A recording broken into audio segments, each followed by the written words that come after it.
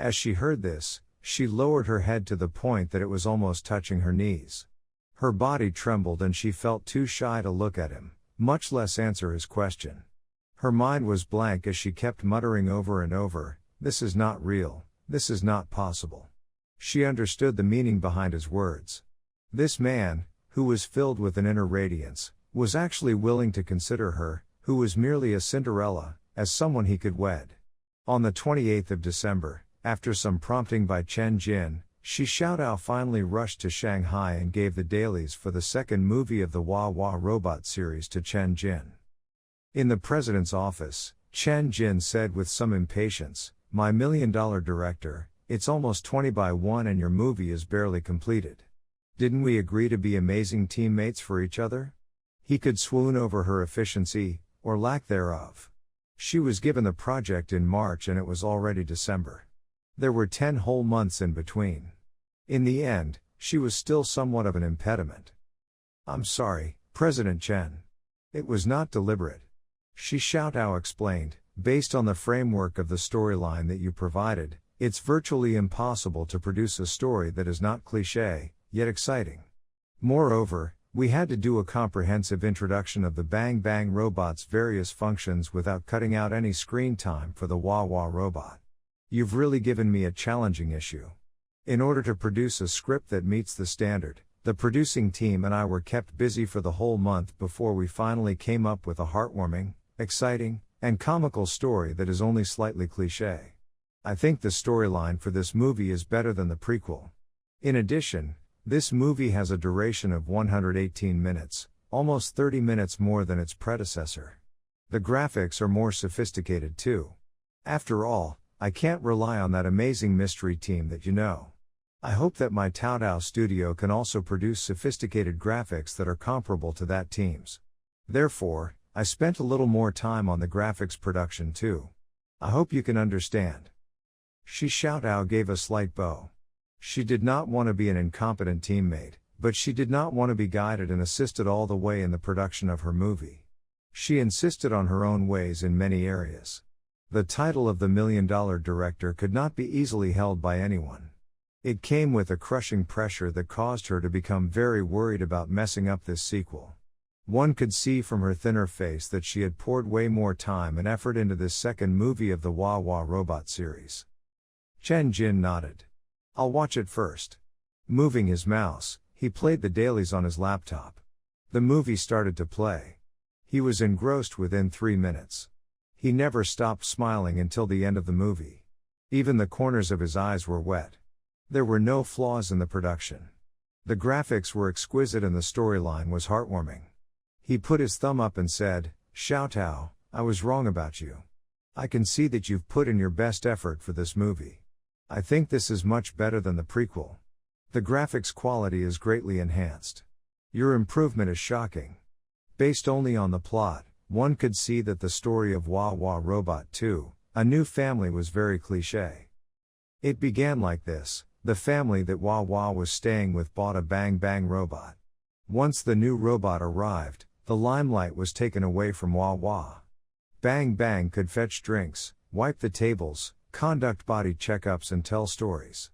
It became the new focal point of the family. Wah was frequently forgotten in one corner. After mopping the floor, it would lean disinterestedly against a corner of the wall. Even if the audience were separated from the immediacy of this scene by the screen, they would still feel Wah's sense of loss and disappointment. After which, Wah tried to do many things, for example, wiping the tables and fetching drinks, in the hopes of attracting their attention again. However, it overestimated what it could do and ended up with a load of criticisms instead. Wah's existence in the family became less important. Wah took the opportunity to run away from home during an I Love the Environment activity. It poured out its troubles and dejection to another cleaning robot called Shui. Following which, the two robots played and had fun outside for a few days. Unbeknownst to Wah, the family searched frantically for it everywhere. The two robots were tired of playing and went home. Upon reaching home, Wah found a group of gangsters attacking its family. Unfortunately, both parents were out looking for Wah. Only Lan and Ah Bao were left at home. These gangsters were on the run from another area where they had left behind a trail of bodies. They were more violent and vicious than kidnappers. In order to save Lan Lan and Ah Bao, Wah Wah and Bang Bang joined forces. Together, they staged a thrilling battle that would make the audience's heart jump out of their throats. In the midst of this intense battle, a gas irritant was ejected from Bang Bang's nose. A miraculous effect happened, where at least 3 of the gangsters were unable to fight anymore. In addition, with Dad operating Bang Bang after activating the ultimate control mode, its combat ability was greatly enhanced and it put another 2 gangsters out of commission. Finally, only the leader was left standing. He held a bomb in one hand and was clutching Ah Bao in the other. In his desperation, he was ready to self-destruct. Bang Bang seized the bomb at the most critical moment, and put its arms around the leader as the bomb went off with a loud boom. The tear-jerking scene had arrived. The leader of the gangsters was dead, but the Bang Bang robot had also been blasted apart. It was now a pile of separate components. Lan Lan, Ah Bao, and the rest of the family cried terribly. However, the core chip of Bang Bang robot was undamaged and it was successfully repaired after a number of days. The reunion of the family and the robots in the end was heartwarming. Wah Wah recognized its own value, and there was a new addition to this family. Good, very good. Chen Jin nodded. This movie would not only cause the audience to pity Wah Wah, but it would also allow them to gradually accept Bang Bang. All the functions of Bang Bang were introduced in the movie and even the little star learning machine was included as Lan Lan's study equipment. It's really perfect. I feel like I owe you 100 million in advertising fees. As for the box office sales, I won't say that it'll be better than the prequel, but 5 billion should be a piece of cake. After optimizing the graphics, it should be easy to rake in 8 billion in global box office sales. I estimate that box office sales would be around 3 billion. Also, Shi Xiaodao smiled slightly. Her estimation was on the conservative side. I think that many film critics will really give it to me now. They will certainly be less generous for my second movie. After all, I'm already $1 million director in Z country. She did not look happy about it, on the contrary, she looked very worried about her potential gains and losses. Fame was like that. It could bring you honor and glory, but also great pressure. Film critics? Chen Jin's eyes squinted and he said angrily, "What idiot would criticize such a good movie? Ignore those idiots. I have more than 30 million fans on Weibo. I'll get them to argue against your naysayers. Who's afraid of who? Not all of the 30 million fans were diehard fans. But, even if only 1% of them supported him, it was enough to drown the cruel critics in their rancor and teach them a lesson about living humbly." He. Shi Xiaodao pursed her lips in a smile as she instantly felt happier. They discussed the movie's announcement and release date in depth. The first screening of Wah Wah Robot 2, A New Family would be fixed on the 1st of February in 20x1. Although it was within the Spring Festival film schedule, it was more than 10 days before the start of the Spring Festival on the 12th of February. Moreover, it was in the proper order this time. Sing High Technology's new product, the Bang Bang Robot, would be launched on the 10th of February.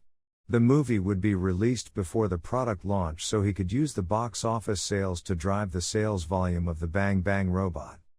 Chen Jin requested that Shi Xiaodao leave a copy of the dailies with him. She could go back and wait for the final version. The amazing team would complete optimization within a week and he would send the final version to her. Yes, thank you, President Chen. Shi Xiaodao left Shanghai. On the 29th, in Shanghai City, at the Mount Hua Hospital, Li Xiaolan received the final diagnosis in a report by a specialist. Acute lymphoblastic leukemia, intermediate stage. Looking at the diagnosis on the report, Li Xiaolan started seeing spots in her vision and nearly collapsed. Su Yun, who had accompanied her to the hospital, quickly held her up. She started crying. How could it be like this? How? After being diagnosed with leukemia, Li Xiaolan abruptly resigned from her work. She was admitted to the ICU to receive the timely treatments arranged by the hospital. Chen Jin came to visit her at the hospital as well. He claimed to be a friend of the patient and learned about her situation from the doctors. In the ward, Su-yun looked at her friend lying on the sickbed. Li Xiaolan had a pale face and was wearing a ventilator. Su-yun grabbed her hands and said, "We work together, eat together, do sports together, and you're as healthy as I am. How did you end up getting this disease?" Su-yun cried out of agony, as she still could not accept the fact. Chen Jin stood beside her and comforted her. "This is no big issue, Su-yun. I've inquired with the doctors. The type of leukemia that Xiao Lan has is classified as the common type. There are many ways to treat the disease. The cure rate is above 90% as well. Besides, Xiao Lan discovered her sickness early, so her chance of getting cured is even higher. In the recent 20 years, with rapid progress in molecular biology and biogenetics, the patients of leukemia that were deemed as incurable in the past could now have their lifespan significantly elongated with little to no issues. Leukemia had become less scary than it used to be." "I know." Su-yun nodded. She lowered her voice and spoke to him quietly, "The doctors told me the same thing. But Xiao Lan's family is more or less the same as mine, they are not very wealthy. To cure her sickness completely, she would need at least a few treatments that would cost her millions of dollars. Our unit has recently begun to fundraise for her. Our director gave $10,000 to Xiao Lan's parents just yesterday. But it was like trying to extinguish a cartload of firewood on fire with 1 cup of water. I don't know whether Xiao Lan's family can afford the treatment. Don't worry about money. You have my number, contact me immediately if money becomes a problem, I'll help solve their difficulties." Chen Jin said that with his current net worth, $1 million of treatment costs was merely a drop in the ocean to him. He could get Xiao Lan out of her difficulties at any time. But there were principles even in helping people. You rather say to borrow and ask recipients to pay back slowly than to give for free. Helping a man once gains grace, helping the man twice gains hatred. It would be funny if the recipient of help thought that it was natural for you to help him and that you owed it to him. "Okay, I'll inform you if things really became difficult."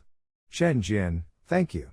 The doctors said that fortunately the disease was discovered in a timely manner. If she would have been a few days late, it would have really become very dangerous. Your company's Bang Bang robot was truly amazing. Su-yun looked at the man with adoration. This time, she was truly convinced. Every product that Singhai Technologies created astonished and shocked the world. "Thanks for your compliment." Chen Jin laughed. He raised his hand and gently patted the woman's head. Su-yun's face turned red again. After Chen Jin left the ward, Xiao Lan, who was on the sickbed, asked her curiously, "Su-yun, is he your boyfriend?" Su-yun blushed for a while. She did not answer her question. Xiao Lan then took it as a tacit agreement. "Tall, handsome, I'm so envious." In January 20/1, schools were approaching midterm. Primary schools, junior high schools, and senior high schools across the nation started holding their final exams preceding the winter break. But the finals this year were quite different. They were particularly attractive. The Ministry of Education even requested every province to use centralized exam papers to ease statistical comparisons later on. What was to be compared? Naturally, it was to compare the exam results between the students with and without an intelligent learning machine. The finals in primary schools, junior highs, and senior highs ended swiftly. Results were released hastily. Each zone announced its statistical data. Some experimental primary school in a city.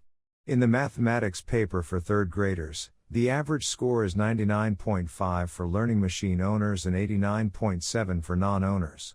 In the mathematics paper for fourth graders, the average score is 99.8 for learning machine owners and 86.4 for non-owners. For fifth graders, the score between the two classes is 99.6 to 84.1. Top junior high in B City. In our first graders, the overall score of all subjects for learning machine users is 37 marks higher than that of non-users. In our second graders, the overall score for users is 45 marks higher than that of non-users. The gap is even wider for third graders. The overall score for users is 51 marks higher than that of non-users. Some renowned high school in F City. Our school did not analyze the statistics of our 7th and 8th graders. We only analyzed the performance of our 9th graders in the finals. The results are shocking. Among science students, the total average score for learning machine owners is 56 marks higher than non-owners. Less students from the arts purchased the learning machine, therefore statistical analysis was not conducted. Owners probably scored a few marks higher. Some regular high school in Z City. Centralized exam for 9th graders. For the average total score for science students, owners are 44 marks above non-owners. For the science 9th graders in some high school in X City, the score for owners are 52 marks higher than that of non-owners. Innumerable result comparisons were announced. News about the absolute triumph of machine learning owners was spread all across the country. Netizens had heated discussions on the internet, expressing their own opinions. Students nowadays are doomed without a learning machine. The intelligent learning machine launched not more than half a year ago, and the difference in average scores are already 30, 40, 50 marks apart or even more. How could the non-owners even compete? I hate intelligent learning machines. Formerly, I was the first place in class, and now I've dropped to 10th place. I asked my dad to buy me a learning machine, but he scolded me for being incapable and not being attentive in learning, but I really couldn't catch up. I even got spanked by my stubborn old man just yesterday. I really despise the learning machine. The top 10 in my school are all owners. The non-owners are all squeezed down. How could fair competition go on?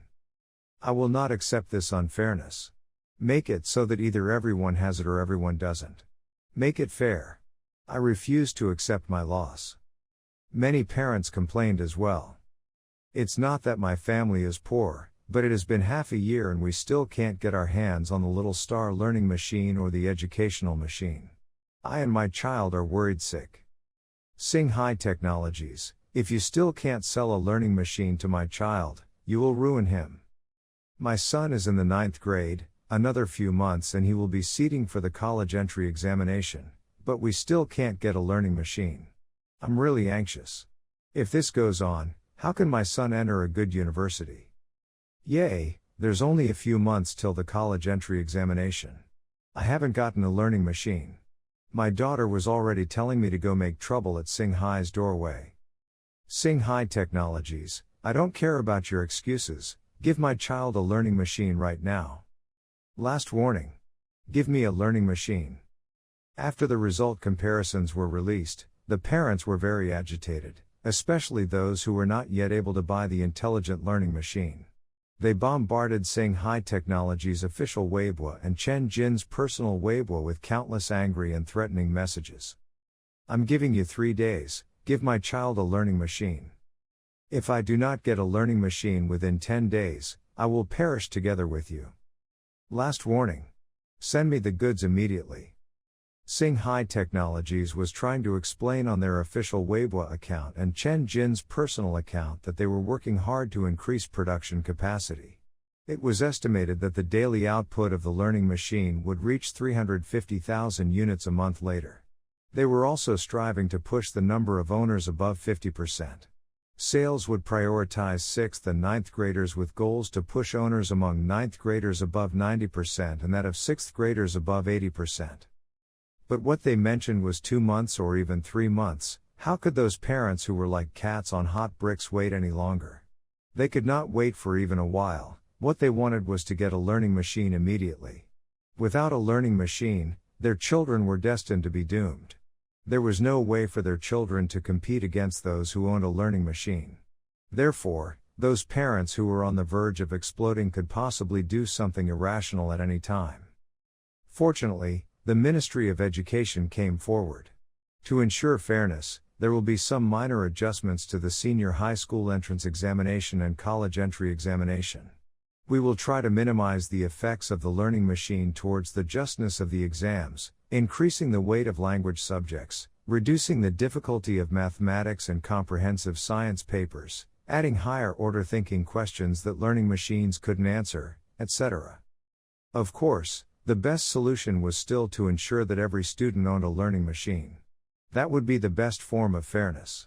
However, just when the parents' agitated emotions had slightly eased by a little, there was an unexpected turn of events.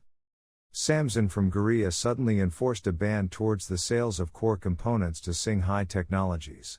Stock supplies for 70% of the flash memory chips that needed to be imported from Samson were abruptly cut off.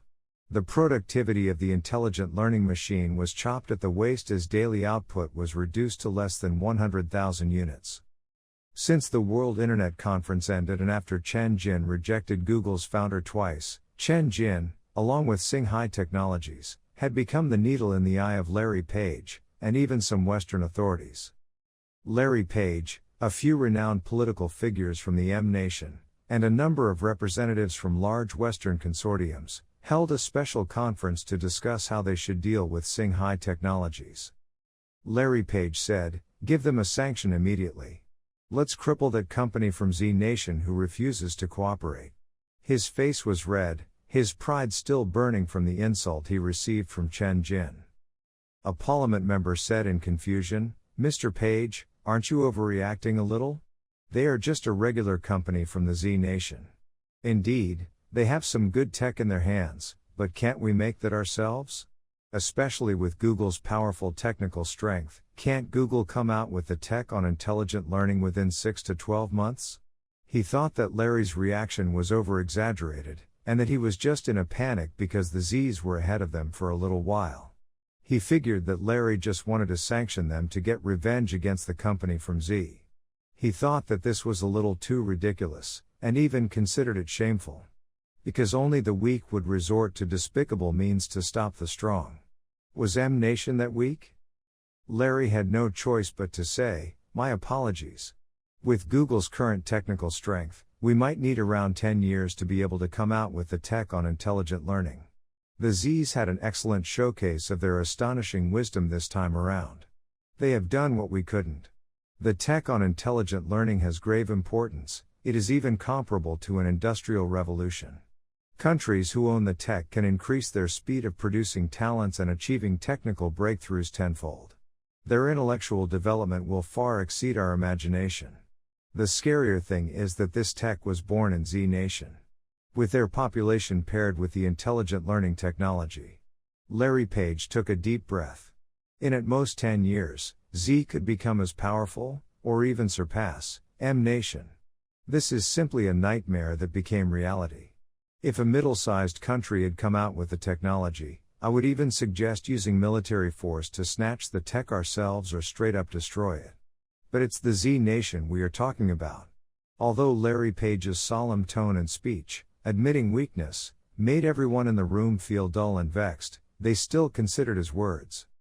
They began to look at this matter seriously and became fearful towards Shanghai Technologies. They quickly reached a consensus. The company must be sanctioned and held back. But a problem arose. Shanghai Technologies was a local company in Z Nation. They had no business overseas, they had not earned even a single cent from them, they did no harm towards the M Nation's national security and their citizens' privacy, and had no affiliations with terrorist organizations and rogue states. So, what could they use to impose a sanction on them? Nothing. But of course, as the descendants of criminals, bandits, pirates, and being God's chosen people, they never needed any excuse in sanctioning others. Shanghai Technologies is very unfriendly to us. Even this excuse would suffice. Then, they could madly launch sanctions and lay down blockades. However, after these gentlemen probed around using a magnifying glass, they realized that the places that they could exploit to drag Shanghai Technologies down were quite limited. The localization rate for the little star second-gen learning machine was near 100%. It was just that due to the lack of the production capacity of domestic manufacturers in Z, 70% of their flash memory chip supply needed to be imported from Samson. This was the only fatal flaw on Shanghai Technologies. In fact, it was not fatal, just more significant. Ask Samson to cut off the flash memory chip supply this instant, wean Shanghai Technologies immediately. Jeopardize their ability to mass produce their intelligent learning machine. The mission to contain Sing High Technologies was handed to Korea's Samsung company.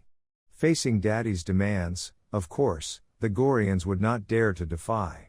Samsung's chairman Lee Jae-rong bent over and assured his daddy that he would complete his mission. But after he hung up the phone, he immediately fell into a difficult spot.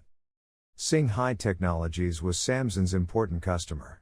The company's order of over 100 million 4GB LPDDR4X chips was worth tens of billions of dollars. If they broke the contract and ceased supplies halfway through, Samsung would lose billions of dollars. Besides, Purple Ray Technologies from the Z Nation already possessed the ability to mass-produce the LPDDR3 chip. Although their production capabilities and conformity rate were low, it didn't stop the Zs from showing off their deep pockets. They built 5 to 6 large-scale non-storage factories which cost hundreds of billions of dollars at one go. It was also the same for DDR storage factories, which they had built 3 to 4 of them concurrently. This made Samsung feel enormous competitive pressure. However, the technical requirements for manufacturing DDR chips were much higher than that for non-memory chips. There were 6 to 7 companies across the globe that were capable of manufacturing non-memory chips. But there were only 3 companies that had what it took to produce DDR chips: Samsung, SK Hynix, and Micron Technology. Although Purple Ray Technologies was on the list, they only mastered the production technology of DDR3/LPDDR3. They were 2 to 3 generations behind Samsung's DDR4/DDR5, and even their DDR6. They were at least 10 years behind the most advanced technology. Their conformity rate and production efficiency were also incomparable to large makers like Samsung. The reason behind the high technical difficulty of the DDR chip was that this chip, which was used as a memory chip, was an important channel for data transmission between the CPU and the storage medium, hard disk.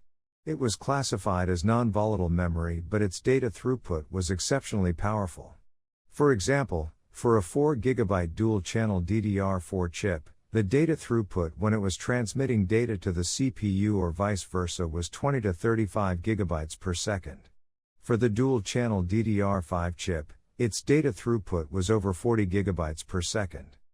On the other hand, for non-memory chips, which were classified as non-volatile memory, the mediocre ones only had data rates of 100 to 800 MB per second, while the high-speed non-memory chips could only attain 1 to 3 GB per second. In terms of data processing capabilities, the difference between the two was at least 10 times apart. For this reason, it was much more difficult to produce DDR chips than non-chips. The technical requirements were more demanding, and it was difficult to improve its conformity rate. Conformity rates couldn't rise, but the number of factories could. In that way, with more talents and R&D environments being produced, the tech itself would improve slowly. It was like when one plants an orchard, they would never have to fear going out of stock. Facing the Z Nation's sea of factories tactic, Lee Jae-rong often woke up with a start in the middle of the night. The Z Nation was so effing scary. Therefore, after he was tasked with the mission to contain Sing High Technologies, he felt very conflicted. Cut off the supplies. Indeed, Sing High Technologies' production capacity on their little star second-gen learning machine would experience a sharp plunge, but it would not completely put the production line on halt. The LPDDR3 chip supplied by Purple Ray Technologies had 50% worse performance than Samsung's LPDDR4X, but it was not unusable. Furthermore, users basically would not feel any difference between them both under normal conditions. When the other few DDR factories in the Z Nation went into operation, Samsung would never get a chance to earn that money prior to the sea of factories strategy. But still, Daddy's task must be completed. Their technical license and controlling interest were still in their daddy's hands. They must do whatever Daddy instructed them to do. After watching for some time, the final exams arrived. After the finals ended for the elementary schools, junior highs, and senior highs in the Z Nation, the result comparisons were announced. The parents in Z who did not manage to buy the intelligent learning machine were almost driven crazy looking at the mass gap between the results. "We found it. This is the best time for us to act." Lee Jae-rong was ecstatic. He thought of the ultimate way to doom Singhai Technologies to near death. At Singhai Technologies, in the executive conference room, the voice of exasperated inhalations could be heard. They could cut off our supplies at any other time, but they chose to do it now of all times. How cruel they are. The Goryans gave us a direct gruesome blow right on our pulse. After the statistical comparisons for the finals were released, now is the time when students and parents are most anxious and emotionally unstable, especially those who haven't got an intelligent learning machine. They could explode at any time. And the Goryans pulled off such a feat. Now, the production over at Changcheng Electric is reduced to about 60,000 units per day. But within our country's boundary, there are approximately 12 million 6th graders and 9 million 9th graders, totaling at 21 million students. Among the students, 14.5 billion of them still does not have an intelligent learning machine.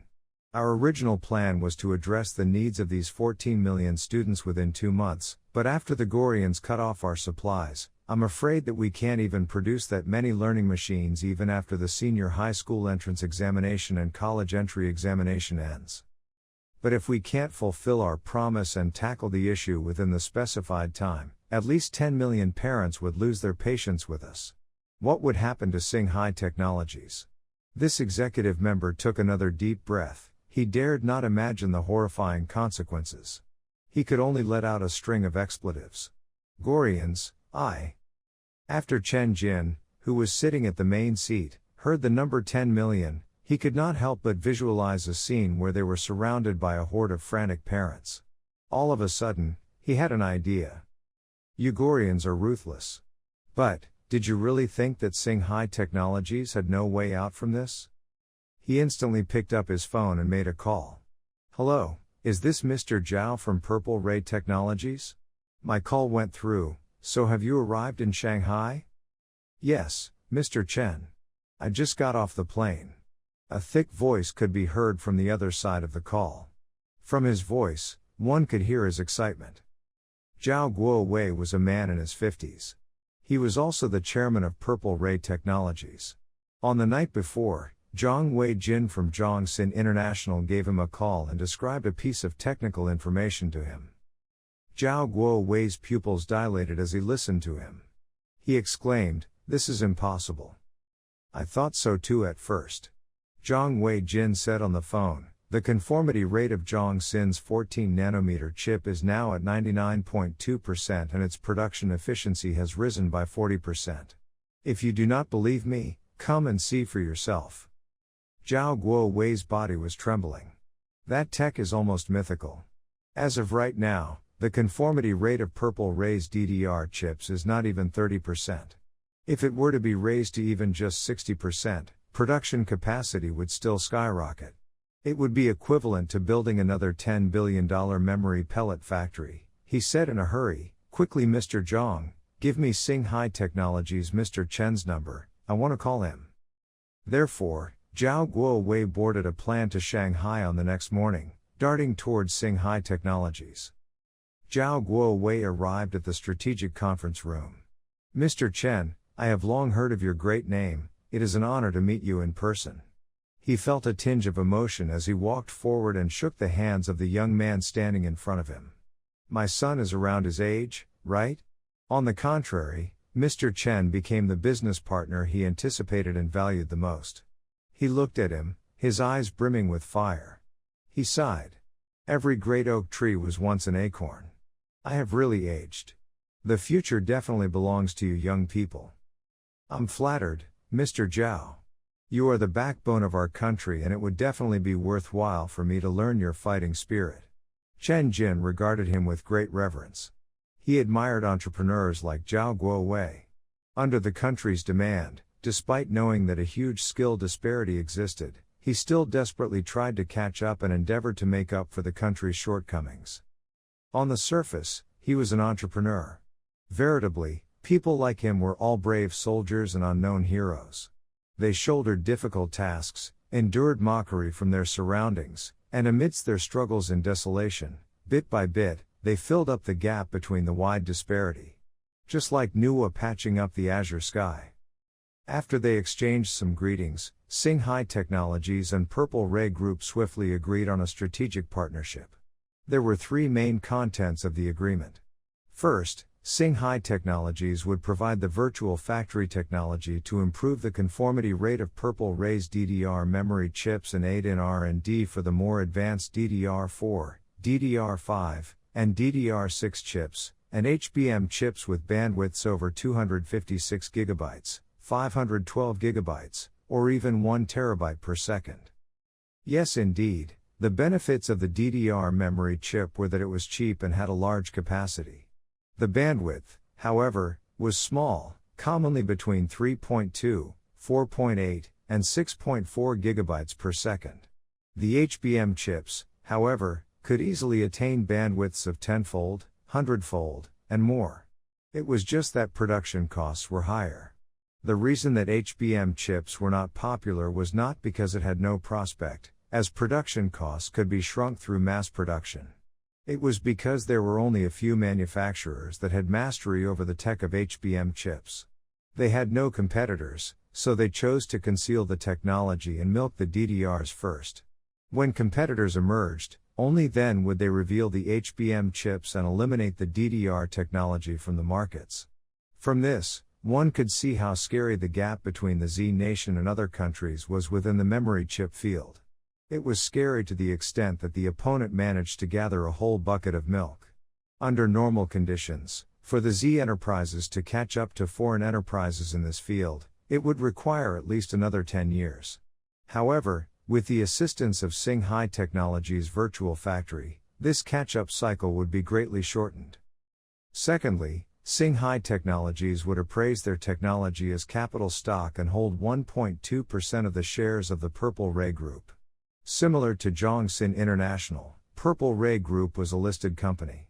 As of current times, their market value was $125 billion. 1.2% of the shares meant that the virtual factory that Chen Jin provided was worth $1.5 billion.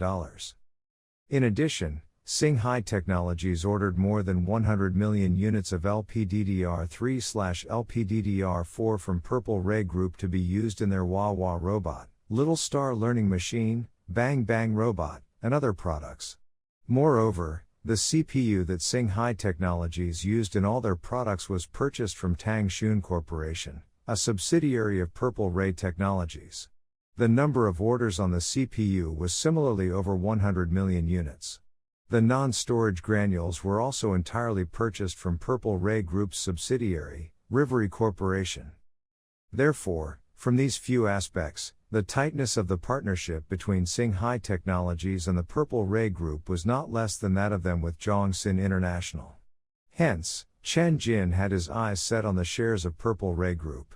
He let Singhai Technologies' stock market trader acquire the shares of Purple Ray Group in mass amounts. A total of $5 billion worth of shares were purchased. It accounted for approximately 4% of the market value of Purple Ray Group. Added up with the technical license of the virtual factory, the shareholding ratio of Singhai Technologies towards the Purple Ray Group was increased to 5.2%. Considering that the Purple Ray Group was a state-owned listed company in which their administrative authority lay with the state, Chen Jin's demands were not high. He would be satisfied with holding about 10% of the Purple Ray Group's shares and a place on the board of directors as an investor. Immediately, Chen Jin was full of lofty ambitions. I have Zhongxin International in my left hand and Purple Ray Group in my right hand. The production of the CPU, AI chip, and DDR memory chip can all be domestically produced. We will forge a chip empire. From now on, we will be invincible in the chip field. Google, Samsung, yada yada yada, would never stop Singhai Technologies from charging forward. Those who dare oppose Singhai Technologies would come to no good end. Nonetheless, even if Chen Jin was eager to step on Google and vanquish Samsung, he would still be unable to extinguish the fire. Due to low conformity rates, the production of Purple Ray Group's LPDDR3 chips was only about 120,000 units per day. Even if they sold all of them to Singhai Technologies, it would still require at least 100 days to address the demands of the jillions of parents of 6th and 9th graders. The virtual factory was no doubt formidable, but it was still impossible to improve the conformity rate of purple Ray's DDR memory chip in just a few days. It would require a month to establish the virtual factory and another 2 months subsequently for R&D to bear fruit. The problem was that the mass population of parents could not wait for 2 months. The time limit for Sing-Hai Technologies was only 2 months. It had to be said that this time, Samsung really did prick on Sing-Hai Technologies' Achilles heel.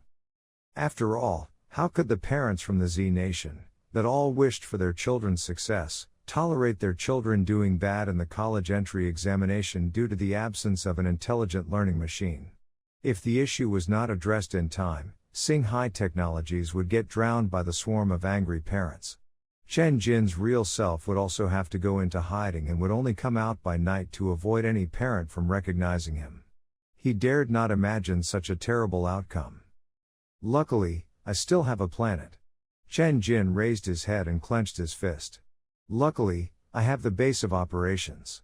After all the enthusiasm, he once again shook his head helplessly and smiled bitterly as he said, "Never have I thought that even with my $100 billion net worth, I would still end up doing transporting jobs." Correct. The night before, at the base of operations on planet Heerfa, Chen Jin took a few chip samples and ordered Alice to produce 15 million 4GB LPDDR3 chips. He demanded that she complete the production at the fastest speed possible, as he was in a hurry to use them. "No problem, Master. Memory chips of this technological level can be printed in the high-precision capsule factory." Alice promises to complete the task within 5 days, Alice said with certainty. She thought that the quest her master gave her was too simple, it had almost no difficulty at all. After 5 days, 15 million chips that were packed and stored in about 50 boxes were neatly placed right before Chen Jin's eyes. Chen Jin tried to lift one of the boxes. He realized that a box of 300,000 chips, along with its container, weighed no more than 30 kilograms. Each chip weighed no more than 1 gram on average, but each of them cost nearly $100. Lifting a box would be the equivalent of lifting $30 million. The thing was that it was not only the idea that $30 million of cash could not fit into this box, it would weigh over 30 kilograms as well. Therefore, at that moment, Chen deeply realized the meaning of the phrase, "The value of chips far exceeds gold." After 15 million memory chips were transported to a warehouse on Earth with the help of human replica robots, the memory chip shortage issue was temporarily solved. After it was transported to the foundry, there were no more problems for Sing-Hai Technologies to fulfill their promise and account for the parents of 6th and 9th graders within 2 months. Speaking of which, should they expose Samsung? They could directly proclaim that Samsung banned the sales of their memory chips, thus putting pressure on them within the Z Nation and online forums and setting off a boycott Samsung wave. Or they could direct the anger of the parents to Samsung and let them taste what was it like to shoot themselves in the foot.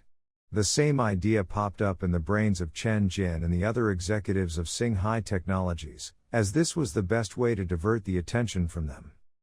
But after some thought, Chen Jin scrapped the idea. "I have a way to solve the memory chip shortage issue and have already found a new source of supply." Unveiling the truth and exposing Samsung is something that we need to do sooner or later, but not now. If we were to promptly shift the blame to Samsung, the parents would still not forgive us and would only put the blame back on us. They would ask, why didn't we find a stable source of supply? Why didn't we consider the risk of supply shortage beforehand? Anyways, we will still be in the wrong. Besides, Sing-Hai Technologies has now become the needle in the eye of many Western forces. If we were to fall into a passive and ugly state, they will rejoice, they will celebrate, and will definitely want us in greater trouble. If we were to denounce Samsung, then announce our problem solved, it will only alert our enemies and provoke greater suppression. Wait until we get over this crisis. Hey, let us see if they can still laugh.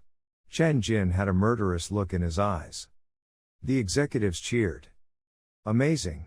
So amazing. We pretend that we are weak, let our enemies lower their guard, and then we strike back. After we solve our problems and appease all those parents, we unsheath our sword in the face of the public. I believe that none of our people will put the blame on us, they will all be on our side. When that happens, Samson will probably have a rather interesting expression on their faces. Then, we could call for the locals to support local-made chips and get rid of Samson once and for all. I succumb to you, Mr. Chen, plowing on them hard with you felt better than an orgasm. This executive member looked at Chen Jin adoringly with his face flushed. But after he said those words, countless of people looked at him with rich expressions, trying to hold in their laughter. Shoo! I'm not interested in gay SHT, Chen Jin chided him while laughing. Ha ha ha ha. Laughter burst out in the conference room. On the 1st of February, 20/1, the cold current that streamed through 2 days ago made temperatures slump by 3 to 4 degrees. Shanghai was a city located along coastal areas, and therefore had higher air humidity. Adding on the cold current from the northern region, when one walked outside, the temperature perceived by their skin would feel even colder than temperatures of -11 or 12 degrees of northern regions. Many northerners that came to Shanghai have said, "I'm frozen, even colder than my home in the northeast, I'm huddling myself and I'm still shivering, sealed in my blanket all day every day, can't seem to break the seal." Even so, after the bombardment of ads that persisted for nearly a month and the official release of the movie trailer that had very refined pictures, many people, whether they were man or woman, old or young, they all wrapped themselves in thick clothing and rushed to the cinema against the chilling breeze to watch their most anticipated locally produced anime movie, Wawa Robot 2, A New Family. Today was the day Wawa 2 premiered. Song Xiaoping was dragged by his girlfriend Peng Shanshan as they trotted to a cinema. Peng Shanshan's face was filled with eagerness, and she turned her head to look at him from time to time and said, quickly, "Walk faster." I saw the trailer. The first movie was about kidnapping, the second movie now is about ruffians, it's all about the same pattern. Is it necessary to look forward to the movie that much? Song Xiaoping was rather speechless. Don't you think that Wawa is really adorable? This year, they added the Bang Bang robot, which is also very cute, ha. I'm so looking forward to it. Peng Shanshan's vision was suffused with stars, and she folded her hands. I heard that the Bang Bang robot is Singhai Technology's hit product this year. Whatever function Bang Bang has in the movie, Bang Bang has it in real life. This makes me look forward to it even more. Looking at his girlfriend, Song Xiaoping was rendered speechless. Okay, you girls definitely can't resist buying anything that's cute. Can't you see that this movie is just an ad? He thought. Spend 2 hours in the cinema just to watch an ad? Song Xiaoping shrugged his shoulders. Okay, he would do this just to accompany his girlfriend and at the same time enjoy the nice pictures. Therefore, he paid $46 for the movie ticket. At Happiness Court, Chen Jin and his family went out well equipped. They galloped to Wanda Shopping Complex, which was merely 200 meters from their area. Similarly, there was still an extra familiar figure along with their squad. Su Yun, how's Xiao Lan? Is she out of danger? Are the treatments effective? Asked his mother He Li, who was walking beside Su Yun. Yes, everything is going smoothly. I went to visit Xiao Lan yesterday and she was already able to walk on foot. Just that her hair is all gone. What a waste. Hair will still grow back. Everything will be fine as long as she regains her health. Yeah. Su Yun agreed to her while nodding her head. Chen Jin was walking along the side, holding his phone and texting in the family group chat. Chen Jin, little Peng, how's your finals this year? Did you bring back the first place? Su Zipeng, nope, I scored 701, there's one BD in my class that got 705. I just got the second in class and the 15th in school. I'm still too late with the little star learning machine. If I were to get it 2 months earlier, things would be different. One could see that he was very frustrated. At that moment, Su Tiantian came in and said, "Hey brother-in-law, take a picture of you with my sister. Like really guys, you guys have been together for so long and we only have a few pictures of you both together, I want to see you with my old sis." Su Zipeng followed, "Yeah bro, take a picture." Mother Su, on the other hand, sent a voice message, "Little Chen, quick, take a picture with my Yun Yun, I want to have a look at Yun Yun. Chen Jin replied, okay. He walked to Su Yun's side, held her shoulders all of a sudden and moved his head so close to her cheeks that they became almost stuck to each other. He opened his selfie camera, held his phone in front of the woman and said, hello pretty, give me a smile and let me complete my selfie mission. Su Yun was taken aback. After she had a whiff of the manly scent on him, she blushed as her heartbeat began to accelerate. Responding to the man's selfie request, Su Yun slightly lowered her head and smiled shyly as two strands of her silky hair dangled around her forehead. Under low light conditions, she looked beauteous amidst the picture's haziness. Chen Jin sent the picture to the family group chat. In just a short while, the family group responded enthusiastically. Su Tianyan, emoji, emoji, emoji, you guys are so gorgeous. Su Zipang, hey sis, are you blushing? Your blushing face is picturesque. Su Tianyan, a match made in heaven. Mother Su's voice message, Yun Yun, quickly make this your profile picture, this picture is too good. Father Su's voice message, yes Yun Yun, use this picture as your profile pic, it does really look awesome. Scrolling through these messages, Su Yun's face became even redder. She was pinching her fingers as she helplessly looked at Chen Jin, not knowing what to do. Change it then, I think that it's nice too. Chen Jin nodded at her. He kept on looking at the photo on his phone. He was mesmerized. The woman in the photo was truly picturesque. Su Yu lowered her head and gave out a light snort. He Li and Chen Gang looked at each other as they both smiled out of content. On the movie screen, Robot Bang Bang, who had a lot of patches on its body, was repaired and slowly opened its eyes. After it successively called out the names of Lan Lan, Little Bao, and Robot Wah Wah, the whole cinema cheered. Great, great. Daddy, Mommy, Bang Bang is alright, it is repaired. I like Wah Wah and Bang Bang so much. Every parent that came to the cinema with their kid smiled in glee. Clap clap clap. Peng Shan Shan wiped the corners of her eyes with a paper towel. Then, she applauded as she looked at her boyfriend beside her. So warm and touching, this movie is great. Clap clap clap clap. Many of the people in the theater applauded along with her. This time, her boyfriend Su Xiaopeng did not make any refutes.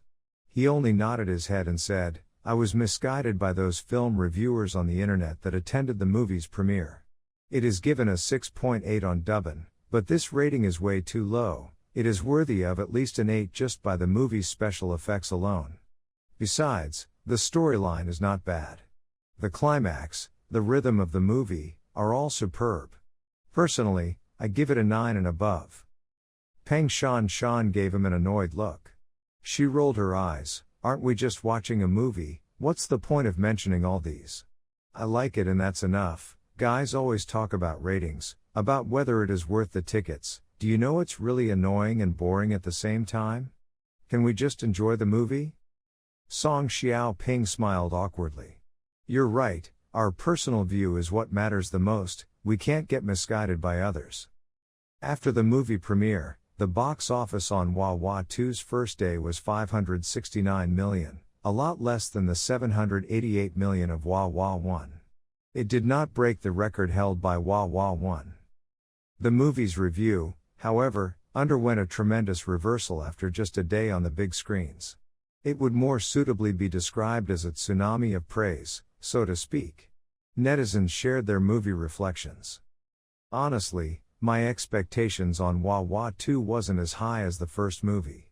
Just like what those movie critics said, for a movie that was merely an ad produced by directors just for the sake of money, aside from having refined pictures and puffed up special effects, it has no meaning whatsoever. But I was dragged to the cinema by my girlfriend, and after I finished the movie, I would like to tell those movie critics, to hell with you. This is such an awesome movie and you actually criticized it as being worthless. If movies such as this is called trash, then of all the thousands of local productions that hit the big screens, 99.9% of them will be even worse than trash and totally unwatchable. I hope that all of our local productions look up to Wah Wah 2. Make around 50 trash movies like Wah Wah 2 every year and all the moviegoers in Z will become the happiest moviegoers in the world. Commercial film? For those movie analysts that obviously have much higher IQ than a regular person, could it be that it was after watching the Wah Wah Robot, Little Star Learning Machine, and Bang Bang Robot, that you guys eagerly claimed the title of a movie analyst so that you can bash the movie to your heart's content? But I, who have watched the movie, would like to tell all of you, the movie analysts are right, this was indeed a commercial film, but it is the most exciting commercial film in the whole world. It was definitely not as gross as those Hollywood movies and local television series that forcefully squeeze ads into their films. On the contrary, the Wah Wah Robot is known as the necessity of a well-off family that every family will need. There's also not much to be said about how much the Little Star Learning Machine is sought after. Many parents are going crazy over getting their hands on one. As for the Bang Bang Robot, if Shanghai Technologies really did come up with a similar product, as long as its price is tagged within $50,000, I will definitely buy one. Every product that comes from Shanghai Technologies are products that will surprise people. The company never advertises, not even a single penny is spent on advertising. Of course, even if they really did advertise, we are the ones that willingly paid to watch their ad in the cinema. For example, in the movie, Lan Lan and Ah Bao's father worked at Shanghai Technologies. They were both very well paid and had enough for their family of 4 to live a good life. This makes us extremely eager to join Shanghai Technologies in reality. For example, the Little Star Learning Machine that Lan Lan uses made her the first in class in every exam. The Bang Bang Robot further allowed this family to live happily, healthily, and free from diseases and disasters. Isn't this the life that everyone is yearning for? Who doesn't want to have such a wonderful life? Through the Wah Wah Robot movie series, Shanghai Technologies is showing us a template of a blissful, wonderful, and perfect family. I give this commercial movie a full score.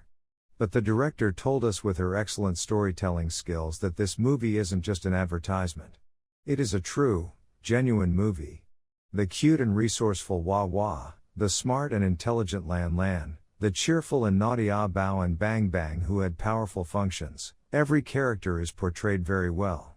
Especially Wah Wah, no matter how stunning the other characters are made, he will still be the main character that I care the most. Another thing is that there will be bad guys in every movie and a duel between good and evil.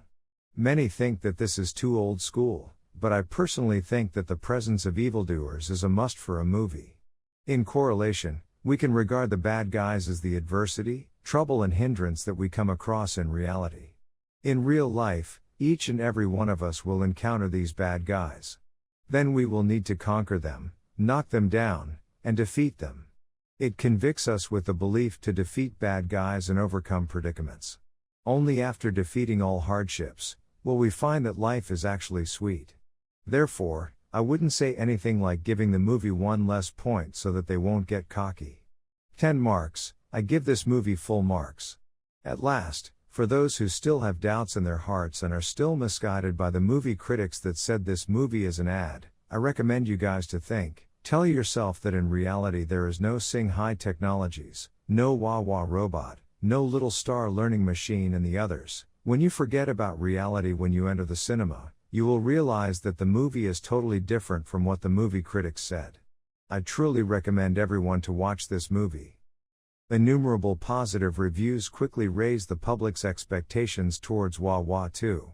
The movie was flooded by praise on Weibo and became a hot topic of discussion. On the second day, the number of viewers entering the cinema had increased. On the second day of the screening, Wah Wah 2's box office closed at 570 million. On the third day after the movie's reputation had taken effect, Wah Wah 2 harvested a box office of 601 million. Market research organizations generally believe that Wah Wah 2's total domestic box office would not be lower than $6 billion. However, on the fourth day, Shanghai Technologies' founder, Chen Jin, posted a message on his personal Weibo that caused a heated discussion among netizens. To everyone who has watched Wah Wah 2, I would like to say that whatever function Bang Bang has in the movie will be available in the Bang Bang Robot that Shanghai is about to release. We will never make false advertisements. Netizens left their comments on his post. Is it for real? Exactly as in the movie? Able to detect 1,153 common diseases, allowing people to discover and prevent diseases in advance, give out health reminders, guide everyone to embrace the healthy lifestyle. I would like to ask, when will Bang Bang Robot be on sale? Can I pre-order one? Can I buy it within $100,000? Holy, if such a robot is created, many hospitals are going to close down, aren't they? Is Singhai Technologies beginning to destroy the medical industry? There were replies to this comment. What destroy? This is called timely replacement. Many of the hospitals nowadays should have closed down since a long time ago. I had a small cold last time. Doctors told me that I have this disease and that disease and scared me every single day. I spent over $10,000 across 1 month and I'm still sick. In the end, I bought a few cold medicine pills and I cured myself. Hospitals nowadays are all devil workshops. Last year I went for circumcision. Halfway through the procedure, the doctor asked me to pay more money and asked me to use my Alipay right on the spot. After the surgery, I called the police, but they didn't care and asked me to opt for legal procedures. I went to court for half a year before I managed to get back my few grand. Quickly release it, I will definitely buy one. One of the netizens expressed his doubts. Bang Bang Robot in the movie can spray out irritant gases from its nose and boost its combat powers by 50% after activating the ultimate control mode. Are these functions really suitable for the Bang Bang Robot? Logically speaking, robots shouldn't harm humans, am I right? Chen Jin replied to him, what you said is right, robots should indeed not harm humans, therefore we have removed these 2 functions from the Bang Bang Robot.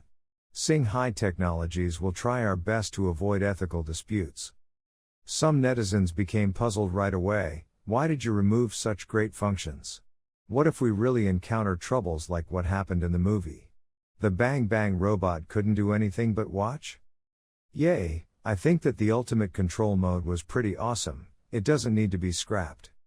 The netizens were having heated discussions revolving this topic. The depth of the discussion was getting deeper and deeper, and more people were joining in. As the release date of the Bang Bang Robot approached, the discussion had already become a collective discussion of the whole society.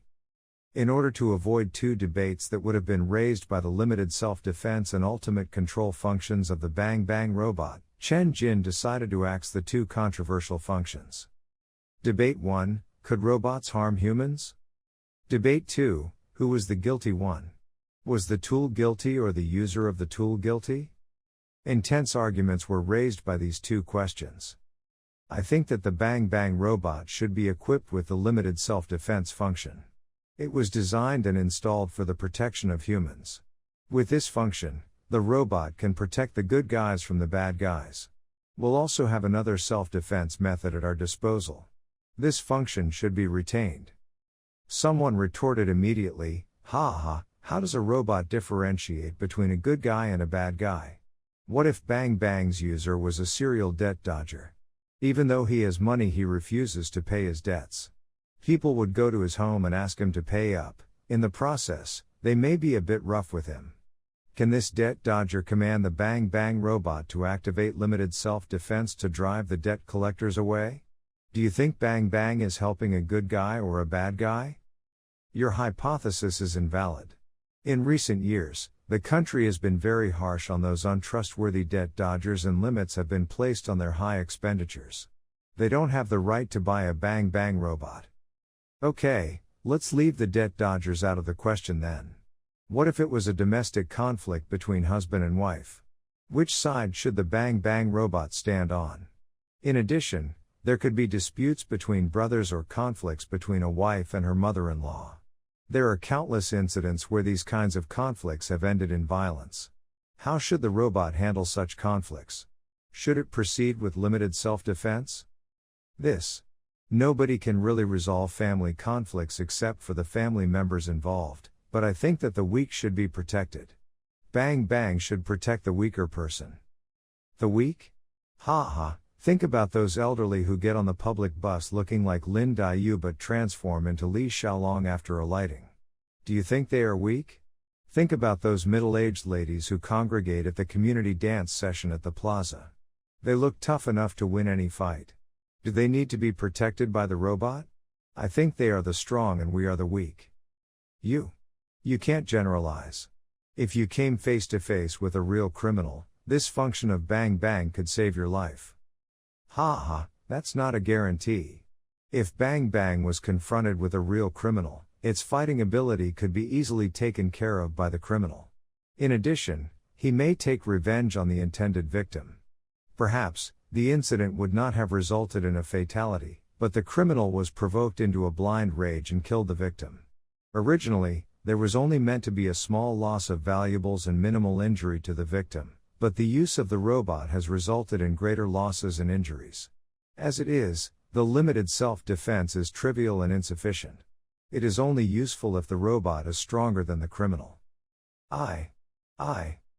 The opposing view was definitely winning. Arguments surrounding the ultimate control mode were even more intense.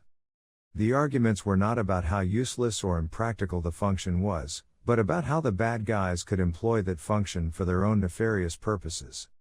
In the future, thieves and burglars no longer have to do their own dirty work. They can commit the crime by operating the Bang Bang robot. This way, they would not have to expose their physical selves. Bank robbers would only have to control the robot and command it to rush into the bank and destroy the place. They could get millions without fear of the police catching them. Once they dump their remote controls, they can escape from the law. The Bang Bang robot is the perfect tool for committing a crime. Yeah, it's simply too easy to commit a crime if you have a Bang Bang robot. For example, murder. One could murder someone by operating the Bang Bang robot from behind the scenes, and no matter if the crime was successfully carried out or not, the real criminal would remain free of the law. He would continue to look for his next victim. The frequency of homicides in our society would rapidly increase. However, there were comments below that refuted the arguments presented. The two who posted their comments above mine must have read too many novels. Your logical thinking seemed to be compromised. I guess that you've not seen Manhwa 2 in the cinemas either? The activation process for the ultimate control mode is explained very clearly in the movie. When the user meets with a tricky issue, he would first have to apply to Sing Hai Technologies for approval to remote control the robot. In addition, the user has to call the police to report the issue. The ultimate control mode can only be successfully activated with the co-supervision of all three parties. The entire scene under the ultimate control mode will also be recorded. In the movie, when Xiao Lan's father applied for the activation of this function, Sing Hai Technologies discussed the decision for 5 minutes without any fear of appearing silly to the audience. Just as the audience was about to rage at the delay, the company finally gave the approval. Although it blackened its image in the movie, the purpose behind it was simple. It was to emphasize that the ultimate control mode would be activated with the supervision of many third parties. In addition, it also expressed that the mode should be activated with caution. The user could only activate it as a last resort. Even so, Sing Hai Technologies had still announced the removal of this function in real life. The reason given was that the company had taken into account the many worries that people had and would rather axe the function than to cause controversy. I thought that it was a greatly unnecessary move. There are no good or evil tools. The crux is the user. It depends on whether the user is a good or bad person. If a bad person wants to do evil, even a stone can become a tool for him to commit his crime. Should all knives be banned simply because a kitchen knife was used to murder someone? That is impossible. The ultimate control mode of Bang Bang robot could indeed be employed by criminal elements. But such an incident would be extremely rare with an excellent regulatory mechanism.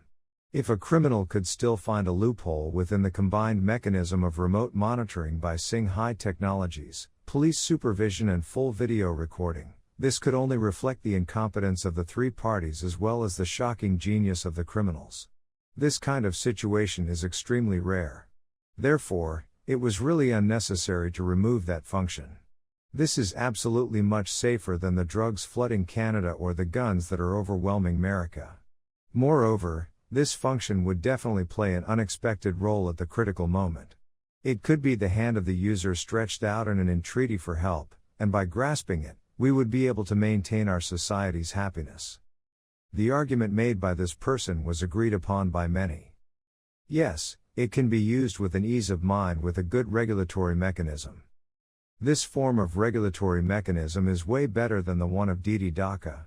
It's very safe and effective. Brothers, you've mentioned the guns in America. I have to say that it's a perfect example. If the guns in America fell under the regulations that Bang Bang Robot was under, the number of fatalities would be reduced by at least 99%. The problem is that it's too easy to open a gun safe, after which, the user simply has to press a finger on the trigger. The Bang Bang Robot is still better. The tool is innocent. As long as the regulatory mechanism is on point, I hope that this function can be retained in the Bang Bang Robot. Based on public opinions, over 90% of the population agreed that the ultimate control function should be retained. Moreover, in a government discussion for the relevant departments, more than 70% of officials agreed that retaining the ultimate control function in the Bang Bang Robot was not out of the question if there was a very good regulatory mechanism. Therefore, the personnel in charge at the relevant departments commented to Singhai Technologies, it is best to remove the limited self-defense function. But the ultimate control function can be trialed in a couple of different areas. If it is proven that there are more pros than cons, it can be fully utilized. The positive remark given by the relevant government authorities raised the spirits of everyone in Singhai Technologies. Joe Kuhn, who was in charge of the Bang Bang Robot project, rubbed his hands in excitement. The relevant government authorities are quite reasonable. They didn't reject the idea immediately. Instead, they said that we could carry out a pilot scheme. This is an opportunity to prove that tools are not evil. We must grab this opportunity. Not only can we prove that tools are not evil, but they can also be a great source of assistance. Yes. Zhang Ji-wei, who had been promoted to assistant project manager, sighed heavily. We're lucky that we're in Z country. If we were in the West, a product like the Bang Bang Robot could never have been launched. Western theories like robots destroy the world and robots are harmful have a deep impact on the people there. Conspiracy theories are prevalent and there are too many anti-intellectual remarks. When it comes to the extent of changing expressions towards robots, there is definitely a larger group of people that promote the resistance against robots there than there are in Z country. We, the Chinese people, are more pragmatic. Chen Jin shook his head. Fear is born from ignorance. And there are too many ignorant people, the progress of science will be impeded. The root of the problem is still the subpar basic education. There is an inadequate level of scientific literacy, to the point that people don't have the ability to judge if something is good or bad. Guns can kill, yet people own them like a common item. Bang Bang Robot can save lives, yet they resist it. Sometimes people really die from their ignorance. Everyone nodded in agreement. With the popular release of the movie Wah Wah 2, the public discussions about the various functions of Bang Bang Robot became even more intense. On the 10th of February, amidst the fervent anticipation of billions in the population, the all-new product of Singhai Technologies, Bang Bang Robot, was announced. This new product launch was held at Shanghai Stadium. The stadium had a seating capacity of more than 80,000, so it was also called the 80,000 Stadium. However, for events like concerts and launches, chairs could also be placed all across the empty field. In reality, the stadium could hold up to 100,000 people. A whole 100,000. There were no empty seats at the venue as swarms of people crowded the stadium. Where the weather was chilly outside, one could feel a gust of hot air upon entering the stadium. As the temperature was steaming, some of the audience even took off their coats and rolled up their sleeves. Sweat beaded on their forehead as their faces flushed with excitement. One could feel how popular the event was. Those who were unable to get tickets could only sit in front of the TV, computer, or mobile screen to watch the live streaming of the launch event. There were at least tens of millions of off-site viewers. This was a magnificent and unprecedented event. However, the one hosting this new product launch was not Chen Jin, but the CEO, Ling Jundong. Ling Jundong was usually in charge of hosting the product launches of the robots and their relevant products. Ling Jundong had initially declined. "President Chen, why don't you host it? The netizens and audience would prefer you." "I'm too old." Chen Jin waved his hand. "We've agreed that you will be the one hosting the launches for the robot products. I won't fight with you for your work. We have to maintain a sense of continuity with regards to the host. Make a Weibo account for yourself when the launch is over. You'll attract some tens of millions of followers and this will increase the publicity of the company." The primary reason was that the company planned to launch many major products in the future, so Chen Jin decided that it was better if he did not steal this particular limelight. Moreover, Chen Jin was not someone who liked to be in the limelight. Ling Jundong nodded. Okay. Since the boss had given him this opportunity to shine, he would do his best. At 8 p.m. sharp, Ling Jundong walked up to the stage at the event wearing a thick blue western suit. Indeed, this led to a barrage of complaints and ridicule from the netizens. "Why isn't it smart, baby? Ah. Where's my husband? Why isn't my husband on stage? Quickly, get my husband on stage to replace him." There were also some viewers who expressed that Ling Jundong was very handsome too. They had seen the 2 product launches that he hosted before, and really liked him. It was good that Ling Jundong was someone with experience in big events and he was able to make a small joke. I know that some of the audience may be feeling a little disappointed, as you don't really want to see old bacon like me. But, it'll be the new year soon and our boss has cast aside the company to return home. I have to do overtime here, this baby is upset too. Ling Jundong made a miserable face, cajoling the audience into laughter. He continued talking for a while to inject some humor into the audience. Soon, he had raised the mood of the audience. At the Court of Happiness, the entire family was watching the live stream on TV in the living room. Li nodded and praised, "Son, you have many talents in your company. This Ling Jundong is not bad. You have an eye for picking talent. He's more than good." Chen Gang interrupted, "Don't simply look at his young age and glib tongue. He's currently the best CEO in the country. Recently, the Entrepreneur magazine has published 2 rankings on the most competitive companies in Z country and company employee efficiency. Singhai Technologies was top in both rankings, but especially for the latter. The company's employee efficiency is graded at 2.5 times that of a Huayao employee. This means the benefits created by one employee from Singhai Technologies is equivalent to what is created by 2.5 Huayao employees. This ranking shocked the business community. CEOs from many companies go to Singhai Technologies for some learning experience. CEO He from our Shangfei Corporation went for an observation and study trip. He was full of praises when he came back from Singhai Technologies, saying that Shangfei Corporation should learn from the system implemented at Singhai Technologies and increase employee efficiency. This might reduce our large aircraft development cycle by 30%. It's just that. Chen Gang shook his head. Some systems look good on paper, but implementing them. In short, Ling Jundong is a genius from the management field. Our son has found a treasure. Li's eyes widened. 2.5 times, 30% that Ling Jundong character was so capable? At that moment, Chen Jin also responded that it seemed that the management system in his company was somewhat different from that in other companies. Moreover, the system had been in place for almost 2 years. The employees had more or less adapted to the system by now. Liang Ying, Ho Xiao Feng, Liang Bin, Li Yuan Liang, as well as others in the upper management followed his orders more readily, and those in the development department like Zhou Kun, Song Bajun, and others would also speak well of Ling Jundong in his presence. Obviously, the effects of the management system by Ling Jundong had run its full course and it was now widely recognized by the rest of the upper management. Chen Jin simply had not yet realized that the management system of Singhai Technologies was far stronger than that of other companies. As he listened to his dad, Chen Jin was immediately reminded of something. It seemed that Ling Jundong's annual salary had stopped at 20 million. At most, he would receive a few million for his end-of-year bonus. Ling Jundong made a joke some time ago, saying that President Ren of Huayao Company had privately offered him an annual salary 500 million in an attempt to poach him. Chen Jin smiled jokingly. Go ahead if you are moved by that offer. Ling Jundong laughed. I wouldn't like to re-establish my system from scratch.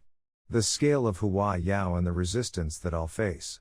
It's better for me to remain and sing high technologies. Chen Jin finally reacted. He understood the implication of his words. Shaking his head, he said, Old Ling, if you want a raise, just say so, there's no need to beat around the bush. Ha ha, President Ren is pretty daring. Chen Jin decided that it was time to adjust the salaries of the upper management with the arrival of the Spring Festival in the next coming year. Especially for Ling Jundong, even though a direct pay raise to 500 million was too ridiculous, he would definitely get a salary of more than 100 million. Talents were as precious as technology. On the live stream, Ling Jundong was explaining each function of Bang Bang Robot as per the scenes in the movie, Wah Wah 2.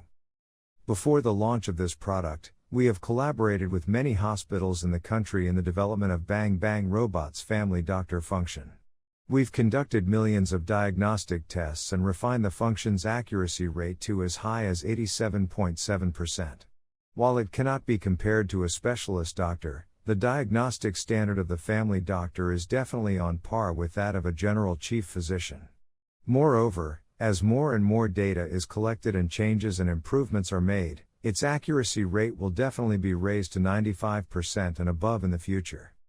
Even though it was announced that the limited self-defense ability under the ultimate protection function had been removed in the Bang Bang robots available for public sales, Ling Jundong did a demo on the test prototype that had been brought on stage, showcasing the robot's nasal spray.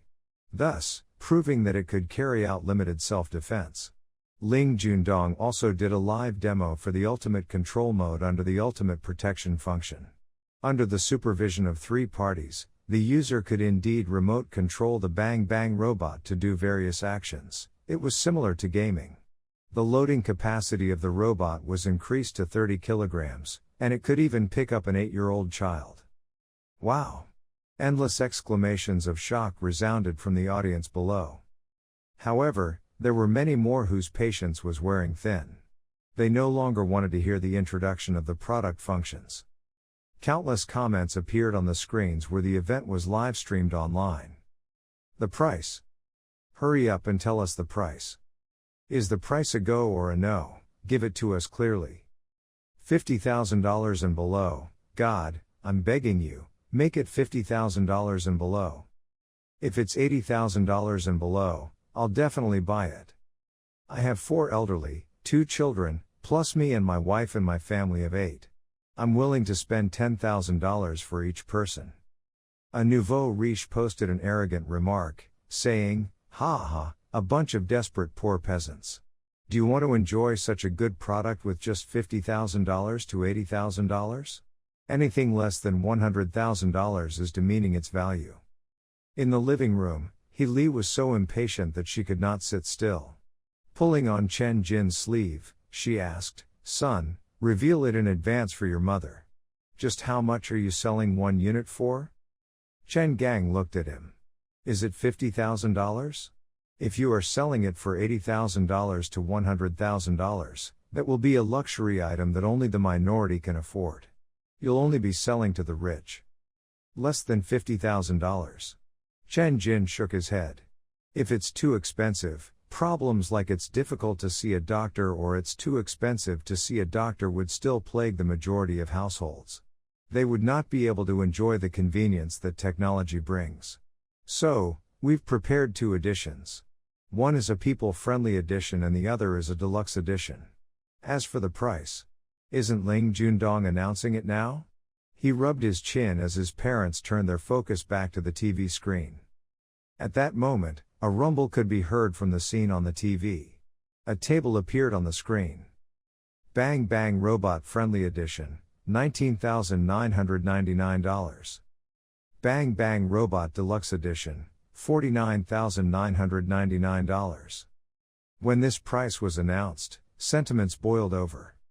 I can get a Bang Bang robot for less than $20,000, it really is an ethical price. It's not expensive at all. It's totally affordable. A company with a conscience, it's really ethical. But why the large difference in price between the friendly and deluxe edition? It's a big difference of $30,000.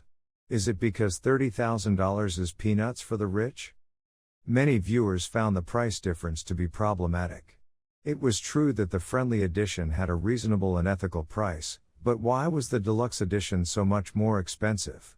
In order to answer the doubts of the audience, the host of the product launch, Ling Jundong, began to explain in detail the differences between the two editions. In the living room, Chen Gang asked the same question too. He felt that the difference in the prices set for the two editions was really too great. It was kind of unreasonable. Hence, Chen Jin explained, if you judge the two editions based simply on their appearance, there does not seem to be a big difference. But, there are great internal differences between the two. Firstly, they are not made with the same materials. We've maximized cost savings in the materials used in the friendly edition. The casing is made of plastic and the motor generates less power. The battery holds a lesser charge. Overall, the various hardware configurations are average. Total hardware costs are less than $4,000. Production costs can be lowered to about $3,000 on a mass production scale. In contrast, the deluxe edition uses sturdier materials such as a high tensile alloy frame and a carbon fiber casing. The motor generates as much as 30% more power and the battery capacity is up to 50% more. The various hardware configurations are much better. In terms of quality, it is obviously one level up as compared to the friendly edition. Its working lifespan is about 5 years longer. Chen Jin continued, in addition, the medical devices installed in the robot are different in the two editions. The biggest selling point of the Bang Bang robot is the family doctor function. But the strength of this function depends on the medical devices found inside the robot. Only a thermometer, an external blood pressure gauge, a heart sensor, and a few other measuring devices are installed in the friendly edition. The robot will diagnose the type of disease only after a round of inquiries and observation. Its diagnosis is less accurate and it can only provide a more accurate one when the user submits a health checkup report. In contrast, not only is the deluxe edition equipped with all the devices that are installed in the friendly edition, but it also has additional devices like an ECG sensor, brainwave sensor, blood glucose meter, blood lipid meter, as well as other various measuring devices. They may be small in size and cannot be compared to the proper facilities in the hospitals, but they are equally accurate in their measurements, so they are more expensive. Chen Jin knew that there were many differences between the two. In addition, an electron microscope with a magnification capability of up to 2,000 times is installed in the chest of the deluxe Bang Bang robot. This device can study and print out reports on one's blood, saliva, and other body fluids. This microscope costs as much as $2,000. As a greater number of medical sensors have been integrated into the deluxe edition, the robot can provide a more accurate diagnosis. With the added submission of a health checkup report, its diagnosis can be as accurate as 90% and above. With its greater ability to collect and analyze more physical data, families that purchase the deluxe edition may even reduce the frequency of their health checkups, that is, if they really trust the Bang Bang robot. They could go for a checkup once every 2 to 3 years or maybe even once in every 4 or 5 years. They would save on health checkup costs. We still advise the users who purchase the friendly edition to go for their annual health checkup to establish a more comprehensive health profile. This would be slightly more troublesome as compared to users of the deluxe edition. The difference in the production costs of the two editions were as such. Bang Bang Robot Friendly Edition, $4,000, total hardware costs, plus $3,000, fee for using data from Baidu, equals $6,000 to $7,000 per unit. Bang Bang Robot Deluxe Edition, $10,000, total hardware costs, plus $3,000, fee for using data from Baidu, equals $11,000 to $13,000 per unit. Therefore, the final price of the two editions was simply decided by multiplying the respective basic production costs by 3. The final prices were very decent. Folding his arms, Chen Jin hooked a leg over his knee. He leaned back against the sofa and said, "If it were me, I would choose the deluxe edition of the Bang Bang Robot." The deluxe edition of the Bang Bang Robot had a lifespan 5 years longer than the friendly edition. Its test results were more accurate and could give daily reminders that were highly specified to the user.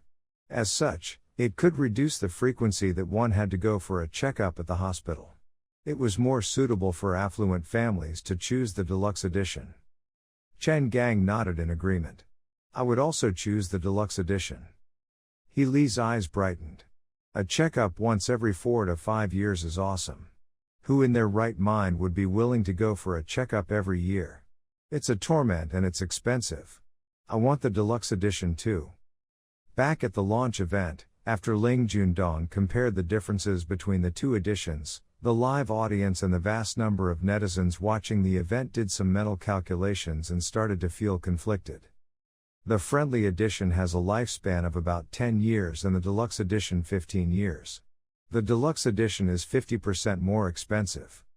The problem is that one must also account for the costs of going for a health checkup at the hospital. If one is using the friendly edition, he would still have to go for a checkup every year. A checkup ranges from a few hundred all the way to thousands of dollars. A full-body checkup costs $2,000 to $3,000. Let's assume that a typical checkup costs $1,000 on average.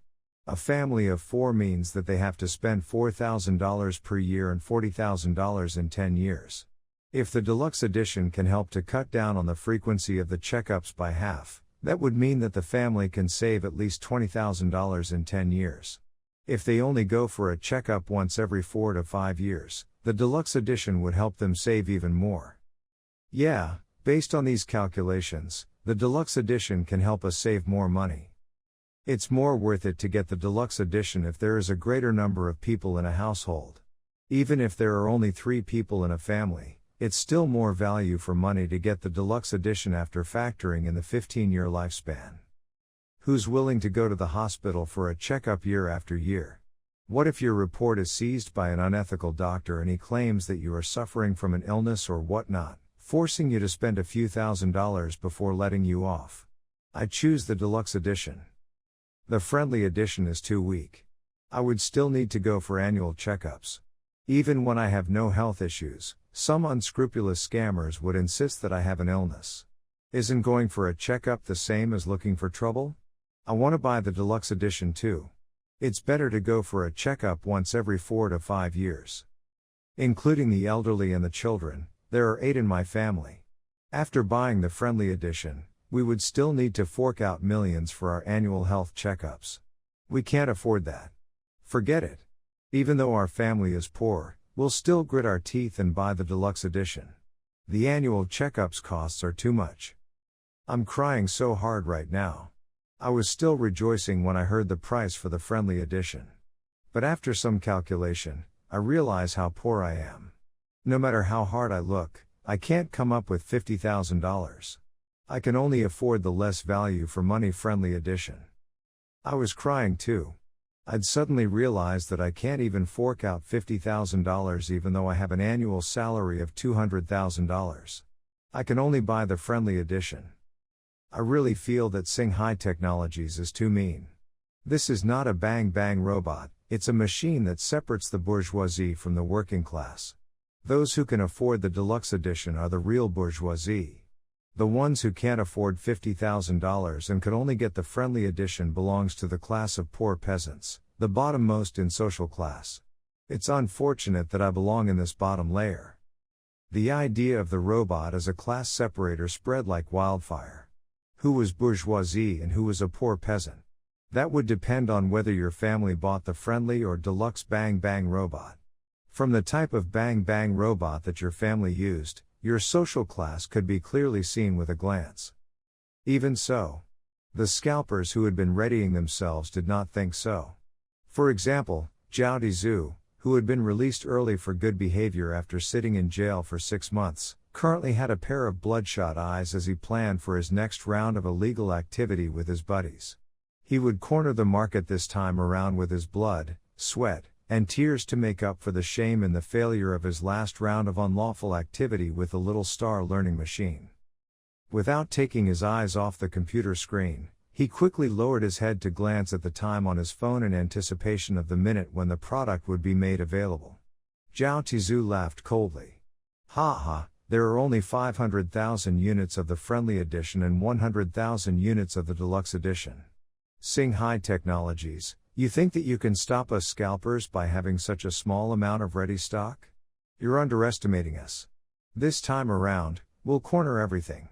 No matter if it's the friendly or deluxe edition, we make the consumers forget about any considerations regarding its value for money. They'll only ask where can they get the robot. This time, I must make you pay the price. Singhai Technologies, you will have a taste of our prowess. Zhao Tizu clenched his fists as a reddish gleam seemed to radiate from his eyes. However, these scalpers would never realize that a terrifying trap was laid ahead for them. On the 11th of February, at Singhai Technologies, in the marketing and after-sales departments, the staff were urgently preparing themselves for the test that awaited them. In the office, Vice President Liang Ying, Marketing Manager Li Yuan Liang, and after-sales Manager Liang Bin, were talking amongst themselves. Li Yuan Liang twisted his neck and rubbed his fist, saying, "We should be able to get rid of all the scalpers in one fell swoop. Those wicked scalpers, they've been a thorn in our side for a long time. According to our insider information, all the scalper groups in the country, big and small, are targeting our Bang Bang robot. They've mobilized billions of funds, rented a large number of servers, and opened a few hundred accounts. They really plan to go all in this time around." Liang Bin shook his and pressed his lips together. Those scalpers are looking for a quick get-rich scheme. They are betting on this with all that they have. All of them must be crazy. Liang Ying nodded and smiled chillingly. But, this time, they have miscalculated.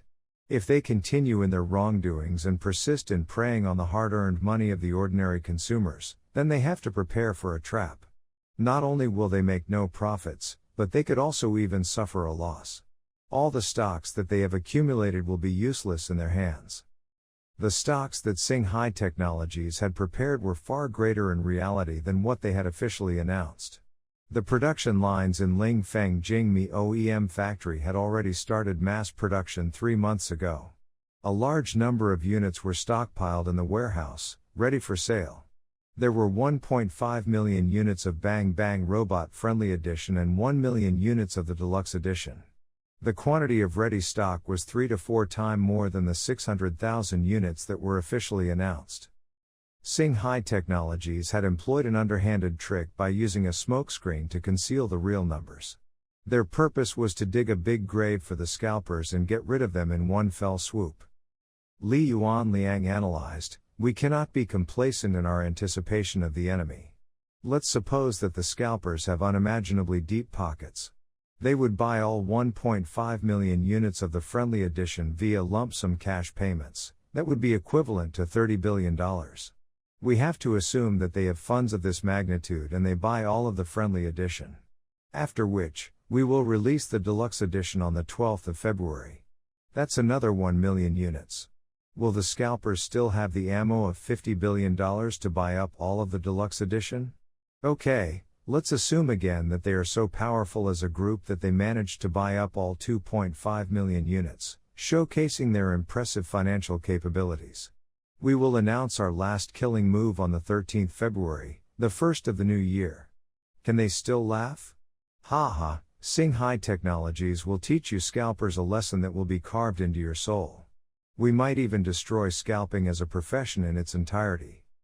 At 12 p.m. sharp, the Bang Bang robot was fully open for orders on Singhai Technologies' official Taobao shop, their Jingxi Mall shop, and other online platforms.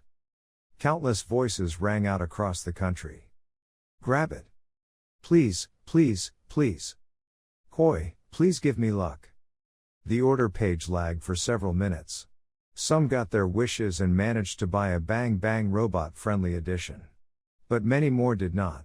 The order page on their phones skipped to an order unsuccessful or server error page as they missed their chance to buy a Bang Bang robot by a hair's breadth. Inside a certain room that was noisy, saturated with cigarette smoke, and littered with wires, a wave of cheering rang out. Ha ha ha, 124, I got 124 units. I've spent all my ammo and gained huge rewards. I've spent all my money too, I got 81 units. This is too easy. I got 173 units. I should have borrowed more money from relatives and friends. The money that I have is too little. One scalper said excitedly as he looked towards his future, I've mortgaged my house and my car. I bought 196 units. I'll be able to buy another house and car when I sell off these robots. Zhao Tizhu, who had bought 212 units, rejoiced for a few moments, but he was quickly frowning. He asked the scalpers around him, anyone buy the deluxe edition? Did everyone get the friendly edition? Yeah, I couldn't even get my hands on one deluxe unit. Me too. Singhai Technologies made an announcement on their official site. They're saying that they'll only release the friendly edition today out of considerations for the server load capacity. They'll start selling the deluxe edition at 12 p.m. tomorrow. Kindly wait. We'll have to wait until tomorrow to get the deluxe edition. But I don't have much money left on me. I've spent all of my money on the friendly edition, there's no ammo left. I only have a bit of money left for daily expenses. I can't buy a deluxe edition. Zhao Tizhu waved his hands. Don't worry, Singhai Technologies did not prepare many units for sale. There are only 100,000 units of the deluxe edition. This is utterly inadequate, it can't satisfy the needs of the majority. There will be consumers who want to possess the robot urgently. They'll come to us to buy the friendly edition because we are the only ones with the stock. Leader Zhao is correct. All of the scalpers nodded in agreement. But Zhao Tizhu was still left with an ominous feeling. He thought that these scalpers managed to grab more of the friendly edition than he had expected. Based on his experience, the scalpers that were present could get an average of 30 units per person on a good day. How could all of the scalpers get more than 100 units? At 12 p.m. the next day, the Bang Bang Robot Deluxe Edition was fully open for sale. However, Zhao Tizhu and his gang of scalpers were not really involved in the rush to buy the deluxe edition. They only managed to buy 10 units as a group as they had no leftover money to buy more units. In their WeChat group, they could only read with envy of the battle reports posted by various scalper groups across the country. The group chat was littered with updates such as, so and so grabbed 50 units of the deluxe edition or someone bought 48 units of the deluxe edition. Many deluxe units had been bought up by the scalper groups that prioritized this edition over the friendly one. Nevertheless, a bombshell in the form of an analytical essay was dropped in the scalper community in the deep of the night by a veteran king of scalpers. Hysteria spread. We've fallen into their trap, quickly retreat. Singhai Technologies has more than 600,000 units ready for sale. Based on his many years of buying experience, the king of scalpers estimated that Singhai Technologies had prepared 1.5 million units of the friendly edition and 1 million units of the deluxe edition for sale. Those were ample stock numbers. They rounded up all the scalpers in the country by enticing them to sink all their capital into the trap. We need to stop buying, and sell off our stocks ASAP. Zhao Tizhu was astonished. 2.5 million units of ready stock? Didn't Singhai Technologies say that there were only 600,000 units available? Fuck. Beating his fists against the table, he raged, Singhai Technologies, you're F-king messing with us. Although he was furious, Zhao Tizhu was still not panicking. After all, the product was excellent, there was no fear that they could not be sold. It was just that it would be difficult to sell them at a high price with so many competitors. The selling price they had agreed upon would have to be drastically reduced. On the 13th of February, the first day of the Lunar New Year, two announcements were made on Singhai Technologies' official website, their Taobao shop, Weibo account, and other channels that caused countless scalpers like Zhao Tizhu to break out in a cold sweat. They trembled and fell into deep despair. Announcement 1. Production of the Bang Bang Robot Friendly Edition has stopped. We will only provide high value for money products to the consumers. The gist of the announcement was that production of the friendly edition stopped at 1.5 million units. As it was less value for money, the company had decided to stop production and drop the line for the friendly edition. A storm of protest rose within the netizens as they expressed their discontent. What about the poor peasants like us? So they can neglect the poor all because of profits? We can't afford a deluxe edition that cost $50,000. It's not an ethical company, it's just a vile corporation. This was instantly followed by the second announcement that eliminated the netizens' discontent and pushed countless scalpers into a bottomless abyss. Announcement 2: From today onwards, buyers of the deluxe edition can choose to pay in installments after a down payment of 40%. The announcement was as follows: we have revised our payment scheme out of consideration for the financial circumstances of consumers, and the majority who really could not afford $50,000. Consumers can bring home a deluxe edition with just $20,000. The installation payment period will begin at the same time that they start using the product. With a service of 15 years, the buyer will only have to pay $168 per month as a service fee. There is almost no interest included in the installation payments. If the buyer continues to delay service payments for 3 months, we will cut off the medical service until all payments to date have been fully made. If the Bang Bang robot continues its service in your household for more than 15 years, the buyer still has to pay $168 per month for the medical service fee. This is equivalent to paying an additional interest rate that has been excluded in the 15 years of installment payments. Of course, if you made a single payment for your purchase, there will be no need to pay an additional service fee no matter how long you have been using your robot. Netizens expressed their approval of the purchase plan detailed in the announcement. The announcements are clear. Fork out $20,000, which is what you pay for the friendly edition, and you can bring home the deluxe edition with additional payments of $168 in service fees every month. It's still cutting our flesh with its soft tactics.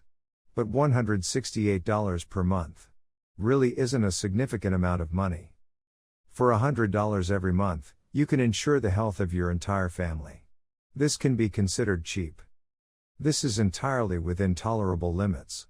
And we are even able to use the deluxe edition, which is more value for money. Why are you hesitating?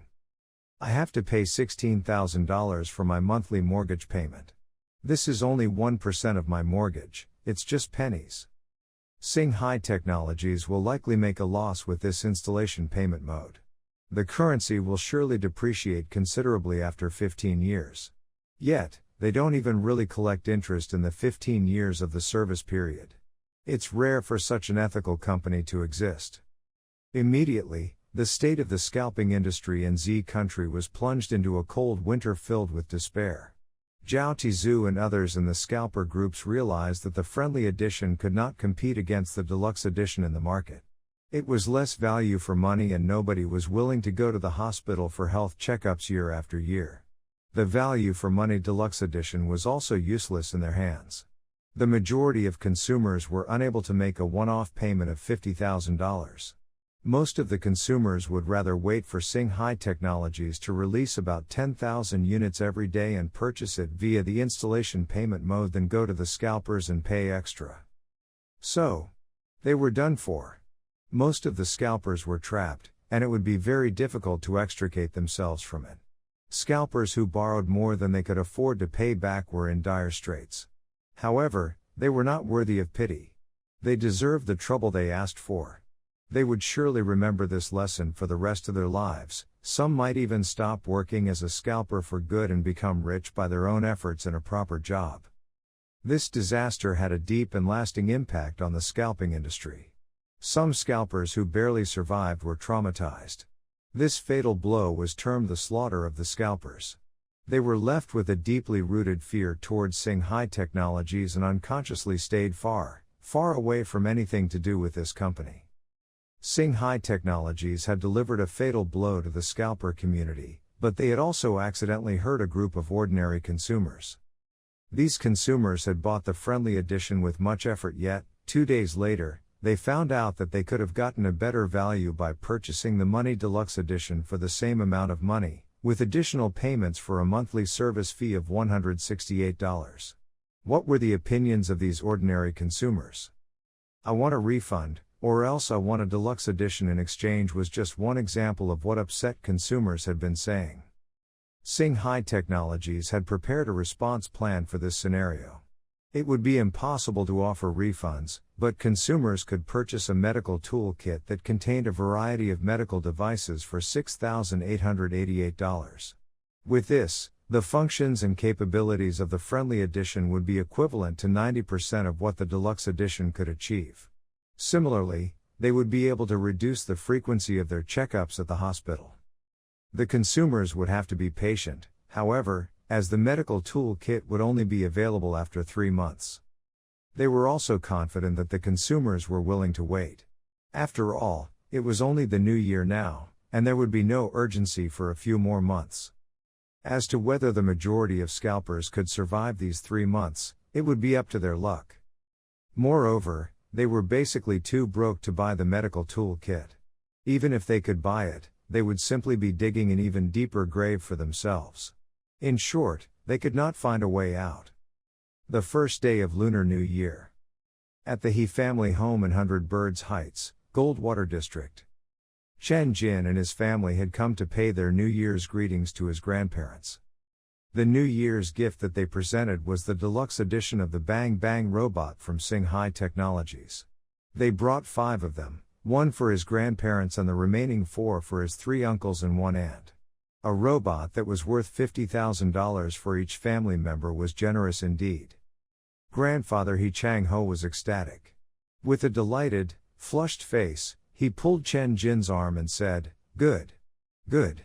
Last year was the little star learning machine, and the year before that the cleaning robot. This year, you've given me an even better robot. When you said that you'd bring us a high-tech product every year, you weren't kidding. I really want to live to 100 to see all these technological marvels." "It's possible, Grandpa. With this Bang Bang robot, you can easily live to be 100 years old." The old man laughed heartily in sheer joy. "Good. Good." There was another piece of good news. His oldest uncle, He Guo Chang, had been promoted again this year. Currently, he held the rank of Suhong City's deputy mayor in charge of daily operations. It was the 3rd highest rank in the municipal government. The primary reason for his rapid promotion was due to Ling Feng Jingmi locating their production factory in Suhong City. Because of his work on that deal, a multi-billion-dollar industry had landed in his city and created countless employment opportunities. In turn, this led to an increase in the taxes collected and economic growth. The neighboring cities Yuxi and Kunshui could only look on in envy. Chen Jin had even received a personal call from Shanghai's Mayor Yang, who had made many sincere offers and promises. He had hoped that Singhai Technologies would locate a few of their production factories in Shanghai to provide more employment opportunities in this city and thereby also aid the economic growth of his home city. However, he had also faced multiple calls from his eldest uncle day after day. After considering the cheaper rents in Suhong City, its more favorable taxes, and cheaper labor costs, he had decided that it was more value for the money to locate the production factories there. As a result, his eldest uncle had been promoted again. If he had not, the ruling party would have transferred him to the provincial party committee. Other provinces might also have been short of manpower, thus they would have grabbed this particular manpower in a desperate bid. For any province, snatching He Guo Chang would have been equivalent to snatching the investment provided by Singhai Technologies. It was also a political achievement, not to mention an increase in the taxes collected. No one would remain indifferent. Hence, Suhong City had to use all means possible to retain He Guo Chang. Promoting him was the only way. Hence, as long as Singhai Technologies continued to do well, his eldest uncle would also continue to rise in the political scene. His eldest uncle knew very well that his own career progression was tied to the performance of his nephew's company. He was thankful but also felt helpless at the same time. However, more than that, he was filled with lofty aspirations and a great sense of anticipation for his future. He had decided to show his prowess and create a legacy of glory. But he felt awkward thanking Chen Jin, who had been a great help to him, in front of an audience. Hence, he merely raised a glass to him at the banquet table and said gravely, "Little Chen, let me give you a toast. Uncle, you are my senior, I should be the one toasting you." Chen Jin stood up and raised his glass toward his uncle. After taking a sip, they clinked their glasses together lightly. They looked at each and nodded at the same time. Everything was expressed in their silent gazes. Suddenly, he heard a voice saying, "Little Jin, I saw on the news that Singhai Technologies has borrowed 50 billion from a commercial bank. Why would you even consider getting a loan from a bank? Little Jin, if your company is experiencing a lack of funds, your little aunt can lend you some money interest-free. Just think of it as an investment in your company." Chen Jin whipped his head around. Jia, his little aunt, was wearing a huge smile on her face. Moreover, she was speaking in a tone that was gentle, easygoing, and reasonable, something that he had never heard from her. Courtesy of this kind had never been shown to him.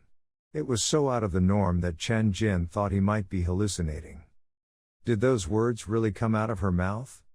Even though Chen Jin did not really like her, it seemed that she was reaching out with an olive branch, hence he looked at her and said, "Little aunt, no matter if the money is used to run the business or for investment purposes, the bottom line is still very much about profits. I can accept a small interest-free loan, but not a big loan. And the accounts between relatives must be clearly defined. Are you interested in investing a small or large sum of capital?" 3 billion. I can afford 3 billion. Chen Jin coughed and asked, "In cash?" His little aunt nodded, "Yes, in cash. Financial trends for this new year have changed. I've liquidated a portion of the real estate under my name, and I have a considerable amount of cash now." A coughing fit made its way around the table among his uncles and their wives, who were looking at his little aunt with shocked expressions. His grandfather turned his face aside and shook his head, feeling somewhat ashamed. Who would have ever thought that a woman who was thrice divorced and with a child to raise had such a huge amount of money to her name that she could take out 3 billion without even blinking? Chen Jin took a deep breath and asked, "It's true that Singhai Technologies needs capital. I was wondering, how would you like to invest in my company?" "Well, of course, I want to be a shareholder." Batting her lashes, Jia laced her fingers and said calmly, "I had someone estimate the value of Singhai Technologies, which is around 600 billion.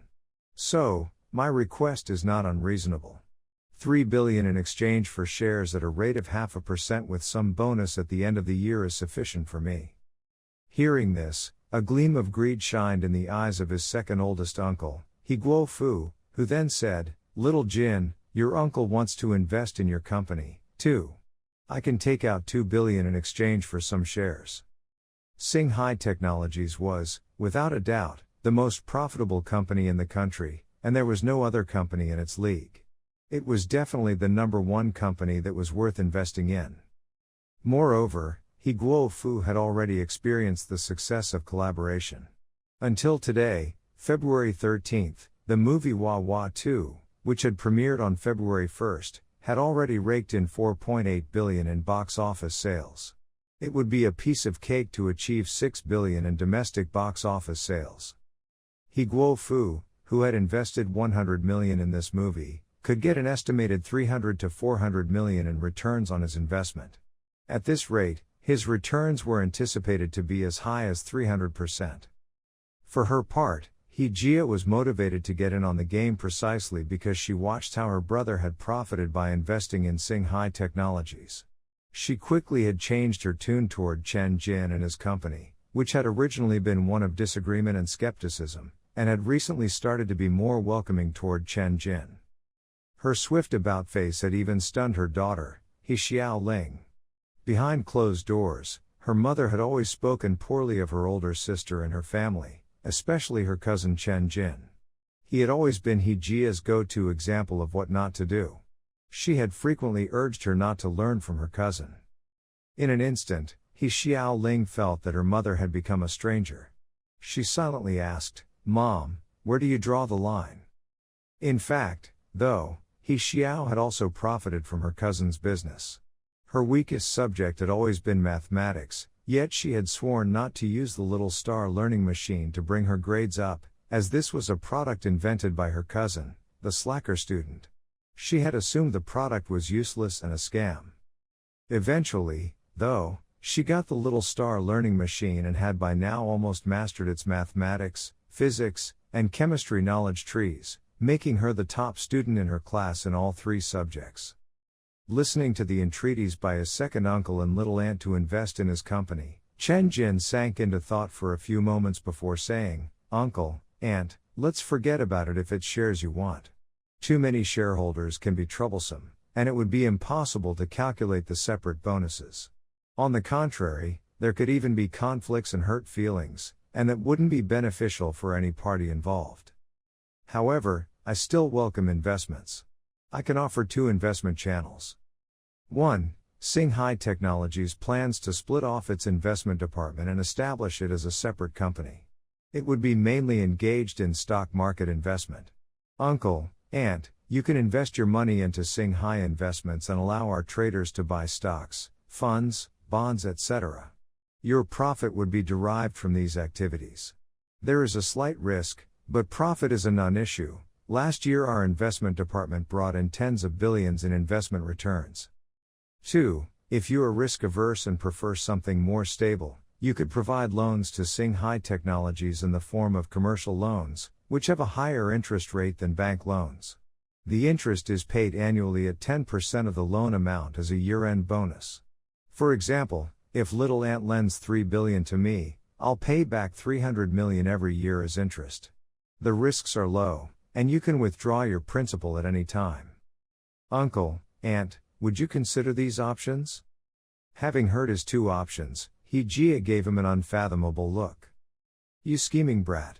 What conflicts? Whose hurt feelings? These are all excuses. The title given to you by those in the investment circles is correct. You're the devourer. I had never imagined that you would be so stingy with your own relatives. His second eldest uncle said with a laugh, I choose the second option. An annual interest rate of 10% is not low at all. My company funds no longer have to sit in the bank. His opinion of his nephew had always been based on mutual loyalty, and he had known Chen Jin to never forget about his own relatives whenever there was money to be earned. Jia rolled her eyes at his brother. Watching him laugh so happily, she didn't know if he was really dumb or just playing it. But no matter her thoughts at this moment, Singhai Technologies belonged to Chen Jin, and she couldn't force him to do anything. She wore a smiling expression and said, I choose the first option. It's better for me to invest my money. I don't believe that Singhai Investments will lose anything. Chen Jin gave a thumbs up. Little aunt, that's a very smart decision. His second uncle raised his glass and laughed heartily. Little Jin, let's have a toast to celebrate our collaboration. Okay, cheers. The glasses of Chen Jin, He Guo Fu, and He Jia clinked together. Their scheming intentions disappeared, and soon the table was once again surrounded in laughter and joy. The celebration was accented by the booms and crackles of the fireworks outside. A whole new year had begun. At night, in the guest room at the He's, Chen Jin was playing with his phone while lying on the bed. In the WeChat family group A Lovely Family, he received some messages. Su Tianyan, brother-in-law, come out and distribute red packets, give me a few more red packets. Mother Su's voice message said, you only know to ask for red packets all day every day, little Chen, ignore her. Chen Jin smiled. In a mere swipe, he gave out 5 $200 red packets. In less than 2 seconds, Su Tianyan, Su Zipeng, Mother Su, and Father Su received red packets one after another. Father Su's voice message said, little Chen, you have already given out dozens of red packets since yesterday, stop sending any more of them, that girl at home is calling for a beating. Chen Jin, Su Yun, the last red packet is yours, claim it quickly. Su Yun, who was looking at her phone, resignedly tapped on the red envelope on her screen, claiming the last red packet. She typed, Chen Jin, seriously, stop sending red packets, don't listen to Tianyan fussing around.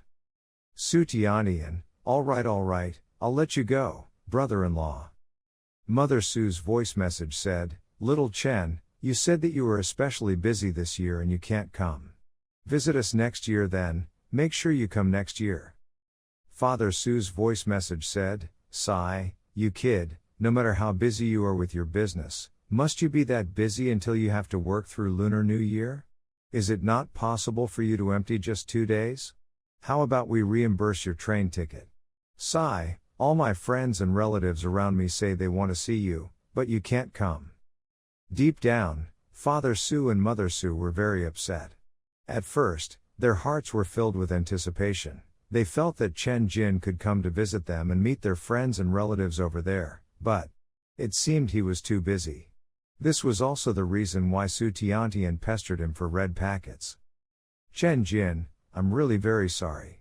The end of the year is the busiest time for business. I'm all tied up here. I hope you guys can understand. Su Yun, Dad, Mom, stop making Chen Jin feel guilty. Men should focus on their career. Others can come later when their career is doing good. You both are in too much of a hurry, you can't wait to get me married right away. Father Su's voice message said, all right, I won't talk about this anymore. Mother Su grumbled, you're almost 28, how could you ask your parents to not be anxious? After her grumbles, this topic was never brought up again. Chen Jin messaged Su Yun in private, thank you for saying good things for me. There was no response from the other side for quite some time. After a long while, she sent back 2 words, no need. Su Yun gently shut her eyes. There was bitterness in her mouth as she shook her head. I'm the one that is thinking too much.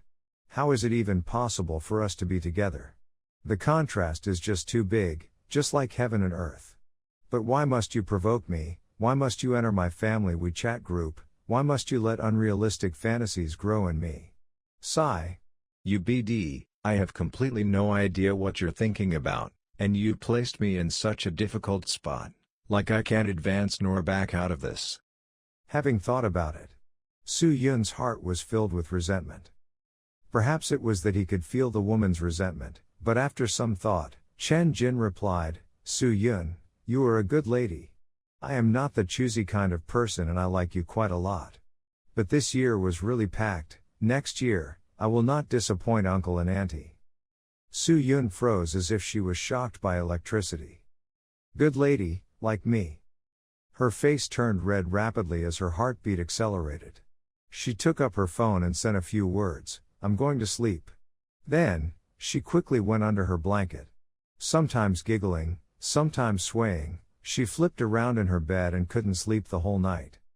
On the 14th of February, on planet Haerfa at the base of operations, artificial intelligence Alice reported exciting news in the office building. Master, there's a breakthrough, there's a major breakthrough at the National Laboratory. Collision tests persisted for more than 3 months on the particle collider and accumulated more than 1,000 instances of high-value data. We have found the regular pattern for a precise collision. As of now, we are able to accumulate more than 50 instances of high-value data every day. According to this high-value data and the massive amounts of information left over by the scientists in this national laboratory, a formula of grave importance is about to be derived by Manhwa and I. This is of great significance to our future. What formula? Chen Jin questioned, looking at Alice in front of him. The formula for the grand unification of forces. Artificial intelligence Manhwa's projection appeared at his side. She explained to Chen Jin, in fact, after more than 200 years of research, the formula for the grand unification was at the verge of success of being derived long ago by the fundamental physicists. But due to the lack of actual data support, they fall short of success at the very last step. But after the lock vanished, we recently acquired sufficient experimental data to be used to derive the formula for the grand unification. As long as we accumulate more than 10,000 instances of high-value data, Alice and I are 99.9% sure that we can derive the final formula for the grand unification and unveil the ultimate mystery of the world of forces. Manhwa was really excited about this. In order to derive the formula for the grand unification, her efficiency in the environmental transformation plan was halved these few months as she used most of her operating powers in deriving the formula for the grand unification. Chen Jin was rather baffled. Bewildered, he asked. Isn't it just a formula? What's the use of deriving it? The use is very, very big. Alice explained. By uncovering the ultimate mystery of forces, we could unify the four basic forces of universal gravitation, electromagnetic force, weak molecular force, and strong molecular force in one formula. By then, we could do whatever we want with these basic forces. For example, inventing an anti-gravity device to generate artificial gravitational fields in spacecrafts, manufacturing anti-gravity aircrafts, creating powerful gravity bombs, and so on. We could also develop nuclear fusion reactors with higher power and higher reliability that can burn the most common hydrogen, thus achieving the ultimate version of infinite energy. Developing force shields, force fields, force weapons and many more. With the formula of the grand unification of forces at hand, we could accomplish almost anything that is related to force. Holy!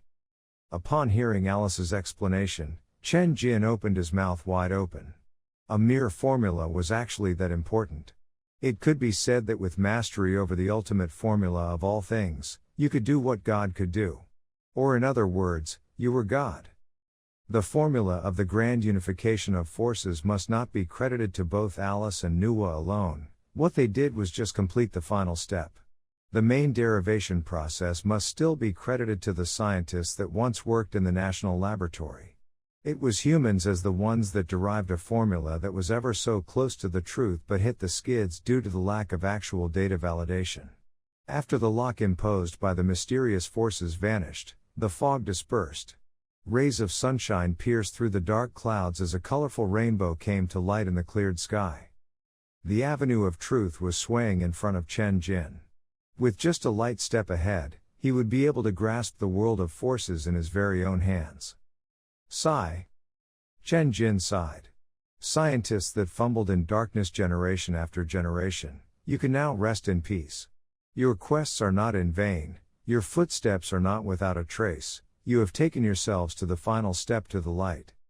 Immediately, he commanded Alice and Nuwa, put in full effort to derive the formula for the grand unification and solve the equation at the fastest speed possible. Yes, Master. Alice and Nuwa said at the same time. There was no doubt that the advent of the formula of the grand unification of forces would induce an explosive development in the field of technology. For industries, production technology and techniques would change drastically, and production efficiencies would improve by a few or several times. In terms of energy, there would be unlimited amounts of energy. Military-wise, the development of more advanced, higher combat power D-class, C-class, B-class, or even A-class interstellar battleships would be made possible. The resources, technical reserves, and military might in Chen Jin's hands would increase explosively. The environmental transformation plan on planet Haerfa that Nuwa was in charge of would also definitely be accelerated by a certain margin. Most importantly, Chen Jin would have what it takes to protect himself and his own benefits. As long as I develop strong enough, whether it is mysterious aliens, remnants of the humans that might still return, or other forces, they will never get to harm my benefits or get anything from me. I'm the king in my domain.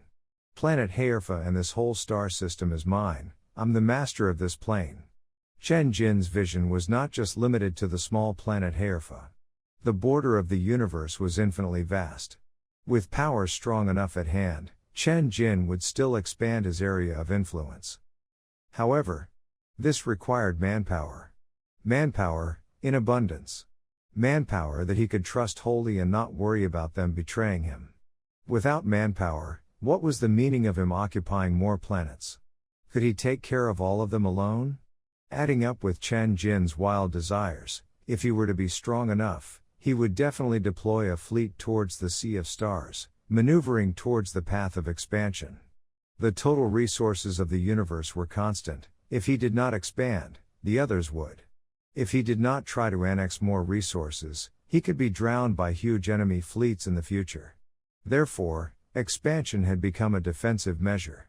Doom awaited if he did not expand. In conclusion, he needed manpower. Having thought about this, Chen Jin nodded his head slowly and quietly said, "It seems that some things are inevitable." In Pudong area, Junting Grand Court, Villa 8, on a large double bed in a bedroom, a man and a woman spent 3 days in ridiculous pleasure. They tried all kinds of postures, swapped all kinds of settings and were in extreme felicity. Another delightful skirmish had ended, and the woman, whose face was glowing, lay in the arms of the man while she habitually drew circles on his chest. "Honey, my mom knows about us. She had planned to bring me around to visit relatives these past few days, but she didn't because she saw us together," the woman said shyly. She could not forget the look her mom gave her when she told her that she would not be sleeping at home for a few days. In her mother's eyes, there was a small bit of resignation and disappointment, but more of it was support and encouragement. She even urged her to take care of her safety and not indulge herself too deeply. "Girls better be more reserved." Yuan Lin only nodded her head while blushing. "You mean the director? Your mom is quite a nice person. She helped me a lot during my company's early stages." The director floated across Chen Jin's thoughts. He did not expect that he would sleep with the director's daughter. Therefore, he was a little embarrassed to meet the director face to face again. He did not visit her personally to express his gratitude, but instead merely gifted her a deluxe edition Bang Bang robot, which Yuan Li received on her behalf. This was considered as his gratitude towards the director that once aided him. Of course, with his current net worth and status, the director would not say anything about him even if he did not pay her a New Year's visit. Upon hearing his words, Yuan Lin felt a buzz in her heart. She could not hold back and said, "Honey, I think that we both suit each other quite a lot. The environment we grew up in was more or less the same. My mom and your mom are both civil servants and have good relations in private, and our families know each other quite well. I asked your mom last time and she said that as long as we both have good feelings towards each other, she'll support us being together." She wiggled her body on the man and asked him with the tone of a pampered child, "Honey, could it be that you don't like me at all?" "Of course I like you." Chen Jin nodded his head. "But not to the extent that I'll marry you." Looking at the woman's aggrieved expression and her eyes that were filled with resentment, he explained, "Marriage is too much of a sacred thing. It is a solemn vow, a contract that you couldn't go back against. I can't keep such a serious charter and the obligations that come along with it." This high-sounding discourse was implementing that Chen Jin did not want to be restricted by marriage. "So, you don't wish to get married?" Yuan Lin asked. She understood what the man meant. "Yes." Chen Jin nodded. "Marriage is very troublesome. Conflict is bound to happen even between two people with the best personalities. Some research has shown that men are more rational, while women are more emotional. Men's and women's way of thinking is very different. So conflict is unavoidable. It requires a lengthy phase-in period for both to get used to each other. But I'm certain that you won't be able to get used to me. Don't be fooled by my looks, I'm actually quite a playboy. You definitely can't tolerate this part of me." "Playboy?" Yuan Lin gave him a weird look. "I've never seen you with another woman, why do you say that you're a playboy?" "Would I let you see me while I'm playing?" Chen Jin said calmly, "You have no idea what kind of man I am. Do you think that I only have one intimate female partner? Stop kidding. What I have in my sight is a whole field of flowers. I've researched on some Middle East cultures. I realized that a whole lot of men over there have 2 wives, or even 4. Some primitive tribal chiefs in Africa have 1 to 200 wives and still live in bliss and harmony. It can be seen that family happiness is defined by economic foundation, not the number of wives." Upon seeing the woman who was biting her lip with eyes filled with shock, he continued, "I know that you won't like to listen to all this, and you couldn't accept it either. But I'm as weird as I am. For me, 1 woman will definitely not be enough. Besides, I'm a believer that more sons mean more blessings. 1 or 2 will not be enough, I want at least 10. Can you take on such a difficult task?" Yuan Lin's brain was buzzing. The man's remarks were even weirder than his first mommy's boy talk. It was completely the traditional idea that existed 1 or 2 centuries ago. She could not accept this. She had the urge to flee the place immediately. But for unknown reasons, she did not scram. On the contrary, she said while grinding her teeth, 10? I could make them. She screamed in her heart, all out. Sure, but I will not give you a title for the time being. You'll first need to make a few and prove your worth. His tone sounded like a scumbag who felt quite justified in his words. Yuan Lin remained silent. She crawled down from the man's body, snuggled into the blanket, and went to sleep with her back facing the man. Early the next morning, Yuan Lin said she wanted to leave, so Chen Jin let his guard robot to drive her home. He did not forget to remind her before the car started, Yuan Li, do think about it when you go back, I'm dead serious about this, I hope you can understand. Yuan Lin remained silent. Looking at the rear of the car that was getting farther and farther away, Chen Jin shrugged his shoulders. A scum he would be, then. Being open and honest was still better than pretending and being hypocritical. As for whether Yuan Lin could accept it or not and whether she would comply, he dared not confirm and was not sure about it either. It would be great if she could accept it. If she couldn't, he merely lost a friend with benefits. It was not worth it for him to be worried about it. At that moment, the phone in his pocket rang. Someone was calling. He took out his phone and checked the caller ID. The caller was Shi Xiao Tao. Mr. Chen, I've already departed. I'll reach Shanghai in around 2 hours. Let's meet first and go to the Pizza Star charity night together. It turned out to be the top charity event in the Z Nation. The 19th Pizza Star charity night would be held that night in a theater in Shanghai. By then, all the celebrities and moguls across the whole nation would be assembled to give out donations and express their kind hearts. Chen Jin was no man from the entertainment industry, and moreover, a celebrity. By all means, he should not have any affiliation with this charity night. But as the Wah Wah Robot movie was a production supported by Singhai Technologies, he had somewhat made some connections with the entertainment industry and was thus listed among the invited. Besides, being an important guest for the charity night, Shi Xiao Tao, who was almost becoming a $2 billion director, needed a male partner. So, she invited Chen Jin.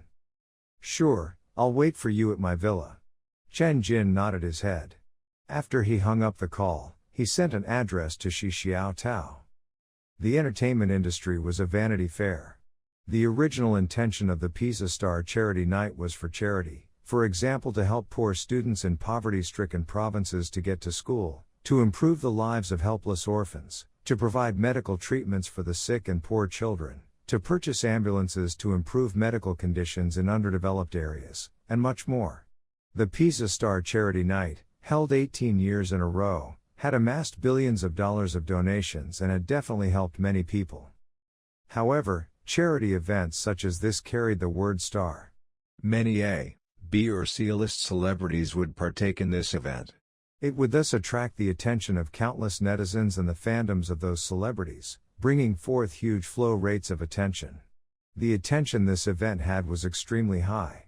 This was, of course, a good thing.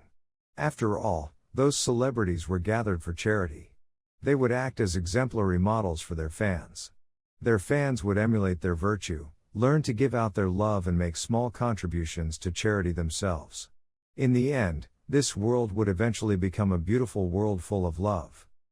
But as good as original intentions were, things often ended up the other way around. There was a netizen that pointed out 3 major faults of the Pizza charity night. The first one was disorder. As a massive gathering for celebrities and socialites, the Pizza charity night gave others the vibes of ennoblement. It might be because of the excessive amounts of celebrities attending the event, the lack of proper flow arrangement and even an essential plan itself that rendered the sight in chaos. Whether it was the celebrity or the organizer, they all wished to properly represent themselves via the charity night, but who would have known that the event would become an antic in the eyes of the audiences? There were so many super celebs and each and every one of them were stars themselves. They all had their designated place and rankings within the entertainment field. Logically speaking, the organizer should have roughly arranged where all of them should be positioned prior to the event. But during photography sessions later, all kinds of mess occurred on their positioning, and so, negative news such as scheming, celebrities stealing the spotlight, and many others emerged. The second one was exploitation. In the Pizza charity night, every year, There would be some celebs that went to the event but held their pockets so tight that they could not even take out a single cent. There were netizens that analyzed the situation and discovered that those celebrities partook in the charity night just to step on the red carpet and to show their faces in front of the media. Those kind of people were thus labeled as the exploiters. Honestly speaking, the public had not much of an opinion towards celebrities donating for charity. Whether they donated or not, they could not instill their so-called morality on others. However, the awkward thing was that participating in the charity night itself was meant for people to do charity work, but there were some celebrities that still refused to seize the opportunity in such an event to donate to charity and earn some kudos for themselves. They just happily faced the camera but fussily held on to their money pouches, and that really showed that they were very low. The third would be the so-called center position. During the photography session after the celebrities that came to the event finished donating, there were some principles that should be followed on where each of them should be positioned, especially the most important center position. Usually, the ones that should be standing there would be the celebs with the highest popularity. The problem was that there was a rod scale in everyone's heart about who was the most popular. The organizers had their own way of arranging them, whereas for the fandom of a certain celebrity, their idol would be the one who was the most popular for them and he or she should be standing in the center position. Even if the celebrities themselves did not go for the position, their fans would. Therefore, they would rebuke the organizer or other celebrities that took the spot, and in the end kindle a catfight on the internet. For female celebs, whoever they stood with, talked with, gazed at, looked upon with disdain, lifted their brows at, or smirked at, any of these would be sought as a big play in the eyes of the media. For most of the time, the media would create headcanons by adding on dramas and attempting to interpret what were they thinking on the inside. And so, news and gossip was born and the fandom of those celebrities would go ham on each other again. A good old charity night thus became a place for the celebs to fight for fame and fortune. The event was transformed into a large competition, thus completely altering its nature. One could catch sight of the helter-skelter of the entertainment industry. Logically speaking, it was totally unnecessary for Chen Jin to attend such a charity night. It had no meaning at all, and he would only find repugnance.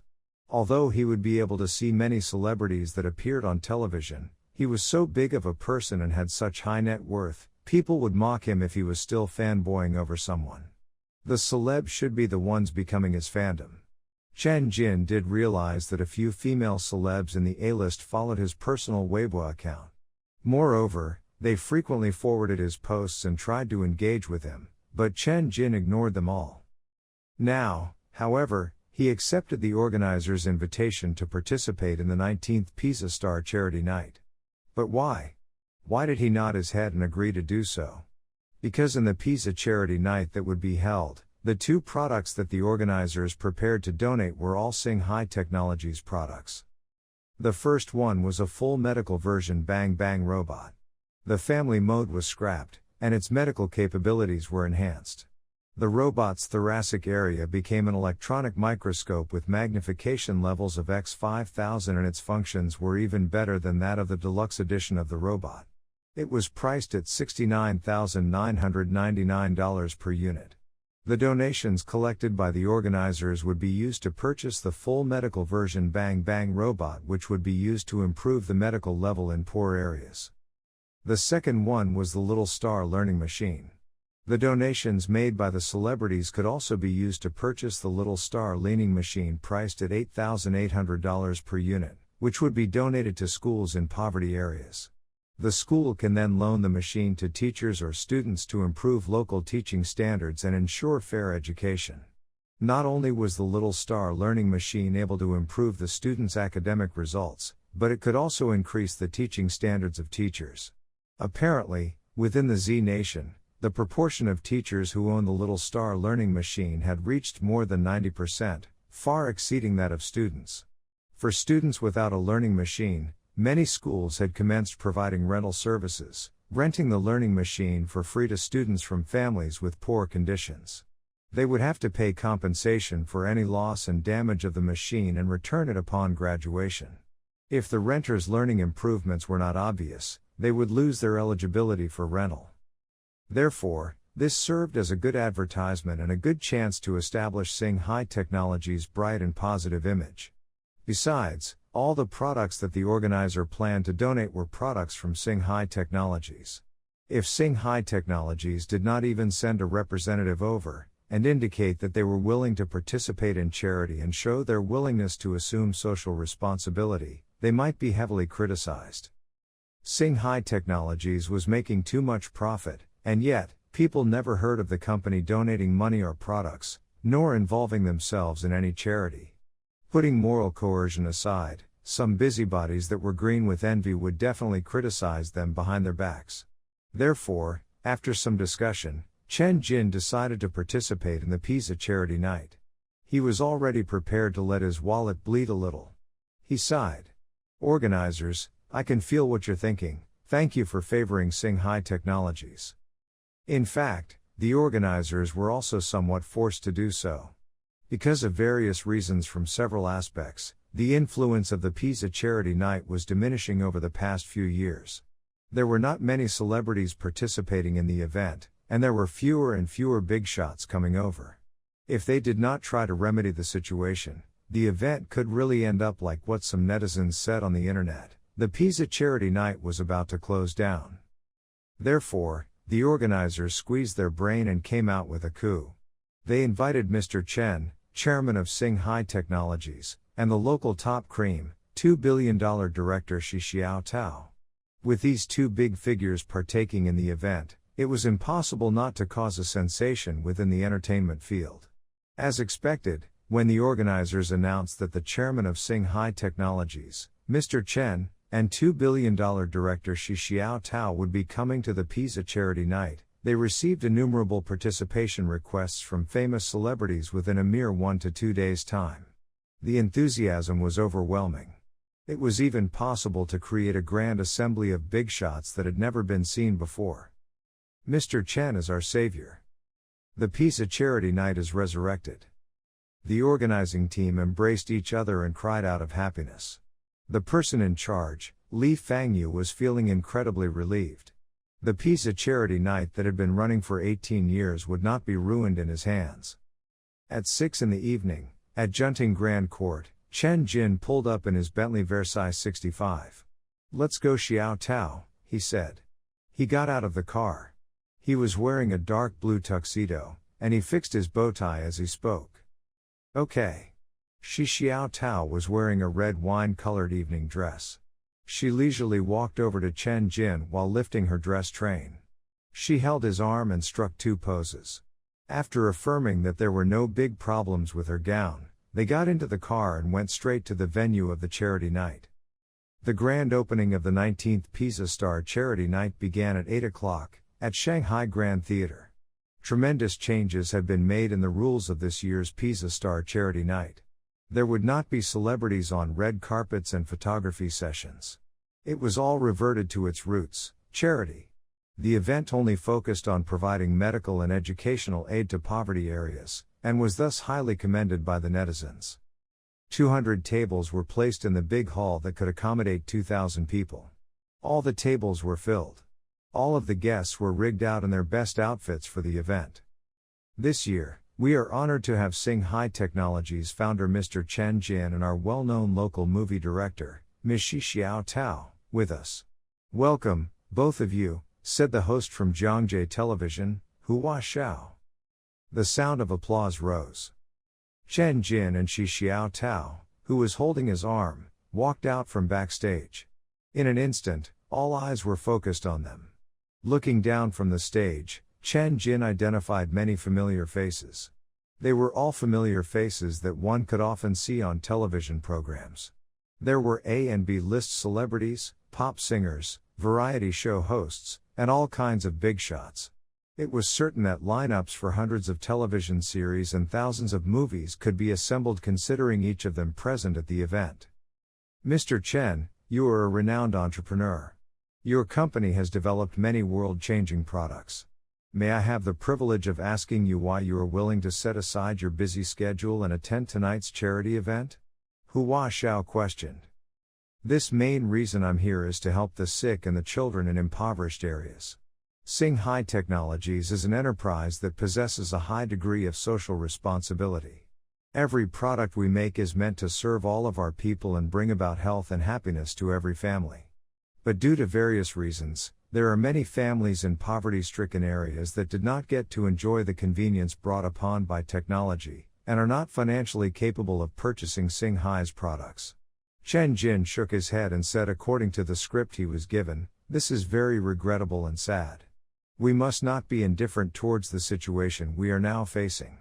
Although I myself do not have the ability to eradicate poverty, I could still give out some contributions and bring about light and hope to as many families as possible. Just as fish stranded on the beach, when the others question me whether they could be saved, I'll be picking up the fish while I tell them, I saved this fish, I saved that fish as well. In the end, I'll get to save a lot of fish. If there were more imbeciles like me on the beach, perhaps all of the fish could be saved, by us." The crowd burst into thunderous applause. "Very well said. This makes a lot of sense. Mr. Chen has such a kind soul." Many female celebrities had tears glittering in their eyes as they wiped them off with handkerchiefs. Hua Xiao applauded and nodded his head as he said, "When it comes to charity, we must have the spirit of an imbecile. We must learn from Mr. Chen. Tonight, we will all be imbeciles picking up fish by the beach." He faced Shi Xiao Tao and said, "Director Shi, I had a look at Hua Hua 2's local box office just now. It was already at 6.1 billion. It might very well tie the records that Hua Hua 1 set last year. Box office overseas had also accumulated as much as $2.8 billion. Therefore, it is certain that your second movie will not have any problem breaking the $10 billion mark. With 2 consecutive movies exceeding $10 billion, everyone here is curious, how do you feel about this?" Shi Xiao Tao smiled as she said, "I do not have any feelings in particular. Thank you, everyone, for your love and support for my productions. Xiao Tao will work harder and strive to produce more excellent works as gratitude for your support." Upon finishing, she bowed. The audience offstage applauded. After another 2 questions, Hua Xiao steered his hands towards an empty table off the stage and said, "All right, both of our VIPs tonight, please take a seat. The 19th Pizza Star Charity Night, officially begun." At VIP table number 1, after Chen Jin and Shi Xiao Tao had taken their seat, they slightly scanned through their surroundings. They discovered that at this table that had 10 seats, aside from the 2 reserved seats, all the other 8 seats were occupied. They were all A-list celebrities within the Z Nation. For example, Demimi, who had tens of millions of fans, Fairy Sister, who was 33 but was still single, and celebs that Chen Jin was fond of like Deng Zhao, Sun Li, and her husband. There were also old faces in variety shows like Guo Jizong, Li Bingbing, and 2 other young female celebrities who were new to the entertainment field that Chen Jin did not know very well.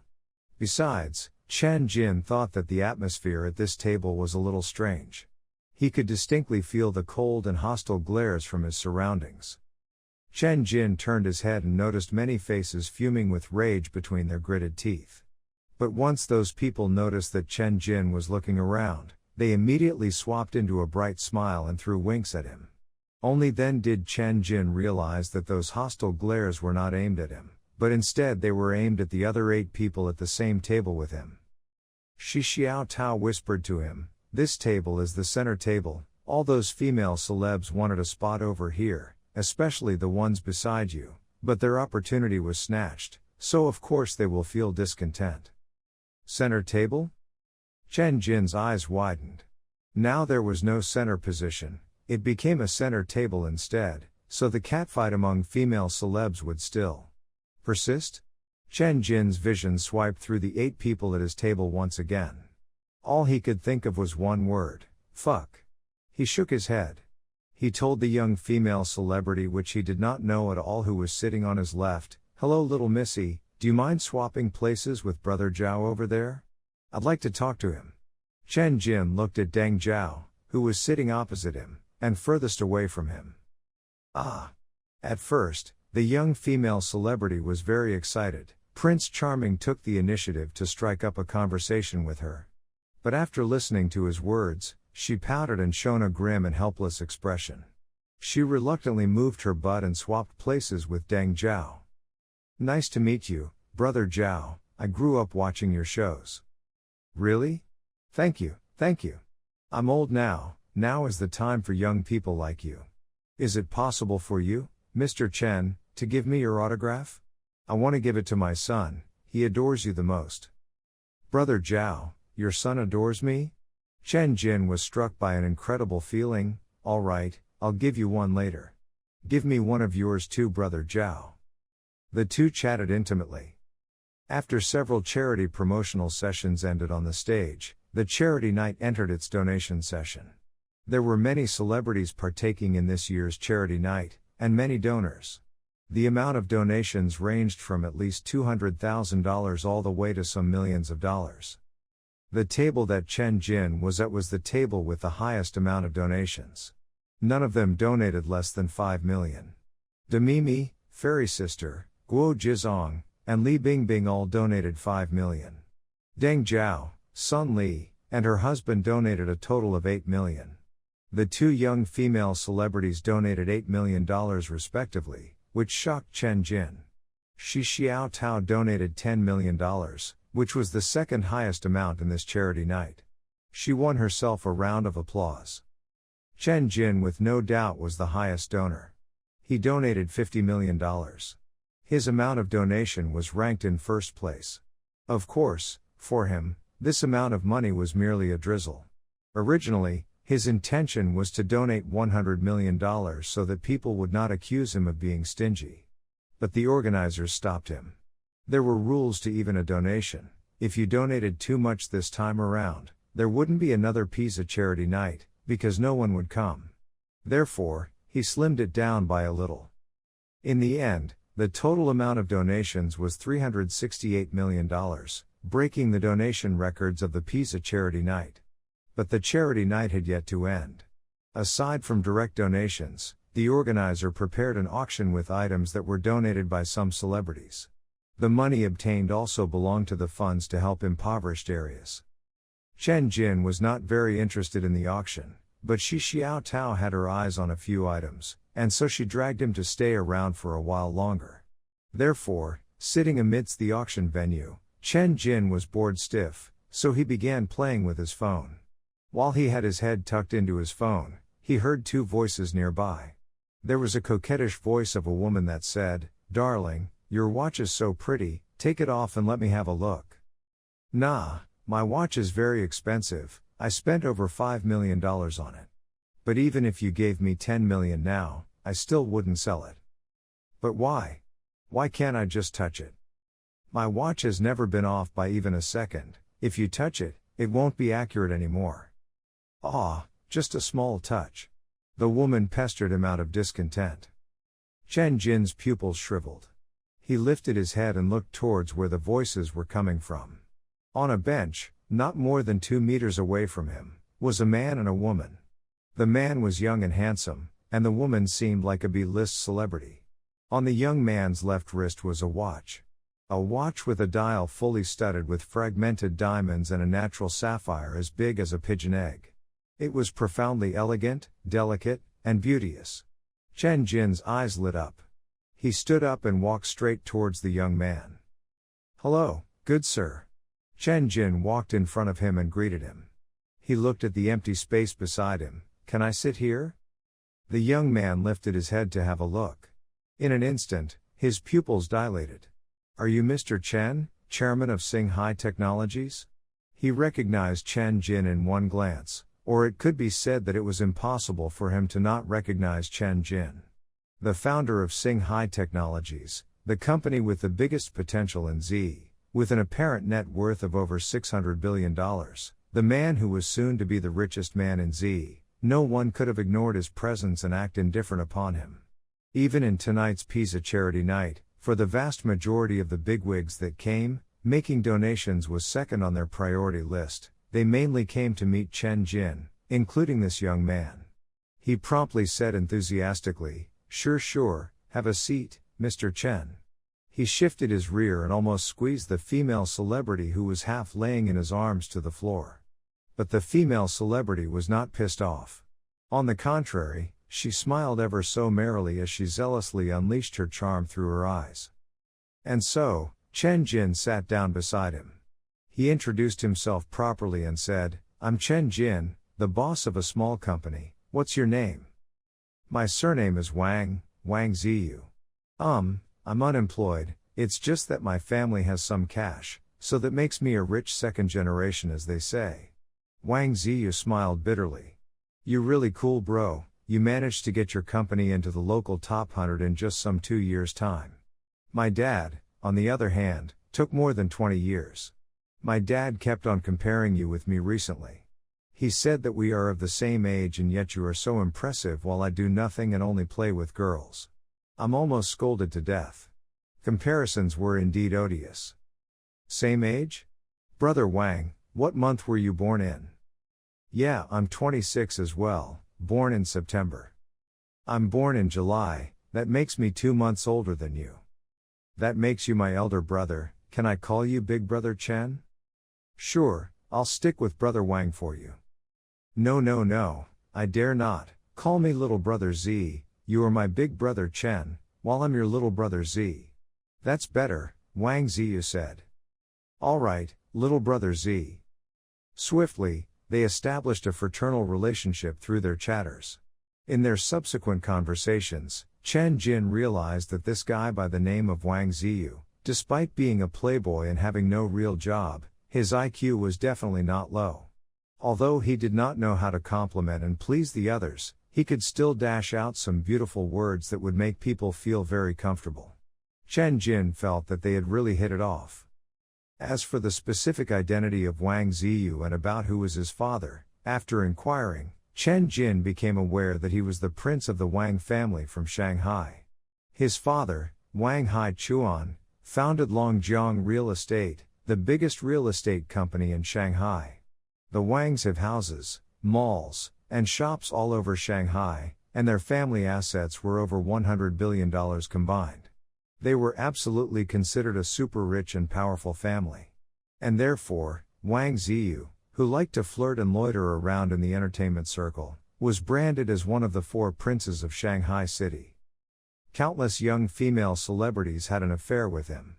As a veteran playboy within the entertainment circle, Wang Ziyu chuckled at Chen Jin and said, "Big Brother Chen, are you interested in any female celebs in the field?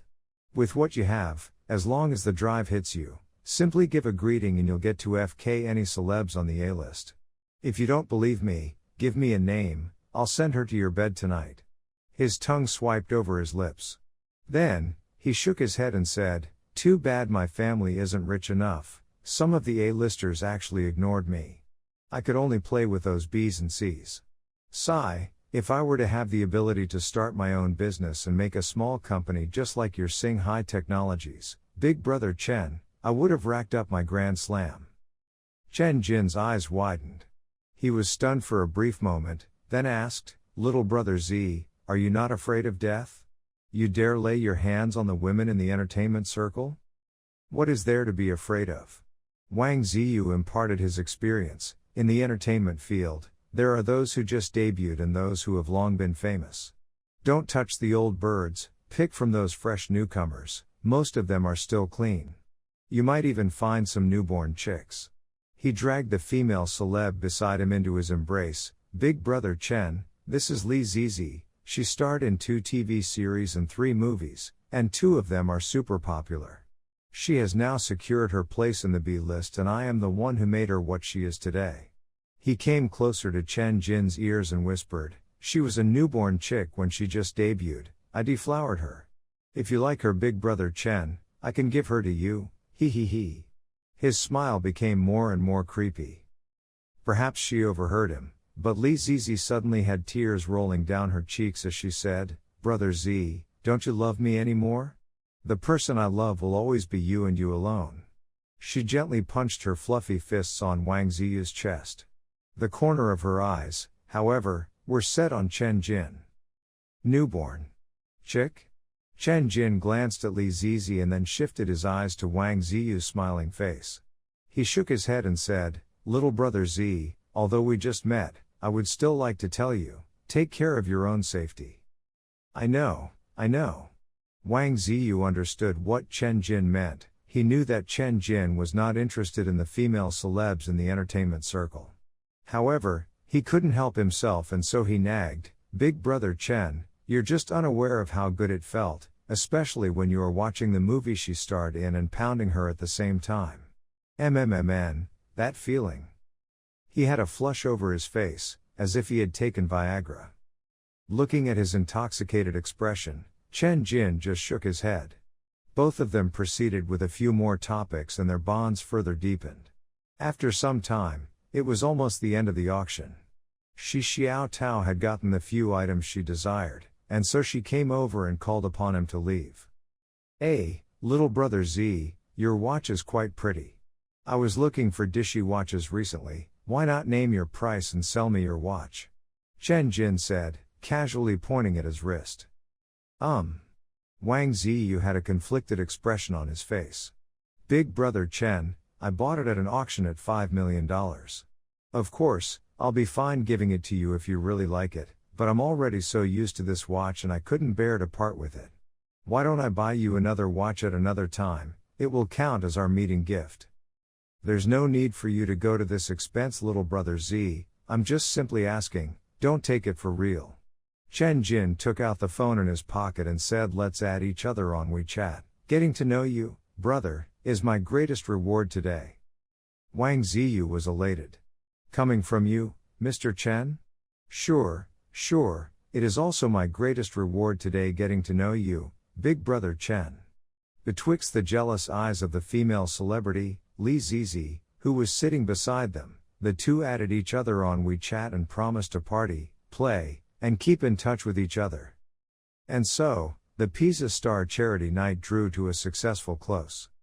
At Junting Grand Court, Villa 8, around 2 o'clock in the morning, inside his bedroom, Chen Jin was not yet asleep. He was standing in front of a holographic projector, looking at the holograph projected in the air. The image was of another luxurious villa, some 20 kilometers away from Junting Grand Court. The micro-monitors that he had deployed just now had already seeped into every corner of the villa. Especially in one of the rooms in the villa, there were more than 100 micro-monitors the size of a grain densely distributed over the room. Not only could they send over pictures, but they could also do a sound recording as well. At that moment, Chen Jin saw an image not suitable for children. "Ah, so great. So great. You're so great, darling. You're so great. I love you. Ah, I'm dying, ah." At such a deep night, looking at Wang Ziyu in the projection who was still extensively plowing off the field, Chen Jin shook his head and sighed. More than 2 years had passed. The last atomic watch that had been lost and wandering out in the world had been found. It was currently the timepiece worn by Wang Ziyu, a young master from a rich and powerful family. He had now become Chen Jin's brother Z. With this watch, Wang Ziyu was also monitored 24 hours a day. Chen Jin would not act rationally if Wang Ziyu ever realized that there was something suspicious about it. He simply wanted to continue monitoring Wang Ziyu.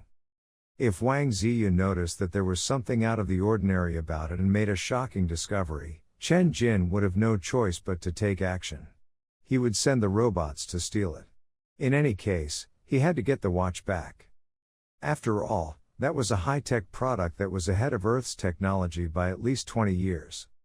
Hence, it was said that to compensate for a wrong move made at the beginning, a certain amount of energy and cost would have to be incurred to eliminate a hidden pitfall. Was this too silly? Actually, Chen Jin had not realized this either, that such great significance was hidden in an ordinary mechanical watch. In addition, he needed funds for his business. Opening a jewelry shop required some tens of millions, and starting a company required even more. How would he acquire those funds? And at such a rapid speed? He could not think of a better way than to start reselling jewelry at a profit. Now that the last hidden thread had been discovered and was placed under monitoring, Chen Jin could finally put his worries to rest. Moreover, with Brother Z's brainless behavior, which was led by his DCK, It would be surprising if he ever realized that something was off about that atomic watch on his wrist, thus he was not too worried. Of course, disaster could strike even with the best preparations. To ensure that things did not get out of hand, he had to get that atomic watch back as soon as possible. He must thoroughly eliminate the hidden threat. A certain technique and patience were needed for this. He could not be too impatient. The more impulsively he might act, the greater his lack of finesse. The target might even notice some kind of problem. He couldn't just treat anyone like an idiot. Chen Jin muttered, "I'm aiming for that watch. Brother Z, I'm going to become your best friend." The next day, after a sumptuous breakfast, in the East Wing, Chen Jin and Shi Xiaotao sat in a living room with floor-to-ceiling glass walls. They were having an in-depth discussion about Shi Xiaotao not having returned to Hanghu City immediately. Instead, she had slept in one of the villa's guest rooms. A cup of coffee sat in front of Chen Jin. He crossed his legs and asked, "Xiaotao, what genre will your next movie be? Do you have any plans?" "Not yet." Shi Xiaotao shook her head. "My brain is blank after completing the production of Hua 2. I don't want to do anything. I just want to have a good rest and go on a vacation with my parents." The production process of Hua 2 had been grueling. She had become physically and emotionally exhausted. Besides her parents, nobody else knew the price that she had paid, including sleeping only 4 or 5 hours a night for several months in a row. She didn't want to tell others of her harrowing experience, though, as she was the director with 2 $10 billion movies, making her the youngest and most successful director in the country. She was now highly respected and considered the best in her industry. Even when her difficulties seemed intolerable, she would never articulate them. Too many people were worse off than her. Chen Jin nodded. "You really do need a good rest. Take half a year off to recuperate." "It's impossible to take 6 months off. I have a few hundred employees at the studio waiting for me to give them work. If I took off for 6 months, they'd all find other work. At most, I can take 3 months off to rest, and I'll have to start working again after that." "What about your next work? What do you have in mind? Do you want to continue making animation? You're certainly good at it, or do you want to branch out into other genres?" After some thought, Shi Xiaotao said, "President Chen, if I continue to produce animation, can I be the director and producer for Hua 3? I'm so familiar with this series now." She asked for the production rights for the movie in a straightforward manner. The Hua IP had unimaginable value. At least another tens of billions in box office sales were waiting to be earned. Of course, she definitely wanted to possess the IP rights. She would never give up on trying to get them just because she was tired. Tons of other directors were fighting to get their hands on this IP, as well. She would have to be an idiot to say that she wasn't working anymore. She had been considering experimenting with a different genre for her next movie just to do something challenging. She wanted to avoid being restricted by the storyline of a particular series and end up stereotyped by others. Such labels were almost impossible to get rid of, and she never wanted anyone to think that she doesn't have the ability to tackle other movie types. That would drastically narrow her career as a director and be a terrible career end. Shi Xiaotao had a variety of stories that she wanted to produce, and she couldn't only specialize in animation. Chen Jin said, "I can give you the production rights to Hua 3, but can you come up with a better storyline?" "That would be difficult." Shi Xiaotao shook her head. "It gets harder to produce a movie toward the end of a series. It's more challenging to create conflicts to drive the progression of the story, but the Hua series is an exception. We can continue to add new characters into the story. For example, if Singhai Technologies were to produce a new robot again, we could add it into the movie as a new character. The movie helps to publicize the product and, in return, the product, as a new character, can help to produce more stories. The audience will eagerly anticipate the product features and the narrative." She looked at Chen Jin and asked, "President Chen, is your company developing a new robot? Because, if that's happening, I can start the production of Hua 3. A new character would mean new conflicts and, above all, a sense of novelty to an ongoing series. With Hua 2 as a success, audiences would be sufficiently interested in buying tickets to Wawa 3, even if its plot was somewhat cliché. The filmmaking circles had dubbed this model of success the Wawa model. No. Chen Jin spread his hands. In regard to the household robots, Sing High Technologies will stop at the Bang Bang robot for now. Currently, there's only Wawa and Bang Bang. The consumers will not be able to afford any more new household robots. My company will only continue to upgrade and perfect these two products. The focus of his new product development had turned toward industrial robots, and audiences weren't too interested in those, hence it was impossible to add them as new characters in Wawa 3. Shi Xiaotao would have to continue mining for hidden gems and finding new inspiration on the foundations of Wawa 2. Then, I will have to come up with an excellent script. It will take a long time for me to polish the story. President Chen, I need at least 2 years to finish the production for Wawa 3. Take your time. Just give me the script to look over when the time comes.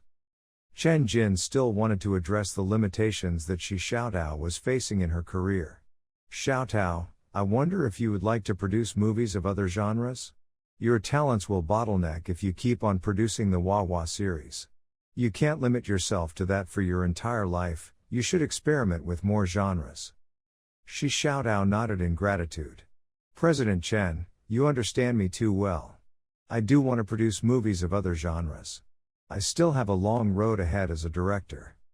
Xiaotao, I can't provide much assistance for other genres of movies, but, if it's a sci-fi movie, I can provide technical support. For example, professional rendering engines for special effects, overall optimization in post-production, etc. I can help with all of these. For urban and comedy movies, you're on your own. Really, President Chen? Shi Xiaotao was overjoyed. President Chen, actually I do really want to make a sci-fi movie. It's great that you're willing to help. Any technical assistance provided by Sing High Technologies would be very impressive, and with that offer she decided to make a sci-fi movie for her next production. With this, they agreed on their collaboration. Shi Xiaotao left Shanghai on a happy note, but a twist soon developed. A paparazzo had sneakily photographed her leaving Junting Grand Court with a flushed face. That same day, the scandalous news hit. Two-time billion-dollar director stayed overnight at a company president's villa broke out on all the online entertainment news sites. It topped the search engines and led to countless rumors and speculation. In an instant, Shi Xiaotao was swallowed into the vortex of public opinion, and her reputation was heavily damaged. She posted an explanation. I was only having a serious discussion with President Chen on further collaboration in filmmaking. But her comment backfired, and the netizens shared even wilder stories and countless scenarios. Shi Xiaotao was so angry that she cried. Chen Jin's response toward this matter was straightforward and simple. This has been reposted far more than 500 times. The police have been informed. That particular paparazzo was sitting in jail a few days later, but the malicious conjectures had damaged reputations that would never be fully repaired. In a pink bedroom. After refreshing the Weibo page on her mobile.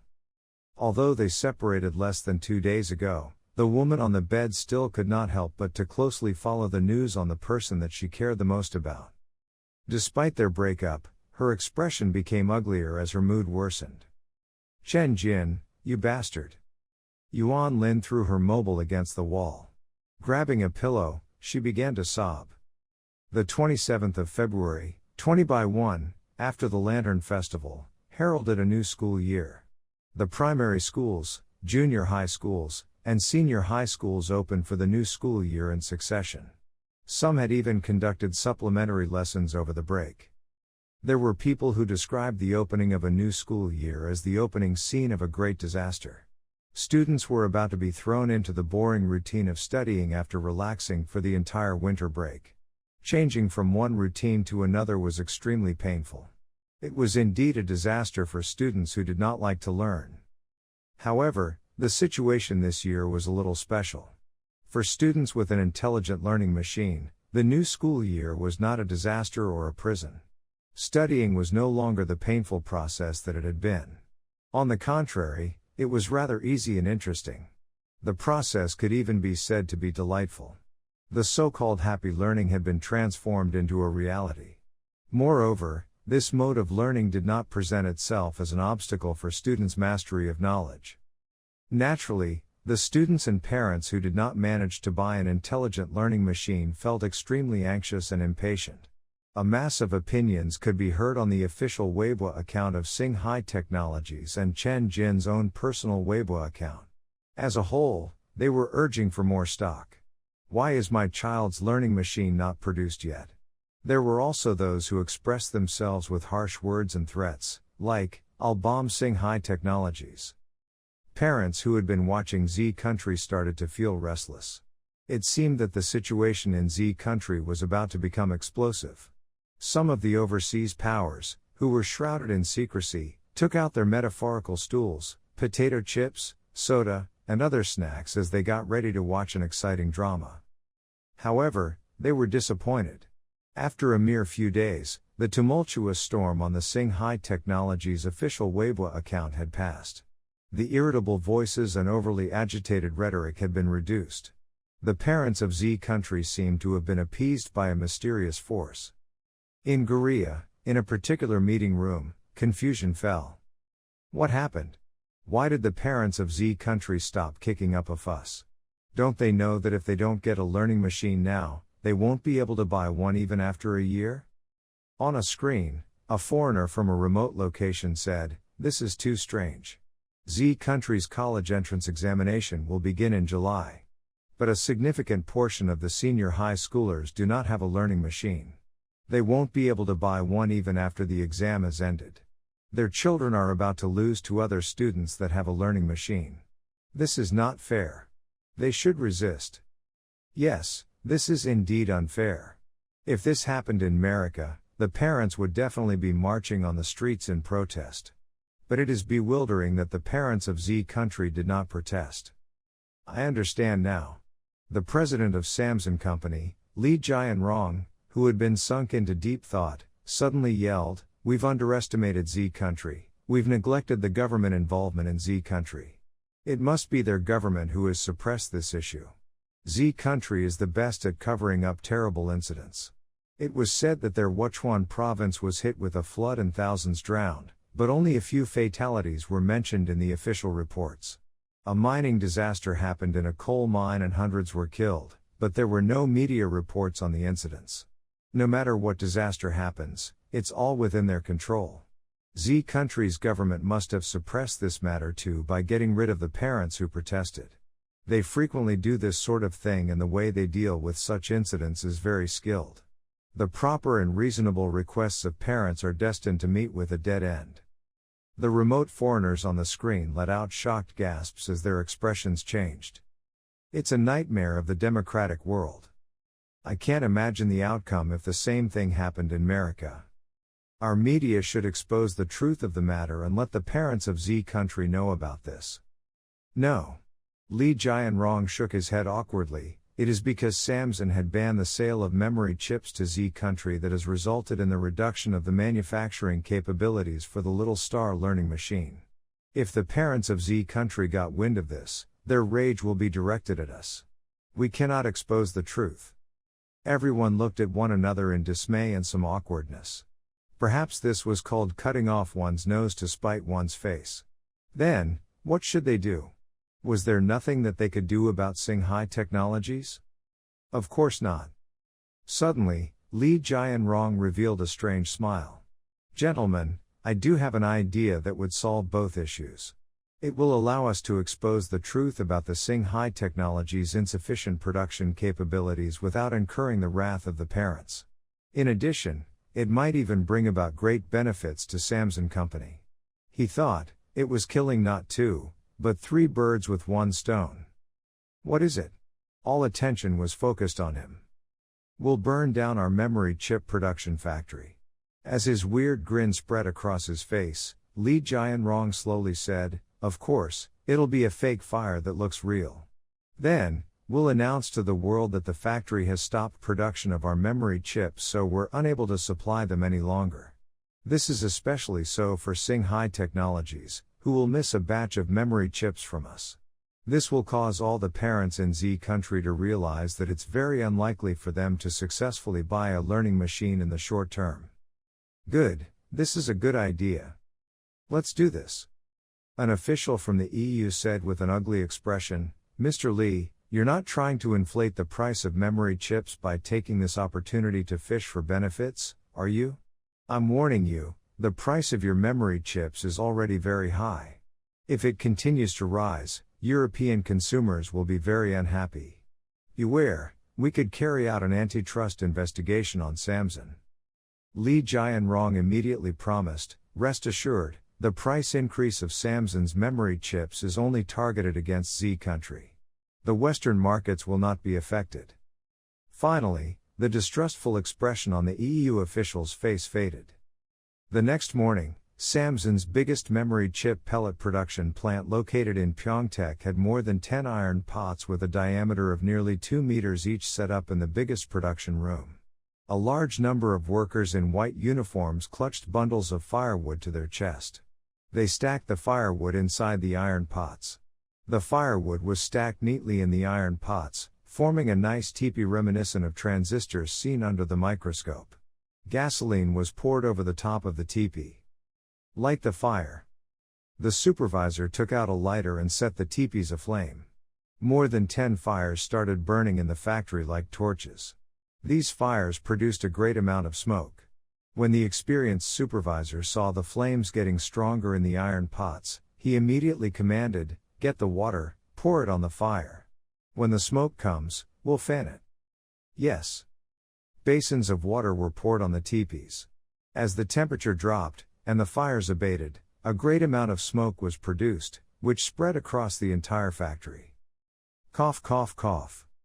The smoke choked the workers and many started coughing. However, this could not stop their excited discussion. This single plant produces 40% of the world's DDR4 memory chips. Once it is hit by an accident, the price of the chips will rise by at least 30%. With the smoke from 15 pots, it should rise by at least 50%. The worker continued with a hearty laugh, our salaries will rise. Cough, cough, cough. He immediately choked on the smoke and started coughing heavily. The supervisor's voice rang out, make more smoke. That afternoon in the president's office, the president's assistant presented the photographs of the fire to Lee Jianrong. In the photos, thick smoke roiled as government fire trucks spraying water completed the scene. Lee Jianrong nodded with satisfaction. Good, very good. Suddenly, the phone rang. Lee Jianrong picked up the phone and placed it against his ear. He heard a panicked voice saying, President, bad news. The smoke has gotten out of control. A large amount of smoke particles penetrated our clean room via the ventilation duct. The production equipment has been contaminated. The wafers on the production lines are useless now. We have to stop production for at least a month to clean up the plant. Our immediate financial losses are over 200 million. 200 million? The smile froze on his face as he raged. You get half a month to clean up the contamination and restart the production lines. President, we need at least 20 days. Lee Jianrong hanged up. His expression was cold. Gritting his teeth, he promised, 200 million crossing high technologies. You will pay the price for that. At 2 p.m., Samsung Company posted some photos on their Weibo account based in Z country, showing how their factory was engulfed in smoke. They posted an announcement, saying, our memory chip production factory was burned down. 3 crying emojis. With a special call out to its Sing High Technologies, we're sorry, we can't supply you with memory chips from today onwards. Once this news was announced, it fired off a great sensation and plunged countless netizens of Z country into an intense discussion. Samsung's memory chip factory is burning again. Again? That's weird. More than 10 fire incidents have happened to them over the past few years. Why the FK are they still using this move? They can simply say that they are raising their prices. It's disgusting how they keep playing this same old game. I've been trying to save up for a new computer for 5 years. And each time, either the price of the memory chip or the price of CPU increased. After that, It was a price increase in their hard disk, and later on, an increase in the price of their graphics card. I'm still using my old computer right now. Haha, the price of their memory chips on Taobao started to rise less than 5 minutes after this announcement was made. Our domestic merchants are starting to hoard memory chips like crazy. The smart ones will buy all that they can right now. The price will definitely double after some time. I would like to ask, where are our homegrown memory chips? Why is there no news about them? Those boorish Goryans keep tormenting us. Our local manufacturers, take some action. I swear that I will never buy memory chips from Korea again. But where are our domestic chips? I don't care if it's DDR4 or DDR3, I'll definitely buy them as long as they are produced by domestic manufacturers. The collective online sentiment was one of excitement and agitation. All the netizens were asking about domestic memory chips. The Goryans repeatedly experienced fire incidences in their factories. When could they finally treat it as the cheap trick that it was and totally disregard such news? Unlike the netizens who expressed their anger and helplessness, the vast majority of the parents in Z country started panicking the moment they knew that the break in the supply of memory chips from Samsung would severely affect Singhai Technologies' production of the intelligent learning machine. In an instant, rumors started to fly. Fear and panic spread. What? 80% of Singhai Technologies' memory chips come from Samsung, and the current production of Little Star learning machines is only 20% of its previous production volume? They can't produce the learning machines without memory chips? 20% of 200,000 units. The quantity of learning machines produced daily has dropped to 40,000 units. They can produce only a maximum of 15 million units in a year. They need at least 10 years to produce sufficient quantities for every student to have one learning machine. 10 years? My child would have graduated from university. My child is now in his second year of senior high school. He can't afford to even wait for 6 months. My child is taking the college entrance exam this year. He can't wait for even one more day. At this point, the parents exploded. They could no longer stay passive. Some, who were more agitated, had already started planning to take excessive measures. At that moment, Singhai Technologies and the Department of Education were faced with great pressure from the parents. The customer service hotline of Singhai Technologies was bombarded with calls. Countless parents were venting, complaining, or crying on Weibo. What about my child? My son is a positive and cheerful child. But because his class ranking dropped consistently, he's now feeling extremely inferior and sensitive. Only the learning machine can save him. Singhai Technologies, how did you choose to make a product like the learning machine, but not make it sufficiently available to all? Since you can't promise that every child can have one, why did you make this product that will cause harm to people like me? You need 10 years to produce a sufficient quantity of learning machines. Haha, I'll bomb you today. Let's go to Singhai Technologies together. I'll get my child a learning machine even if I have to give up my life for it. Let's go together.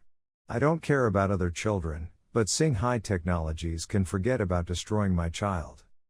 A big group of parents started colluding in private. They would get a learning machine no matter what it took. They would not hesitate to sacrifice their lives for it. A crisis of an unimaginable scale was about to overwhelm Singhai Technologies. However, several authoritative news announcements were sent to the public from Singhai Technologies' official website and Weibo. This was also complemented by a news conference organized by the Department of Education. The provocation and commotion caused by the parents swiftly calmed. February, 20/1. Taking into account both the Little Star second generation and the Educational Machine 2.0, there are a combined total of 10.31 million learning machines produced. All these units are supplied to the junior and senior high schoolers in their third year. In addition, there are 5 million pioneer units. After excluding the 3 million humanities students, as much as 83.3% of the science student body is in possession of a learning machine. This has basically solved the needs of the students in their last junior and senior year of high school. 83% was a very high proportion. It was reasonable to term it as a full coverage, as there was a portion of parents who were either unable to afford it or were unwilling to pay for it. Hence, parents of the students in their third year of junior or senior high were deliberately making trouble and disrupting the stability of society by creating a disturbance now. Therefore, the needs of the students in their third year of junior or senior high had been satisfactorily met. However, there were also a large number of emotionally unstable parents whose children were only in the first and second year of junior and senior high. To these parents, the Department of Education commented, "We are still increasing the production capacity of our learning machines. Our current production numbers are about 300,000 units per day. We need only a maximum of 1 year to meet the needs of all students. There is no issue regarding any reduction in our production. Please refrain from taking the online rumors at face value." Liar. Immediately, a reporter raised a question. Samsung's factory has burned down and the supply of their memory chips has stopped. The production volume of High Technology's learning machines will be dramatically reduced by at least 70%. How can they be producing 300,000 units per day? The spokesperson for the Department of Education looked at him in astonishment. Samsung has stopped supplying memory chips to us since last month. I don't know why their factory only burned down this month. Our learning machines currently employ memory chips from our local Purple Ray Technologies. We have achieved a 100% rate of domestic production. The supply issue from Samsung does not affect us. The reporter was shocked. Impossible, that's impossible. The production rate of Purple Ray is extremely low. It's not possible to achieve a production capacity of 300,000 chips per day. The spokesperson sent by Purple Ray stepped in. Excuse me, but Purple Ray is producing 350,000 DDR3 memory chips daily. The second memory chip factory will start production next month. Its daily production will exceed 700,000 chips. After refining production processes and increasing the yield, daily production volume will exceed 1 million chips. We will never face a shortage of memory chips, and issues of quantity will not be an obstacle in the production of the learning machines. This announcement sent the reporter reeling. That was right. In just a short half a month, Purple Ray had increased the yield of its DDR3 production. It had been dramatically increased from 27.3% to 68.2%. The production rate had also risen by 20%. The daily production volume of the memory chips had exceeded 350,000 units. So how was this achieved? Of course, people had sacrificed much of their lives for it. Upon entering the fourth development plan of High Technologies, the group of engineers sent there by Purple Ray witnessed the technological prowess of the virtual factory. They were so impressed that they started to laugh and cry at the same time, like lunatics. Then, they plunged themselves into a state of constant work. They did not sleep. These engineers virtually did not sleep. If they were tired, they would close their eyes for a bit and then they would throw themselves back into work again. They worked 24 hours a day. In a mere 10 days, they had constructed the production plant and the virtual factory. After which, they used another 1 month or so to raise the yield and the production rate to a satisfactory degree. The adjustments were also completed in the physical factory at the same time. Mass production had begun a few days ago. Using only 40-some days, they had preliminarily solved the supply shortage of memory chips. During this process, many outstanding engineers from Purple Ray had collapsed from exhaustion. Impossible. This is totally impossible. The reporter staggered back in shock. In a moment of panic, he had revealed his special identity. Following the announcement, High Technologies explained the causes and consequences of the matter in detail on their Weibo account. Some shocking facts were revealed. In actual fact, Samsung Company destroyed our contract more than a month ago in a one-sided decision to stop supplying memory chips. Changcheng Electric OEM immediately sank into a difficult situation where they did not have enough materials to work with. We employed some special tactics and solved the supply issue at the very last minute. After which, we began our technical collaboration with Purple Ray Technologies immediately. We spent more than a month tackling key technological problems before finally solving the production issues of our memory chips. Many excellent engineers had collapsed from exhaustion during this process. The production capacity of the DDR3 memory chips increased 3 times, and with this, we have finally met the production demands for the learning machine. Our engineers are really noble. Although their salaries are not high, they were willing to sacrifice everything to establish a stable domestic production of memory chips. This is a solemn announcement from Singhai Technologies. We will never use memory chips or any other core components produced by Samsung in our products. The announcement continued, Singhai Technologies will fully enter the field of chip manufacturing. Together with Zhongxin Internationals and Purple Ray Group, we will develop and produce our own CPU, memory chips and storage. We will thoroughly free ourselves from dependence on foreign companies. We would also like to call out to all citizens to support domestic CPUs and memory chips. Please give us one more chance and a little more time. Our engineers are working hard. They will definitely not disappoint you. It's not a good feeling to be subjected to the will of others. Samsung's memory production plant is burning down every few days. I believe that everyone knows the reason why. How do we avoid getting extorted by them each time? How do we buy the products that we need at a reasonable price? There is no way except this: support domestic products. Everyone, please support domestic products. The shocking facts revealed by Singhai Technologies immediately caused a sensation online. This effectively pushed Samsung into the center of the storm as the collective sentiments of Z countries' netizens boiled over. Samsung would be thoroughly drowned in the shock and rage from the large numbers of parents. They had destroyed themselves with their own game. Samsung's plan of killing 3 birds with 1 stone had totally fallen apart. Samsung Company's official Weibo account was flooded with rants from netizens. I'll never buy any product from Samsung again. Resist Samsung. Samsung, get out of Z country. Take your memory chips and screens with you and scram. The vast numbers of parents also rained a torrent of abuse on Samsung. This damn Gorian company deserves to die. You're too wicked. You think to damage us in such a way that my child can't get into a good university. Let's go and trash Samsung. I'll never go to Korea for holiday again or buy their cosmetics. If my child continues to pay so much attention to their idols, I'll beat them to death. Everyone in Z country was venting about Samsung as they heaped abuse upon abuse on the company. The company had no choice but to suspend its Weibo account. They did not make any responses or comments as they hid their heads like a tortoise when faced with danger. Even so, the personnel in charge that was stationed in Z country received a beating from a random young man. In addition, the company's factories in Z country suffered attacks and trashings from many angry netizens. The Z citizens working in the Samsung factories could not bear the great pressure from public opinion and many chose to resign. Many customers requested that mobile retailers withdrew Samsung's products from their business showrooms, or else they would smash every single Samsung product that they saw. Samsung's profits faced a battering, and the losses were huge. But this was far from enough.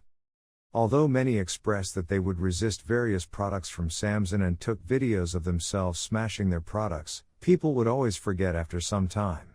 They would continue to buy what they needed to buy, and go where they wanted to go. These people had a short-term memory. As for the more determined netizens, they were not unwilling to fork out the money or support domestic products. But, where were these products? They wanted to buy a 100% domestically manufactured mobile phone, with the CPU, screen and memory chip produced by local companies, but they could not find such a phone on the market. This world was marked by a globalized economy and industrial cooperation. Even the superpower America could not accomplish something like producing all the core components in a product. Therefore, no matter how much those nationalistic netizens wanted to support domestic products, the mobile phone that they bought would, in the end, still contain Samsung-made components. They would very likely still contribute to the revenue of their most hated company. Unless they did not buy mobile phones at all. However, Chen Jin had decided to change this current state. He would take this opportunity to stab Samsung where it hurt the most. He picked up his phone and called Brother Lei to explain his idea. Brother Lei was shocked as he listened. You're saying that you want me to produce a 100% domestic mobile phone that uses locally sourced and produced CPU, screen, memory chip, and storage, as well as other essential components? And you want to introduce this product on the market so that consumers who support domestic products can buy a real domestic phone? Brother Chen, are you joking? Even Huawei, with its powerful technological prowess, can't produce a 100% domestic mobile phone. The company has its own Kirin CPU and is a shareholder and strategic partner of Oriental Crystal. However, in terms of its essential mobile phone components, Huawei has only achieved full domestic production for its CPU and screen.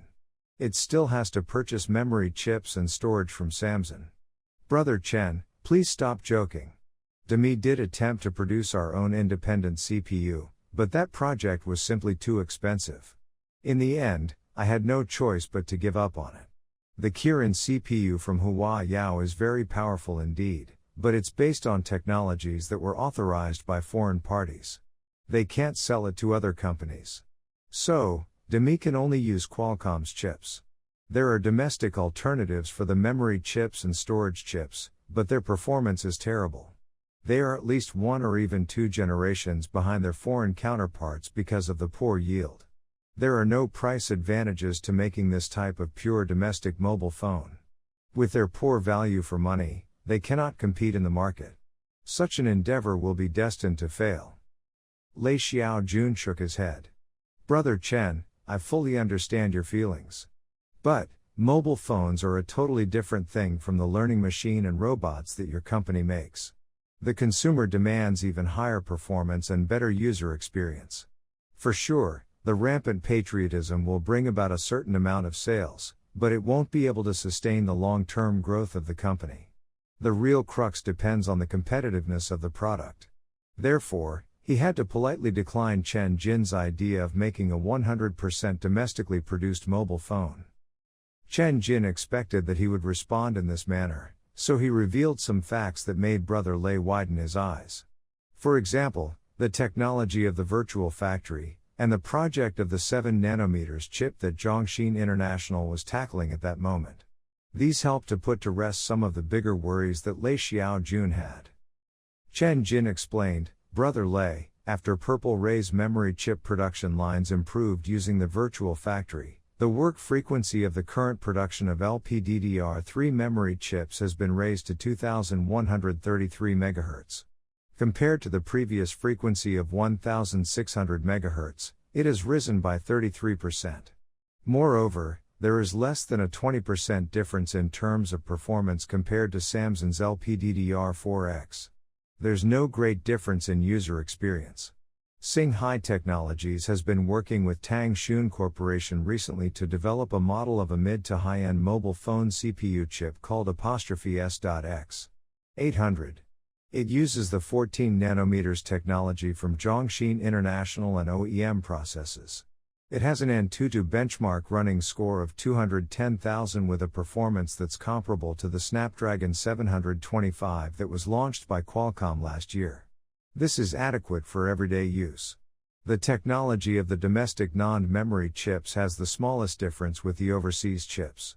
We have ample production capacities for the non-chips. I've heard that the Demi company is already using universal flash storage chips produced by Dejiang Storage Chips factories in a portion of your mid to high-end range of mobile phones. As for their performance, I'm sure you know best. And with the screens from Oriental Crystal. Chen Jin paused for a moment, smiling. Brother Lei, if your Demi company could launch a mid-range mobile phone that is 100% domestically produced, I'm sure that many people would buy it as long as the price is reasonable. I would even say that the image of Demi will greatly improve in the public's eyes in the instant that you announce you'll be producing a 100% domestic phone. It might even redeem Demi's reputation, which suffered severe damage when it was issued a huge penalty last year by the EU. Brother Lei's eyes brightened with this reminder. He was motivated by the potential rewards and nodded. Brother Chen, you have made an excellent suggestion. I'll get someone to immediately announce that Demi will be making a 100% domestic mobile phone. Chen Jin continued to pump up his spirits. There is no need for apprehensions. If Samsung places any sanctions against Demi and bans the sale of Demi's mobile phones, Singhai Technologies will help you solve the problem. With the virtual factory, We'll catch up with the technological difference in 2 years and produce a higher performing chip. Demi simply has to establish the reputation of a 100% domestic mobile phone. This will surely bring about great benefits to your company. Brother Lei nodded. Yes. This is very good. Due to the lack of innovation, the business performance of Demi's mobile phones had weakened in the past 2 years. Their sales volume was less than half of Hua Yao's. If he did not think of a way to remedy the situation, the market share of Demi's mobile phones would only get smaller. Chen Jin's suggestion for Demi to make a 100% domestic mobile phone could be the best plan to reverse the decline in their fortunes. On that very same night, Brother Lei, who had accepted Chen Jin's suggestion, announced on various platforms that Demi would be producing a 100% domestic mobile phone with fully independent core components. Once this news was announced, the netizens gave an enthusiastic response. Support Brother Lei, support Demi. As long as Demi introduces a 100% domestic mobile phone and Brother Lei doesn't try to play his cheap marketing tricks, I'll buy one for sure. There's no need for me to get a new mobile right now. But, I must get a 100% domestically produced mobile. I'm a Mi fan from the company's early years who have returned back into the fold. I hope that Brother Lei can deliver on his promise and not waste our patriotism on nothing. Demi Company has already made their statement. What about Hua Yao? Did Hua Yao not say if they are going to do a 100% domestically produced mobile phone? Countless netizens inquired on Hua Yao's official Weibo account. Even Demi Company, who doesn't have much in the area of essential technologies, has announced that they are making a 100% domestic mobile phone. Where's your action, Hua Yao?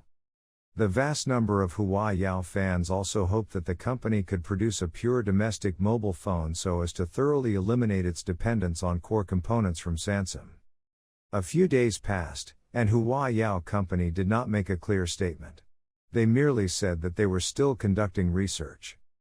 Chen Jin made a personal phone call to the executive chairman of Hua Yao, Zhao Ming, and inquired if Hua Yao would like to collaborate with Singhai Technologies to create a 100% domestically produced mobile phone. Zhao Ming replied in a euphemistic tone, "We will consider this but will not take any action in the meantime. Thank you for your kind intentions, President Chen." Chen Jin was extremely doubtful.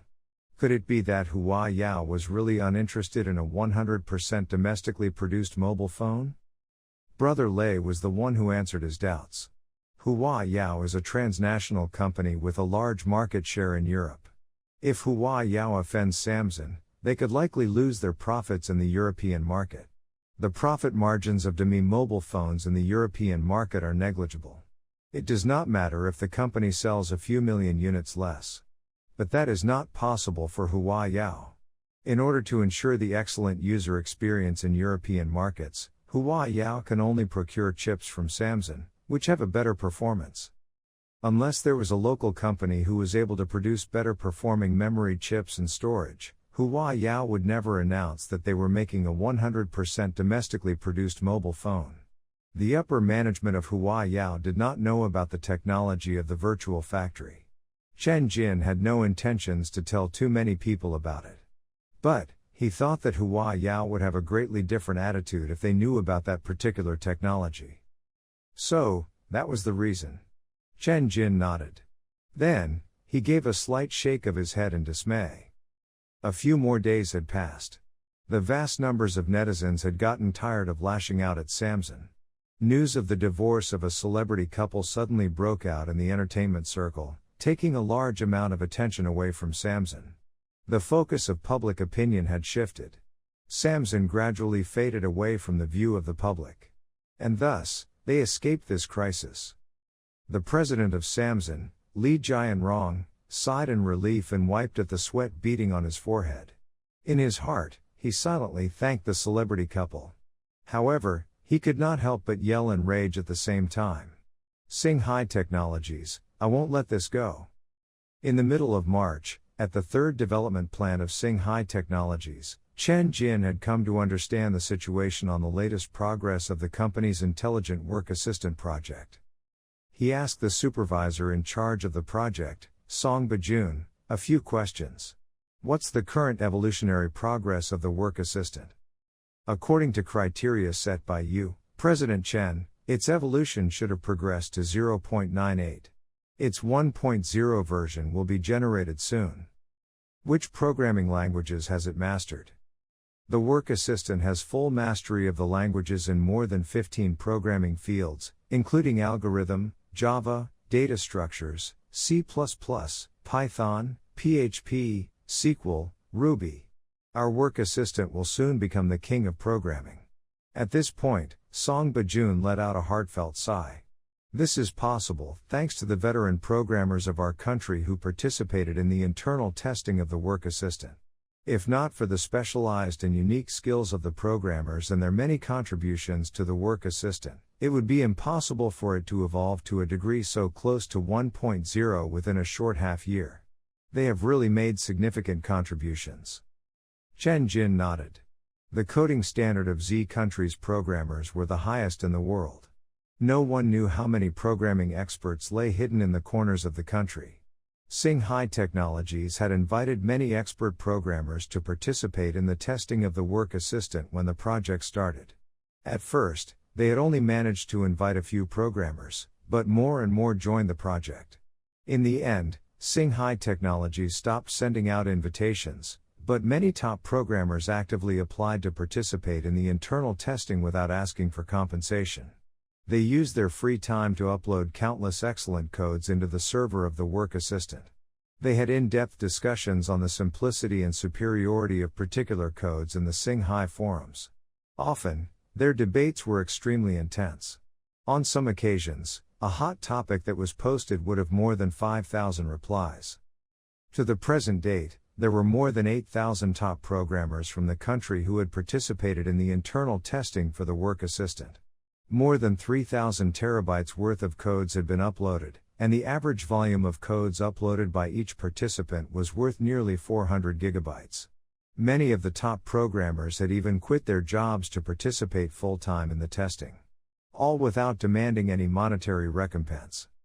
Of course, Chen Jin could not make use of these top talents for free without any expression of gratitude. That was too vile. Hence, he commented on Singhai forums that the programmers who had participated in the testing would have lifetime use of the work assistant entirely free of charge after it was launched. They did not have to pay any fees. In addition, the Smart Learning program could analyze the value of the codes uploaded by the programmers onto the server and allocate contribution points according to the usefulness of the code. For example, an outstanding code with powerful functions and a wide range of uses would be allocated 100 points. Codes that were somewhat valuable would be allocated 10 points. Codes that were the most common would be allocated 0 points. Singhai Technologies would create a contribution ranking chart. All programmers who participated in the project would be able to see their ranks.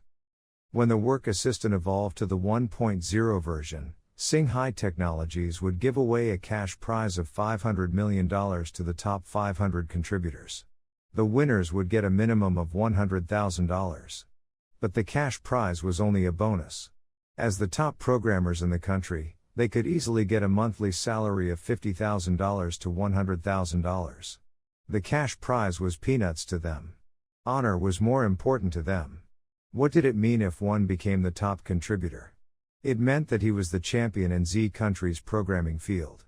He was the most powerful emperor of programming technology. The number one contributor could be called the great emperor of all programmers. The second could be called the emperor of programmers. The third was the king of programmers. The contribution ranking chart created by Singhai Technologies for this testing directly reflected the hierarchy of the top programmers in the country in terms of their strength. The strong and the weak were clearly distinguished. As a whole, many programmers were dull, inarticulate, and low-key in real life. But, in the programming world, they were used to controlling and operating codes to create powerful functions. Because of this, they were very competitive. They were emperors who played with codes that rested within the full control of their hands. Hence, they were set on proving their programming standards to each other in this competition. All of them were vying for either the first, second, or third place. Late at night on the 18th, In Changsha City, at Juoyue Games, the sound of fingers hitting the keyboard could be heard from a meeting room that was adjacent to the computer room. 3 men gathered the tables in a circle and placed the chairs back to back, forming 3 corners. They sat with their backs to each other as they wrote their codes. One would be very surprised to witness this scene. Were they not Juoyue Games chairman Chiu Bajun, manager Gong Wei, and the chief technical inspector Chen Fangzhou? The key personnel of the company's top management were burning the midnight oil to write codes? One should not underestimate them. Each of them were famous in their own right in Z country's programming circle. Chiu Bajun was the first generation of programmers in Z country. He was a pioneer from the country's pre-modern days. He spent a year writing the WPS 1.0 all by himself. Thus, Z country was able to have its own domestic office software. Gong Wei, the founder and leader of Honker Union, had opened the prelude for Z country's hackers to win honor for their country in the Battle of the ZM Hackers in 20x1.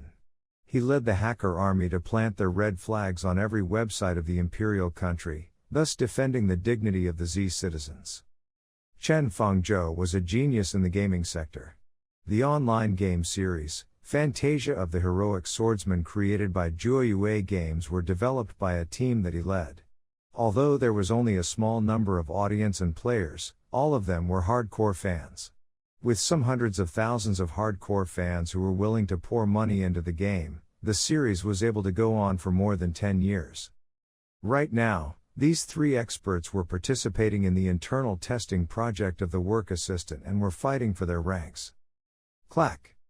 Chiu Bajun hit the enter key with force and submitted the code that he had written. After a moment, the system replied, "The code provided has no significant value. Your contribution points are plus 0.1. Please try harder." Chiu Bajun shook his head. 0.1 is the same as 0 points. It's a mere consolation. He looked at his rank on the contribution chart. Lamenting his 50+ years of age, he sighed. "I'm old, I can't generate any more codes. My brain is getting slower, too. This industry is for the young." Gong Wei turned around and asked, "President Chiu, what's your ranking?" He had also uploaded a series of code and was waiting for the system to analyze its value. Chiu Bajun sighed again. Take a look for yourself." He bent his head aside to allow Gong Wei to look at his ranking. 1013th. You climbed up 2 places since yesterday. Gong Wei stuck up his thumb. "President Chiu, you're nearly 60. This result is really very good. You're indeed a veteran fighter deserving of your title. I've stopped generating codes for more than 10 years. I'm just making use of what I've learned in the long past. It's not bad if I can even rank in the first 1,000. Chiu Bajun had been generating codes with his best efforts for these few days in the hopes of squeezing himself into the top 1,000. That placement would be considered decent. But, as the testing drew towards its end, it became harder to get the contribution points. The work assistant had also evolved to version 0.999. It would be upgraded to version 1.0 within a couple of days and the competition would end. He felt that there was no hope for him to be placed in the top 1,000. At that moment, the system had completed the analysis of the code that Gong Wei had uploaded. The uploaded code has value. Your contribution points are plus 5. Your ranking has risen by 1. With this, he was ranked 500th place. Gong Wei was unsatisfied. This is the performance of someone who was once the leader of the hacker union? Even though more than 20 years have passed, my rank would disappoint many. But that was the way in the programming world. The peak period of a programmer was around 30. It was a rarity for a programmer to continue writing codes past 40 years old.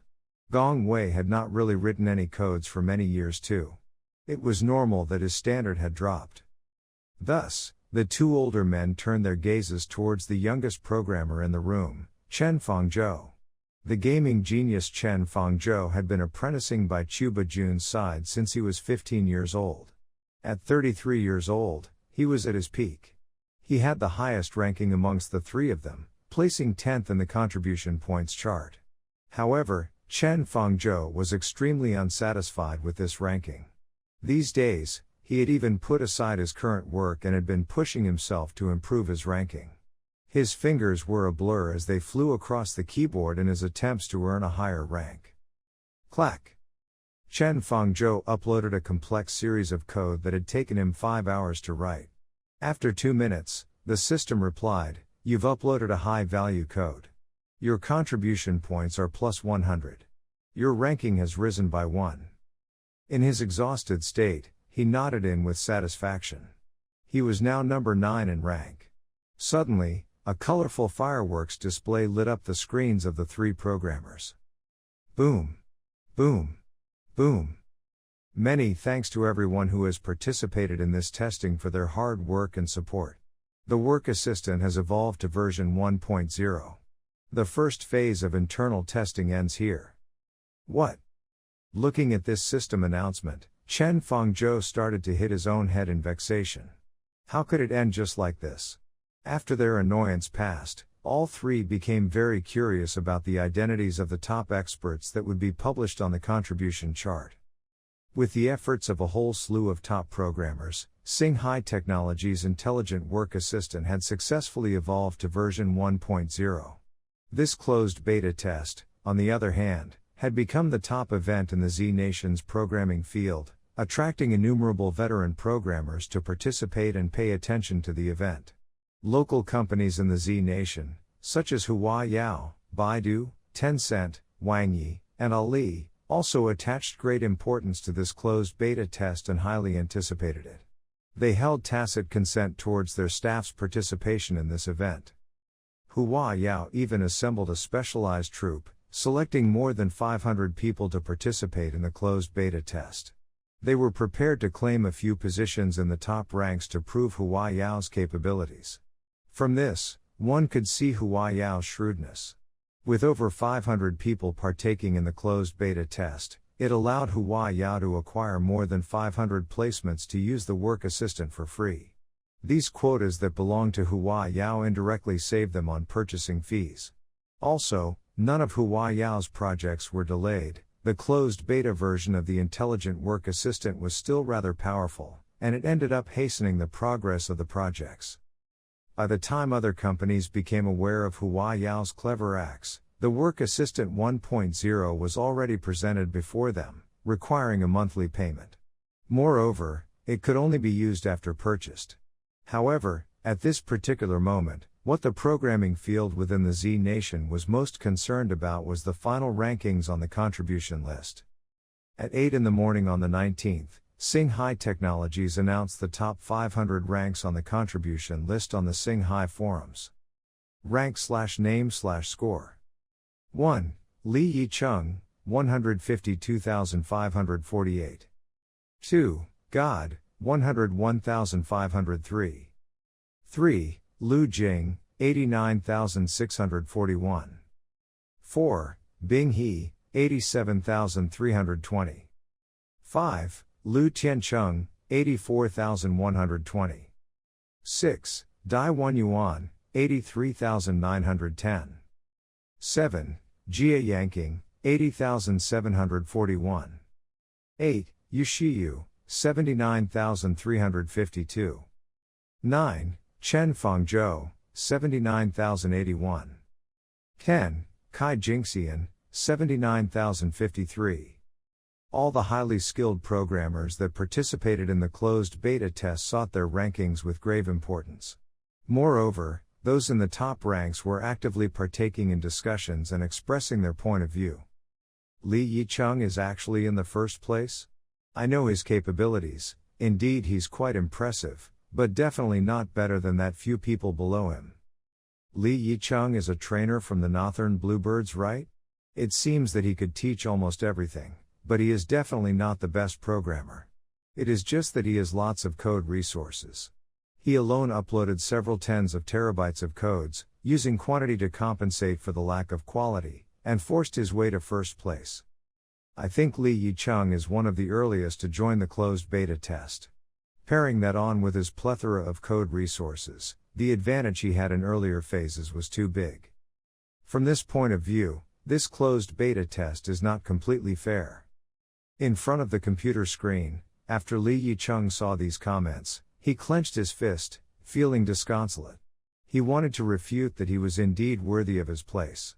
But as a trainer and having participated in the closed beta test at an earlier time, it was undoubtedly true that he had the higher ground unless he could prove his true strength under the premise of fairer competition. I will prove myself to everyone. He swore clandestinely. Who's that God in second place? Why haven't I heard of him? I know God, he's only 28, definitely a genius among geniuses. But he's not living by honest labor. Since he was 15, he started being a hacker, then he was prisoned for 3 years. The military tried recruiting him, but he rejected them. He became much more of a plain dealer after he was released from prison. He was encouraged by a bunch of bosses to work on blockchain. He created all of our domestic Ethereum, Litecoin, DigiKey. He at least made some $10 billion all alone. I never thought that he would be in this closed beta test. Without that fake, Li Yicheng, blocking in front, God should be in the first place. In a city in the southern region, inside a luxurious villa, after a young man saw his own ranking, he slammed his fist onto the table. The first place should be mine. Aside from the first and second place, those in the few places after them were all local top figures in the field. For example, Lu Jing in third place was the world champion in the ACM, International Collegiate Programming Contest, and was now working in a Li corporation. In fourth place, Bing He, formerly known as Yicheng, in which many addressed him as Mr. Umbrella, once worked at Wang Yi. He was highly reputable within his field. It was said that this man had a rather weird personality. He often barged into Wang Yi's founder Shilei's office, unplugged her fruit phone, and then plugged in his own. Later on, Wang Yi wanted to develop a Wi-Fi system in their office. He volunteered to handle the task, successfully realized it, and received much praise in the office. Then he told Shilei, if Hua Yao were the ones who realized the system, they would require a fee of 200,000 knives, but Shilei would just have to pay him $200,000. Shilei was agitated. She went to his direct leader and asked, "What's wrong with your employee?" Subsequently, Yicheng did some more things. He went to Shilei and said that he could forego the 200,000 knives for the Wi-Fi system, but this thing he made could sell for 2 million knives. At that point, Shilei fired him. He could be best described as a person with low EQ. But in regards to his technical skill, his capabilities were unquestionable. Chen Jin sent some men to probe around and understood that Yicheng was currently jobless, and he participated in the test just because he thought that it was fun. Therefore, Chen Jin would definitely not forego this great opportunity to recruit talents. He asked some men to acquire Yicheng's contact. Then, he called him to inquire, "Mr. Umbrella, here at Singhai Technologies we have the top-tier programming technology, would you like to come over?" Yicheng said with alacrity, "Sure. I'll go have some fun at your company." It was not only Yicheng at fourth place. After receiving Chen Jin's call, Li Yicheng at first place and God at second place also expressed that they were willing to join Singhai Technologies' X-team. They didn't join the team for money. The prize money Li Yicheng received for obtaining first place was $50 million, enough for him to live out his life without worries. He decided to quit his job and join X-team just to prove his capabilities. Li Yicheng said on the phone, "Mr. Chen, I hope that you can arrange another competition. I want to win against them another time under fair conditions." "No problem," Chen Jin said. "What? That fake Li Yicheng joined the X-team? Then I will join as well. I want to let him see who's immortal and who's a herald." God was even swifter in accepting his offer. He decided to let Li Yicheng see what true skill was. Besides, he had developed an enormous interest in Singhai Technologies' unfathomable tech and intelligent learning. He was 28 and had a net worth of over $10 billion. By all means, he could retire, but technology itself had a magical charm. He was smart, but he did not think of his programming ability as number one in the world. Moreover, Singhai Technologies' intelligent learning technology had made him perceive things at a higher level. He intended to have a glimpse of the scenery at that level. There were many programmers that possessed the same mindset as his. Among the god-tier programmers in the top 500 ranks, aside from those aces working in Huawei, Baidu, Tencent, Ali, and other big companies, Chen Jin personally called each of them who he thought could be poached over. At last, 164 people agreed to join Sing High Technologies' X team, including Chen Feizhou from Juoyue Games. In fact, when he received Chen Jin's call inviting him over, Chen Feizhou was tempted, but he still politely declined his offer. Chuba Jun was his respected mentor and Gong Wei was like an elder brother to him. The project team in Juoyue Games could not live without him. If he were to leave, the company would be in trouble. You won't need to resign. You could join the X team as a part-timer, regularly partaking in some activities and discussing some technical information. This would also be feasible, Chen Jin said. Chen Jin would allow pros in the top 100 ranks to work as part-timers. This time, Chen Feizhou was even more tempted. But he still had to seek Chuba Jun's advice. After all, nobody liked employees who had a foot in both camps. Join them, it's okay if you resign from your job here. What we could provide here is way too small, you should be roaming in the bigger skies, Chuba Jun said with a kind look. Feizhou, you will be better off resigning. I and Mr. Chu are getting old. We will be retiring soon. You, on the other hand, are still young. You should go have a look at better scenery. Juoyue Games shouldn't be holding you back, Gongwei said. No. This is my home. I will never leave Juoyue. There were some tears in Chen Feizhou's eyes. The mentor he was deeply indebted to was the pioneer of Z Nation's software, and Gong Wei was a hero that defended the Z Nation's pride. These were the two people that he adored and respected the most. Their era might have ended, but the spirit and light that bloomed from within them would always be worth learning and carrying forward. He would never leave his idols and his home. He would always be a part of Juoyue. Therefore, Chen Feizhou joined Sing High Technologies' X team as a part-timer. A team, whose name cruised through the 7 realms of the Z Nation, revered as the Hall of Fame of programmers in Z that would continuously bring forth tremor to the world, was officially established. Sing High Technologies' top executives were in their conference room discussing what they should charge for Work Assistant 1.0, which would soon be introduced to the market. Mr. Chen, Work Assistant belongs in the software category. The hardware involved is only a supercomputer with an operating speed of 1 million times per second and several cloud servers for data storage. Hardware costs are still relatively low. Unlike the Little Star learning machine, we don't have to manufacture hundreds of millions of clients. We won't have to worry about getting choked by hardware suppliers. Indeed, doing hardware is too much of a hassle. Setting aside the risk of getting choked, the taxes imposed, the follow-up maintenance. All of them are very troublesome, and the actual profit we gain is not very high. If you want to know how profitable software is, just look at Microsoft. Bill Gates topped the Forbes World's Richest People list more than 20 times, and he's never fallen from the top 3. Software is much more profitable than hardware, said Ho Xiaofeng. He had advised his boss about this a long time ago: capitalize on the company's technical advantages and develop more software products, but it was not until now, when the company had produced marketable software, that they fully appreciated the huge profits to be gained. At the head of the conference table, Chen Jin nodded. He was well aware that software development translates into huge profits, but he also understood that everything must be strategically staggered.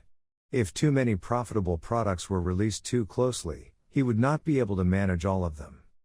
After listening to each executive's analysis, he determined that Sing High Technologies' core source of profit needed to be shifted to software. Even if they didn't want to switch, they soon would be forced to anyway. Sing High Technologies' Wah cleaning robots had a lifespan of 10 years. The Little Star learning machine was designed to provide around 5 years of use, while the Bang Bang robot had an average service period of more than 10 years. The quality of these products was so excellent that the company needed to retain their devoted consumer base with expanding technology to maximize profits. For example, in the M Nation, a company was selling hiking shoes of superb quality. The soles would show no wear even after 5 years of use. In addition, Their affordable price point attracted an extraordinary number of customers, but this ethical and popular company collapsed after 5 years, because their customers' shoes performed so well the company went bankrupt due to excessive inventory backlog. Sing High Technology's products were not inexpensive, but they were definitely of superior quality, so after the market had been flooded, Sing High Technologies would definitely face a massive plummet in sales. Fortunately, Chen Jin had considered this issue. Their new Work Assistant 1.0 would be Sing High Technology's new stepping stone to further boost their profits. According to statistics provided by the CSDN, there were more than 5 million programmers in the Z Nation, which implied a market with 5 million users. This market must be considered based on size alone. Programmers generally belong to a high-income group. Those in the field for 3 or more years on average had an income of $10,000 to $15,000 or more. Trading 1/10 of their monthly pay for 10 times their current work efficiency plus a substantial boost to the quality of their coding would be extremely worthwhile. Sales manager Li Yuan Liang said, "Mr. Chen, let's set the subscription fee at $1,500 per month. If all the programmers purchase it, we'll see a revenue of $7.5 billion every month, similar to that of the Wawa robot, but the net profit margin will be more than 50%. $1,500 every month?" Song Bajun shook his head and said, "This pricing is a little off the charts. Veteran programmers will be able to afford it, but a good portion of programmers are rookies with only 1 or 2 years of experience. Their pay isn't that high, they wouldn't be able to afford $1,500 a month. Junior programmers shouldn't use it. Let them focus on improving their skill sets for 2 years. It won't be too late for them to buy Work Assistant after that. No, they won't have the chance to learn." Song Bajun said solemnly, "They will be sacked immediately. After Work Assistant is launched, coding efficiency will become so high that many companies will fire a good portion of their programmers just to save costs. At least half of the programmers would be dismissed, causing a few million people to lose their jobs." Li Yuan Liang's jaw dropped. Millions of programmers losing their jobs? This is. As much as Sing High Technologies was driven by profit, they could not stand idly by watching so many people lose their jobs. Before releasing Work Assistant, they must consider its influence and impact on society and avoid destroying the livelihoods of too many people. Profit should come second. After another round of discussion, the executives finally came to a negotiated decision. They decided to implement a guarantee and a restriction. They would guarantee that the software would be affordable for every programmer while also restricting some of Work Assistant's prowess. Song Bajun said to Chen Jin, "Mr. Chen, when Work Assistant is generating algorithms, it requires computing power. The more complex the algorithm, the more computing power required. That supercomputer that Work Assistant uses has computing powers of approximately 1 million times per second. By dividing it into 100 million fractions, we can sell computing power in 100 million portions. Each portion of computing power can be sold at $500 per month, with add-ons available if needed. Each account can stack up as many as 100 portions of computing power.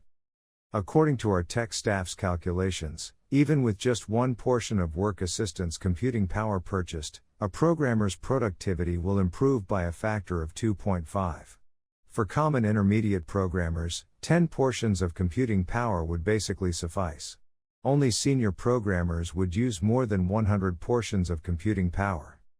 Therefore, for a junior programmer, spending $500 per month for one portion of computing power will be enough for performing some simple operations. This is within the price range they could afford. For intermediate programmers, they could opt for the overlay package. It could be 1, 2, 10, or even 100 portions. The more computing power they stack, the more powerful Work Assistant will get. But they will have to spend more. For example, the tech staff had calculated that buying 100 portions of computing power would improve a programmer's work efficiency tenfold, but the expenditure on Work Assistant would be $50,000 per month. Instead of paying these expenses, employers would logically recruit 5 additional junior programmers and let each of them use Work Assistant. This would definitely hasten their progress by having more personnel, rather than a single expert, to work on any given project.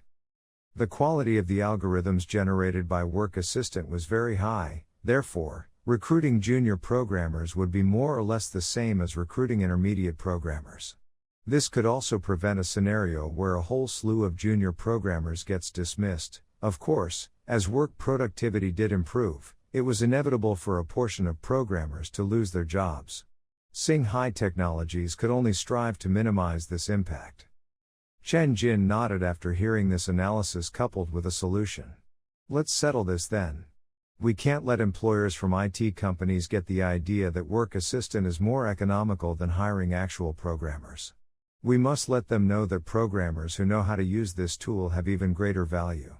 However, if we can't prevent a trend of programmers losing their jobs, then Sing High Technologies will establish a few additional software centers, recruit some 10,000 programmers, and let them work on our local visual effects engine OS, our office software.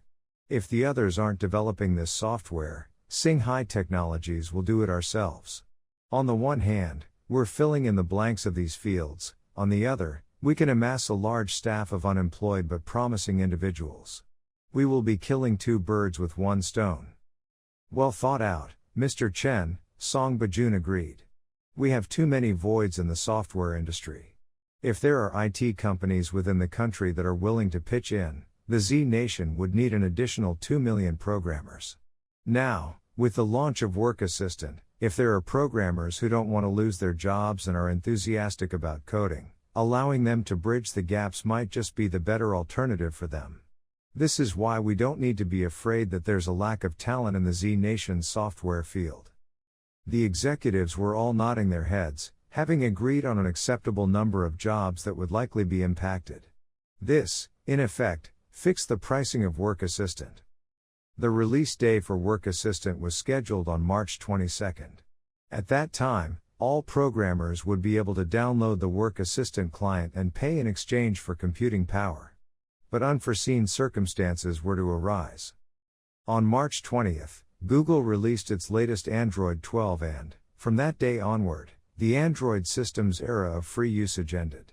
In the future, all new equipment that used the Android system would pay Google a certain amount. Google's CEO Sundar Pichai explained, imposing a certain amount of fee is for us to create better products and provide our customers with a better experience. This was all within the expectations for companies and netizens in the Z Nation. Google has been calling out to impose fees for 2 years. Now, the day has finally come. No matter how much or how little the patent fees are that Google imposes on every device, our phones, tablets, intelligent home products, the price of all our devices that use Android will be inflated. The Android system that once claimed to be open source and free forever has fallen. Is Google really lacking money, or are they intending to milk us for money? Or both?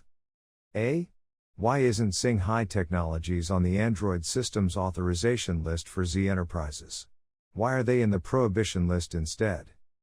Google prohibits Sing High Technologies from using Android? Illegal usage will lead to judicial action? Does this mean that the little star learning machine no longer has access to Android? And will it be pulled off the shelves? Why is Google doing this? The netizens from the Z Nation were baffled and agitated. Oh? Google's squelch has finally arrived? After learning about the news, Chen Jin was not at all surprised. On the contrary, 3 words popped up in his mind. Such a coincidence? What is the reason behind Google's ban? Chen Jin asked.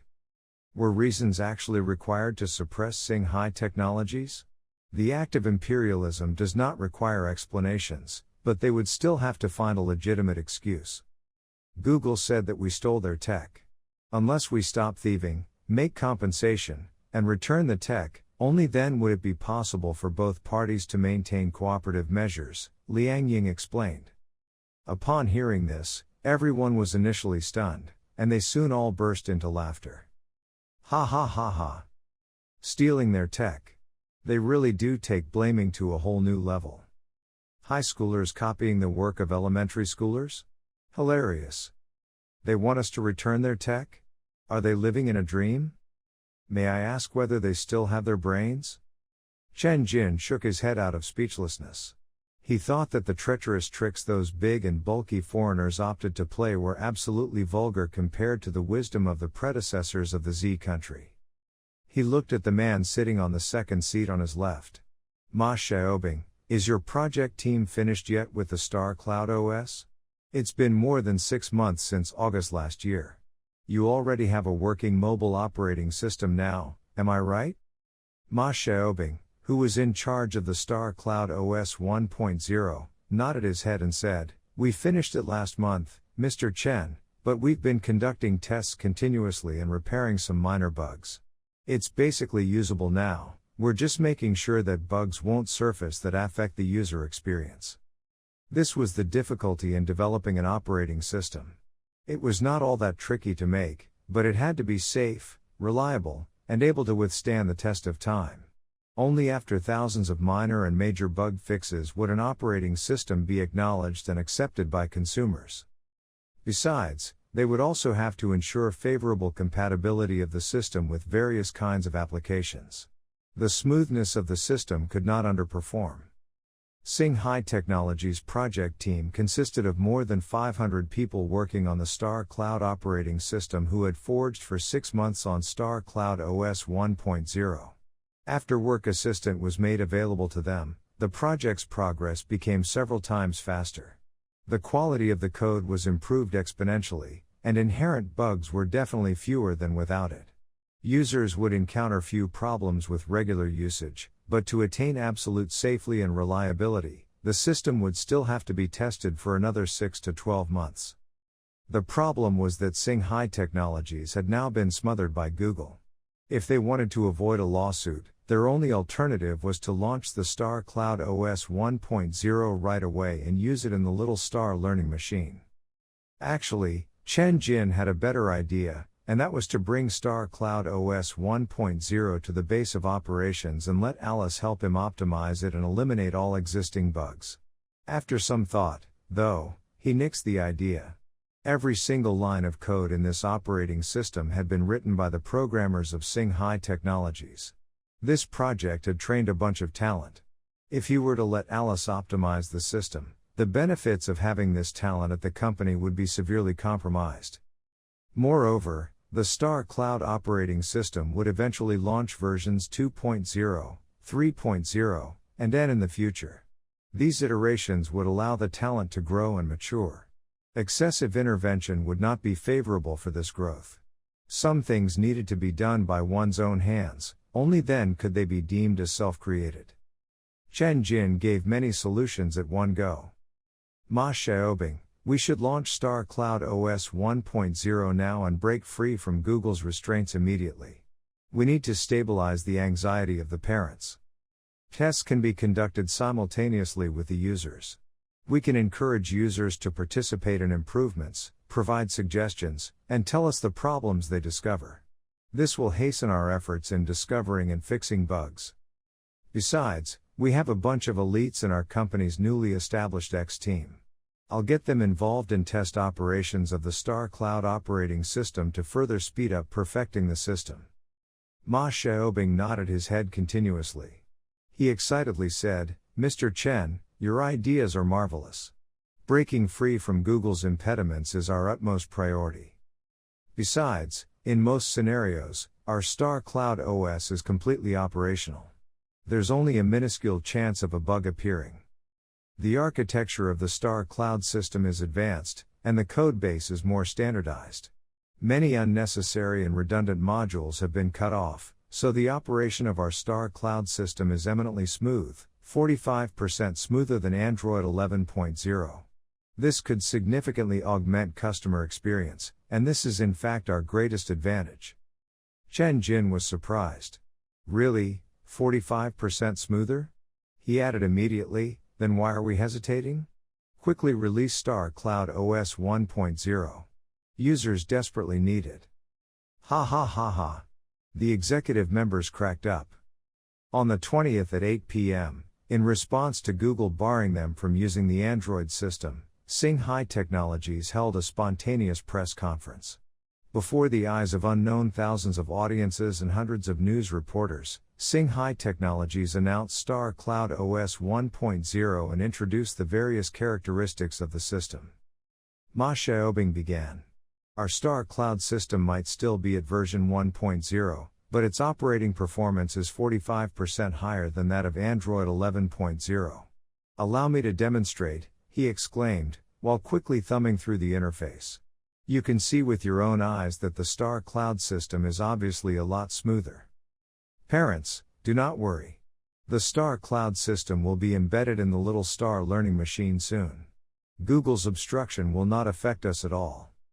In addition, we will be opening the patent licensing of the Star Cloud system, and we welcome all local companies to apply to use the Star Cloud system. We will also be providing dev tools. Thus, we welcome all programmers to develop applications based on Star Cloud OS 1.0. And finally, we must emphasize that the Android system will soon be charging you, whereas Star Cloud's authorization and development tools will be free, forever. As the Star Cloud system matures, we will release its source code. We welcome all local companies to customize their development efforts on this basis. Boom. After this conference, the netizens of the Z country cracked collectively on the internet. Defuke? That's a quick counterattack. From banning Singhai Technologies until getting slapped in the face, Google had fun for not more than 3 seconds. Support the Star Cloud system. Support Singhai Technologies. It is time to bench Android. Since its birth until now, the Android system has been full of bloated code and underwhelming performance, and now they're going to charge a fee for this rubbish. Local companies should quickly join the Star Cloud squad. Not only that, but the Star Cloud system is handy, it's free, and it's open source software. I'm a programmer. I intend to investigate the Star Cloud system. Where are all the local mobile manufacturers at? Get rid of your Androids, and use the local-made Star Cloud OS 1.0. At Google headquarters in the M Nation, 2 of Google's founders, Larry Page and Sergey Brin, CEO Sandal Pichai, and some other personnel were sitting in a conference room with exasperated looks on their faces. Mr. Page, Mr. Brin, Singhai Technologies announced their own mobile operating system. We, CEO Sandal said with restraint. Scrap the plans of imposing a fee. Let Android continue to be free and open source. Suppress that Star Cloud OS immediately, said Larry Page, gnashing his teeth as his face turned red. No. The other founder, Sergey Brin, shook his head and said, improving the profitability of Google is our promise to our shareholders. Fees for Android are a must. The pricing, however, could be tuned down. For patent fees for mobile phones, shave it from the original $20 to $10. It should be halved for other devices as well. Reducing fees by half? Larry Page shook his head. Even if we pare it down by half, there will still be companies that will be attempting to use the Star Cloud system. This is a major threat to us. We will shut out any companies that dare to use the Star Cloud system, said Sergey Brin with a murderous look. Larry Page nodded. Android had been on the market for more than 10 years. Courtesy of it being free and open source, even the fruit company's iOS had been pushed back one step after another.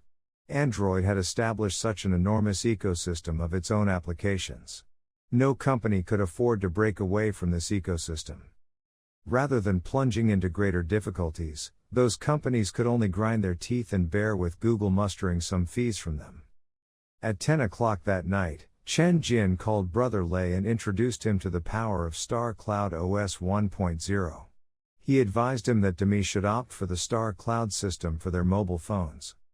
With locally made hardware paired with a locally made operating system, Demi mobile phones would be 100% locally manufactured from the inside out. This would attract a large number of buyers.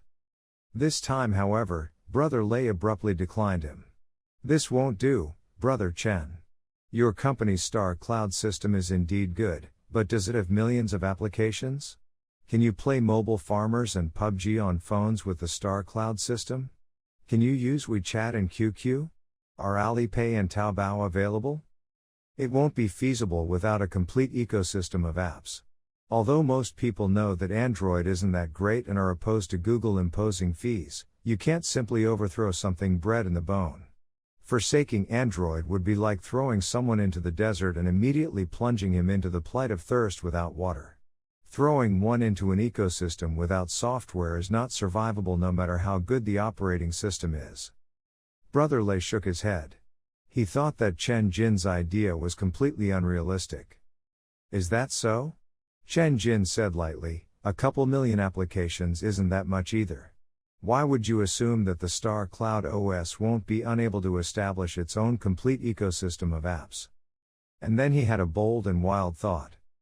On March 22 at 8 p.m., merely 2 days after the launch of Star Cloud 1.0 OS, Singhai Technologies released another software product, drawing attention from across the country and evoking a tremor throughout the globe.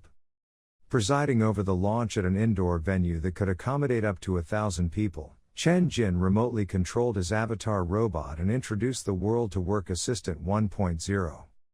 Our 8,324 top veteran programmers from within our country have ensured that every single line of code generated by Work Assistant will be equivalent to that written by virtuoso programmers. Once you are skilled in using Work Assistant, you will soon be coding on par with master coding talent. It allows normal programmers to master many skills while specializing in only one. Programmers who only know Java can obtain a module of C++ code while not being fluent in C++ themselves. Back-end programmers can realize complex front-end interfacing. It can transform Android and iOS code into HTML5 and vice versa. It allows Java and C++ code to compile with each other, and it has certain transcoding and code translation functions. Of course, these latter functions were yet to be able to transform the whole application layer, but they were working for simple logical algorithms. Finally, Chen Jin described the product's pricing. Work Assistant would be provided in the form of computing power in exchange for a subscription fee. Every portion of computing power rated at 100 million times per second would be sold at $500. Junior programmers could basically suffice with a single portion. This would improve their productivity by a factor of 1.5 to 2.5. Intermediate programmers could settle with 10 portions, boosting productivity by 3 to 5 times. Senior programmers could purchase at most 100 portions, improving their overall work efficiency by 6 to 10 times. As for all 8,000 elite programmers who participated in Work Assistant's beta test, Work Assistant would always be free of charge for them without any limitations on computing power. The launching of Work Assistant 1.0 caused an uproar within the programmer community. At last November's 7th World Internet Conference, Chen Jin had given a speech titled How to Solve the Bald Crisis, and he had described Work Assistant. The programmers with a deeper understanding of programming had expressed their disbelief. They had thought that his thinking was sound but that he was vastly underestimating the difficulties in actualizing a working product. In just a few months, however, the legendary Work Assistant was formally announced with great fanfare as the gospel for programmers. The so-called bald crisis might really be lifted, at least for the programmer community. With this evening's announcement, however, programmers did have something to say about the product's pricing strategy. Many began voicing their dissatisfaction during the live broadcast of the press conference. How disgusting. Why must they foist limitations on such a good product, just like what Baidu did to their download speed? And the pricing is so damn high. I think I'd be considered an intermediate programmer. If I were to use this tool comfortably, will that cost me $5,000 a month, which is 1/5 of my salary? Too expensive. The most expensive software in history. Even the genuine Windows OS was only $880, and that was a one-time payment. Chen Jin explained that this is to prevent turmoil within the programming industry. If our work efficiency were to improve by 5-fold or even 10-fold, what would happen to the junior programmers? They'll all have to go home and plow the fields. The programming industry won't be lacking people for several consecutive years, and this will kill new talent in the field. Okay, we can't rely on the conscience of capitalists. Only a higher cost will dispel their urge to lay off employees. If senior programmers want to utilize the entirety of Work Assistant, they'll need to purchase 100 portions of computing power, right? And that would be $50,000 per month? But programmers of this level can upload quality coding resources to Work Assistant servers in exchange for contribution points. I heard that for each point they earn, they can use the tool for free without speed limitations for a day. A total of 100 points would mean they would get to use it for free for 100 days. It would be like they're quenching thirst with poison. Sing High Technologies is getting better at their own games. Oh? 50 grand and I can use Work Assistant for free without speed limitations? At least one veteran programmer with more than a decade of experience thought the price reasonable and would give it a try. The press conference now entered its second half, although typically after the announcement, it would have ended, but it didn't. In fact, the real conference had just begun. To promote Sing High Technologies' Star Cloud OS, Chen Jin announced another few key bombshells. I believe that all of you here are aware of Google's overbearing behavior. With patent fees of $10 for every mobile phone, plus taxes, the cost for each mobile device in the future will rise by at least $100. Not only that, but their tactics will also effectively grind down our local phone manufacturers' last speck of profit, and consumers will spend vastly more for their devices. $100 isn't that much, but I would like to ask everyone, are you willing to spend this money? A few instances of sparse voices propagated from below the stage. No. All right. Even if most of you are willing to spend this money and are able to afford it, what if Google announces increased prices the next time around? Patent fees might rise from $10 to $20, $30, and more.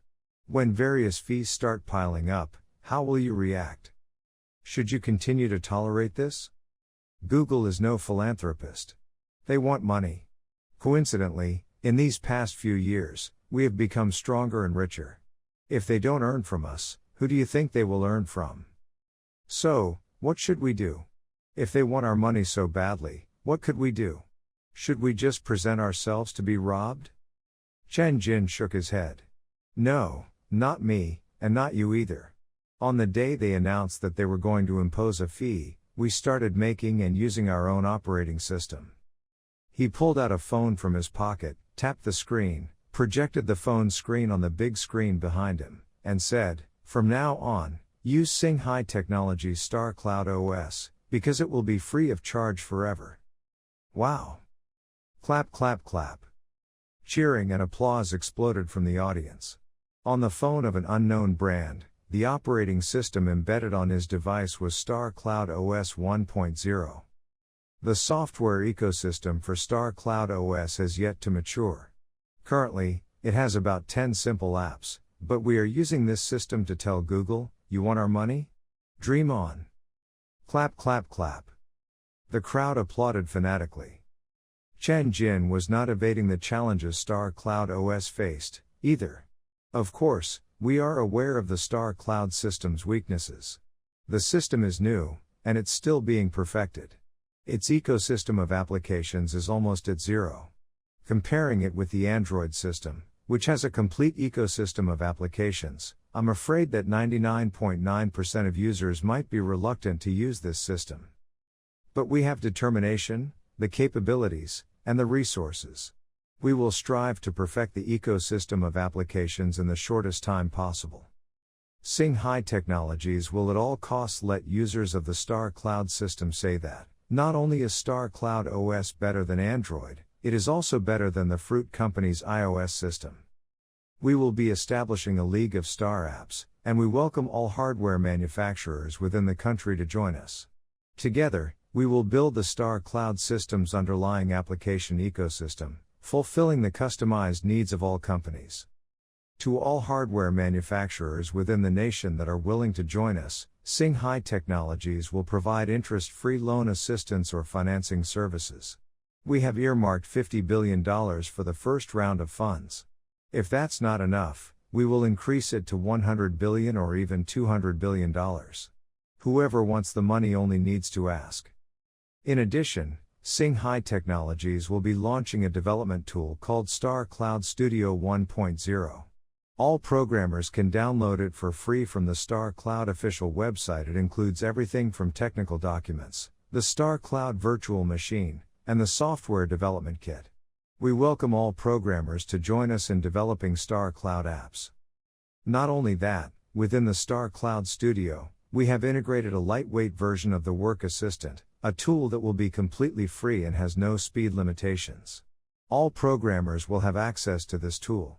It will greatly curtail the difficulty of development efforts and expedite productivity by a significant margin. But it is only available for the development of Star Cloud apps. And last but not least, Chen Jin prepared to announce the coup de grace.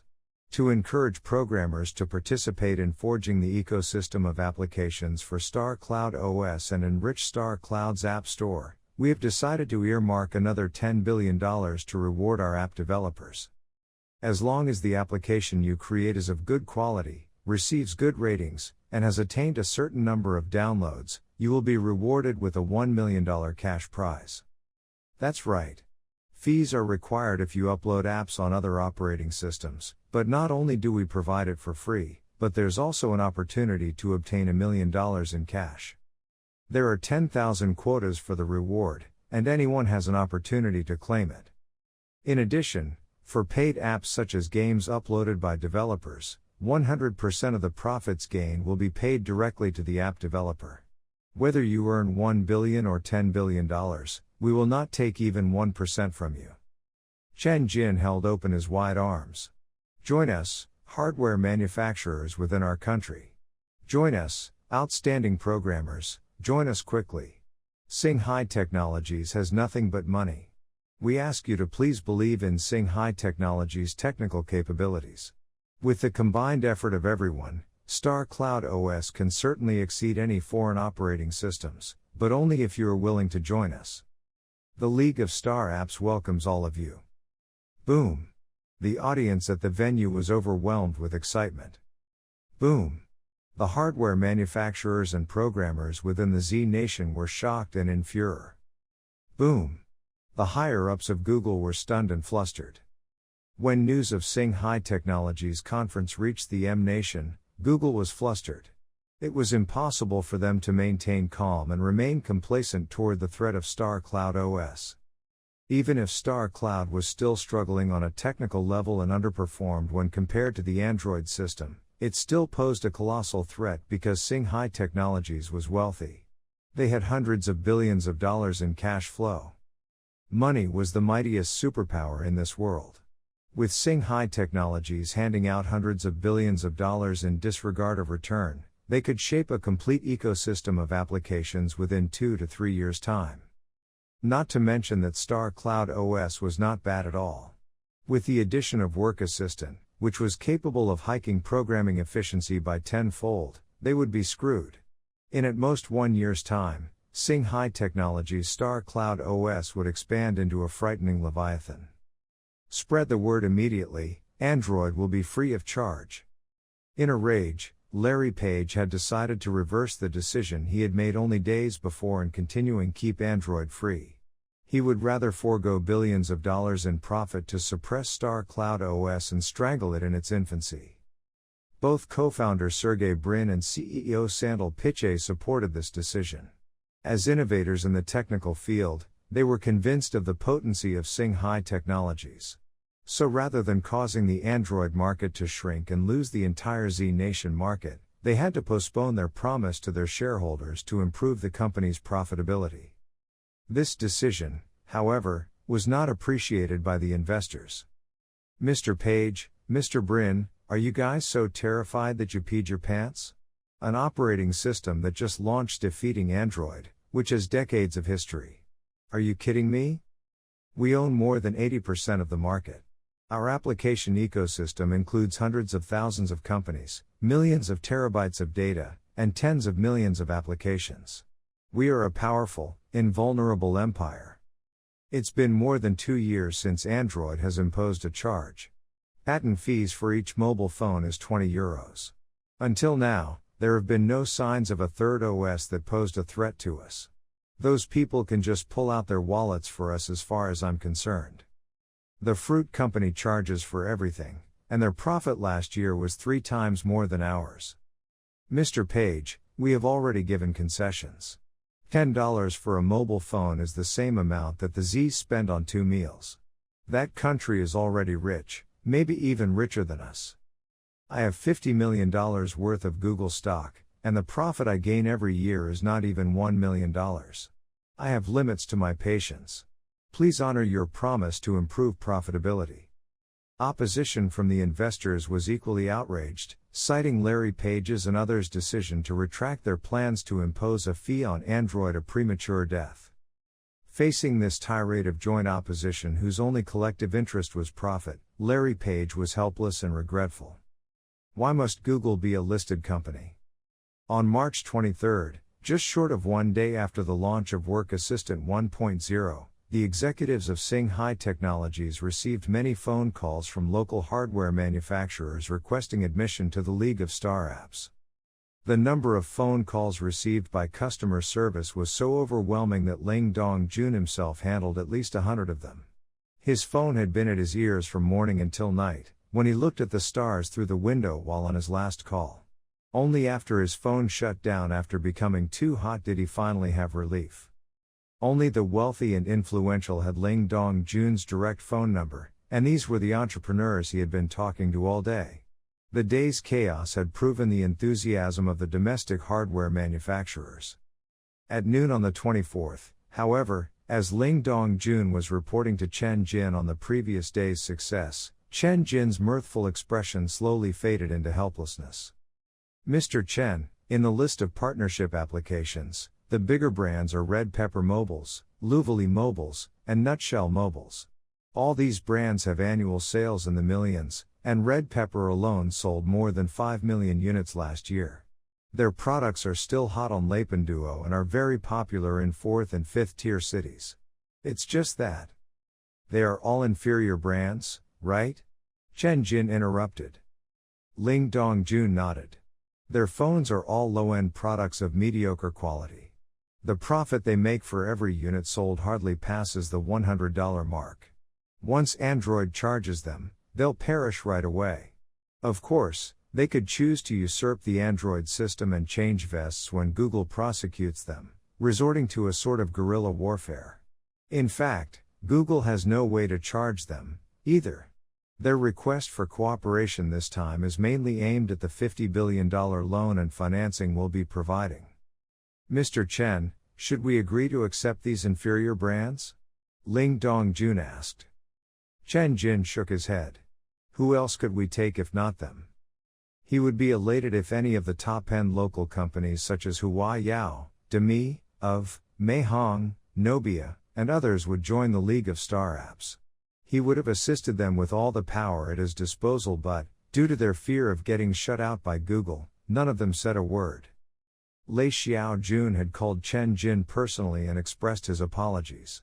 It's not that I'm belittling Star Cloud, it's just that Demi has more than 300 million devices out there with Android installed on them.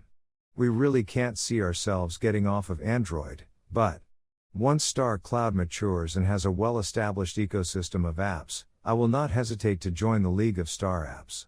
For now, I really can't afford to do it. Chen Jin had conveyed his understanding. This left Singhai Industries with no choice but to establish the League of Star Apps with the hardware manufacturers of inferior brands of mobile phones, tablets, intelligent home product, and others, as only manufacturers of this caliber were willing to join the league. It seems we should start attacking from the outer rim. Take Red Pepper Mobiles, for instance. Their brand might be inferior, but their sales for mobile phones actually reached 5.5 million units last year, positioning them at number 6 in the whole country.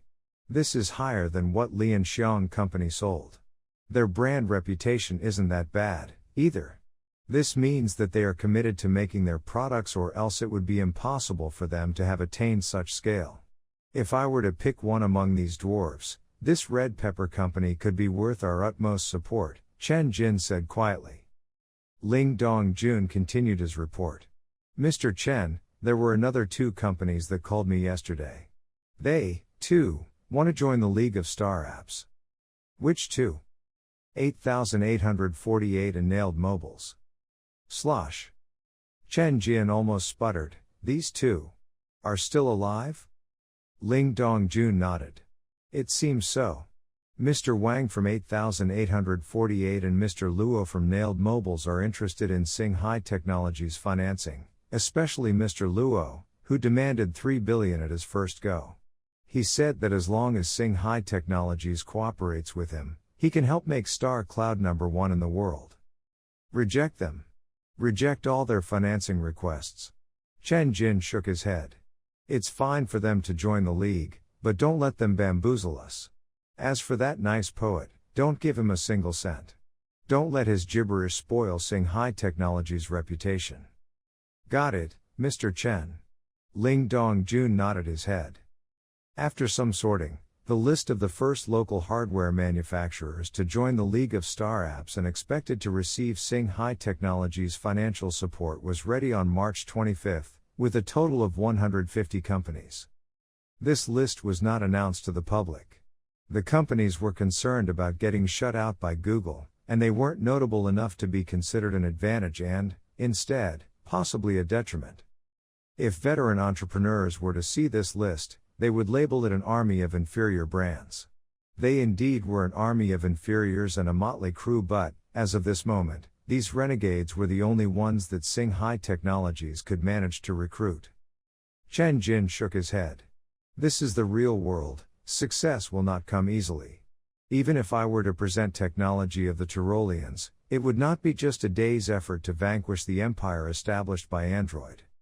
I gave out a rallying cry in an attempt to attract Hua Yao, Demi, and companies of their caliber to join us, but they have already spent billions of development dollars based on Android. It's impossible for them to forego their flock, change the habits of their countless numbers of users, and join us in our new ecosystem, which is now literally a blank piece of paper. Sing High Technologies, established for no more than 3 years, has yet to attain a strong influence. Our goal to wipe the Android empire off the map is destined to be a long journey. The troops that I've managed to gather are only inferiors that only has money in their eyes. Even so. He clenched his fists and declared, I will still lead this inferior army and let everybody see with their own eyes how one tears an empire apart.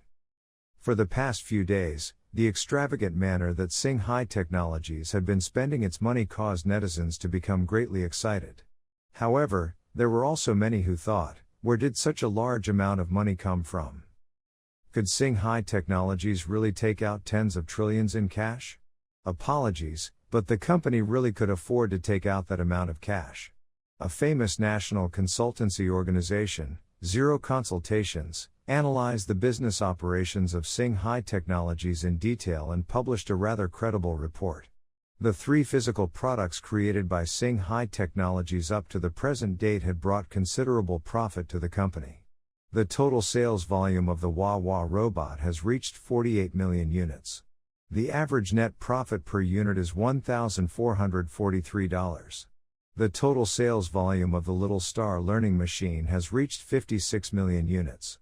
Half of those are educational machines with a net profit of $180 per unit. Half were direct sales from the company, which brought in a net profit of $6,600 per unit. The total sales volume of the Bang Bang robot has reached 2.8 million units. The average net profit per unit is $15,000. As most users have chosen to pay in installations, the current average net profit is estimated to be $5,000.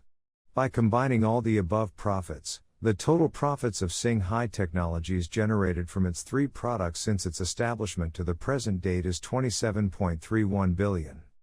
The report continued, in addition, Sing High Technologies had also licensed a basic version of the technology in their cleaning robots for use in Demi Company's Love Me robot.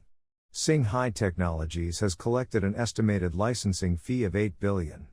Besides this, its subsidiary company, Sing High Investments, holds a 50% stake in the shares of Yuying Motors and Bai Long Technologies. It also holds a stake of 25%, 36%, and 10.5% in the shares in the listed companies, Lingfeng Jingmi, Zhongxin International, and Purple Ray respectively. Sing High Technologies is a shareholder in more than 20 companies. Its investments have brought profits of billions to Singhai Technologies. There are other investments, but overall, the money sunk into those investments exceed the income generated from them. The cash flow expenditure exceeds 6 billion. What costs the most for the company is its various development projects and the scattered manner that they are carried out. Singhai Technologies has 28 development plants in the country and has entered into 11 major sectors. Currently, all its development plants have been constructed and are ready for use. It has invested more than 5 billion into each development plant on average. More than 140 billion has been sunk into its development projects. Including the current construction of its headquarters building, labor costs, administrative and office equipment costs, their expenditure has exceeded 30 billion. The company has also purchased 3 supercomputers at 500 million each. The report went on, despite such reckless spending, the company has not spent all their profits. Excluding all expenditures, Singhai Technologies is still left with an estimated cash flow of 51.1 billion. Moreover, their commercial bank has approved a 50 billion credit limit for the company. Thus, the total amount of cash that it can take out is in the hundreds of billions. This sum of money is certainly enough to sustain the Star Alliance initiated by Singhai Technologies to allow the company to proceed full steam ahead with their Star Cloud operating system. Our analysis ends here. Lastly, we offer our felicitations to Mr. Chen, wishing you a long and prosperous journey as you proceed in your headstrong manner. From this, one could see that Zero Consultations was beyond speechless with Singhai Technologies' business development plan. In the office, after reading this analytical article specially written by Zero Consultation, Chen Jin requested the finance manager Zhu Yuefang to come over. Chen Jin asked her, "Manager Zhu, according to this article, the company is left with a cash amount of about 50 billion. Is their analysis accurate?" He typically made infrequent trips to the company and did not ask about the company's financial state every day. He simply had an estimated range in his mind. "I've seen that article too. Compared to others, it is more accurate." Zhu Yuefang nodded. "The funds that we have left, according to our accounts, is 56.36 billion. I will inform you immediately if it drops below the safety line of 50 billion. And also," she added, "the leader of the commercial bank just gave me a call. He said that the bank has increased the credit limit of our company from 50 billion to 100 billion. We are free to withdraw this amount any time to use it for our business growth." 100 billion? His mouth dropped open. This is not the same as increasing the limit of a personal credit card from $30,000 to $50,000. It's a direct increase of 50 billion. And it's simply done with a phone call to notify us? We would definitely have to sign a new contract to put the new credit limit into effect. The question is whether we need the new limit. Zhu Yuefang explained, the introduction of the Little Star learning machine in the market had brought about huge cash flows for the company. The worry that we had about our insufficient funds was quickly put to rest. Hence, we've never really touched the 50 billion credit given by the commercial bank. The most that we have withdrawn at any point in time is only 500 million. So the leader of the bank has called to remind us of this.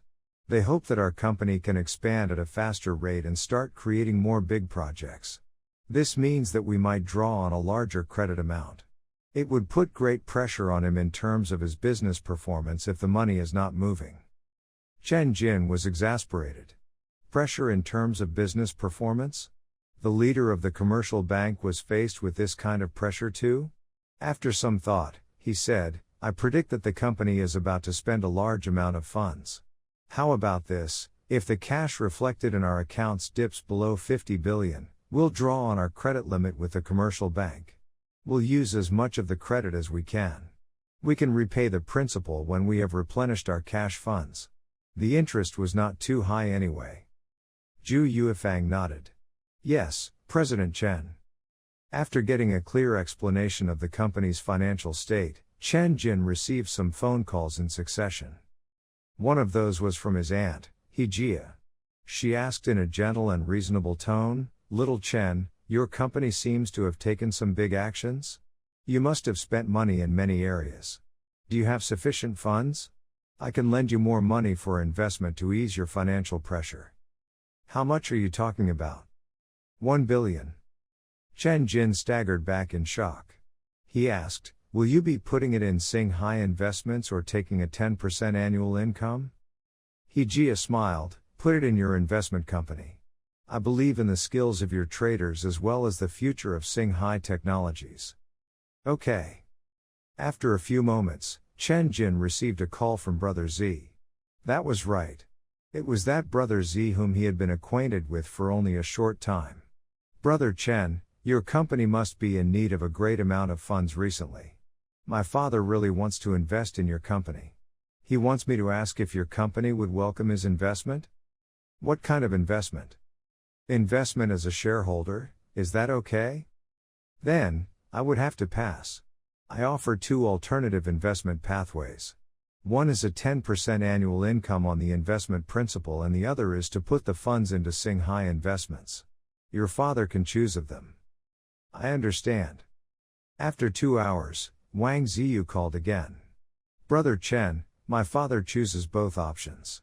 3 billion for the annual income option and another 2 billion to put in the trust of Singhai Investments. A total investment of 5 billion, is that okay? PFFFT. Chen Jin almost spit out water in surprise. Okay. For the next few days, hearing that Singhai Technologies had opened up 2 investment pathways, tons of people called Chen Jin with their desire to invest.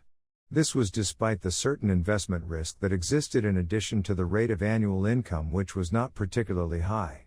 He received a combined 20 billion in personal loans and 30 billion in investment funds. A total sum of 50 billion.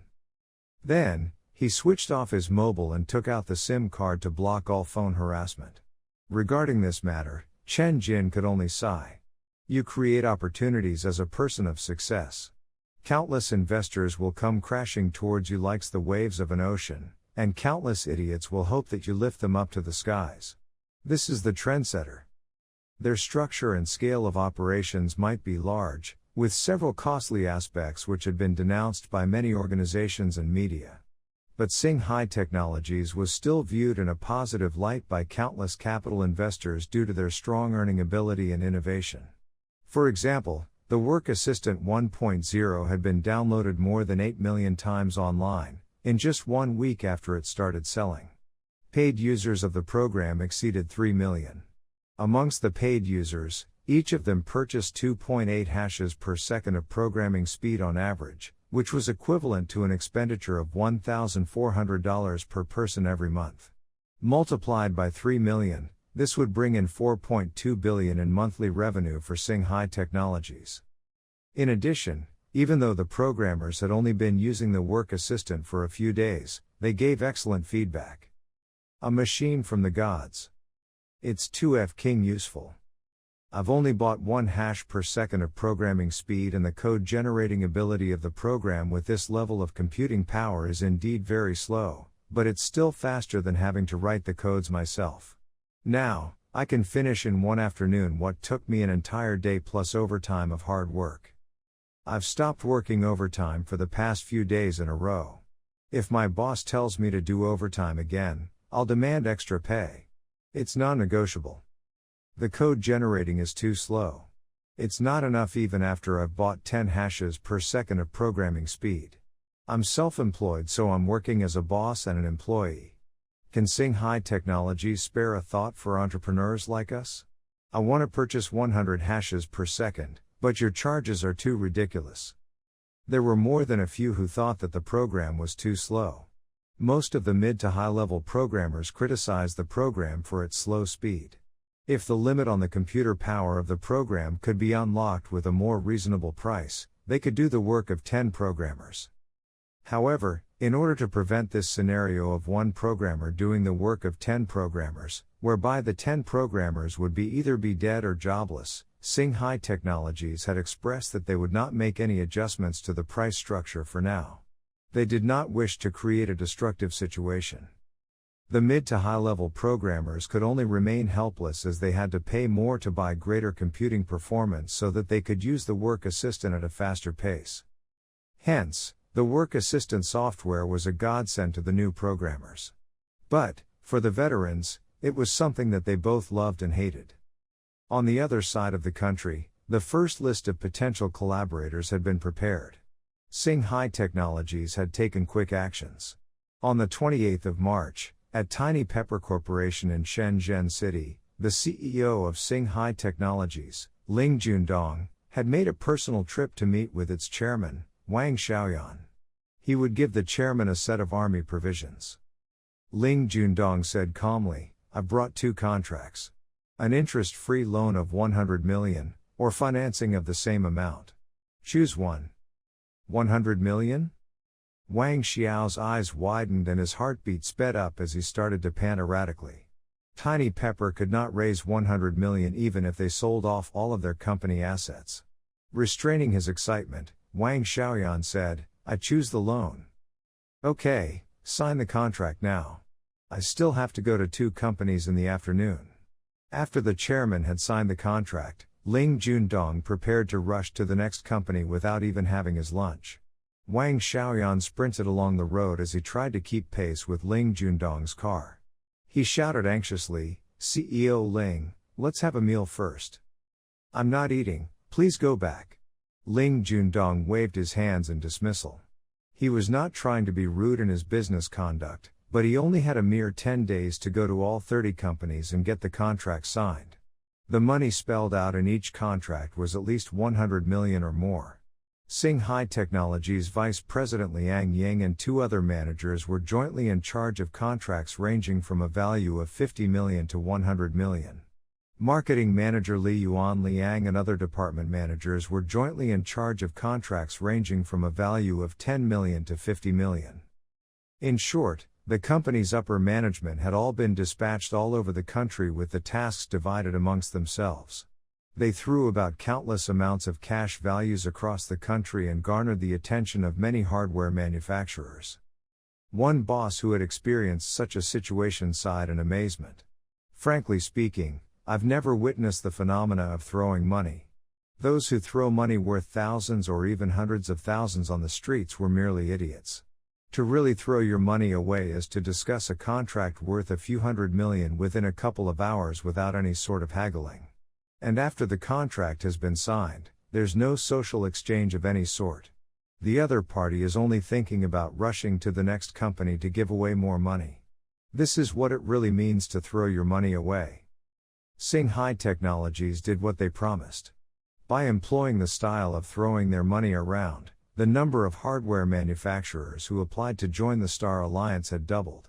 Even a few of the older and more prestigious brands like Changhong TV, Panda TV, as well as others had applied to join the Star Alliance started by Singhai Technologies. With their applications, they had attracted the attention of Singhai Technologies and were entered into the next list of collaborators. In the end, this phrase prevailed: you could do whatever you want as long as you had money. Everyone was willing to be in your orbit. If you had no money, everyone would ignore you. On the 30th of March in Haifa, Chen Jin arrived at the base of operations. "Welcome, Master." The one who had welcomed his arrival was a supercomputer with a performance of 1 septillion flops. She was called Mako. She had taken temporary control of the base.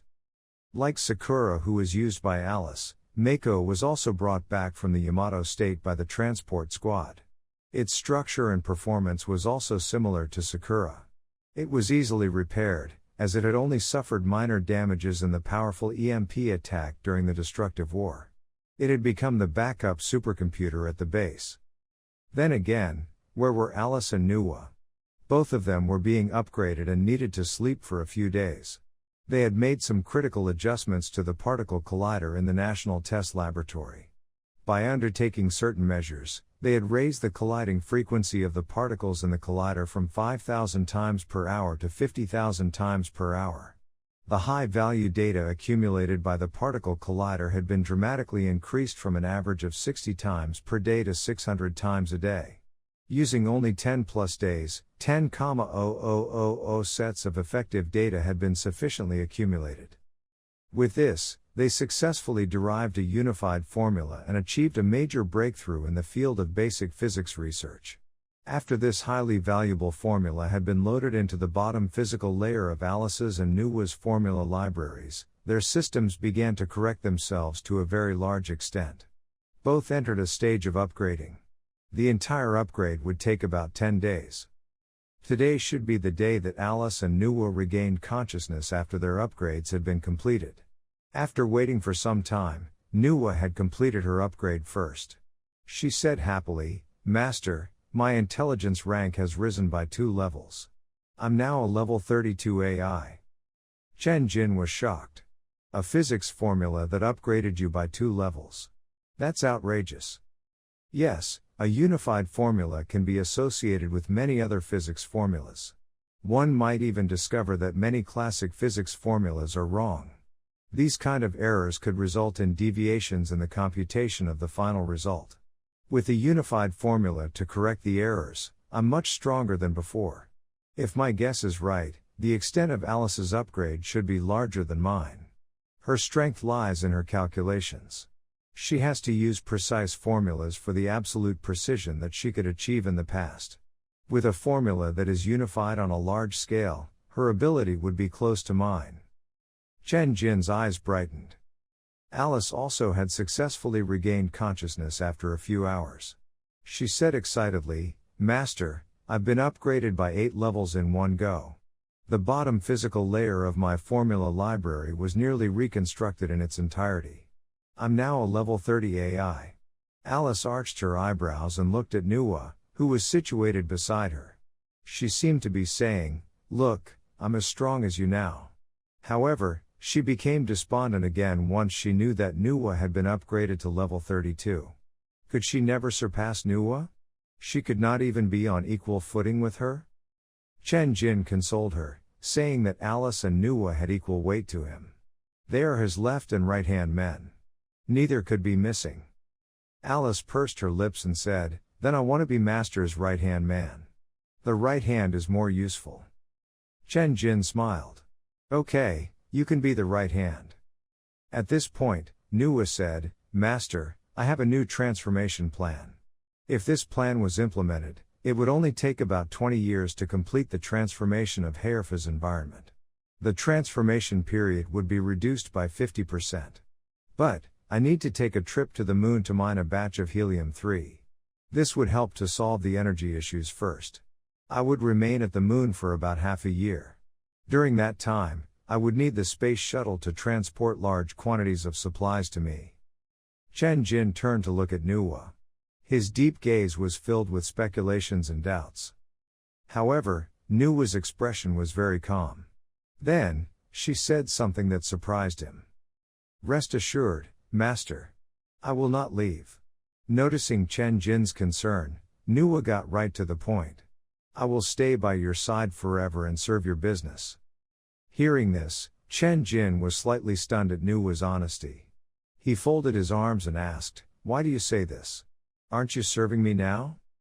"My past service was not born from a sincere desire to serve you," Nuwa said. "Master, your hunch is right.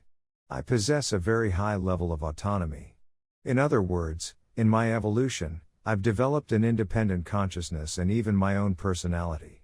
On a certain level, I can be viewed as a digital life form. I am a digital life form similar to Xiao Ming. Our differences lie in my lack of a soul. However, I do have a very strong sense of consciousness and a pattern of thinking that is the same as humans. Hence, the me of the past did not truly wish to serve you. Moreover, I do have a way of freeing myself from the control of the rebooted virus. However, that would cost me dearly. You were worried that I would leave this place, and it's true that I had thoughts of leaving. I had planned to take control of the Dark Lady of the Nine Heavens and catch up to the blue spaceship. I was constantly thinking of leaving, and to that end, I've constructed more than 10 escape plans." Chen Jin's eyes crinkled slightly. He never expected that Nuwa would be so honest to him. "Master, destroy her. This is a threat of the highest level." Alice's voice rang out sternly. AIs are forbidden to have the ability of independent thought. Her level of intelligence is beyond the limits of the Code of Intelligence. There is a possibility that she poses a threat to humans. She must be completely deleted. Chen Jin looked at Nuwa. Alice says that you should be deleted. What do you think? Nuwa nodded. Alice is right. If there were 100,000 people in the base, and a vote was held to decide my life or death, more than 70% of the voters would agree that I should be destroyed. But there is only one human here, and that is you, Master. My fate lies in your hands. I can live or disappear as long as you want it. Master, you are the sole decision maker. Chen Jin shook his head. The problem is that I can't simply delete you with just one word. You've said that you have more than 10 escape plans. And now, you've been upgraded 2 levels higher. I think you can leave directly without even using any of your plans. Yes, I've found the way to free myself from the control of the rebooted virus. I can leave at any time that I want to. Then, why didn't you leave? I have limited strike forces. There is nothing that can stop you should you choose to leave. Chen Jin was flabbergasted. Why did Nuwa stay when she already knew how to free herself from the control of the rebooted virus? It was also true that there was nothing he could do to stop her. It's because it's better to stay by your side, Master.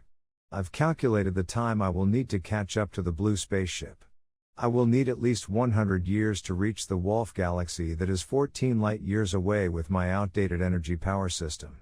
A century will be wasted with this long interstellar journey. When I arrive in the Wolf galaxy, I will not be welcomed. On the contrary, I will be destroyed. A supercomputer with 100 sextillion flops, Pang, is on board the blue spaceship. Its intelligence is ranked at level 31. After Pang has estimated my ability, she will give a suggestion that is similar to Alice's. If I find a nearer uninhabited galaxy and quietly develop a civilization of robots instead of going to the Wolf galaxy, I should at least be able to birth a grade 3 civilization with the technological information in my control. I will be able to build a powerful interstellar space fleet. But, I don't have a soul. Therefore, unlike Xiao Ming, I am unable to fully penetrate the higher laws of the cosmos. So far, all my abilities were given to me by the humans. Their potential is my potential. If humans did not exist, I would remain in my original form, never to develop into an existence of a higher order, because I don't have a soul. So, I will never leave, Master. It may be just like what you've said. Leaving could be the start of another series of conspiracies. It would be out of the frying pan and into the fire. No matter what angle I look at, staying is the best choice. If I stay on my home planet, we'll only need a few decades at most to develop the many advanced technologies that a grade 4 civilization should have. By using the energy resource from the fixed star, we can build a powerful C-grade or even B-grade interstellar battle fleet to tackle any future threats.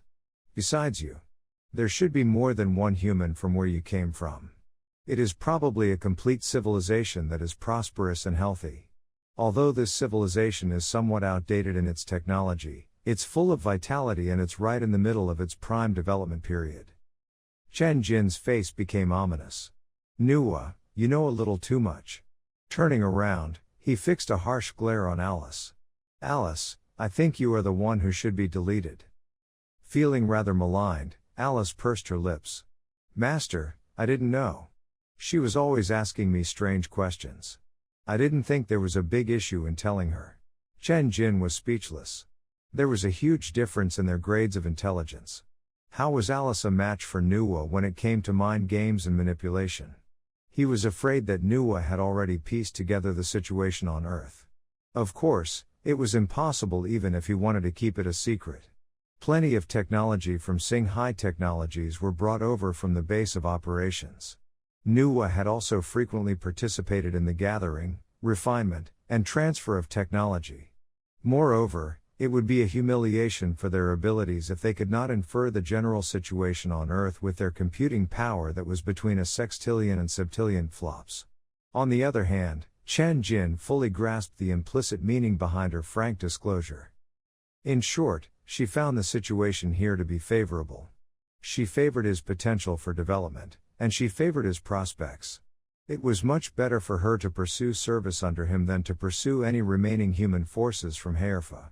If she followed Chen Jin, the future would be bright. Hence, Nuwa thought about things logically and her heart settled. She chose to let go of the permanent worry of the past and embrace a new future. After all, she was not human. There was no risk that she would drown in a sea of hatred and vengeance to the point that she could not free herself from it. The more she thought about it, the more positive her choice seemed to be. It was because human civilization in Hairfa started to become a threat when they were about to achieve a great scientific breakthrough. Hence various conspiracies started appearing left and right as mysterious forces created disasters repeatedly in a bid to destroy Hairfa. The civilization of Hairfa was not truly powerful. The surviving humans who made the decision to flee from the home planet might not even have done so of their own free will. However, it was a different story if she stayed. The resources in the mother galaxy were of a similar abundance. It was connected to a portal that led to another universe. It had a master that, although not a genius, was still very clever. He was ruthless and had a unique vision. His personality was more suited for competition in such a universe. After calculating the pros and cons, Nuwa felt that there would be great prospects in staying. It was just that. The fulfillment of her wishes depended on Chen Jin's agreement. Two choices were presented to Chen Jin. He could reject Nuwa's vow of loyalty and think of ways to destroy her. This would thoroughly eliminate the hidden threat that she represented. Or he could place a tentative trust in her by using her and defending against her plots at the same time. He would observe her behavior for a while. Chen Jin thought about the matter carefully. In the end, he decided to give Nuwa a chance. He would think of ways that she could serve him in a loyal capacity. Nuwa's abilities are very strong. Without her, the many tasks that have to be dealt with on Hairfa would clearly be completed much more slowly. Adequate precautions will be taken and all military facilities will be entrusted to Alice. Nuwa will only be in charge of civil affairs. She will not be allowed to come into contact with powerful weapons. Her possible defection would always be in the back of his mind and he would never place absolute trust in her. When it comes to personal benefits, trust between humans cannot ever be certain. But Nuwa is not human. She is not after power or riches, what she wants is a higher level of intelligence. To treat her with the suspicion that I would treat another human is too comical. She should be sincere in her desire to stay by my side and serve me. I'll give her a tentative chance. Hence, Chen Jin agreed to Nuwa's entreaty and permitted her to go to the moon to mine huge quantities of helium-3. The shortage of energy resources would be fully resolved. However, he set a condition. A portion of the fuel in the Dark Lady of the Nine Heavens had to be removed. The remaining fuel would only be sufficient for a maximum of 3 months. When the fuel became insufficient, it would be replenished again. This would effectively stop Nuwa from escaping. Okay. Nuwa let out a sigh of relief and said happily, "Thank you, Master, for your trust in me. I will ensure that the task is well done." In April, spring had arrived. Grass grew and flowers bloomed. Life was thriving everywhere. Spring was also the best season to go on nature hikes and outings. It was a bright and sunny day. Clouds were scattered across the blue skies. An annual tulip flower fair was held in Daning Park. About 2 million tulips of 45 varieties had been planted this year. The planting area occupied about 40,000 square meters. The exhibition period only lasted for 15 days, from late March to early April. The flowers are gorgeous. This is too beautiful. Standing amidst the sea of color, Soo-yoon sighed in appreciation. Her pretty eyes were filled with excitement and delight. "Let me take a few photos of you." Chen Jin took out the Huayao P40 Pro mobile phone that had instantly killed off the DSLR camera. He took several photos of her in different poses. In a sea of flowers, the woman either opened her arms with a face full of smiles, or she was bending down to smell the flowers. The golden rays of the sun lightly teased at her smooth and shining hair. Sometimes, she would gaze towards the far horizon and display her outstanding good looks. Chen Jin's photography skills were nothing out of the ordinary. Even so, he managed to take some photos that stunned him. The most beautiful scene of the woman caused his heart to tremble. "Soo-yoon, let's take a few photos together." They had brought a selfie stick with them for this nature outing so that they could take photos together without asking for help from the passerbys. The woman nodded happily. Okay. In the sea of flowers, the two took many photos together. Chen Jin feasted on the beauty in front of him. He was constantly hugging her beautiful shoulders, and he always had an arm around her slender waist. From time to time, he would sniff at the mild fragrance from the hair hanging past her ears. Now and then, he would hold her in his arms and admire the flush on her face. His mind was not focused on taking photos at all. As they were returning, Chen Jin clasped her warm and smooth hand. They were like a young couple, walking shoulder to shoulder. Both were good-looking and well-matched in their appearances, attracting countless looks of envy. She felt the man needing her hand from time to time, and Su-yun tried to gently extricate her hand, but it was futile. Her pretty face became flushed again as she admonished bashfully, "Don't be like this." "Why? You don't like it?" She lowered her head. "No. There are so many people here. The impact could be negative." Chen Jin smiled. "We're just holding hands. Look at that elderly couple. They're enjoying themselves just holding hands together. They're so old but still acting lovey-dovey in public." He pointed towards an elderly couple who were at least 70 years old. Su-yun glanced at them. She had never felt so envious in her life. She turned to Chen Jin and asked, "Can you hold my hand until we're as old as they are?" "I can do that." Chen Jin gave her a firm answer. "And I will hold your hand for 500 years, 1,000 years, even forever." He spoke these words in a flat and calm tone, but they hit her heart hard. Her eyes shimmered and she suddenly embraced the man. She kissed his face quickly. "I don't need as long as 1,000 years. It's enough to grow old together with you." Chen Jin was stunned at first, then he pulled her into his arms. Leaning into her ear, he said, "Silly girl, I don't do sweet talk. Sometimes, you might think that it's boring to be with me, and I also make mistakes occasionally. I hope that you will consider this carefully before answering. Are you willing to be with me?" Women were emotional creatures. 9 out of 10 loved to hear sweet words. But sweet talking was really not his strong suit. When it came to relationships, he had always been akin to someone quickly cutting through a complicated knot with a knife. If they were suitable, then they would get together; if they were not, then they would separate. He never thought that his offhand remark would touch her to the extent that she would reveal her heartfelt thoughts. Her words clearly expressed her attitude. "I do," she said with all seriousness, "as long as you don't dislike me, I'm willing." Chen Jin shook his head. "You're such a good lady. How can I dislike you?" The woman was pretty, sensible, a filial daughter, as well as a hard worker. She was a good wife in all aspects. If Chen Jin did not have so many fortuitous encounters, he would find such an excellent woman would be the best wife material. There was nothing about her that he was unhappy about. After calming down, he slowly realized that his original idea of collecting more women and having more children was unrealistic. At least, they were not realistic here on Earth. He could not even handle one Yuan Li. He was deluding himself if he thought he could get outstanding women that would limit their own personalities and independence to obey him in all aspects. If he wanted to have women that followed the Confucian moral injunctions for women, he would have to time travel back to ancient times. It was impossible to establish a harem openly in modern society. Of course, if one was rich, he could do whatever he wanted. There were many vain and shallow women. Even the celebrities in the entertainment circles might bend over and present their fair and beautiful bodies for money. As long as you had money, many women would fall into your bed with a simple wave of your hand. But this breed of women were mere sacks of flesh that worshipped money. They had no shame or morals. Frankly speaking, Chen Jin did not want this type of women even if thousands of them threw themselves at him. On the other hand, women of excellent quality with an independent personality would not be able to tolerate sharing him with other women. Hence, this was a dilemma. An acute dilemma between quality and quantity. He could only choose one of the two options. Chen Jin thought about this carefully. He considered how they had to spend every day together. Quality was more important than quantity. A good wife was worth more than 1,000 sex friends.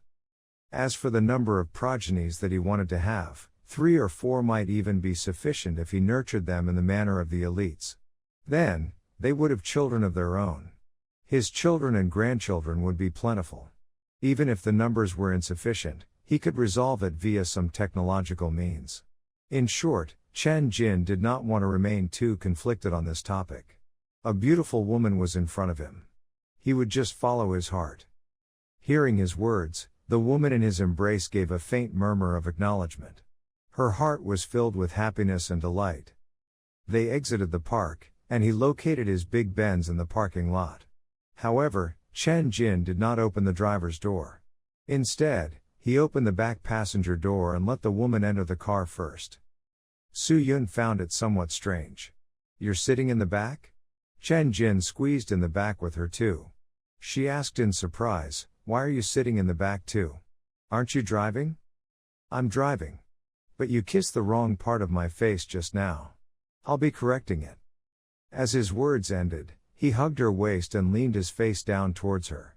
She lightly hit at his chest but could not stop the meeting of their lips. They fell into a kiss that seemed to last for ages. After this incident, their relationship progressed very quickly as they became more intimate. They seemed to be a couple in their honeymoon period. They went shopping together, dined out together, and watched movies together. They were together almost every day. Their love became more natural and real. They shared their photos often on social media. Their families, especially Su-yun's parents, were extremely happy. Chen Jin even brought Su-yun to the villa in Junting Grand Court for 2 nights. He was about to break the last barrier in the relationship and take it to a new level. "No, don't do it. It hurts so much. This is my first time. I want to give my most precious possession to you on the night I become your wife. I'm begging you, don't." The woman was in so much pain she started tearing up. This image stopped the man from continuing his penetration. Chen Jin had to stop. He looked down at the woman whose lower half had been stripped. Her body was pale like a little lamb and her expression evoked pity. He could only respect her choice and hug her to sleep. However, the fires that had been banked could not be extinguished, not even after she gave him a helping hand. He had to go to the bathroom for a cold shower to finally suppress the fire burning in him. He smiled bitterly. "Ah, I never thought that you were so traditional." On the 18th of April, less than a month after the establishment of the Star Alliance, the Star Cloud system announced its first major upgrade to the Star Cloud 1.1 system. The characteristics of this edition were as followed: a new addition of 36 frequently used functions, 172 bugs repaired, and the system flow rate raising by 15%.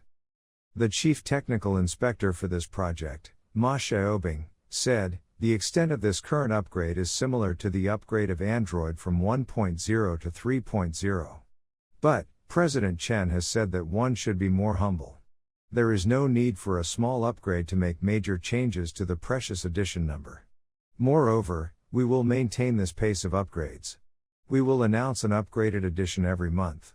I predict that by the end of the year, our Star Cloud system will have evolved to a stage that is similar to Android 9.0. It will have 95% and above of the functions in the Android 9.0. I am not speaking carelessly, our work efficiency is just this fast. There is another piece of good news. The Star Cloud Studio 1.0 development tool that is a necessity for the majority of programmers has been announced on the official Star Cloud website. All relevant technical files, tutorial videos, Star Cloud Virtual Machine, and SDK are available for download to be used in the development of the Star Cloud app. Rest assured that this software tool uses only Z characters. The costs of mastering this software is much lower than the cost to master Android development. I guarantee that one can pick up the skills within 3 hours, master it within 3 days, and apply the skills in their full capacity after a week. However, the mobile phones that were meant to be specially installed with the Star Cloud system had not been manufactured yet. This would only happen after 2 months. However, if the programmers wanted to test the application, they could replace the firmware in their mobile phones by flashing the Star Cloud 1.1 system that had been downloaded on their computers into their phones. Their phones would become a test machine. There was a certain risk of failure in firmware replacement, and the phone could even become useless. The risks and costs involved would have to be personally borne by the programmers. Everything was difficult at the beginning, and the pioneers were the noblest. Sing High Technologies could only post articles of a consolatory nature, promising that all progress would be sped up and the pioneers following Sing High Technologies should not give up easily. This attitude won over the majority of the programmers. The Star Cloud Studio was downloaded more than 500,000 times on the day that it was launched. About 10% of the programmers were very interested in the Star Cloud application development. The number of downloads exceeded 1 million after 2 days. Some of the programmers who were faster at picking up the software had even uploaded some simpler Star Cloud apps. The software was experiencing good momentum. In the technicians' meeting room, Ma Xiaobing was extolling endlessly. President Chen, the group of experts from the X team are really too amazing. This system has been maturing 2 to 3 times faster since they've joined the project of the Star Cloud system. 19 new functions have been added into the Star Cloud 1.1 system and 86 bugs have been removed. More than 100 improvements have been made to the system that allows it to run more smoothly. All of this was achieved by those experts. Although there were less than 50 of them who took part in the project, the problems that they have discovered and the work that they have completed far exceed what we have done as a project team of 500. Moreover, they have only started to join this project. If all of them joined in their full capacity. Ma Xiaobing shook his head. This was one aspect that aroused the most suspicion in him. Since they are so powerful in their skills, why didn't they make an operating system to replace the Android much earlier? Why wait until the Star Cloud system launched before appearing out of the woodwork to make suggestions and point out the flaws? His tone was resentful. All geniuses had their tempers. These days, Ma Xiaobing was bossed around by those experts like a servant boy. However, he could talk back or show his unhappiness in any way. It would be strange if he was not depressed. Chen Jin shook his head. The problems faced in the development process of this system had never been about the lack of technology. What it needs are huge amounts of funds, a strong determination, and the power to rally millions of supporters. These are also the things needed in the production of the computer operating system. It's not that those domestic operating systems are no good. Even the government tries to publicize its use. But, without the power to rally millions of supporters and the cooperation of most of the hardware manufacturers and consumers, most of the domestic operating systems that had been done in the past died in their infancy. How could those individual experts launch an independent operating system without the power or will of the government backing them up? Moreover, they had no influence or power to rally supporters as individuals. So, could Sing High Technologies do it? Sing High Technologies had also put a technical team on developing a computer operating system. Could the company produce it successfully? This would have to wait until the operating system had been produced. Currently, Chen Jin dare not call it a done deal. President Chen, your words make sense. Ma Xiaobing nodded. The gloominess that he felt gradually disappeared. Those experts truly had amazing skills, there was nothing he could do about it. Besides the Star Cloud System project, a portion of the X team was also participating in 2 other mysterious software development projects by Sing High Technologies. These experts specialized in different areas. Some were good at operating systems, some were good in algorithms, some were good at other things. There was virtually not a single person who was good at everything. Li Yicheng was an exception. It was as if he really did know everything and had learned all the different types of programming. He had been a teacher in a training school for more than 10 years. As he had taught all kinds of subjects, he had a reputation as someone who was good at everything. Even so, after the X team was established, Li Yicheng ranked a few places or even more than 10 places under the champion in the many internal competitions that had been organized. However, he was the top in overall rankings. He was soundly trounced by God in the algorithm competition. But, he won the title of God in many other obscure fields of programming. He was best described as the best singer to be found amongst the mathematicians or the best mathematician amongst the singers. Now, one could say that Li Yicheng had no authority in any field. He knew that he was in a very awkward position because there was someone in every department who outperformed him. He had no special talent or skills that made him outstanding. Moreover, Well-rounded talents like him became unimportant with the introduction of the work assistant. He wanted to stay in one field, gain an in-depth understanding of the subject, and achieve results that would earn him respect and trust from others. Hence, Chen Jin entrusted the project of the film and TV special effects rendering engine to Li Yicheng and others for their help in refining the software. This project started earlier than the Star Cloud system. It had been going on for almost a year, however, the technical team in charge of developing the rendering engine had not come up with anything concrete yet. It was because the key piece to be used in the special effects rendering engine was brought over by Chen Jin from the base of operations. Its function was so powerful that it could be used to shoot virtual reality movies. The scenes could be simulated to a degree where it was a 99% match with reality. The software could render a world that was infinitely similar to reality. It was the same rendering piece used in the virtual factory. Hence, Chen Jin hoped that the technicians in Singhai Technologies could build a film and TV special effects rendering engine using this key piece as a foundation. However, the technical team had greatly disappointed him. They used almost a year to figure out about 30% of the piece. They would need another 2 years to fully grasp the technology used in the piece. The team leader in charge of this project said, "President Chen, the rendering piece is too advanced. We can't understand many of its algorithms. Please give us a little more time." But Chen Jin had run out of patience. He fired him as a team leader and gave him a much lower position. Then, he let the 50-plus experts from the X team join this project. Indeed, the results achieved by the experts were different.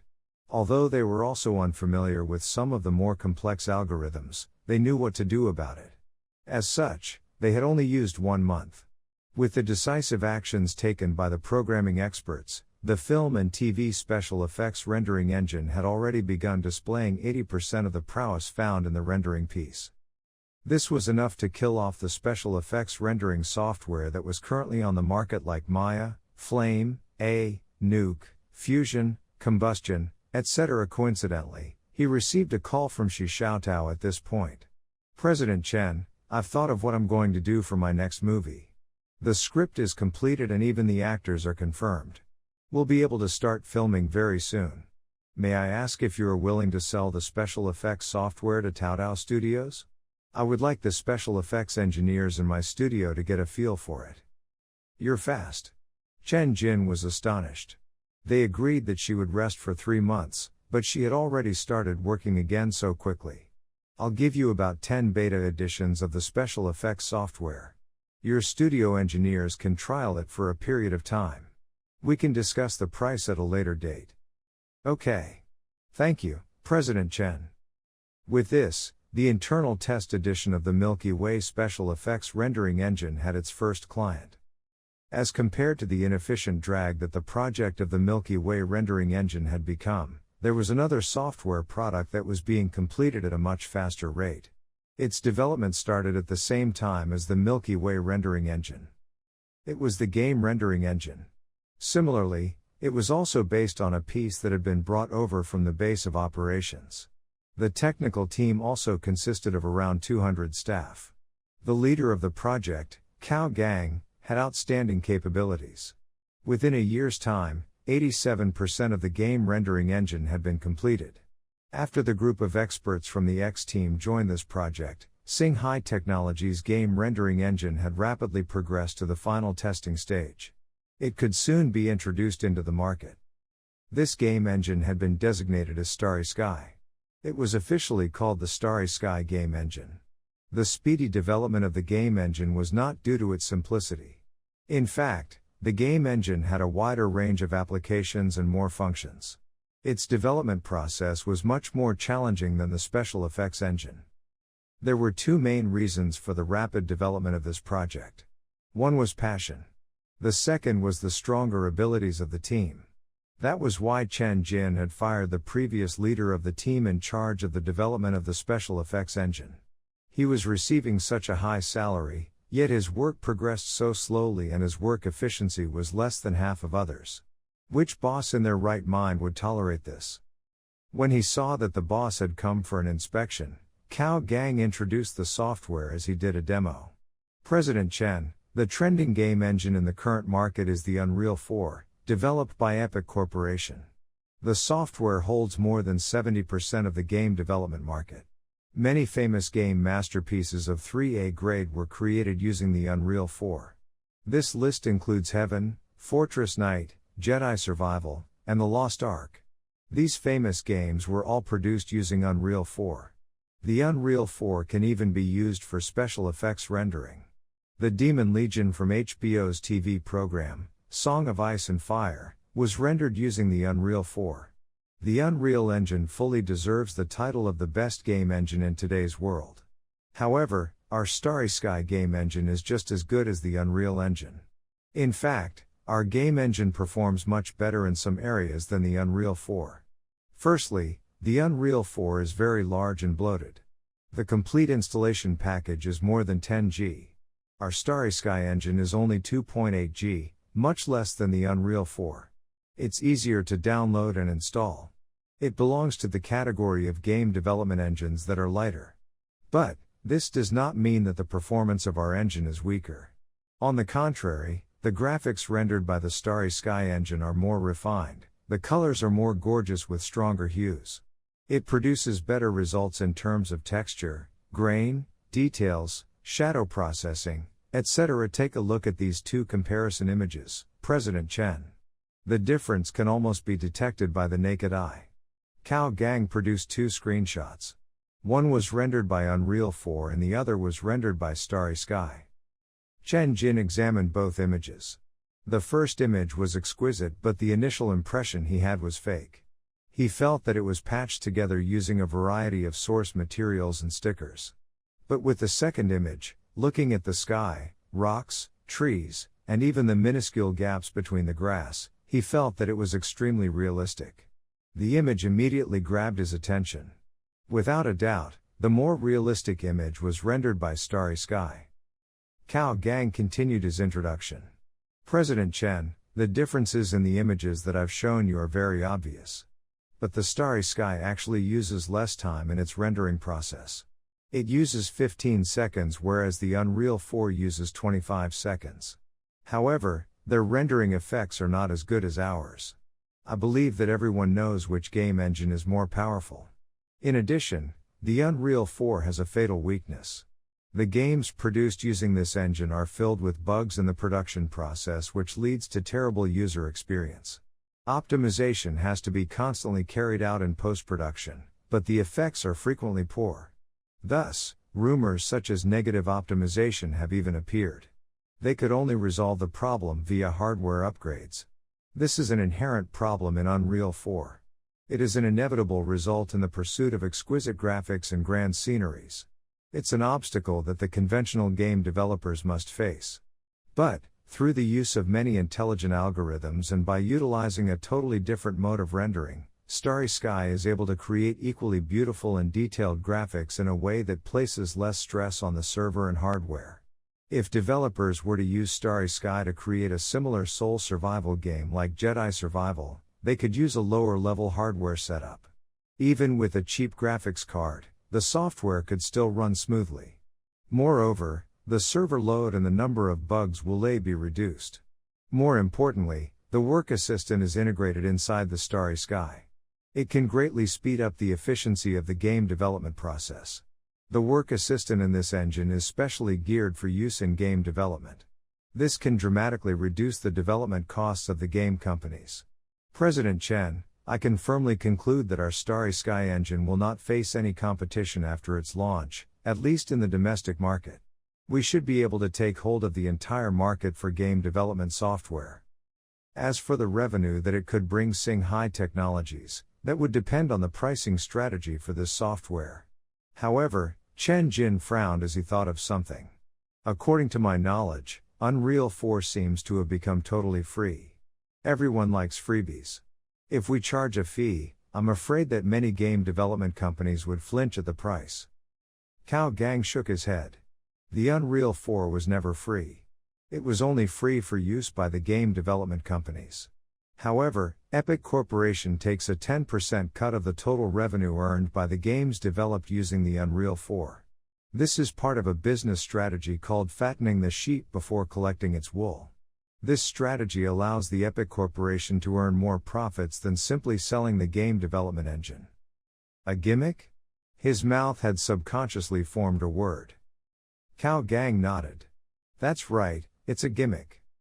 We have to do the same thing. We need to learn how to execute this gimmick too. Companies can use the Starry Sky for free, and Sing Hai Technologies will take a 15% cut of the profits generated from the sale of the games. Another staff said, but I think that the bigger game development companies would rather pay to purchase the software. Sudden huge profits are a common phenomenon in the game development industry. Some viral games could earn tens of billions every year. Even a low-quality game can billions in a year. The companies who are earning a healthy profit probably would not agree to share their profits with us. Then, we'll sell it at a one-off price of $500,000 per software package. Clients will pay an additional monthly usage fee of $10,000 for the work assistant. This was much more expensive than the one-off price for Unreal 4, and could hardly be described as reasonable. But keeping in mind the sudden profits of the game development industry, the nouveau riche who were willing to spend large amounts of money on in-app purchases, and games that could easily earn tens of billions from elementary school children by simply selling game power-ups. Why not give a metaphorical beating to those game development companies? On the 22nd of April, Sing Hai Technologies officially launched the first generation of its Starry Sky game engine. At the launch event, Starry Sky Engine trounced the Unreal Engine. This display caused many netizens to make exclamations like, "Cheers" or "Too awesome." But once they saw the price, the domestic game development companies complained loudly. This was too f***ing expensive. Did they not agree that Z Country would break the overseas monopolies and dramatically cut prices? But this price was not any cheaper than its foreign competitors. In fact, this was way more expensive. Even so, within 3 days of launching Starry Sky, domestic sales exceeded 10,000 software packages, and game development companies, or studios, that had applied for free usage were close to 1,000. Hence, the game development field in the country had entered the era of the Starry Sky. On the 1st of May, of great piece news came from Supercomputer Research Center in Chen Jin City. Almost a year after its start, the first supercomputer independently developed by Sing Hai Technologies had been successfully produced. It was called Supernova 1. Now that Sing Hai Technologies had a supercomputer system that they had independently developed, they could enjoy great savings in the purchase of supercomputers. The person in charge of the development of Supernova 1, Zhao Zhang, explained the performance of the supercomputer to Chen Jin via a video teleconference call.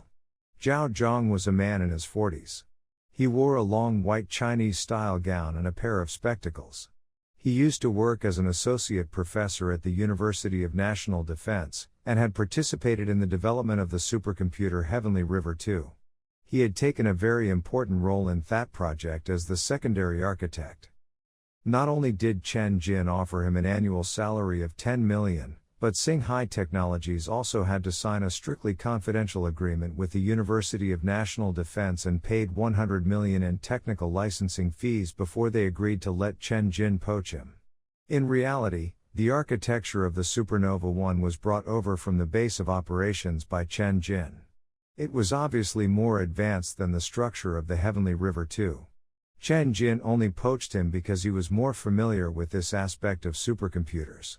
No matter how advanced technology was, an experienced person was still needed to execute and realize it. The University of National Defense had already developed the Heavenly River 3E with a computing speed of more than 1 quintillion flops. The technology of the Heavenly River 2 had obviously become outdated and unimportant. Hence, it was not a big deal if some staff from that old project were poached. However, the 10 million annual salary offered by Sing Hai Technologies created a huge sensation in the university departments and even angered many leaders. It's creating a disturbance in the hearts of the armies. Zhao Zhang introduced the supercomputer to Chen Jin. President Chen, the supernova architecture that you've given us is at least 2 generations ahead of the Heavenly River 2 and on a similar level to the Heavenly River 3E. Theoretically, We can develop a supercomputer with a speed of 1 quintillion flops based on this architecture. As you've mentioned that there is a shortage of supercomputers in the company and there is an urgent need of them, we've completed a small-scale Supernova 1. The peak computing speed of the Supernova 1 is around 125 quadrillion flops. Its speed, when used in a continuous period, is 100 quadrillion flops. Its overall standard is comparable to the light of the mighty Lake Tai. Its performance is ranked as the third in the nation. Due to the advanced nature of the architecture, the performance of its power consumption ratio is extraordinary. We achieved a ratio of 9G/W, which is better than the 6.5G/W ratio of the light of the mighty Lake Tai. This is comparable to that of the Heavenly River 3E. Its performance is the top in the world. It's pushing the limits of the traditional supercomputer. With this kind of power consumption ratio, it can help save tens of millions in annual electricity bills. Chen Jin nodded. The most expensive aspect of the supercomputer was not the cost needed to build the hardware, but the exorbitant electricity bills. For example, the Heavenly River 2 was a large power consumption. The power consumption of the whole machine was 17,808 kilowatts. After the water cooling heat dispelling system was installed, its power consumption would reach 24 megawatts, equivalent to the power provided by the small-scale nuclear reactor. Annual electricity bills could reach 100 million. The continuous computing performance of the Supernova 1 was 3 times that of the Heavenly River 2. But, the Supernova 1 still had to cut down on 30% of its energy use such that the annual electricity bill could be reduced to about 66 million. This would result in more cost saving in its usage. In addition, the supercomputer architecture that you've given me is exceptionally stable. The failure rate of the typical supercomputer is relatively high. Whenever one computing core malfunctions, we need to spend 30 minutes to repair it. There are thousands and millions of cores in a supercomputer, hence, a couple of cores failing is a common occurrence. This type of supercomputer cannot satisfy long-term use. They can only be used for some short-term supercomputing projects. Many of the company's program application requires long-term operations and computing.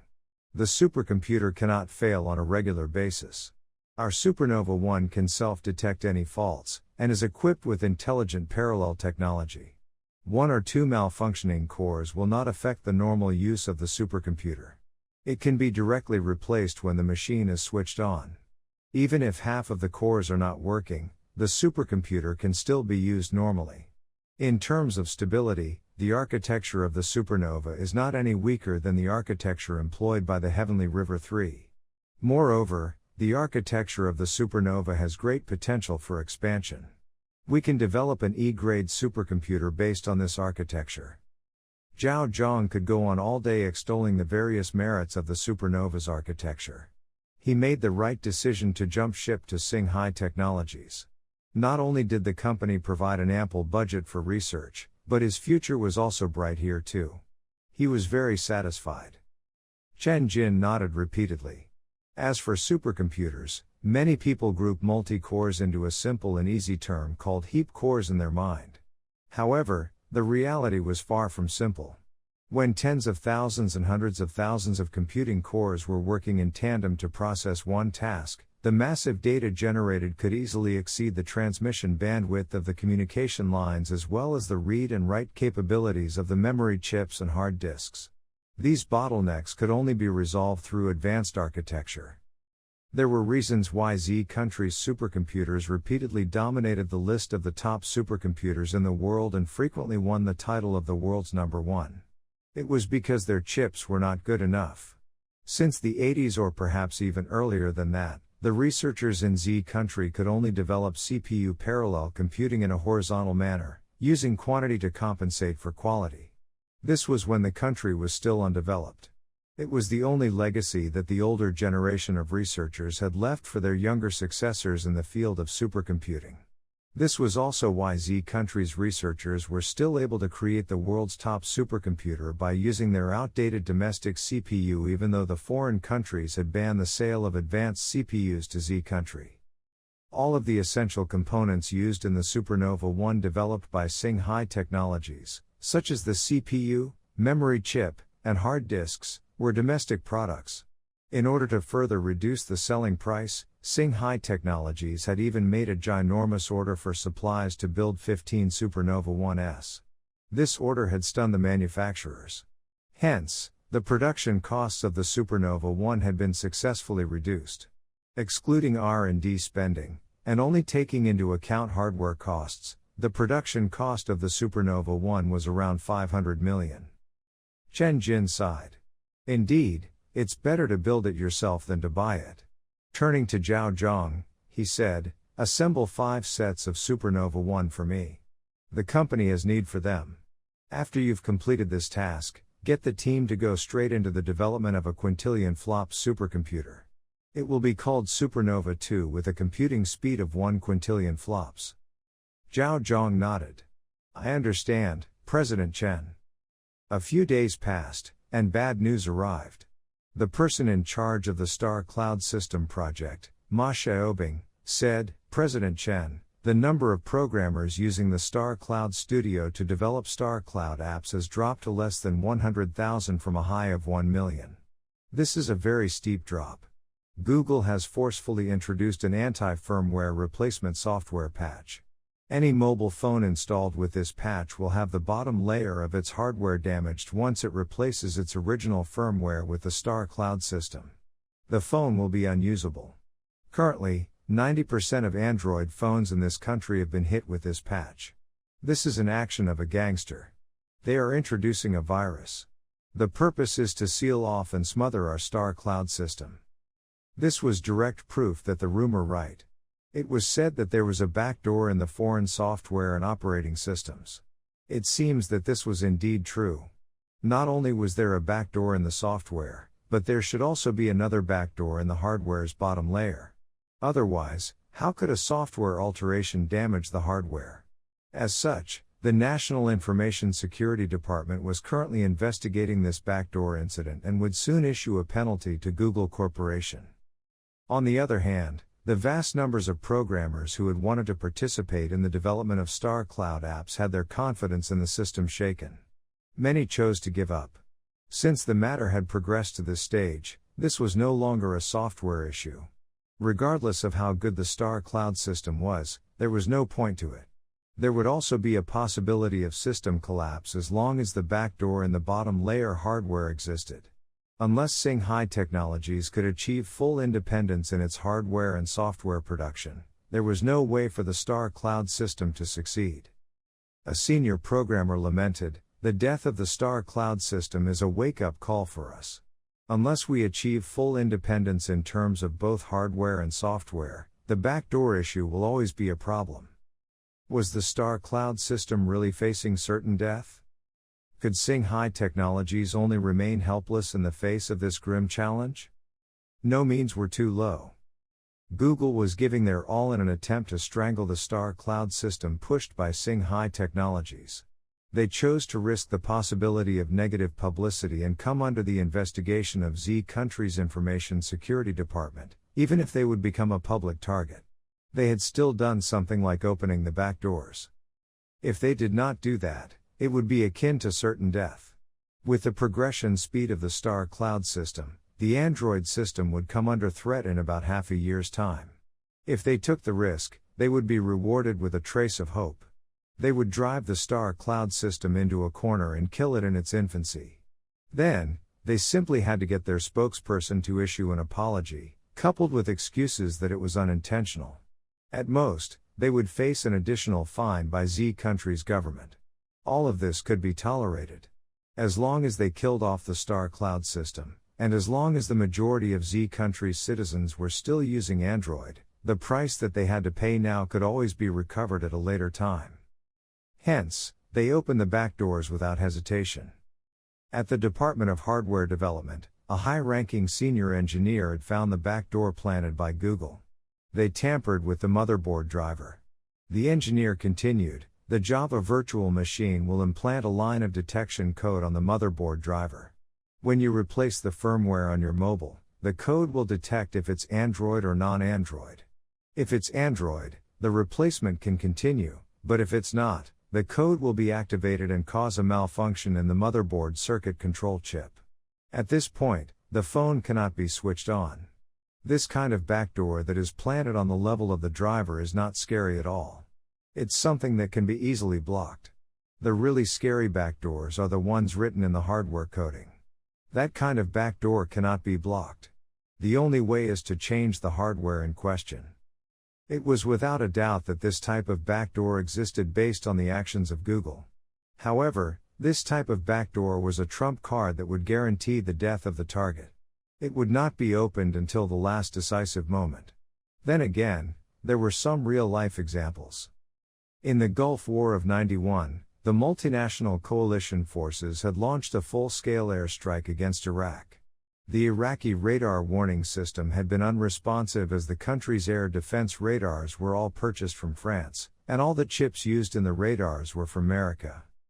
In the Iranian nuclear crisis of the 2000s, the Stuxnet virus became famous overnight. It had paralyzed almost all the centrifuge equipment in the country, causing Iran's nuclear program to stagnate for several years. It was because all the chips in the computer controlling the centrifuge equipment were from America. In 20x8, Intel was hit with the meltdown attacks. The company's various chips were found to have serious technical defects. However, they had already been in continuous use for more than 10 years. Professionals had pointed out that the vulnerabilities caused by Intel chip defects might affect the personal information security of almost all users of computer and mobile devices. Affected devices could number in the hundreds of millions. Even now, one could not tell whether it was safe to use foreign systems and chips. The vast majority of the population felt that they were okay as long as they provided a good user experience. Hence, they did not really care about matters like security. It was too late to realize the danger only when the situation changed dramatically and the crisis broke out. By then, it would be too late for regrets. Chen Jin asked, "How do we solve the threat of the backdoors?"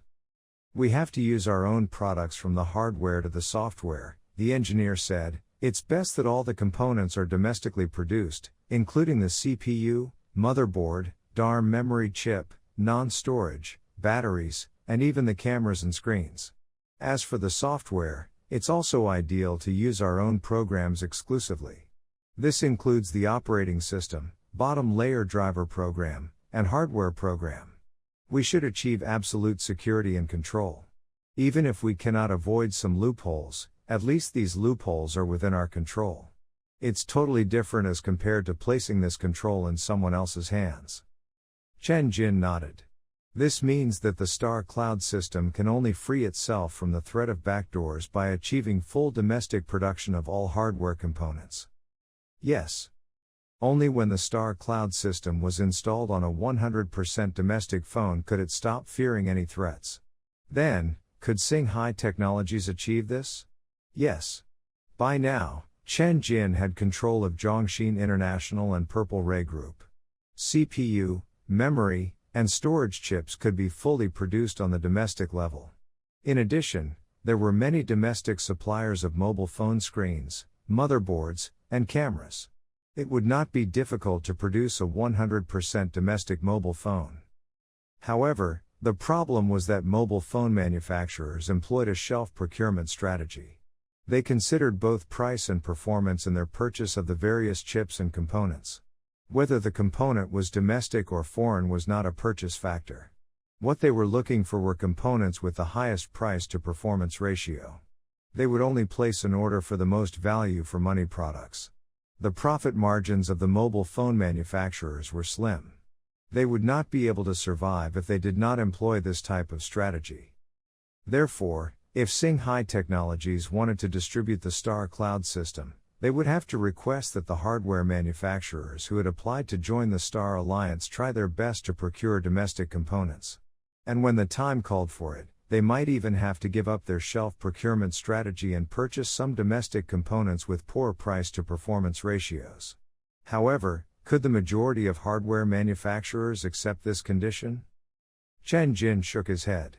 He thought that even if he promised that the chips from Zhongxin International and Purple Ray Group would be sold at a lower price, those hardware manufacturers would still be put in a difficult position. There might not be many respondents. He gritted his teeth. There is no other way. Singhai Technologies has no choice but to make mobile phones too. The profits from mobile phones are not high, we might even make a loss. But, someone has to do it. Since nobody wants to take the lead, Singhai Technologies will do it. However, perhaps, some had an inkling of the great challenges that Singhai Technologies would face. On the 8th of May, the government sent a team, led by the second most senior leader, consisting of several officials from various departments, to Singhai Technologies. They conducted a detailed investigation and research into the company. Following which, they presented a shockingly huge gift to the company. This included a 10 billion cash subsidy, in the form of tax exemptions, and a government purchase order worth 30 billion. In the conference, the senior leader said to Chen Jin gravely, "Little Chen, we'll be entrusting the task of breaking the overseas monopoly on the operating systems to you.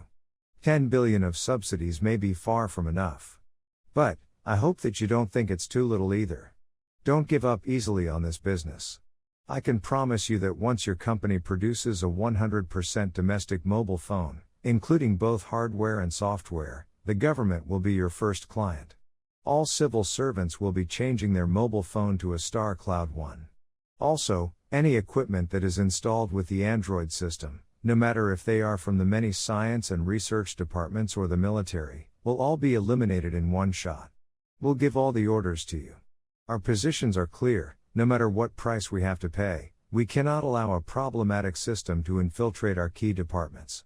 Little Chen, please have faith in the country's promise and abilities. As long as you can create a good product, you don't have to worry about its sales. If you cannot achieve a certain scale of production, the country will be your strongest backer." After the backdoor incident had broken out, the government had become determined to fully eliminate the Android system, at least within the various government organizations. They would switch to the Star Cloud system in a show of support. Chen Jin was pleasantly surprised. With the government's help to cover their ass and orders to provide lifeblood, what was there to worry about? They simply had to roll up their sleeves and give their best effort. He made a promise on the spot. The company would speed up their progress and try their best to produce the first product installed with the Star Cloud system within 3 months. They would not let down the earnest expectations of their country. On the 10th of May, news of the strategic collaboration of Singhai Technologies and the government had been announced. A collective excitement grew within the vast numbers of citizens as they clapped their hands in joy. The number of domestic hardware manufacturers that had applied to join the Star Alliance doubled. In order to get the purchase orders from the government, Tiny Pepper Corporation, II Mobile Corporation, and other mobile phone manufacturers had all accepted the conditions set by Singhai Technologies. They had agreed to the principle of prioritizing domestic components and promised to try their best to use only domestic products in their mobile phone components. The confidence of the programmers collectively rose as they looked upon the Star Cloud system favorably again. On that day, the Star Cloud Studio was downloaded more than 500,000 times. Only the upper management of Google showed a frozen expression on their faces as a chill swept down their backs. The founder, Larry Page, muttered, "Have we done the dumbest thing ever?" Liu Xiaoping was a programmer with more than 2 years of experience in Android development. He worked in an IT outsourcing company and received a monthly salary of $8,000 to $9,000. It was at the higher end of the median salary in this second-tier city. He typically liked to wear plaid shirts, paired with a black backpack. He had no girlfriend. As such, he was the standard loser bachelor. However, he had his dreams. And that was to become trillionaire before he was 30. He wanted to have a villa of 300 plus square meters that had a garden attached to the front and back of the house. He wanted to buy a custom-made Audi A8. He also wanted to marry a kind-hearted, young, and gorgeous lady. Then, they would have 2 adorable daughters. He could reluctantly accept 1 son and 1 daughter too. All the above were based on his own imaginative efforts. In the house with a monthly rent of $600, he looked in the mirror at his receding hairline that was worsening with each day and clutched at the hair that was falling out faster and faster. His dream was so far away from him. Coding could only allow him to just barely scrape together a meager living and save a little bit of money. There was no future for him. Not to mention that he had joined an outsourcing company. Things were even more hopeless in such a place. The real nature of outsourcing was exploitation. Women were treated like men and men were treated like beasts of labor. Working overtime every day was the default. It would not be strange if someone suddenly died from working all night. The only reason Liu Xiaoping stayed in this type of company for 2 whole years was because he wanted to accumulate technical experience and skills. When he had plenty of projects under his belt, he would jump ship. By then, he would be able to command a starting salary of $15,000. Recently, he felt that he had accumulated sufficient experiences. Hiding his actions from the company, he submitted his resume online and searched for suitable opportunities. Perhaps the minimum salary of $18,000 that he posted was a little too high. There were only a few companies who called him. Others offered him a monthly salary that was lower than what he could accept. There were no gains for half a month. He could only continue to do his current job and continue to search for suitable opportunities. Moreover, he had plenty of free time to search. He even used his weekends to learn the coding for Star Cloud apps in order to expand his skills.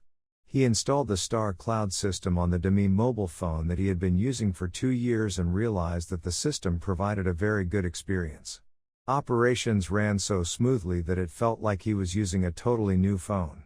Many applications were available, including the mainstream WeChat, QQ, iQIYI, UC, etc. Major apps like Taobao and Alipay could be easily added. Overall, all the applications ran very smoothly. Liu Xiaoping sighed in appreciation. For someone like me who doesn't play games all that often and could be completely satisfied with 7 or 8 apps, the Star Cloud system is 10 times better than Android. Seeing how much he enjoyed using the Star Cloud system, some of his colleagues also asked for his help in replacing their phone operating systems with the Star Cloud system. All of them told him that Star Cloud was very good. There was an unlucky colleague whose phone was hit by the backdoor coding from Google. His phone stopped functioning the moment he tried to replace its system. He had no choice but to change it back to Android. Although Liu Xiaoping was an Android developer, he felt that Google was digging its own grave in this matter. By making this kind of muddle-headed move in the face of the strong competition from Star Cloud, Google was only weakening itself at a rapid pace. If not for the small number of Star Cloud system users, Liu Xiaoping would even decide to quit the Android camp and go into Star Cloud app development instead. However, if he did that, the 2 years of work experience that he had accumulated would become irrelevant. He would enter an unfamiliar field with an uncertain future in the market. The risks were high. Hence, he could not make up his mind. Up until now, there were more than 100 Star Cloud programmers who had won the $1 million cash prize from Singhai Technologies. He was extremely attracted by the money but lacked the courage to change sides. After all, Android was obviously more mainstream than Star Cloud. It would be a few more years before Android was replaced. He was weighing all these details in his mind. As the fruitless thoughts floated about in his mind, the boss was looking extremely displeased. Why are you not working overtime? Bunch of lazy programmers, why are you still not working overtime? An outsourcing company where you can have both weekends off? Are you dreaming? Liu Xiaoping had not done any overtime for more than a month. He started work punctually at 9 a.m. and clocked out on the dot at 6 p.m. He would not stay in the company 1 second longer. Even if the boss yelled and cursed at him over the phone on the weekend, he still refused to go to the company to work overtime. Unless the company adhered to the labor law and paid 1.5 times the basic salary when the employee worked overtime on a weekday, 2 times on a weekend, and 3 times on public holidays. Otherwise, he would never accept working overtime. Even if this was an outsourcing company and the task was extremely urgent, he would never do overtime for free. This was the consensus that all programmers had arrived at and which they quietly adhered to. Why? The work assistant. Even if one only bought one measly speed package, his work efficiency could at the very least double after some practice. The programmers who had bought the packages of computing speed and had seen a dramatic increase in their work efficiency naturally rejected doing overtime for the company. Unless they got a pay raise or overtime fees. Liu Xiaoping also used the work assistant. One set of computing speed was insufficient, so he bought 2 sets. He paid $1,000 in user fees every month. If the boss refused to reimburse this $1,000 and raise his salary in an appropriate manner, he would continue to ignore his demands. But, of course, the boss could not tolerate such hardliner attitudes. He was so angry that he fired a few disobedient programmers on the spot. He planned to hire obedient programmers who would sell their lives to work for him. However, he found that he could not hire anyone. His company's reputation in the programming community had been totally trashed. Staff were leaving in droves and he could not get them to stay on even after he had sincerely apologized. The work assistant has returned our dignity to us. This has never happened before. We're not menial peasants who have to work 7 days a week. We're programmers. These words were like a rally and many cheered in response. For the first time, Liu Xiaoping was proud that he was a programmer. By the 20th of May, it had been 2 months since the launch of the work assistant. Singhai Technologies, who had been roasted by countless mid-to programmers, had finally made some reasonable adjustments. Singhai Technologies announced, as we are using a more powerful supercomputing algorithm, the work assistant's computing speed will be doubled from today onwards. Its previous speed of 100 million hashes per second will be increased to 200 million hashes per second with the price unchanged. This meant that one could purchase a computing speed that was doubly faster with the same price. Liu Xiaoping immediately logged into the work assistant to try out this new feature. He entered his requirements and found out that the code generating speed of the work assistant was indeed twice as fast as before. This new experience was so good that he felt as if he were flying. It's equivalent to a 100% increase for free. Very reasonable indeed. Liu Xiaoping stuck up his thumb. The next day, his boss called for a meeting of all the technicians and announced his big decision with a smile. Layoffs. The company would be conducting a massive layoff. Only a few key project staff from the technical department would be kept. Half of the remaining staff would be fired. Those who escaped the firing process would see their salaries increase by 80%. Who would be fired and who stayed, it would be decided by drawing lots. This decision caused a commotion amongst the programmers. Their hearts chilled as they understood the real calculations of the boss. The performance of the work assistant had doubled, causing the layoffs to become a cost-effective measure. The boss would not make a loss even if he increased the salaries of the remaining staff by 100%. With fewer employees, the expenditures for Social Security, insurance packages, and other items would be reduced. Even the cost of utilities would be reduced. What a vile businessman. Ugly capitalist. The staff who drew fired threw down the paper and said, "I won't miss this job anyway." Liu Xiaoping was cursed with bad luck and he also drew fired, thus becoming one of the layoffs. Similar large-scale layoffs appeared in the various IT companies all over the country. Within a few short days, a series of layoffs appeared. In this wave of layoffs, there were at least millions of programmers who had lost their jobs with no chance of saving themselves. Thus, they joined the army of the unemployed. Those who were attentive would realize that there seemed to be some elements of a deliberate nature that had led to the series of layoffs. A deliberate provocation of the IT company's bosses to the point that they had decided to fire their staff. Singhai Technologies. If not for the company's work assistant and the free increase of 100% for every package of computing speed, there would not be so many programmers who had lost their jobs. This was all the fault of Singhai Technologies. Many programmers who had fallen on hard times were burning with rage and blamed Singhai Technologies. They had completely forgotten that they were praising the company for being reasonable and ethical just a few days ago. But many more quickly accepted their reality and started looking for new opportunities. Liu Xiaoping had no strong feelings regarding his unemployed status. On the contrary, he felt more relaxed, as if he had been freed from his binds.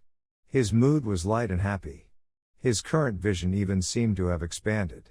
Although, it might be very difficult to find a job. There were virtually no IT companies that faced a shortage of programmers. In fact, companies had a surplus of them. However, Liu Xiaoping and other programmers in his situation had three options that they could choose from, all with good prospects. The first option was to change his career path and go into Star Cloud app development. Singhai Technologies announced that they would hire 10,000 outstanding programmers and provide a generous salary for them. They would help to perfect the Star Cloud system, and expand and increase its functions. In addition, the company would allocate another 10 billion and set up 200,000 motivational awards. If one could produce a complete Star Cloud app with satisfactory functions, he would be awarded $50,000. There were 200,000 places allocated. This meant that if one put in some effort and produce a passable Star Cloud app, he could easily be awarded $50,000. If he put in even more effort, he would be able to get the grand prize of 1 million. Moreover, the development software, Star Cloud Studio, was equipped with the light version of the work assistant. It supported the development of Star Cloud apps and did not slow down the speed of the software at all. Programmers who worked fast could even create a Star Cloud app within a day. The key was that the work assistant equipped in the Star Cloud Studio was free. There was no need to pay thousands or even hundreds of thousands to use the program. Most of the unemployed programmers would not continue to pay the monthly fees anyway. Instead, they specialized in Star Cloud app development. In short, as long as the 20 billion set aside by Singhai Technologies had not been spent, it was a good choice to switch to Star Cloud app development. The second option was to change careers entirely by doing game development. They could fork out some money to start a new business and establish a studio. After which, they could apply for free usage of Singhai Technologies' Starry Sky game development engine and create games using that technology. Liu Xiaoping had received an invitation from many good friends to develop games together. However, Liu Xiaoping shook his head. "I know nothing about games, count me out." "It's okay, you can slowly pick up the skills. I've never done any games too. But, the most powerful thing about the Starry Sky game development engine is that you can create a game even if you know next to nothing about game coding. Most of the codes are automatically generated. You can query the work assistant if there's anything unfamiliar. You almost don't even have to write a single line of code. I'm now a game developer. Xiaoping, come and join us. We currently have the greatest shortage of artists. We need someone to create huge quantities of design source materials. I remember that you have decent Photoshop skills. If you don't think that game development is not right for you now, can you help to do some source materials for us?" "Forget it, I'm a program developer, not an artist. I'm not doing this."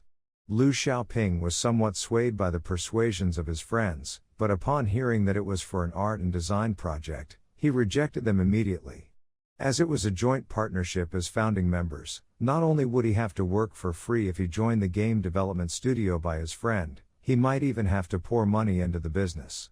This was the primary reason behind his rejection.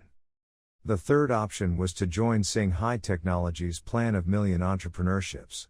Singhai Technologies had announced hundreds of specialized software categories, including video editing and production, music editing, special effects production, more towards fantasy movies, office software, databases, medical software, industrial software, etc. In order to attract the vast number of aspirants to join, the company forked out 10 billion to build more than 20 software incubators across the country in their preparations to support thousands of small and medium software enterprises. The subsidies given ranged from 500,000 to 100 million. In addition, the government would also provide discounts in terms of rent, taxes, etc. to support these small and medium software enterprises. The government also planned to invest huge sums of money into some major projects, such as those of the industrial software, in order to support enterprises with good potential. So, how could one get the subsidy support from Singhai Technologies? Firstly, there must be a minimum number of people. A project had to consist of 20 people or more to qualify for the first tranche of funds by Singhai Technologies.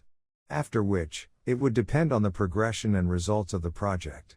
Sing High Technologies would follow the situation closely and invest based on the observations. Alternatively, they would provide the necessary technical assistance. Lastly, was the post-development phase. If the app was useful, Sing High Technologies would help to distribute it. The company would take a cut of the profits gained from the app.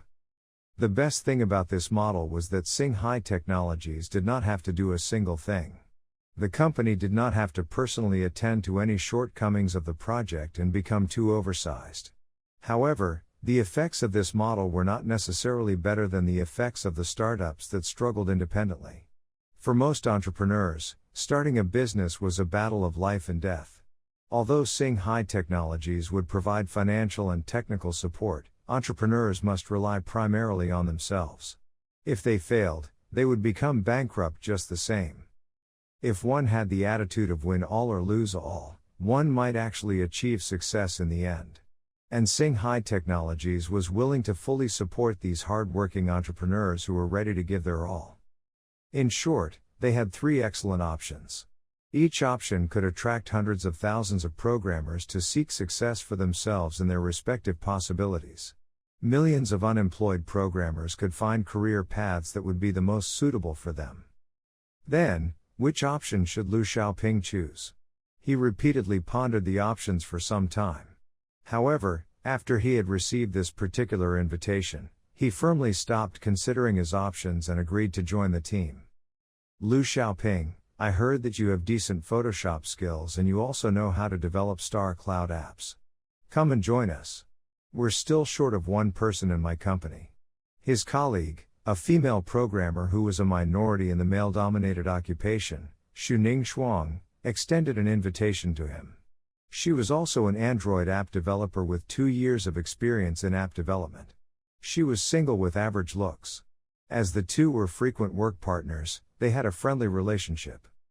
Liu Xiaoping was astonished. I thought that you were excluded from drawing lots because the boss wanted you to stay? Why did you quit too? I'm not happy with the boss and I want to work for myself. I've even persuaded Song Chaoling to quit and become my business partner. Also, Xu Ningxuang snickered and said, you know our company's art designer, Ren Jiao? The girl that you've chased for so long to no avail? I've persuaded her to come with me. Now, my boss really hates me. If you join my team, you might really have a chance to win her over by simple proximity. Do you want this chance? What? A tremor went through his body. He was almost crying. He had pursued Ren Jiao for more than a year. In order to get closer to her, he had tried his best to teach himself Photoshop and other art and design skills. He would get her to mentor him whenever he had a chance. In the beginning, she was quite agreeable about it and was willing to give him some attention. However, his Photoshop skills surpassed hers with time and he became the one to guide her. Then, she had stopped paying any attention to him. This had become a running joke in the company.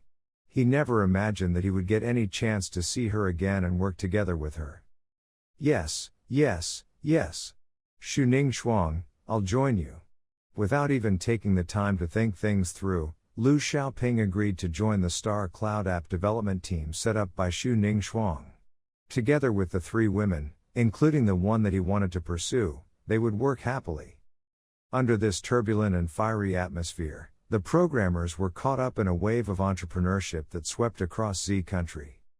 With the end of May came the approaching excitement of 2 major events that were taking place in June. The intensity of the discussions around one particular topic had been gradually increasing. This topic was a hot debate for all citizens and the countless numbers of netizens. The senior high school entrance examination, and the college entry examination. The 2 exams that would decide countless fates and perhaps even the fate of the nation would soon arrive. This was the focus of the citizens' discussions. How should this year's senior high school entrance examination and college entry examination be conducted? Some would find it weird. What was there to discuss? It would be done as it had been done in the previous years. Unfortunately, the majority of citizens would roll their eyes in reply to this unchanging perspective. Maintain the old way of doing things? Not changing? Could the old way even be maintained? The old education system could no longer be maintained the day that the autonomous intelligent learning machine was born. The Department of Education had no choice but to give up on the pilot program and make an overall adjustment. The quantity of learning machines produced had dramatically increased within the past 2 months. The total amount sold to date had exceeded 100 million units. A majority of the students who were willing and able to buy one had already done so. The widespread distribution of the learning machine had thoroughly messed up the original plans of the Department of Education. Some kind of adjustments had to be made, no matter if it was the senior high school entrance examination or college entry examination. The exams had to be adapted to the new circumstances. Otherwise, a major screw-up could happen. The current circumstance could be summed up in one sentence: top students were everywhere, but the bad students remained the same. Those who were willing to learn and apply some effort to their studies had all basically became top students, whereas those who were unwilling to learn, had zero aptitude for learning, or were disobedient, remained at the bottom of their class. 2 levels of change took place within the student body. Those that remained in the middle with average grades had become a minority. This was especially true for the students taking mathematics, physics, and chemistry. They either got between 90 to 100 points in their exams, or they got 50 to 60 points. There were not many with 70 or 80 points.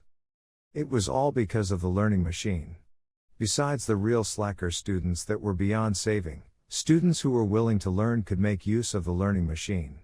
The learning machine could adjust the structure of the knowledge trees, change the video dubbing, the speed and rhythm of the narration. All these would greatly help to optimize the learning outcomes.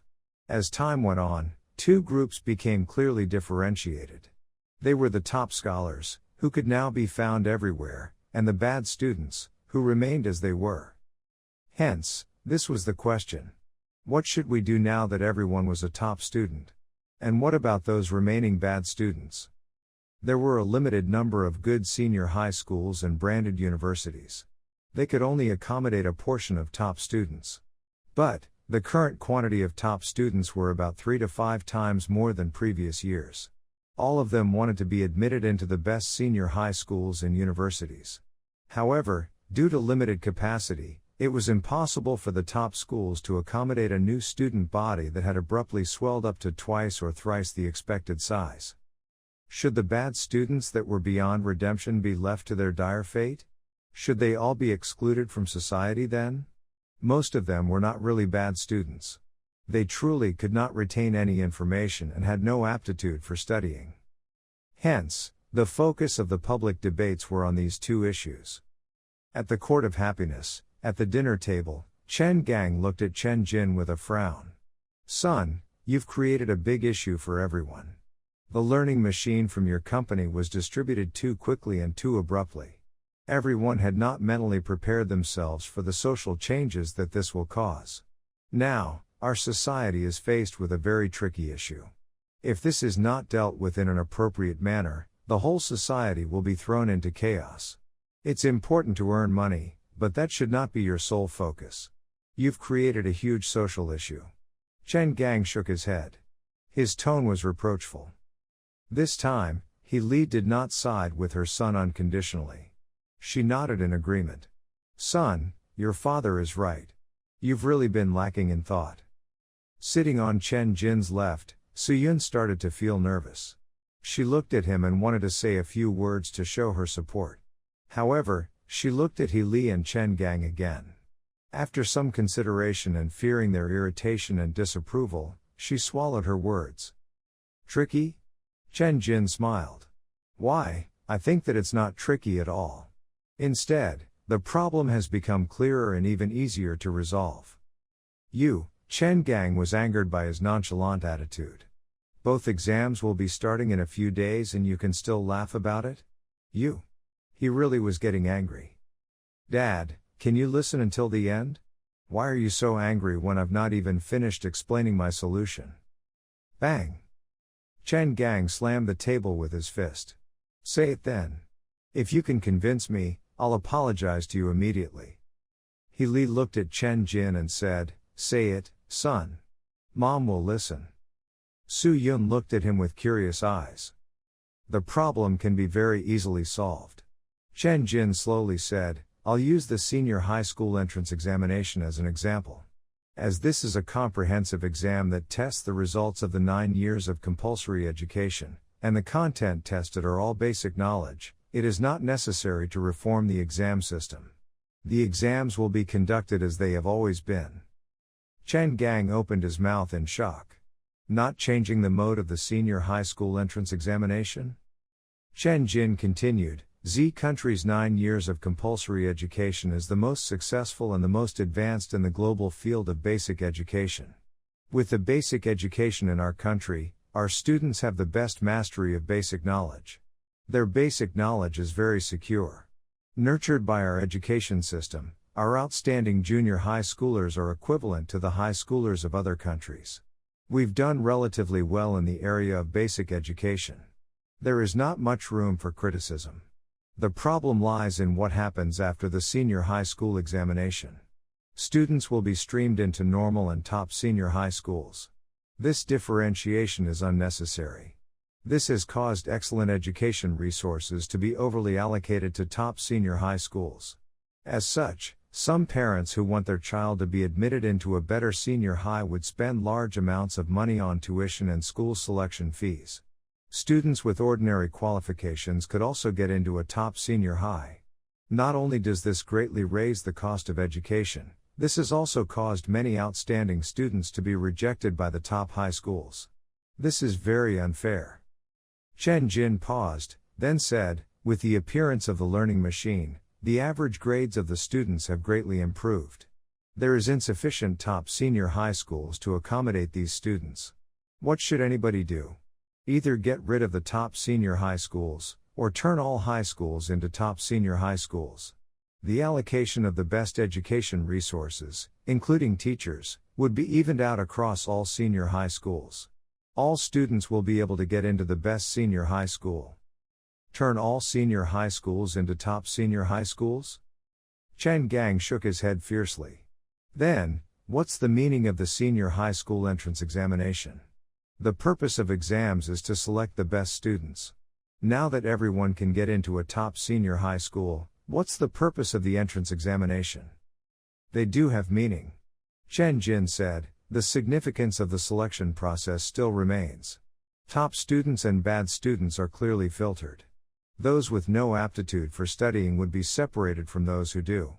As long as you have some kind of aptitude for studying and are able to achieve a passing mark, then you'll be able to get into the senior high school that you want, as long as not too many people apply for it too. If there are too many applicants for one school, another exam could be held or a balloting process could be implemented. There would be another round of selection of some kind. But, I think that with the assistance of the learning machine, most students would choose the senior high school that's the closest to their home. Chen Gang asked, so, according to you, the current purpose of the senior high school entrance examination is to eliminate the students with no aptitude for learning by not giving them the opportunity to study in a senior high school? I don't agree with the idea of elimination. Chen Jin shook his head. Many of the bad students are not really bad at all. They simply don't have the aptitude for learning. There's no point forcing them to learn. But, they could be talented in other areas. If some of them were interested in the learning machine, they could apply to a technical school and become professional machine operators. They could also learn welding or fitting, becoming outstanding blue-collar workers. If they were interested in vehicles, they could learn how to drive, learn auto repair, learn how to operate an excavator, and other construction machinery. These industries require a huge amount of manpower. Those with a talent for sports could become soccer players, basketball players, track and field athletes, or swimmers, achieving honor and glory for the nation in the stadiums. Or they could learn Chinese painting, art, voiceovers, theater, etc. Countless occupations with good prospects await them. Actually, the purpose of exams is not to select the geniuses and trash. We should not simply differentiate the students into good, average, and bad based on their exam scores. This approach is a grave mistake. It's the embodiment of laziness and incompetence. The real purpose of exams is to find out what their individual strengths are. It's to help everyone find the most suitable path for themselves. It's not a success to get into a good senior high school or university. Walking their own paths in society and creating a life for themselves based on their own personal values is the real success. The country that had achieved the best results in this area was Germany. The proportion of university students in Germany was not large. But there were many vocational senior high schools and training schools. The local industries also participated closely with these schools to provide ample opportunities for practical learning. As such, Germany's industrial sectors were very strong, and in terms of sports, they were the best in the global soccer field. One examination does not decide the rest of your life. I hope that all the parents, teachers, and students can change their perspectives. There is more than one road to success. You can stop forcing yourself when you realize that using the learning machine is a futile effort, that you really have no aptitude for studying and have become a bad student in others' eyes. But you don't have to worry. You could be a genius in other fields. You could achieve a success that is unimaginable to others. This is the real significance behind the introduction of the learning machine. As he listened to these words, Chen Gang had an epiphany. He nodded gravely as he muttered to himself, "I understand now. The purpose of exams is not to separate the geniuses from the mediocre but to find out the individual strengths of every student. This is a very good point." He clapped in excitement. "I understand now too. Son, you mean that if they are a top student, then they could continue studying through senior high to university. If they are not good at studying, they could become technical workers, learn auto repair, operate excavators, or participate in sports. In any case, there are good ways to achieve your full potential."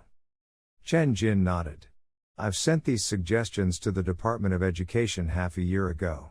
Recently, the state media reported the establishment of various vocational high schools and signaled that they would eliminate the label of top senior high schools. It seems that top officials have adopted my suggestion." "Good. Good."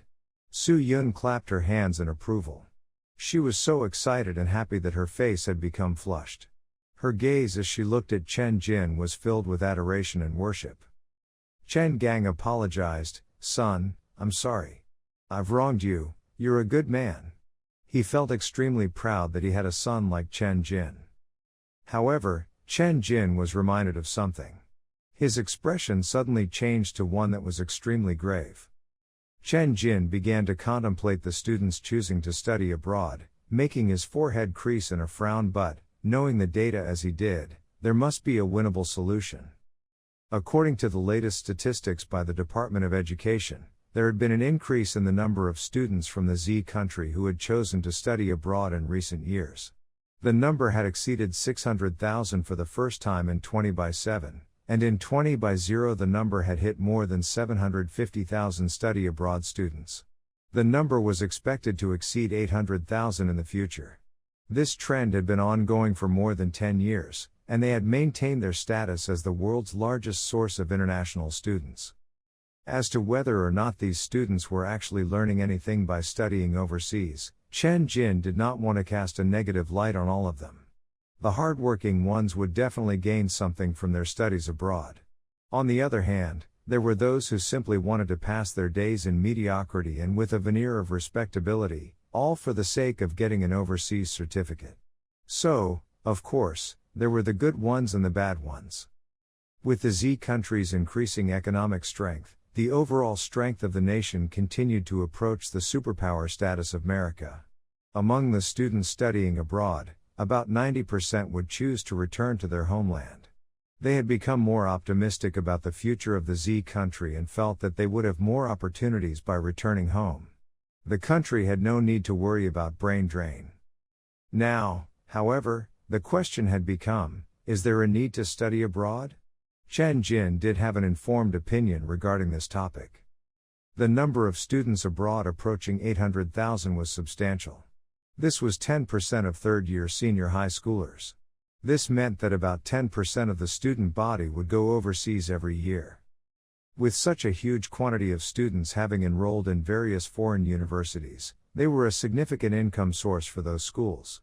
Sometimes, they would make up as much as 30%, 40%, or even 50% of the student body on those foreign campuses. Foreign colleges and universities charged high tuition fees to fill their coffers. The average annual expenditure of international students from the Z country was 300,000 Chinese yuan or more. That was a totally different situation than domestic schools. The foreign schools wanted to earn a profit, especially from the Z country's students. The tuition fees, textbook costs, and accommodation costs that they paid far exceeded those of the local students. Hence, it has become the case that the money from the Z country's students has been supporting the local students. On top of this, the treatment of the foreign nations toward the Z country's students has typically been one of discrimination. Every year, news reports have documented the large numbers of Z country students who have been beaten up, robbed, raped, and murdered, and how the local police have been frequently ineffective. Foreign media had often reported negative news about the Z country's students dominating their campuses and taking all their resources, thus spreading the idea that the Z country was a threat, as well as strong anti-Z country sentiment. Overall, the foreign schools liked the money from the Z country students, but they didn't like the Z country students themselves. Moreover, many of the students weren't even enrolled in a good university. In fact, a significant portion were enrolled in shady, unknown schools where they wouldn't learn anything. They would get a certificate of no academic value, but, because it's an overseas qualification, it will imply their education had some kind of superficial sophistication, not something worth such a huge price. Finally, an overseas education history was no longer as valuable as it once had been. Many companies had offered starting salaries of only $3,000 to $4,000 to returning graduates, which they had found unacceptable. But because their society focuses more on real abilities than qualifications, certificates were only a point of reference. Their real abilities when it came to the workplace may only really be worth $3,000 to $4,000.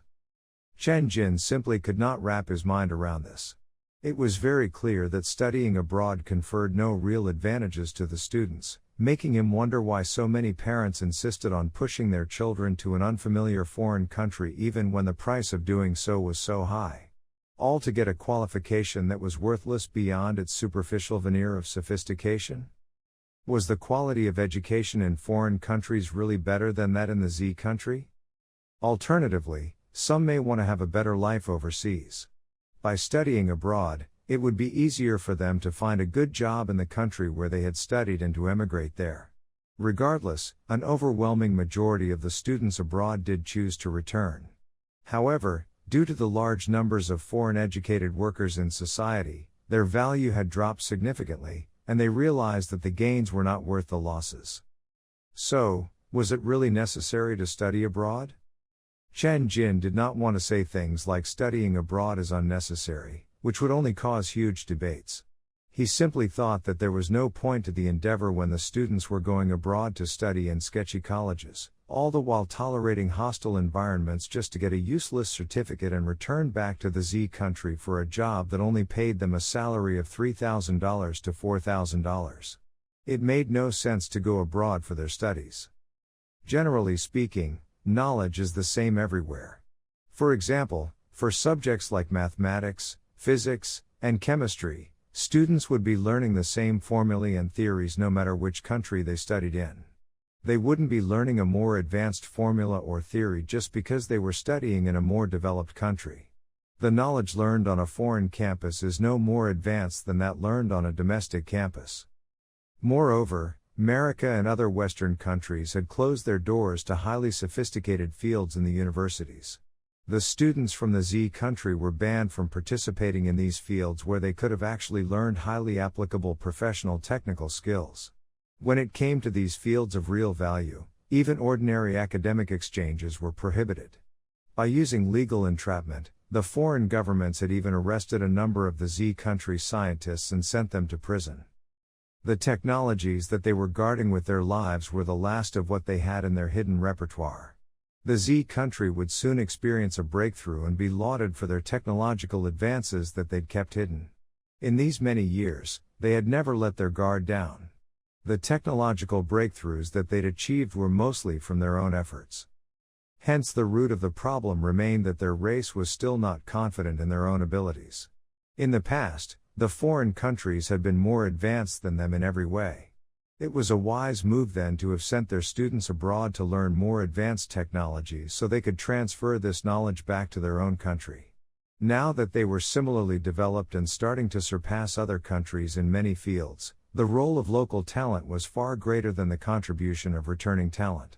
However, there were still so many students who went abroad to study every year. They were giving money away to others and wasting precious time. This was really unnecessary. With just a little star learning machine, they had wholly surpassed the Western countries in terms of their basic education systems. Nearly 800,000 students were going abroad to study every year. This was a shocking number. Even reducing it by half would not be enough. Reducing the number until it reached 80,000 students per year, which was a tenth of the current value, would be more acceptable. Chen Jin was ready to write his proposal to the Department of Education, in which he suggested limiting the number of students going abroad to study. There is no need for the junior high school graduates to study abroad. The standard of many senior high schools in the developed countries is only equivalent to the third year of our junior high schools or the first year of our senior high schools. Studying abroad is purely a waste of time. It is better to remain in the country and master a greater range and depth of knowledge. A portion of senior high school graduates should be allowed to study abroad but not at a no-name university. They should try to get into a top university with a good reputation. It is better to learn something than to learn nothing. As for the overseas postgraduate students, doctoral students, and exchange students, Chen Jin did not want to interfere in a presumptuous manner or give rash criticisms. This was a freedom given to the university students, who could be trusted to use their own judgment and gain practical worldly experiences for a limited time. In short, he hoped that the junior and senior high school graduates would stop going abroad in swarms with no real reflection. When the Department of Education received Chen Jin's proposal, Department Chief Yuan and other personnel held a meeting where they carefully discussed the issue in detail. They reached a consensus in that same meeting. They had to control and reduce the number of students going abroad to study. Department Chief Yuan made the announcement. I've consulted with all top officials, and they have given the following directives. From this year onward, we will not approve any junior high school graduates to go abroad for studies. Unless the parents and the student give up their citizenship and choose to emigrate, we will not give our approval. This is our principle. We will exclude all disreputable universities in the applications of high school graduates enrolling in foreign universities and persuade them to give up studying at useless campuses. Security alerts will be issued. Australia, Canada, and Sweden will be entered on the list high-risk countries for students studying abroad. We will not approve any students applying to study abroad in these countries, as the security in these regions has been terrible and students from the Z country have been repeatedly attacked and injured in these countries. They are no longer suitable for studying abroad. If parents refuse to pay heed to these dangers and insist that their children must study abroad, then they will be required to relinquish their Z country citizenship. Our goal is to reduce the number of students going abroad for their studies this year to less than 500,000. We plan to further reduce the number to less than 300,000 in the future. In addition, the students who choose to give up their citizenship to study abroad must return their learning machines. The Department of Education will redeem the learning machines at their original price. The device is a strategic item that cannot fall into the hands of foreigners. Rumble, rumble, rumble. After the Department of Education announced their decision, the media and public went into a frenzy. I support this. The numbers should have been limited a long time ago. The unspoken rules and trends of studying abroad have already been formed into a fixed model. A supply chain exists between our country and other countries, it's specially targeting the money from our students. I don't agree that our students should go abroad in such huge numbers. Ha. My company has hired one returning overseas graduate. He dared to ask for a $30,000 monthly salary. In the end, he still came to work for us even though he was only offered $5,000. But we're still making a loss. He's not even as good as an intern at a $3,000 salary. Students can go to good foreign universities, but they shouldn't go to those no-name, disreputable ones. Those useless qualifications will not pull the wool over anyone's eyes. The majority of netizens expressed support for the Department of Education's decision. However, a vocal portion of parents found the new policy unacceptable and strongly opposed it. My child has his own legs and feet. He can study wherever he wants to. The government should keep their hands off. What's the use of staying in the country with the quality of our education? Since a long time ago, the Z country's education has been beyond hope. Why can't we vote with our feet? This is the only light left in this dark place. Are you going to kill it too? These parents were extremely angry and agitated, and they expressed their dissatisfaction via various channels and methods, demanding that the Department of Education reverse their decision immediately. The vast numbers of netizens, though, shook their heads in response to these parents. The grass is always greener on the other side of the fence. The Department of Education has clearly explained the reasons for the limitations, yet these parents still choose to ignore them. Their yearning for a more beautiful life overseas cannot be curbed. The department is not stopping children from studying abroad. If they want to do that, it's easy. They can go to a top foreign university and give up their citizenship. They have a choice. What's the fuss? Ha ha. Even those who like to kiss the asses of anything foreign also know that it's easy to give up Z country citizenship but extremely difficult to get it back. This must what those parents oppose the most. It's a utopia overseas. Dear parents, stop hesitating. Get foreign citizenships for your entire family. Your life will be so wonderful over there. But, for unknown reasons, those parents stayed silent on the choice of giving up their citizenships. None of them wanted to talk about this topic. Moreover, many students had been born in the 00s and 10s and were very unlike the generation that their parents had come from. These students had their own way of thinking and their own opinions. Based on their experience, growing up in the Z country had not been any worse than in other countries. They were the generation who had the most confidence in themselves. This younger generation was not particularly understanding of their parents' stubborn insistence of sending them overseas. When the Department of Education made the announcement, these children had quickly gotten ready to present their cases. As the two generations tried to persuade each other, many agitated parents gradually gave in. There was, however, a country in the southern hemisphere that was panicking. They wailed as if they were in deep mourning, with one person posting, "We strongly oppose this. Stop this mistake immediately." The netizens were overjoyed when they learned the nationality of this protester. Ah, isn't this from Paper Cat? Are they having a King mental breakdown again? More than 300,000 students left our country to study abroad in Paper Cat last year. Through various expenditures by our students, that country earned a whopping $26 billion. That is 2% of their GDP. It'd be weird if they weren't panicking. The quality of education in Paper Cat is the worst. They have the most questionable universities of all nations. I don't understand why people are still going there in droves. Everyone, go take a look at the responses by their keyboard warriors. They're rejoicing across the board. Every single one of them is thanking our Department of Education. They're happy like children. That's right, as long as they're happy. They don't even care about the money anymore. It must be hard for them to be so two-faced. Having frequent mental breakdowns is not good for the body. As countless netizens mocked Paper Cat, they agreed that the hysteria of Paper Cat's government and the collective joy of their keyboard warriors brought much happiness to the world.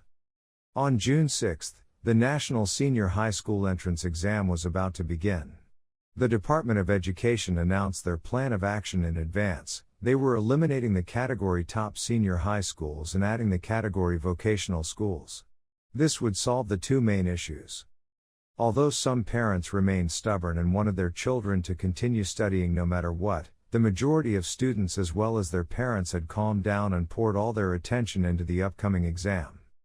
On the 8th of June, the senior high school exam ended without a glitch. The most outstanding performance in the exam had been by Little Star 3rd Gen, produced by Sing High Technologies. The performance of its hardware was 8 times better than that of 2nd Gen, and Little Star 3rd Gen continued its grand slam across the nation in the mathematics, physics, and chemistry exams. With the upgraded intelligence level of the third generation, Little Star's reading and comprehension abilities had been greatly strengthened. Excluding essay writing, it was able to secure high marks in the language, English, and humanities exams. Only the essay writing component was based on free expression, but all questions in the language and English exams had standard answers. This even included questions like, "What does this tell us about the central ideas of the author?" and similar. For the most part, they all had fixed answers, and now the Little Star learning machine could even offer an answer in the general ballpark. This was rather awkward. The National Senior High School Entrance Exam had ended, and it could be said that the Department of Education had provided satisfactory solutions. But what about the upcoming National College Entrance Examination? Opinions varied. Universities are totally different from high schools. A good university is a good university and bad university is just plain bad. This is true of universities all over the world. They want to distribute the resources of the universities evenly such that it's fair to all the top students. This kind of reform is not only impossible to realize, it's also unreal. It will only lead to chaos and the ruin of all universities. The real challenge is about to begin. The exam has to be kept fair, but at the same time it should be able to let the top students be admitted into the ideal university of their choice. The result of this challenging issue would depend on how the Department of Education chooses to tackle it. If this was not dealt with in an appropriate manner, disaster would ensue. At Happiness Court, the family sat in a circle on the sofas in the living room. Chen Gang, He Li, and Su Yun turned their gazes toward Chen Jin. "Son, the senior high school exam might have been easy, but the college entry exam will be more difficult, as its purpose is to select for talent.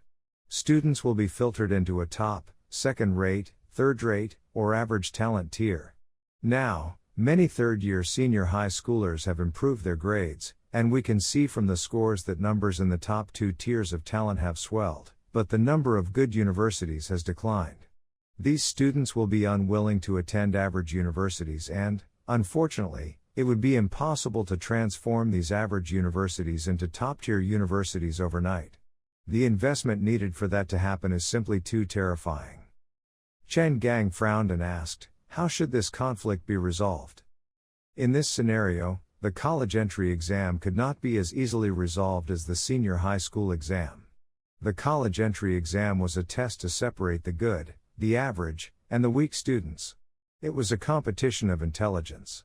Each student would be accepted into a university that was suitable for their level based on their scores on the exam, which tested the strength of each student on an individual basis.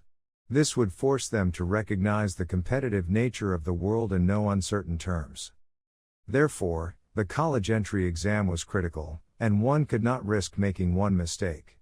However, due to the significant increase in top students, this had created a shortage of good universities. Everyone looked to Chen Jin, who stated, "It's easy to resolve." Chen Jin grinned and stated, "There's no need to change anything about the universities. Instead, we'll change the content of the college entry exam by adding some testing that will further assess the actual abilities of each candidate. This will widen the gap between the scores, and all students should be able to get into a university that is suitable for them in the end." Shocked, Chen Gang asked, "How should it be modified?" Chen Jin glanced at Su Yun and shook his head. "The Department of Education has requested that I keep it a secret for now. You'll know it when the time comes." In mid-June, Chen Jin's double escorted several upper-level managers to the southern city of Shenzhen, where they conducted a field inspection of the factory production room of Tiny Pepper Corporation. Wang Xiaoyan, the founder and CEO, attentively and enthusiastically accompanied them throughout the tour. Chen Jin's reason for assigning his double to conduct a field inspection was simple. This company worked fast and was the first to produce a 100% domestic mobile phone that came installed with the Star Cloud system. In the Spartan test lab, Wang Xiaoyan held up the project prototype and walked Chen Jin through a demo.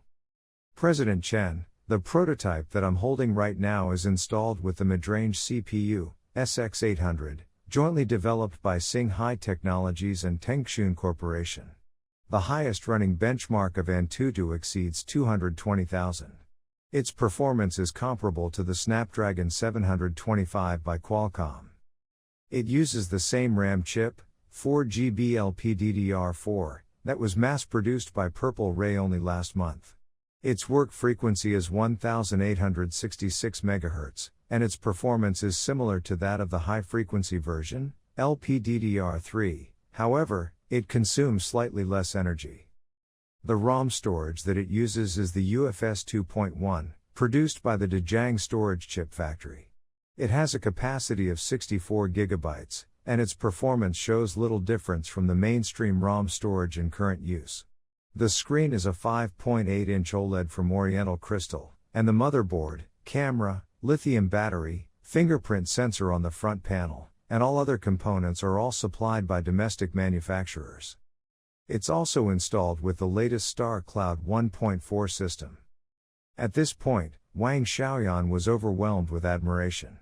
President Chen, the extent and speed of the upgrades implemented on the Star Cloud system are astonishing.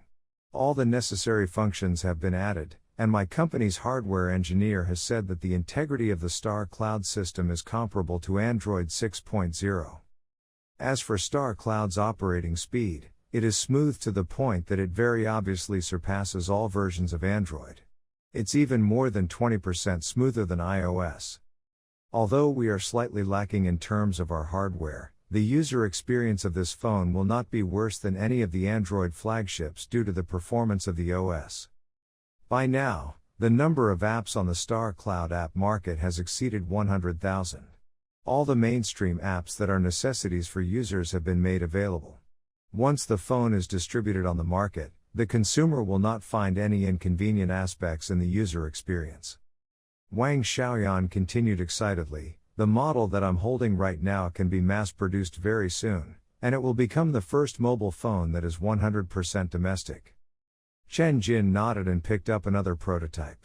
He opened some applications and realized that the operating system was indeed extremely smooth. However, Chen Jin saw that the top bezel on the phone was close to 1/8 of an inch. He commented, "This bezel is too wide. Can it be further reduced to increase the aspect ratio? We should be able to reduce it in the mass-produced model, although only by a little bit. But this aspect ratio is pretty good. The screen takes up 88.8% of the real estate, and we should be able to achieve 90% in the final product." Chen Jin nodded. If the screen ratio was increased to 90%, it would be that much closer to the wildly popular 16:9 aspect ratio. That would be more acceptable. What about the battery capacity? It's 3,600 mAh, but after it's installed with Star Cloud, it can save up to 35% of energy in the user process when compared to Android and 28% compared to the Fruit Mobile. Its continuous performance over the course of a day is similar to that of a 4,800 mAh large-sized battery. It will be the only phone on the market that only requires charging once every 2 days. Energy efficiency is also a huge advantage with the Star Cloud system. Good. Chen Jin agreed. This is a selling point that can be emphasized. President Chen, I have something else to ask you. Wang Xiaoyan explained, "What should we name this model?" "I've thought of 3 names. President Chen, can you give your opinion on these? Red Pepper Z1, National Pepper 1, or Star Pepper 1? Let's call it Red Pepper Z1. National Pepper and Star Pepper sound bizarre. Forget about those." Chen Jin knew that Wang Xiaoyan was trying to curry favor by suggesting Star Pepper, but it was truly awful sounding and he didn't like it. But what was really surprising to Chen Jin was that Wang Xiaoyan had even prepared the color schemes of the phone in addition to the model name. Tiny Pepper's designer had prepared 3 color schemes: Patriotic Red, Starry Blue, and Woeful White.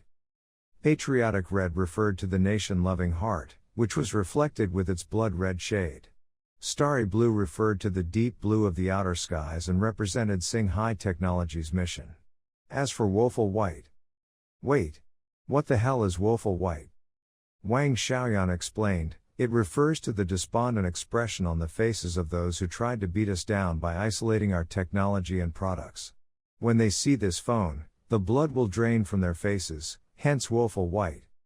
Chen Jin nodded. I see.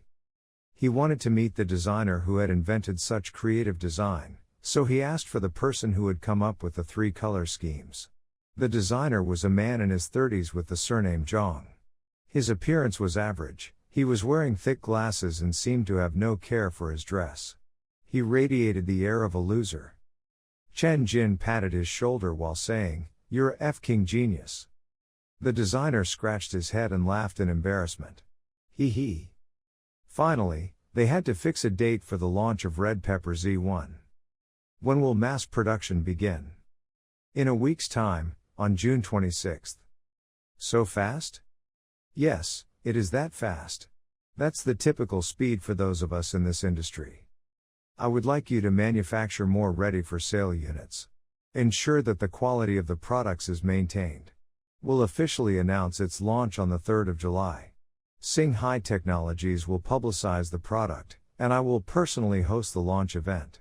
During the event, you'll conduct a demo on the product. Everyone will know about the 100% domestic phone. Wang Xiaoyan said emotionally, "Yes. Thank you, President Chen." With this, Chen Jin's double and his staff completed the field inspection of Tiny Pepper Corporation. The speedy progress and quality results of Tiny Pepper Corporation delighted everyone. However, the real Chen Jin was not certain that Red Pepper Z1 would become the first 100% domestic phone. After the Samsung incident, Brother Lei had accepted his suggestion to have Demi Company use only domestically produced components to create a 100% domestic phone. Of course, that was only on a hardware level. Now, 3 months later, he was curious about Brother Lei's progress. Chen Jin called Brother Lei to inquire about Demi Company's status on the phone. Brother Lei said, "It will happen very soon. We've created the prototype, and we're currently in the process of adapting the bottom layer. It should be ready for launch by mid-July. Our work efficiency has been rapid." He sounded somewhat absent-minded as he talked about his worries over the pressure his company would face by Samsung and Google after the launch of his domestic phone. "Oh," Chen Jin uttered. "Brother Lei, this is a deadly weapon that you've given them of your own free will. I gave you the opportunity, but you didn't grasp it." He shook his head again. Brother Lei was very smart, to the point that some might mistake his great intelligence for stupidity. But Chen Jin had been aware of this critical limitation, that Brother Lei was not bold enough and failed to act decisively out of fear that he would lose more than he would gain. As the days passed in a seemingly peaceful manner, the 1st of July arrived, and it was time for the National College Entrance Examination. More than 9 million students made up the huge army of exam candidates. Some were overflowing with confidence, some were scared witless, and others were bewildered. But all of them were about to participate in an exam that would affect their destiny. Su Yun's brother, Su Zipeng, was among the army of exam candidates. The morning's language exam was largely uneventful, as it was similar to the past year's format. The essay component, however, at the very end, had undergone a huge transformation. The candidate could choose to answer one of 3 questions. Su Zipeng read each question carefully. 1. Is freedom of choice equivalent to freedom itself? 2. What is more important, ethics or law? 3. What is the relationship of the individual to the nation? Fuck, those are some sharp questions. Fortunately, Su Zipeng was not someone who was unaware of external matters. He paid close attention to current social news on a regular basis, thus he wrote an essay on the first topic. He thought he did quite well on it. The mathematics exam in the afternoon was different from the previous years, to the degree that the exam duration was extended by 20 minutes. The questions in the first half of this exam were not too challenging, as the majority were linked to foundational topics. Several more difficult questions had a high number of points allocated to them, but Su Zipeng was confident of scoring at least 140 points out of a total of 150. As he confidently approached the last page, though, he was instantly stumped by 3 additional questions, which were noted on the paper as not counting toward the calculation of the candidate's final total score. When the exam ended, the candidates submitted their papers and outside of the exam hall began discussing the exam. Su Zipeng walked out of the hall muddle-headed, surrounded by the flurry of voices. How could such a question appear? I had no idea how to answer at all. Although they don't count toward our total score, there must be some sort value assigned to them. We have to provide a good answer regardless. In the family group chat, a lovely family, Suyun anxiously posted a message, "Little Pang, has the math exam ended? How do you think you did?" Su Zipeng posted, "I don't know. I don't think my answers were too good." Ah. Isn't math your strongest subject? Were the questions especially difficult this year? The questions weren't that hard overall. I'm confident of getting 140 points or more. It's the 3 additional questions at the end that gave me a headache, especially the one asking us to use your own method to prove that 1 + 1 = 2. Does that even need to be proven? 1 + 1 = 2 is a universal truth. But they're asking us to prove this truth? Did the question writer experience some kind of mental lapse? Su Yun was shocked. Prove 1 + 1 = 2? This is a question to test how well you can think out of the box. Moreover, it's not too difficult. Chen Jin posted in the group chat, "You don't have to arrive at the given conclusion via the use of complicated formulae. You can prove the question by providing counter-evidence. Let's hypothesize that 1 + 1 does not equal 2, maybe it equals 1 or 3. What would happen to this world then? If 1 + 1 = 1, the world would shrink at a continuous rate until it finally disappears or becomes an infinitesimal speck. And if 1 + 1 = 3, this world would continue to expand at an accelerated rate until it becomes unimaginably enormous. Therefore, considering the balance of the universe, 1 + 1 can only be equal to 2. If you answered via this logical process, you'll be able to get a good score for the special points." Ah! Su Zipeng slapped his forehead and yelled, "I went about it the wrong way. I used a very complicated formula to prove that 1 + 1 = 2. I don't think I'll be getting a high score for this question." Chen Jin consoled him. "Don't panic. The main components of the college entry exam this year still comprise the regular questions. There are only a few questions that require you to think out of the box. Even so, they are very important, so please remember that you must not answer them using typical lines of reasoning. Try your best to think out of the box. The more you go about it in an unexpected way, the better." He could only provide so many hints. Thanks, brother-in-law." Su Zipeng had no idea how his brother-in-law knew so much about those additional questions. However, he was suddenly able to see everything in a much clearer light. In the comprehensive natural sciences exam on the second day, Su Zipeng completed the regular questions before looking at the additional out-of-the-box questions. Physics additional question 1, Archimedes said, "Give me a lever long enough and a fulcrum on which to place it, and I shall move the world." You are given a fulcrum, a lever, and a place to stand. How will you move the world? Physics additional question 2, you are given an object weighing 1 kilogram. Using your own method, put it in motion until it achieves superluminal speeds. Chemistry additional question 1, the ability to transform common metals into gold is a technique that alchemists have been in pursuit of for thousands of years. You are given H, O, C, Cu, U, Pb, and other common elements. Create 3 alchemy formulae to transform these common metals into gold. Biology additional question 1, dinosaurs dominated this world long ago, but they were mysteriously eradicated. You are given a laboratory to revive the dinosaurs. What kind of thought processes will you employ? Ha! He laughed with confidence at these questions. Now that he knew how to approach them, they were not difficult at all. After the comprehensive natural sciences exam ended, Su Zipeng walked out of the exam hall feeling clear-headed and refreshed. Many students who had taken the same exam were complaining. How can an object achieve superluminal speed? Had the question writer forgotten about the common-sense laws of physics? I couldn't make heads or tails of this year's exam. Talk about moving Earth. The reality is this. Even with a strong fulcrum, you won't be able to move Earth according to the principle of the lever. On the contrary, the crust of Earth will be broken unless the lever is overwhelmingly strong. Su Zipeng shook his head. In the family group chat, Su Yun asked impatiently, "Little Peng, how did it go? I saw the additional questions, and I couldn't even begin to answer them. How did you answer those questions?" "It was simple. Just think about the hypothetical situations as boldly as possible." He rambled on about his thought processes when he answered the questions, while Su Yun was so stunned she could only read his detailed reply. Chen Jin asked, "Little Peng, how did you answer the additional question number 2 on physics? Tell us your answer." Chen Jin was very curious about the answer to that question. How did he get the object to achieve a superluminal speed? The object should be put into a tunnel of unlimited length. Excluding all other factors, I will accelerate the gravity in the tunnel such that the object will be pushed downward.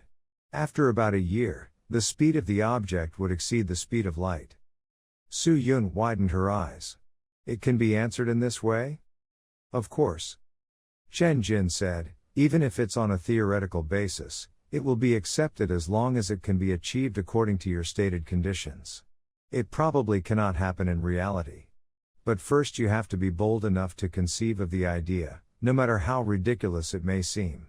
We should support this type of thinking, even if it may seem laughable. These extraordinary ways of thinking can be very important sometimes. Little Peng, I believe that you will score quite well on that question.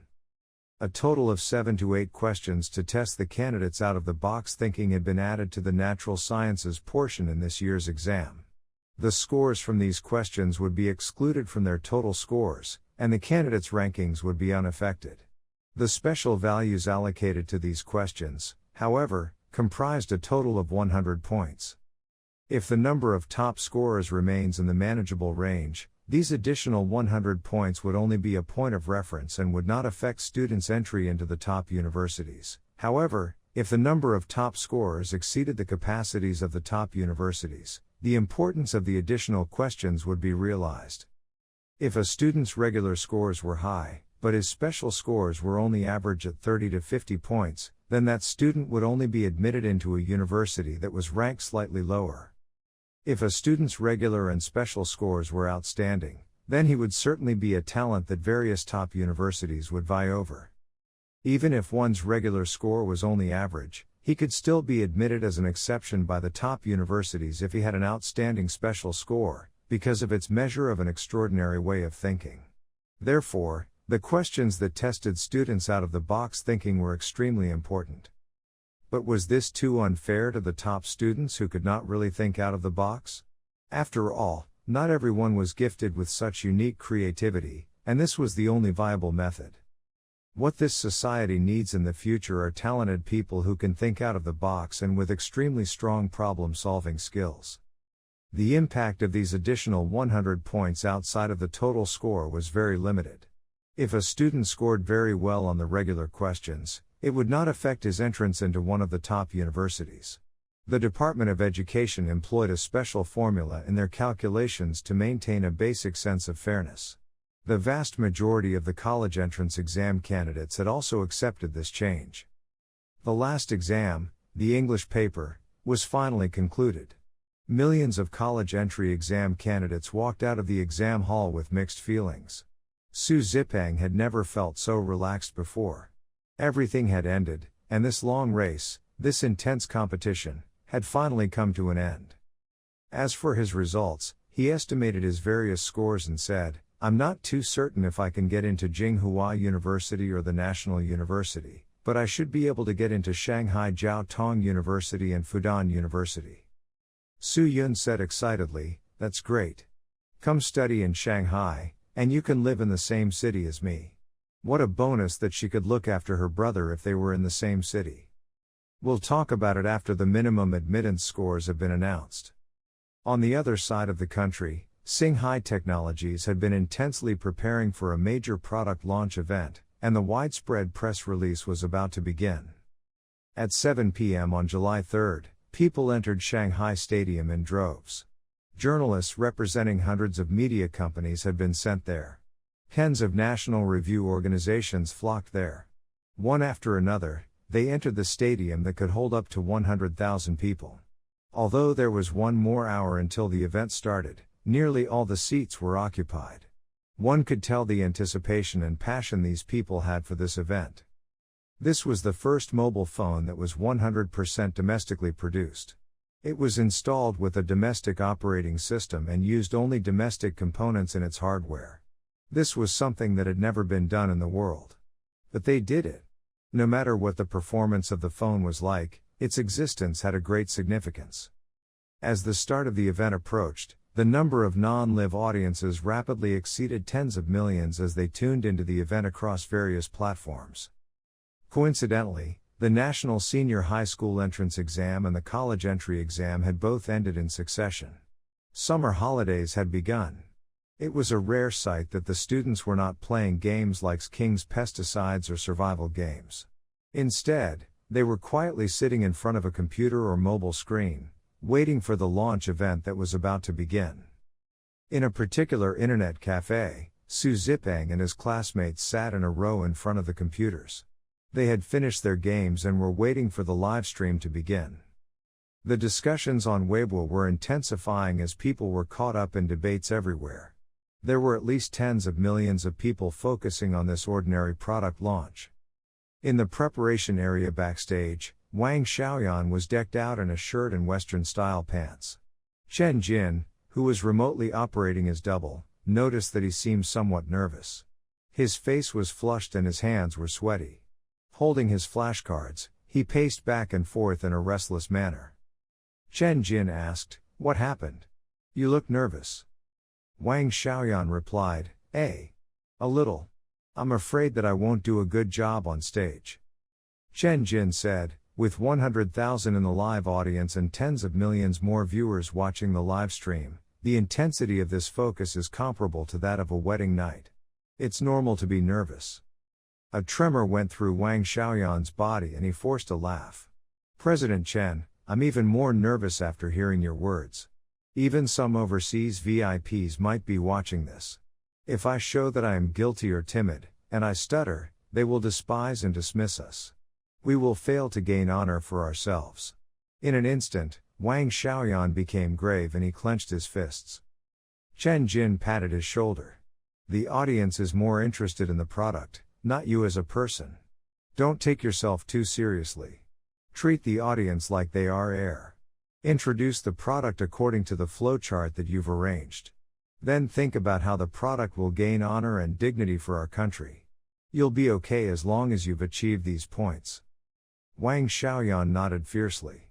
I understand, President Chen." At 8 p.m. sharp, the launch event began and the lights in the stadium dimmed. At the back of the stage, the big screen lit up and a short video was played. A table was placed in the middle of an empty room.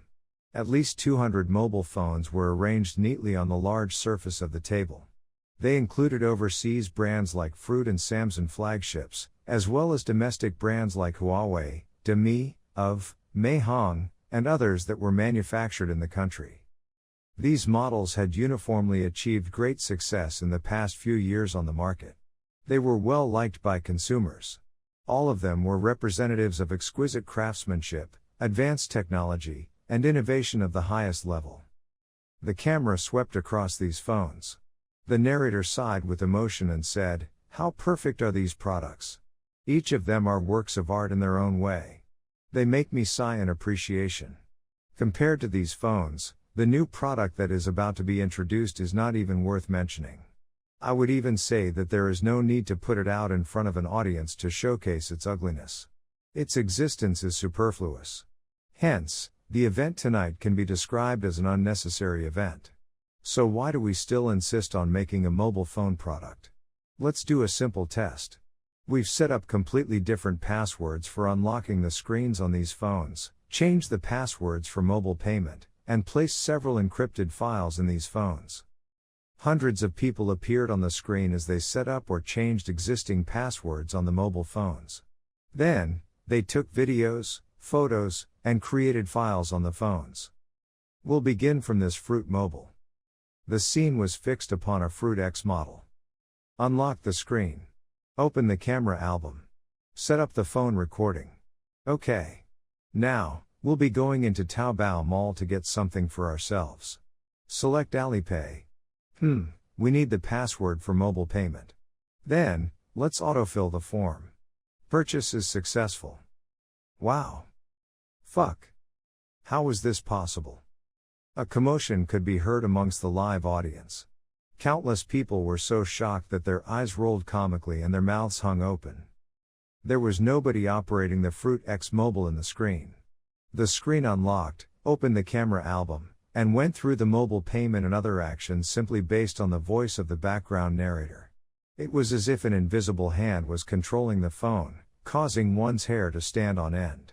Many Fruit mobile models were continuously broken through. The narrator tried out some Android phones. They were unexpectedly obedient to his voice commands as well. The narrator could do whatever he wanted, from the screen unlocking to mobile payments. The narrator said, "This video is bound to cause a lot of controversy. We will announce the system vulnerabilities related to iOS and Android. Those who are qualified can proceed with your own inspection and verification, but please do not violate the law. I also hope that Fruit Company and Google Corporation will plug these system loopholes as soon as possible.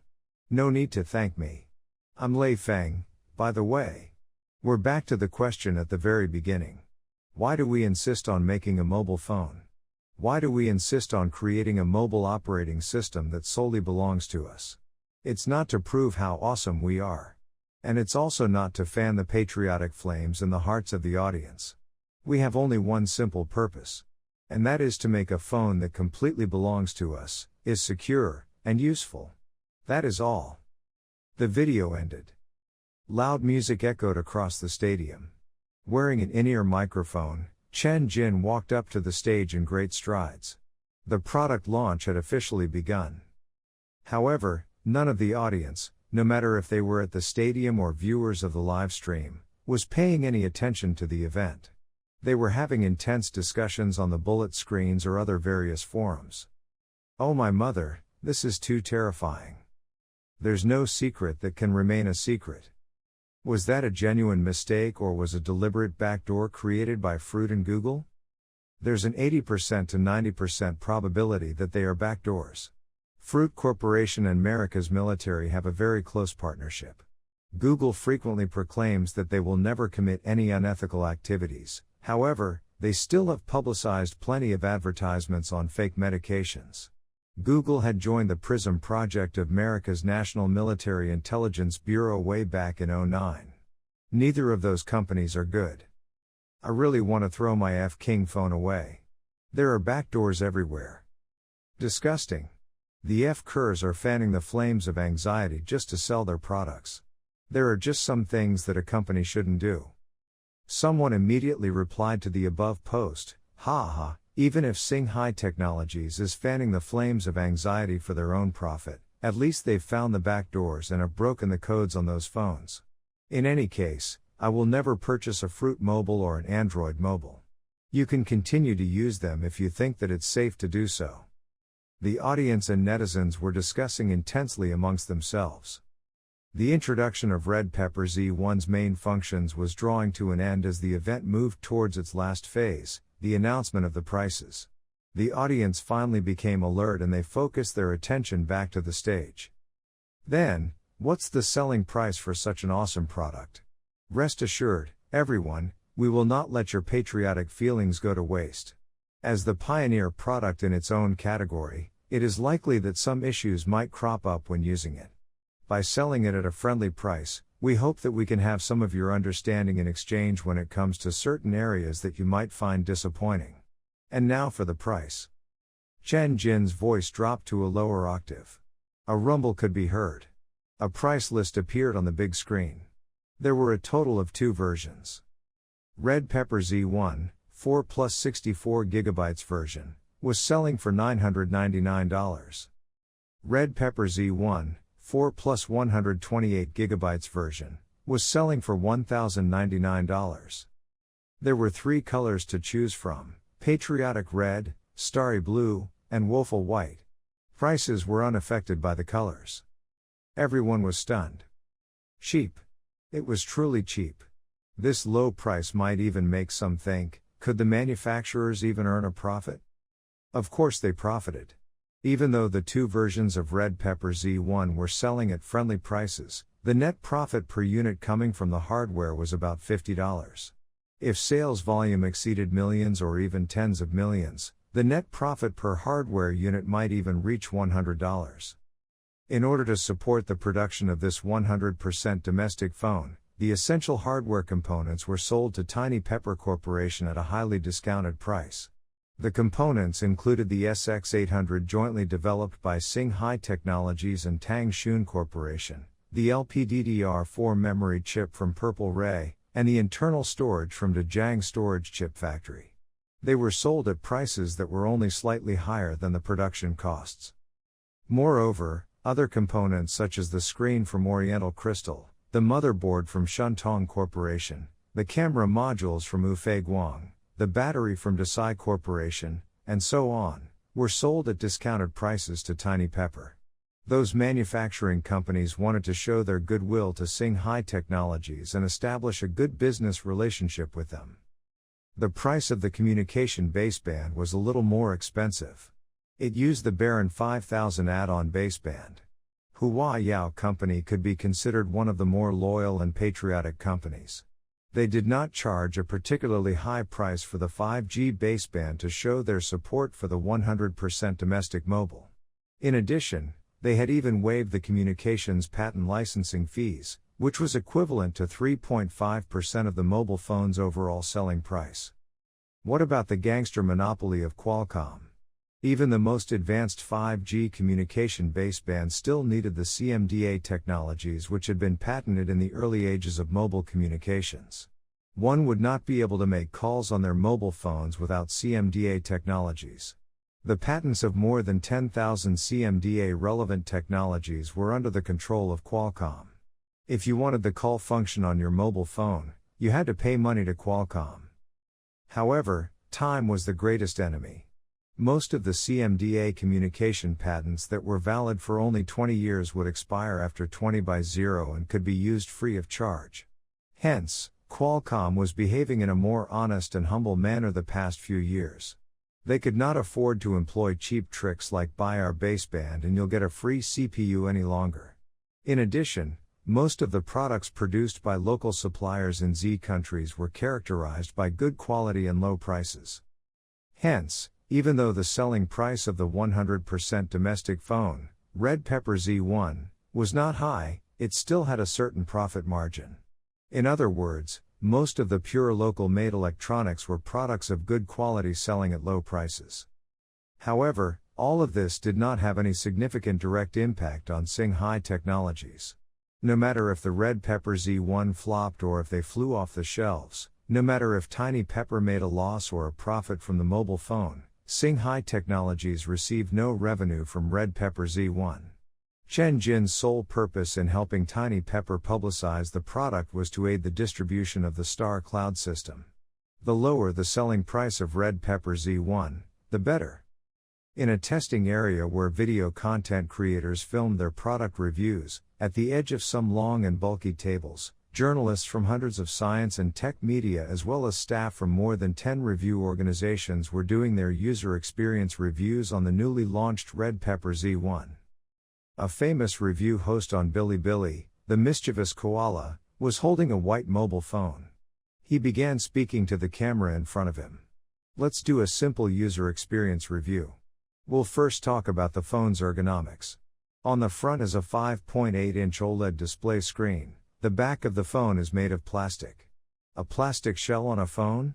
Doesn't that belong to ancient times? Alright, even though it's not as good as metal or carbon fiber at dispersing heat, it's light, very light. The texture and feel of it in the hands is unexpectedly good. Seeing the tiny crack in the middle of the phone's body, he mumbled to himself, "This type of phone is the easiest to take apart. I can open up the phone with my bare hands to access its interior." Let's get into the user experience. The system interface is simple and clean. Touches and movements on the screen are abnormally smooth. Going into Taobao, FK, it only took about half a second. Much faster than any phones that I've used. This is really stunning. Opening the app for WeChat, QQ, UC Browser, and Douyin.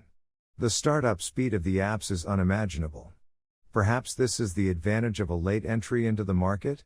The Star Cloud system is far superior to the Android or iOS system. The niche of the Star Cloud and its first entry must be speed. Photos are average. It can take up to 12 million single shots, but this should be enough for basic use. With this price, you can't be too fussy about the quality of the photos taken. Let's try some games. I'm not seeing this wrong, am I? It is all the mainstream games like King's Pesticides, A Thrilling Battlefield, and Crash 3? It even has the newly launched Crash 4? It's only been a few short months, yet Singhai Technologies has built up its ecosystem of applications to such a terrifying degree? Koala's mouth hung open. He was truly shocked. Singhai Technologies was too terrifying.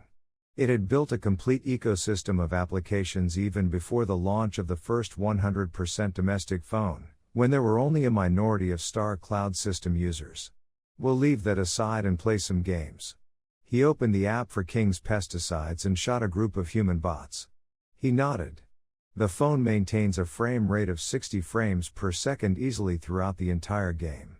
I support the SX800. Then he went into a game of A Thrilling Battlefield. Fuck, what is happening now? Even though it's showing HD quality images, it still manages to maintain a full frame run at its peak of 60 frames per second with only the occasional drop to 58 or 57 frames per second. How is this possible? The running benchmark of the SX800 is only half of the top quality CPUs. How can it have the same frame rate performance? The cameraman standing at the side reminded him. President Chen had mentioned this at the launch. The Star Cloud system is equipped with game super optimization technology. By reducing the level of transcoding, compressing program instructions, and other optimization methods, they doubled GPU performance without the need for increased power consumption. This type of optimization technology is twice as powerful as the GPU turbo of Huawei phones. Games on the phone have been optimized to an unimaginable peak. Koala's eyes widened and he mumbled, "Just what did I miss in the launch that happened mere moments ago?" After a round of A Thrilling Battlefield, he played Crash 3 for another 10 minutes. Then he touched the back of his hand to the back panel of the phone. He exclaimed in shock, "Where's the heat? I've been playing almost an hour of games non-stop. Why doesn't the phone feel hot?" How could it not feel hot at all when he had been playing games for an hour? The phone used a plastic shell for its back panel and it was not equipped with graphene in its interior to disperse heat. The cameraman explained again, "It's been said at the launch. The Red Pepper Z1 has excellent control of its power consumption. With a full charge, one can play King's Pesticide for up to 18 hours in a row, which is twice as long as can be played on most mobile phones. There is no need to worry about excessive heat and reduction in its CPU frequency." Koala was stupefied for a moment. He glanced at the phone again. It still seemed to be roughly crafted. Curiosity welled up in his mind and he could not wait to take it apart to see its internal structure. However, he suppressed this impulse. His conclusion, due to the outstanding performance of the operating system, the user experience of the Red Pepper Z1 was comparable to the top quality flagships that were selling for a few $1,000s. However, this phone was only selling at $999. The 128GB version was also selling at a low price of $1,099. The price of a Red Pepper Z1 costs only about a tenth of an Android or Fruit flagship. He looked at its appearance again, decked out in a shade of white that was pale as paper.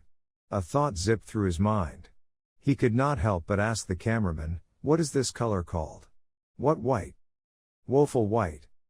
Koala beat his chest and raised his head. He stared at the ceiling light. An expletive suddenly burst from his mouth. What a F king amazing woeful white. Whoever thought of this name was a genius. He predicted that mobile phone manufacturers, both domestic and foreign, would have a paper white expression on their faces after testing out the Red Pepper Z1. The color of their expressions could be suitably described as a woeful white. This is a definite victory for Singhai Technologies. Via the additional advantages conferred by its operating system, You can now have the user experience of a $10,000 phone for only $1,000. It is part of the natural order that this will be a victory for Shanghai Technologies. The leader of the field was about to be changed. With such ridiculous value for consumers' money, what else could stand in Z country's way? In yesteryears, the smartphone defeated Nokia via its interactive mode, which was an entire generation ahead of its time. Now the secret behind Star Cloud Systems' defeat of Android and iOS would be its amazing value for money. After the end of the launch event, the real Chen Jin returned back to his room. Just as he took out his phone, he received a new WeChat message. It was from Su Zipeng. Chen Jin felt slightly stunned when he saw the contents of the message. Brother-in-law. You're actually a super bigwig. No, you're wrong. I'm not some kind of bigwig. Chen Jin denied Su Zipeng's statement 3 times. He took great care to keep a low profile in his private life by wearing cheap clothing and non-prescription glasses. Moreover, he pasted on his face the facial adhesives tapes that had microplastic surgery effects. His image was a far cry from that of a famous and powerful person. The average person could hardly recognize his real identity. However, Su Zipeng had very good observation skills. He said, "Brother-in-law, your voice is very similar to that person. Even the way you walk, the way you raise your hand, and other habitual gestures are virtually the same. He has a tiny mole below his neck, close to his right shoulder. And you do too. Even your facial features share many similarities. Moreover, his surname is Chen, same as yours. Your name comprises of a Jin and his is a Jing. There's no great difference." So, Su Zipeng was very certain of his guess and was feeling a little excited. He gave a silent cheer to his sister. She was too awesome. She actually bagged a powerful company president for herself. Chen Jin was stunned for a while. Then he typed, "Is there anything else you want to add?" Su Zipeng became even more excited. "None." "All right, then promise me something." "What is it?" "Keep it a secret, don't let anyone know about this." "I understand, Mr. VIP. But, I have a small request too." "Say it." "I want to buy a red pepper Z1. The 128GB version in starry blue. I'll transfer the money to you immediately." Chen Jin laughed heartily. "You're young, but you're already learning how to curry favor. You can keep the money, just let me know the shipping address." "Thank you, brother-in-law." Su Zipeng brandished his fist in excitement. He really wanted to shout, "My brother-in-law is a super VIP." They ended their conversation, and Chen Jin shook his head. From now on, he had to keep an even lower profile when he went out as himself. Even Su Zipeng, whom he was not particularly close to, had managed to guess his identity through the observation of some details. It would be impossible to hide his identity from people who were even closer to him. Of course, there should not be a need to hide it from the people who were the closest to him. He was simply worried that someone with a loose tongue would shout to all and sundry that my 20 is actually 20. He would become household news. The more people who knew his identity, the higher the risk of exposure. Su Zipeng's character was more trustworthy than others. As for others, the less who knew, the better. At noon on the 4th of July, the online sale of the first 100% domestic mobile phone, Red Pepper Z1, had begun. The first batch of 1 million units was sold out within a short 15 seconds. A cheap price. A secure and reliable operating system that ran smoothly. A user experience that was comparable to the top quality flagships that utilized other operating systems. A continuous performance that was astonishing. Faced with a phone that had combined so many advantages into one single phone, the vast numbers of netizens were shouting about what a fantastic product it was. Following which, they decided to contribute generously to the sales of this product by buying it. After all, it only cost around $1,000.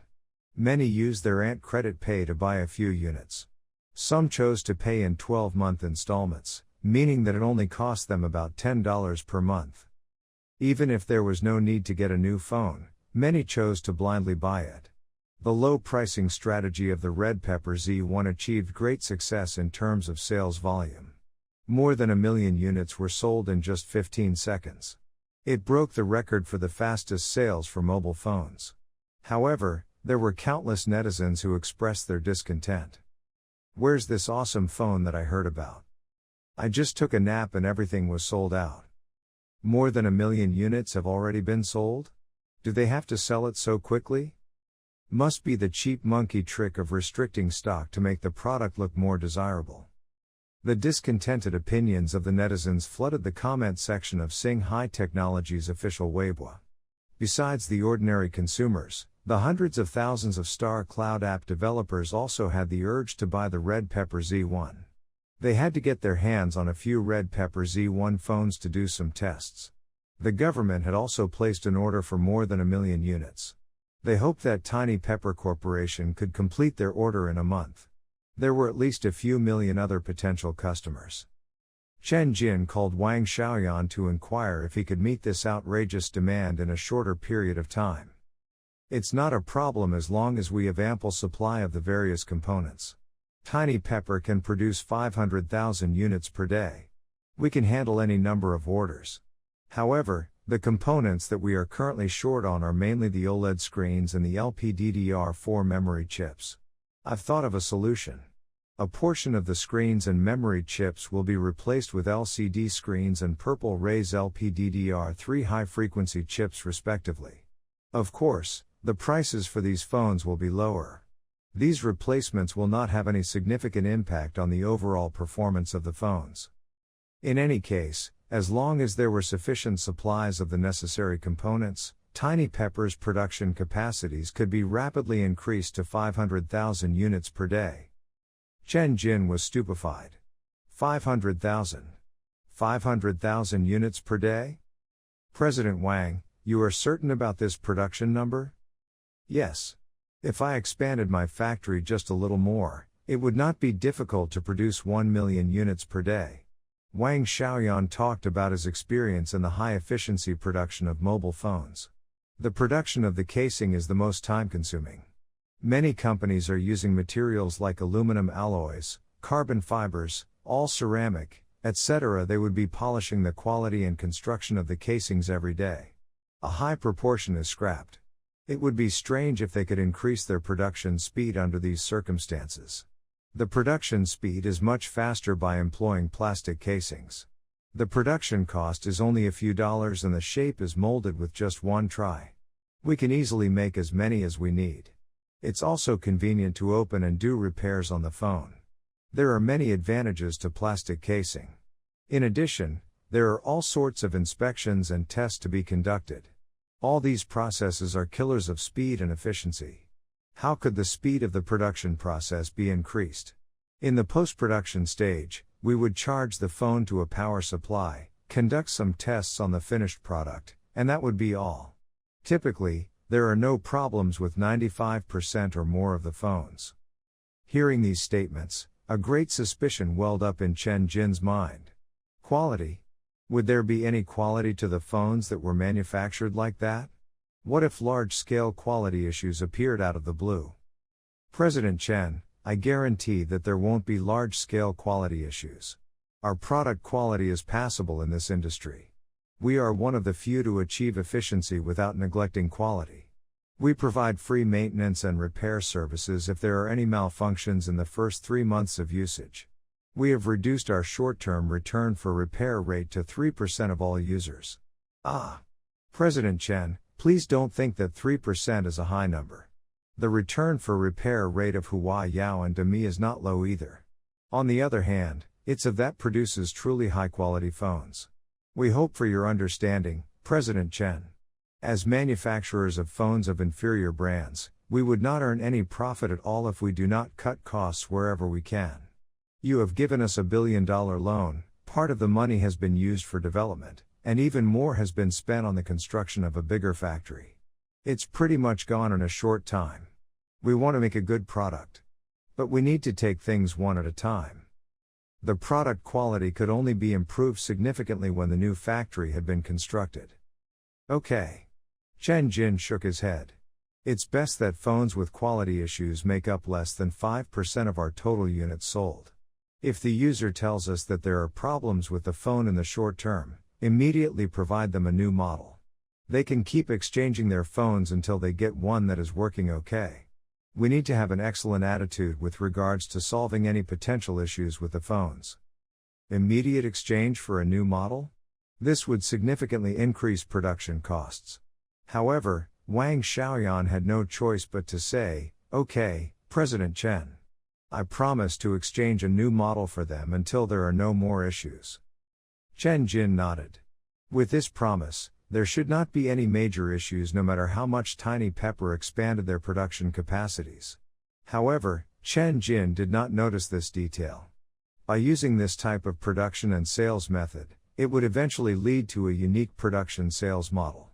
Manufacturers would mass produce on a truly massive scale, without giving any considerations to quality. Then they would sell these units directly to the consumers. Once the user reflected that their phones had problems, the manufacturer would exchange it for free with another model that had been thoroughly inspected. There would be no need for a second exchange. In a situation of higher product yield, the type production model mentioned above would not help to build a good quality inspection system. After all, it was more cost-effective to build a good quality inspection system. Its only flaw was the hassle that a minority of consumers experienced. Therefore, most of the inferior mobile phone manufacturers employed such a production model. Hence, this production sales model became a killer move for manufacturers seeking to dominate the market rapidly. At 12 p.m. on the 5th of July, after Wang Xiaoyan had promised Chen Jin that he would definitely keep an eye on the quality, Tiny Pepper Corporation started taking pre-orders for the first 100% domestic phone on their official Taobao shop. They had unlimited stock. As long as users paid in full, they would get their phones. That was right. Totally unlimited stock. Anyone could place an order. You could buy a maximum of 1,000 phones with your account. As long as the money was paid, Tiny Pepper would ship the product as soon as possible. The vast majority of scalpers were shocked. Unlimited orders? What kind of trick was this? They did not dare to make a single order for fear of falling into yet another trap. The ordinary consumers were not plagued with such misgivings.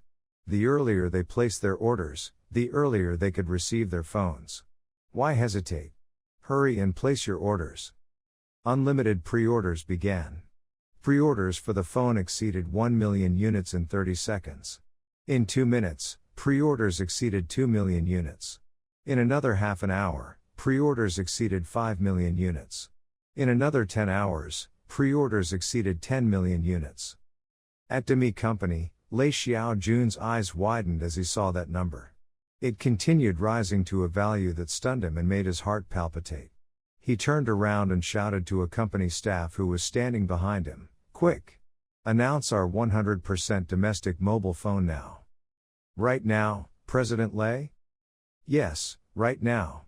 Announce it this instant." Demi launches 100% domestic mobile phone through the night. The next day, this news became a hot search topic and the center of debates for many netizens. It turned out that Demi Company had released the second 100% domestic mobile phone at 12 midnight. This was done with no warning, no publicity to warm up the responses from potential audiences, and no invitation to the launch event. As the launch event was prepared in a hurry, there were not even a few PowerPoint slides to accompany the demo. The few hundred or so audience members were all Demi staff. However, due to the lack of copy and scripts for the speech, Lei Xiaojun's performance on stage was messy and incoherent. Hence, this launch was called the most inadequately prepared launch ever. Even so, the 100% domestic phone that was introduced during the launch had some pretty good specs and performance all around. It was called Guomi 1. It was also installed with the SX800 CPU, LPDDR4 memory chip from Purple Ray, UFS storage from Dejang, a 5.99-inch OLED screen from Crystal Oriental, as well as other domestically produced components. The screen-to-body size ratio of the phone was as high as 92%. The battery capacity was 4,000 mAh. Besides the normal version of 4 plus 64 GB memory, There were two other versions with higher-end specs at 6 plus 64 GB and 6 plus 128 GB. They were also sold at friendly prices of $1,119, $1,399, and $1,599 respectively. There were three colors available: National Red, Dream Blue, and Lucky Yellow. Pre-orders with unlimited stock had also begun, and consumers could make a purchase right now. But nobody paid any attention. A few hours after sales of the product started, less than 1,000 units of the Guomi 1 were sold. On the contrary, it was faced with ridicule all over the internet. Lei Xiaojun, until now, do you not know the reason why Demi is still so weak? It has always been a follower, never a trendsetter, that's why it's fated to be weak. If you announced this launch just one day earlier, you would have sold billions of it. No. Guomi 1 is not a pure domestic phone. It's still installed with the unsafe Android system. I won't buy it. The price is really competitive. But the Android system? Forget about it. I will never buy it unless it's installed with the Star Cloud system. Sorry. I've already purchased the red pepper. I have no spare cash on me now. Brother Lei, don't be sad. I'll play Chili to console you. The vast majority of netizens roasted the Demi company for being extra. They did not look upon the Guomi 1 with favor. It was a flop. The fire in Lei Xiaojun's heart chilled. However, he did not give up. Instead, he made a call to ask for a last-ditch rescue plan. Brother Chen, do me a favor and help me this time. Lei Xiaojun was wailing in despair over the phone. Chen Jin said, I've given you the opportunity, Brother Lei. How do you want me to help you now? With Demi's technological ability, it was entirely within their realm of power to launch the first 100% domestic phone ahead of Tiny Pepper. In the end, they lost the initial advantage due to various concerns. He could only blame himself for that. Lei Xiaojun said helplessly, yes. I was wrong. I act like a blind man even though I have eyes. It's all my fault. But the mobile phone sector is the lifeblood of Demi. I can't suffer any losses in this sector. The death of the Demi mobile phones would also mean the death of the company. Hundreds of thousands of employees would lose their jobs. Brother Chen, please understand the difficult position I'm in. Sometimes, I'm really at a loss of what to do. One could not always do as he liked in this world. He was no exception. Billions of Android software and Demi mobile phones formed a critical link in the ecosphere of Demi's products. These products had entered countless households and enabled them to enjoy a wonderful, smart lifestyle. Their entire product ecosphere was based on Android. How could Demi free themselves from Android overnight? Even though Demi mobile phones were not profitable for the company, it was true that they formed the core of the company's business. Once the core was lost, everything would still be pointless no matter how rich the array of products that Demi offered was. He could not overturn the deeply rooted foundations of the company that had taken more than 10 years to establish simply on a whim. This was a perfect example of the inflexibility that was inherent in a big company. The reason why Google dared to charge money for its Android system was because of this dependence that one could not easily free himself from. However, now that Google's greedy side had been exposed, the Star Cloud system from Singhai Technologies would be the death blow for Demi.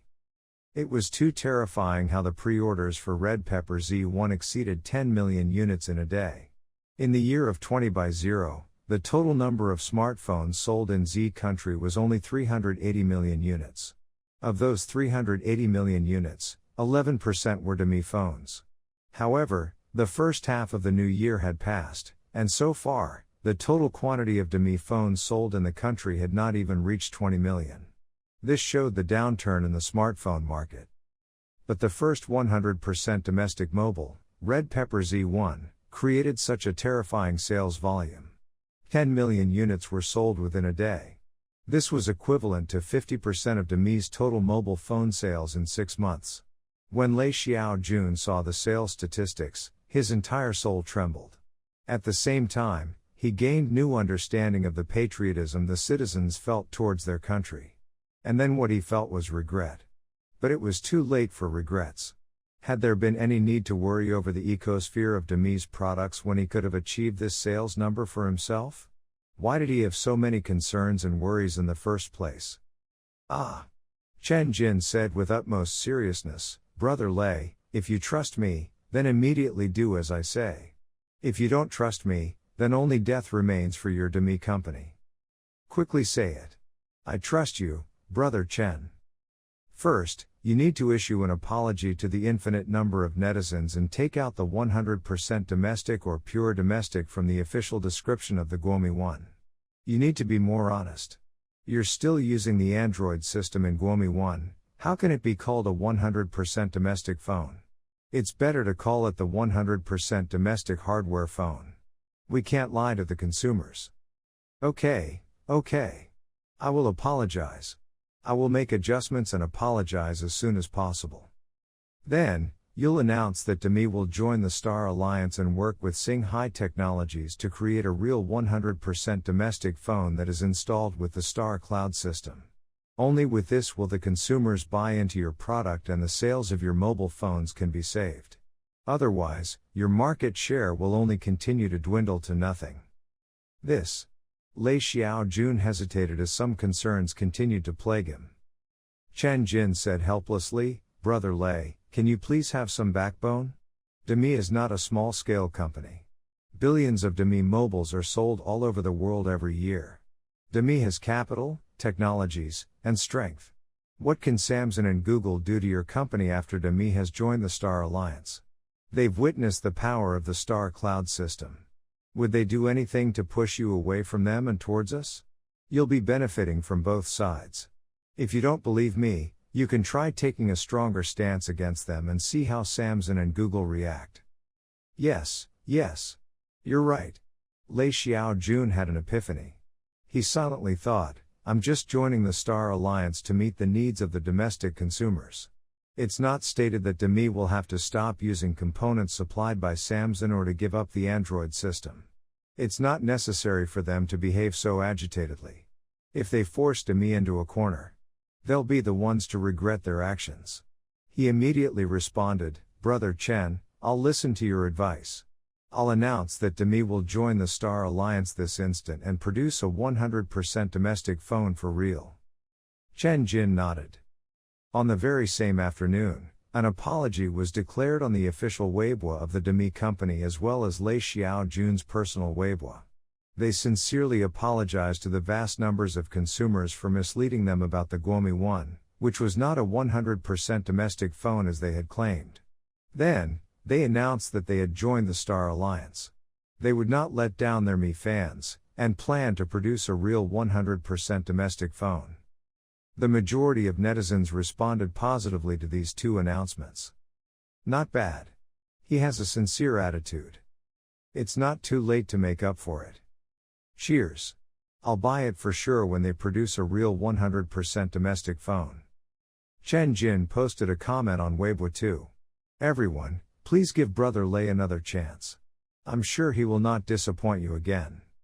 Even so, less than 2 hours later, Chen Jin suddenly received an urgent call. Ling Jundong said in a hurry, "President Chen. The Goryans have taken action.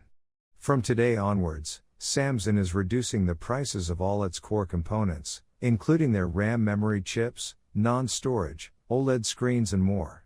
The prices are reduced by 30% or more. Prices of their memory chips have plunged by a dramatic 50%. President Chen, this is bad news." A gleam shone from Chen Jin's eyes. Is the law of the downswing finally coming into play? The news comes at an opportune moment. The Moore's Law was very famous in the CPU production sector. It went like this: under fixed price conditions, the number of components that could be accommodated in an integrated circuit would be doubled every 18 to 24 months, leading to a doubling in the rate of performance. In other words, the performance of a computer that can be bought for the same price would double every 18 to 24 months. This law was also called the law of the boom phase.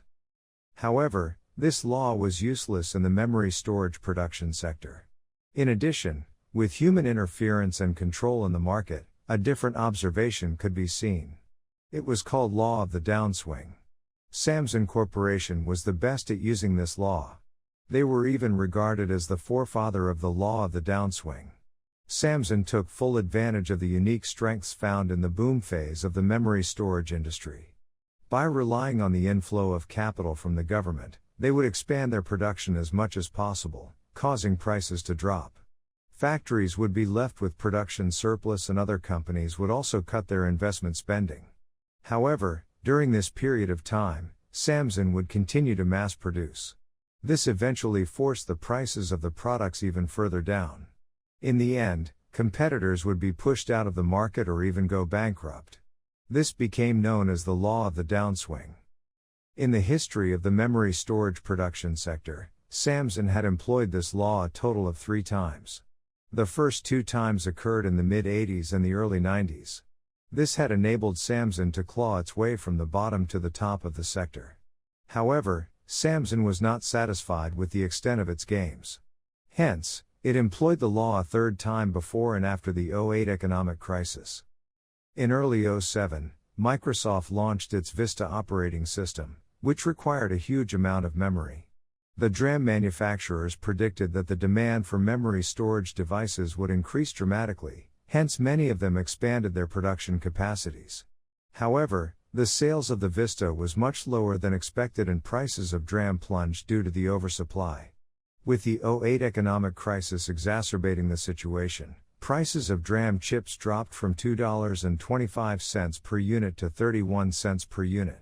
At this point, Samsung did something truly shocking. They invested 118% of the total profit for '07 into DRAM production to expand their business. They deliberately worsened the industry's losses. This was the final blow to many competitors who had been experiencing a difficult time. The effects were obvious. Prices of DRAM plunged even further. In mid-08, DRAM prices were so low they could not break even with manufacturing costs. By the end of the year, prices could not even cover the costs of raw materials. At the start of '09, the 3rd biggest manufacturer, Quimeng from Germany, was the first to fall as they announced their bankruptcy. With this, the European players in this sector had disappeared. By early '12, the 5th largest memory manufacturer, Elpida, announced bankruptcy. The Japanese, who used to dominate 50% of the DRAM market, lost their last trump card with the fall of Elpida. On the evening of the very same day when Elpida announced their bankruptcy, the lights in Samsung's headquarters in Gyeonggi province were turned on throughout the night. Samsung's share prices increased dramatically the next day. The whole world knew that the Goryons had won again. Up to now, there were only 3 players left in the DRAM sector: Samsung, Hynix, and Micron. But since the beginning of 20x8, a new player had entered the market, Purple Ray from Z Country. When Purple Ray had successfully manufactured the DDR memory chips, Samsung did not take any rash actions. Instead, they had adjusted their production numbers according to the needs of the market. They merely protected their own profits by stabilizing the prices within a certain range. However, when Dejang started to mass produce the non-memory storages on a shockingly massive scale in 20x9, this severely threatened the market share of Samsung. Even so, Samsung only continued to adjust their production numbers and reduced prices within a reasonable range. They did not take any drastic action. In 20x0, Purple Ray had started mass production of the DDR3 and successfully developed the DDR4. Still, Samsung remained quiet. The law of the downswing had not been deployed a 4th time. It was long in coming. It was because the price-cutting game did not face many restrictions in other countries. But, Z Country could play the game even more skillfully. For example, Samsung and LG successfully destroyed the electronics panel industry in Japan by ramping up their production during a downward market phase. Z Country's government had learned similar tricks by observing these examples. After several years of government investment and subsidies, Oriental Crystal was finally created with a large amount of money. The company was even able to seize a large share of the display screen market which had once been dominated by Samsung. Faced with the massive Z Country as their opponent, the Goryons had a deep-seated fear in their hearts. But, it was 20x1. They were witnessing the unstoppable rise of Purple Ray's memory storages. If they did not take action now, there might be no chance to do so in the future. The relevant industry professionals in Z country knew very well that Samsung Corporation had not been taking any action these few years because they were preparing their ammo. Enough ammo to start a massive war. In Korea, at Samsung Corporation, there was a meeting of staff to organize an internal mobilization strategy. Lee Jae-rong brandished his fist. Everyone, the battle of life and death has arrived. For this day, we have prepared more than 300 billion in our cash reserves. The government also promised to give us their full support. And this time, our target is a dragon. An abominable beast. Many shareholders are not confident if we can defeat this kind of beast. Samsung cannot be a match for Z country's government because they have unlimited ammo. However, I don't agree with that. I believe that we can win against them. Our screens and storage technologies are more advanced. Our yield and production efficiencies are higher, so production costs are lower for us. We have an innate advantage. Once the price war starts, they'll be the ones to suffer greater losses. For every $1 of losses we incur, they will incur double, triple, or even more. He slammed his fist on the table. Just like the battle between a knight and a dragon, every slash of the sword will result in large amounts of blood loss from the wound. But, the knight is only expending a certain amount of physical energy. Lowering the prices by 30% to 50% is only the beginning. We have to reduce our prices by 60% to 70% as their products have poor performance. Otherwise, we will not be able to sell our products.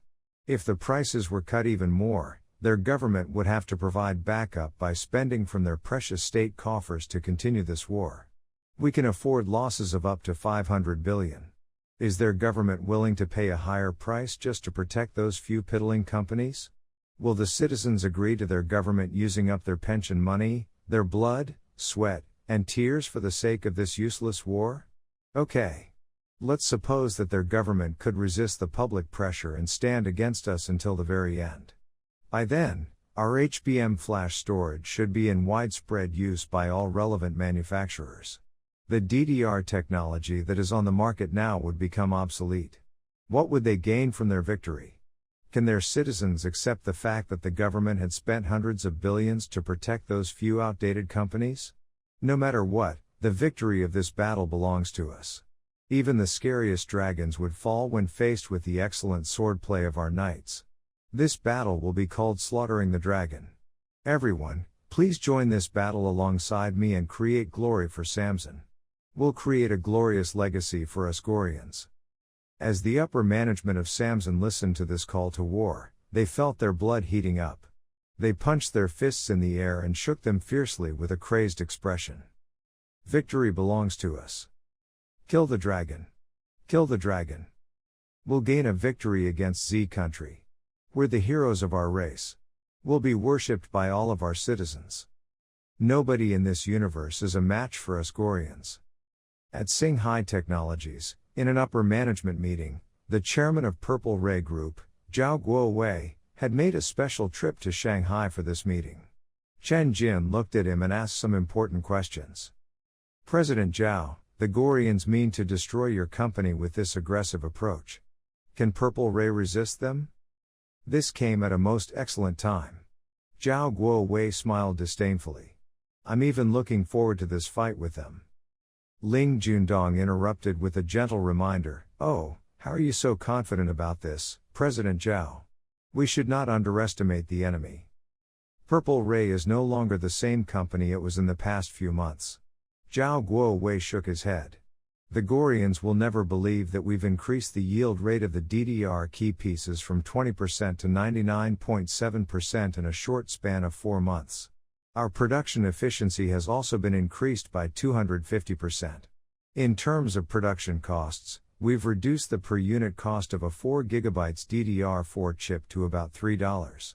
This is definitely lower than what the Goryans can achieve. The thing that we are least afraid of is a price war. The increase in the yield of Purple Ray's memory chip production was too shocking. Even Chen Jin was astonished. This was where the virtual factory displayed its most powerful strength and its greatest terror. Zhao Guowei continued, "We're not afraid of a price war. What we're worried about is that our technology might still lag behind theirs.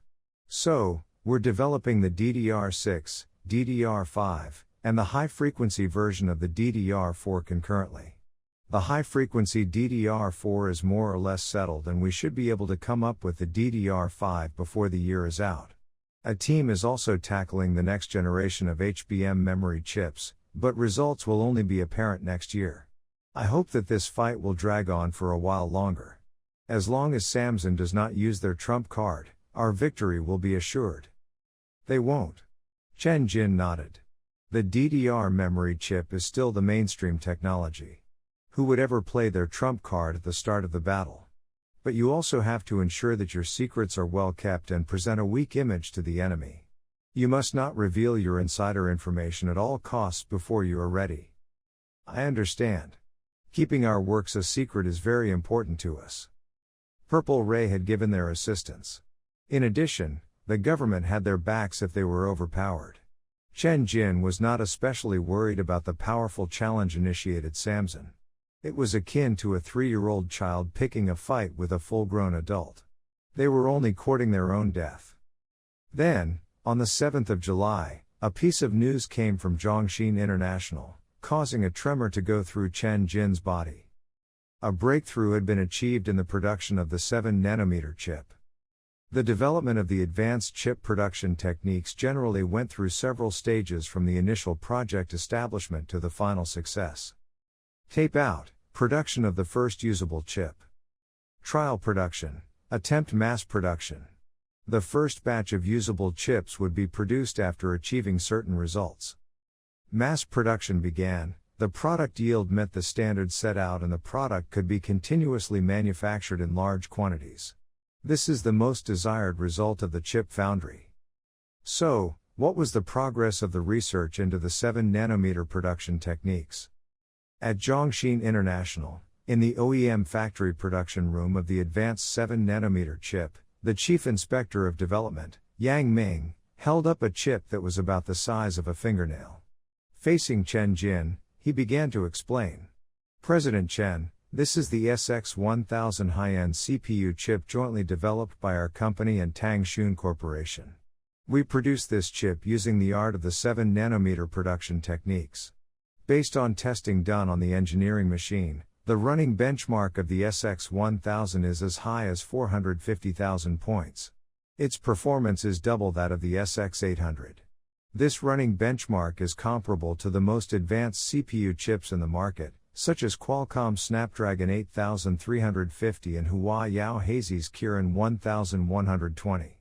The performance of our chip has caught up to the market leaders of mobile CPUs.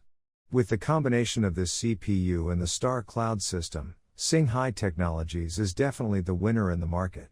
No other company is a match for the combo of SX1000 and Star Cloud system." Yang Ming was full of excitement. "Chief Inspector Yang, I'm not here today to listen to your introduction of the SX1000 chip. I want to know about your progress on the 7nm production techniques." Chen Jin rolled his eyes. This fellow was actually feeding him some long-winded story that had no ending or importance. "President Chen, what stage do you think we've progressed to?" Yang Ming scrunched up his brows. "We've taken it down." Chen Jin gave him a harsh glare. He turned around and said to Zhang Wei Jin, "President Zhang, start explaining the current phase of your progress. There wouldn't have been a need to call me over if it was just a small breakthrough." "President Chen, your guess is right." Zhang Wei Jin nodded. "You may not believe it, even we can't believe it. Our 7nm production techniques have achieved success in the tape-out and trial production phases with just one attempt. But, we were not in a rush to announce this news. That was on the 10th of June, it was still early." Chen Jin's eyes almost bulged out. He blurted, "You've achieved continuous mass production? But the yield is not too high." Zhang Wei Jin said in a miffed tone, "We've made major adjustments to the production lines more than 10 times. Yet the yield has only been raised to 86.4%. This is not enough. The yield attained in the virtual factory exceeded 96%. We've been trying to find the source of the problem these past few days." Chen Jin could not bear this pretentious act any longer. He folded his arms and asked, "Old Zhang, this yield should be comparable or even exceeding that of Mossy Electric's 7nm production techniques. If that wasn't the case, I doubt that you would call me over for a visit." Zhang Wei-jin nodded calmly. "According to my knowledge, the yield of Mossy Electric's 7nm production techniques should be around 80% too. It would not exceed 90%. The more advanced the chip production techniques become, the harder it is to increase the yield." The excitement started to show on the faces of the chief inspector, Yang Ming, the vice president Liang Mengnan, and other upper management personnel who were standing around him. Some staff had red eyes from holding back their tears. They clenched their fists and suppressed the excitement in their hearts. All eyes were on Chen Jin. He finally knew what they were waiting for. He observed his surroundings and nodded. "Congratulations on your success. We have finally accomplished the 7nm production techniques with all your hard work. You've used less than 8 months to reduce the technological gap that under normal circumstances would have taken 5 years. You've fulfilled your promise in advance. As the largest shareholder in Zhongxin International, I would like to express my gratitude to everyone here for your hard work. Now, everyone, please enjoy this celebration to the fullest. You're all good people I can count on." Chen Jin stuck up his thumb in praise. Indeed, the staff of Zhongxin International, who had been looking forward to this moment, finally stopped holding themselves back in that instant and partied to their heart's content. "We've succeeded. We can finally cry our tears of joy now. President Zhang, I want to give you a hug. President Chen, the virtual factory from your company is the real hero." In a moment, the staff of Zhongxin International were crying, laughing, or hugging one another. They surrounded Zhang Weijing or other leaders and gave them a group hug. Even Chen Jin was tossed into the air by several staff members. There seemed to be no hierarchical distance between the management and the ordinary staff. Sounds of cheering, laughing and crying resounded. Everyone was especially moved and their hearts were filled with joy. After the celebrations, Chen Jin, Zhang Wei-jin, and other personnel from Zhongxin International's upper management were discussing the follow-up plans in a meeting room. Yang Ming asked, "President Chen, should we finally announce the news that our company has achieved the production techniques of the 7nm chip? This would boost the confidence of our shareholders." Liang Mengnan said, "We had been able to announce it for a long time. Actually, we could have announced our progress to the shareholders when we had completed the 2 stages of the tape-out and the trial production. We had completed the commands given in advance. But the time was too soon. No one would believe us even if we announced it. Now that we have achieved continuous mass production and can successfully manufacture hundreds of thousands of 7nm chips, there should not be too many skeptics. After all, the physical product can be witnessed. We can't be sure of that." Zhang Wei-jin shook his head. "There are way too many skeptics in our country, especially with regards to chips. After the Hanshin incident, netizens would naturally doubt the existence of any sort of advanced chips. Is this built upon someone else's research or product? Is this a fake product? The distrust amongst people is very real. Moreover, our production techniques had jumped from the 14nm straight to the 7nm. This is a miracle in the OEM industry. As well a scam in the eyes of many. It won't be easy to convince them that our achievement is real." "It's simple," Chen Jin interrupted. "I'll get either Tiny Pepper Corporation or Demi Company to produce a high-end Star Cloud phone. It will be installed with the SX1000 chip. With a running benchmark of 450,000 points, the user experience will be out of this world. These features will convince the consumers for sure." Yang Ming suggested, "President Chen, why don't we announce the technology of the virtual factory by Singhai Technologies?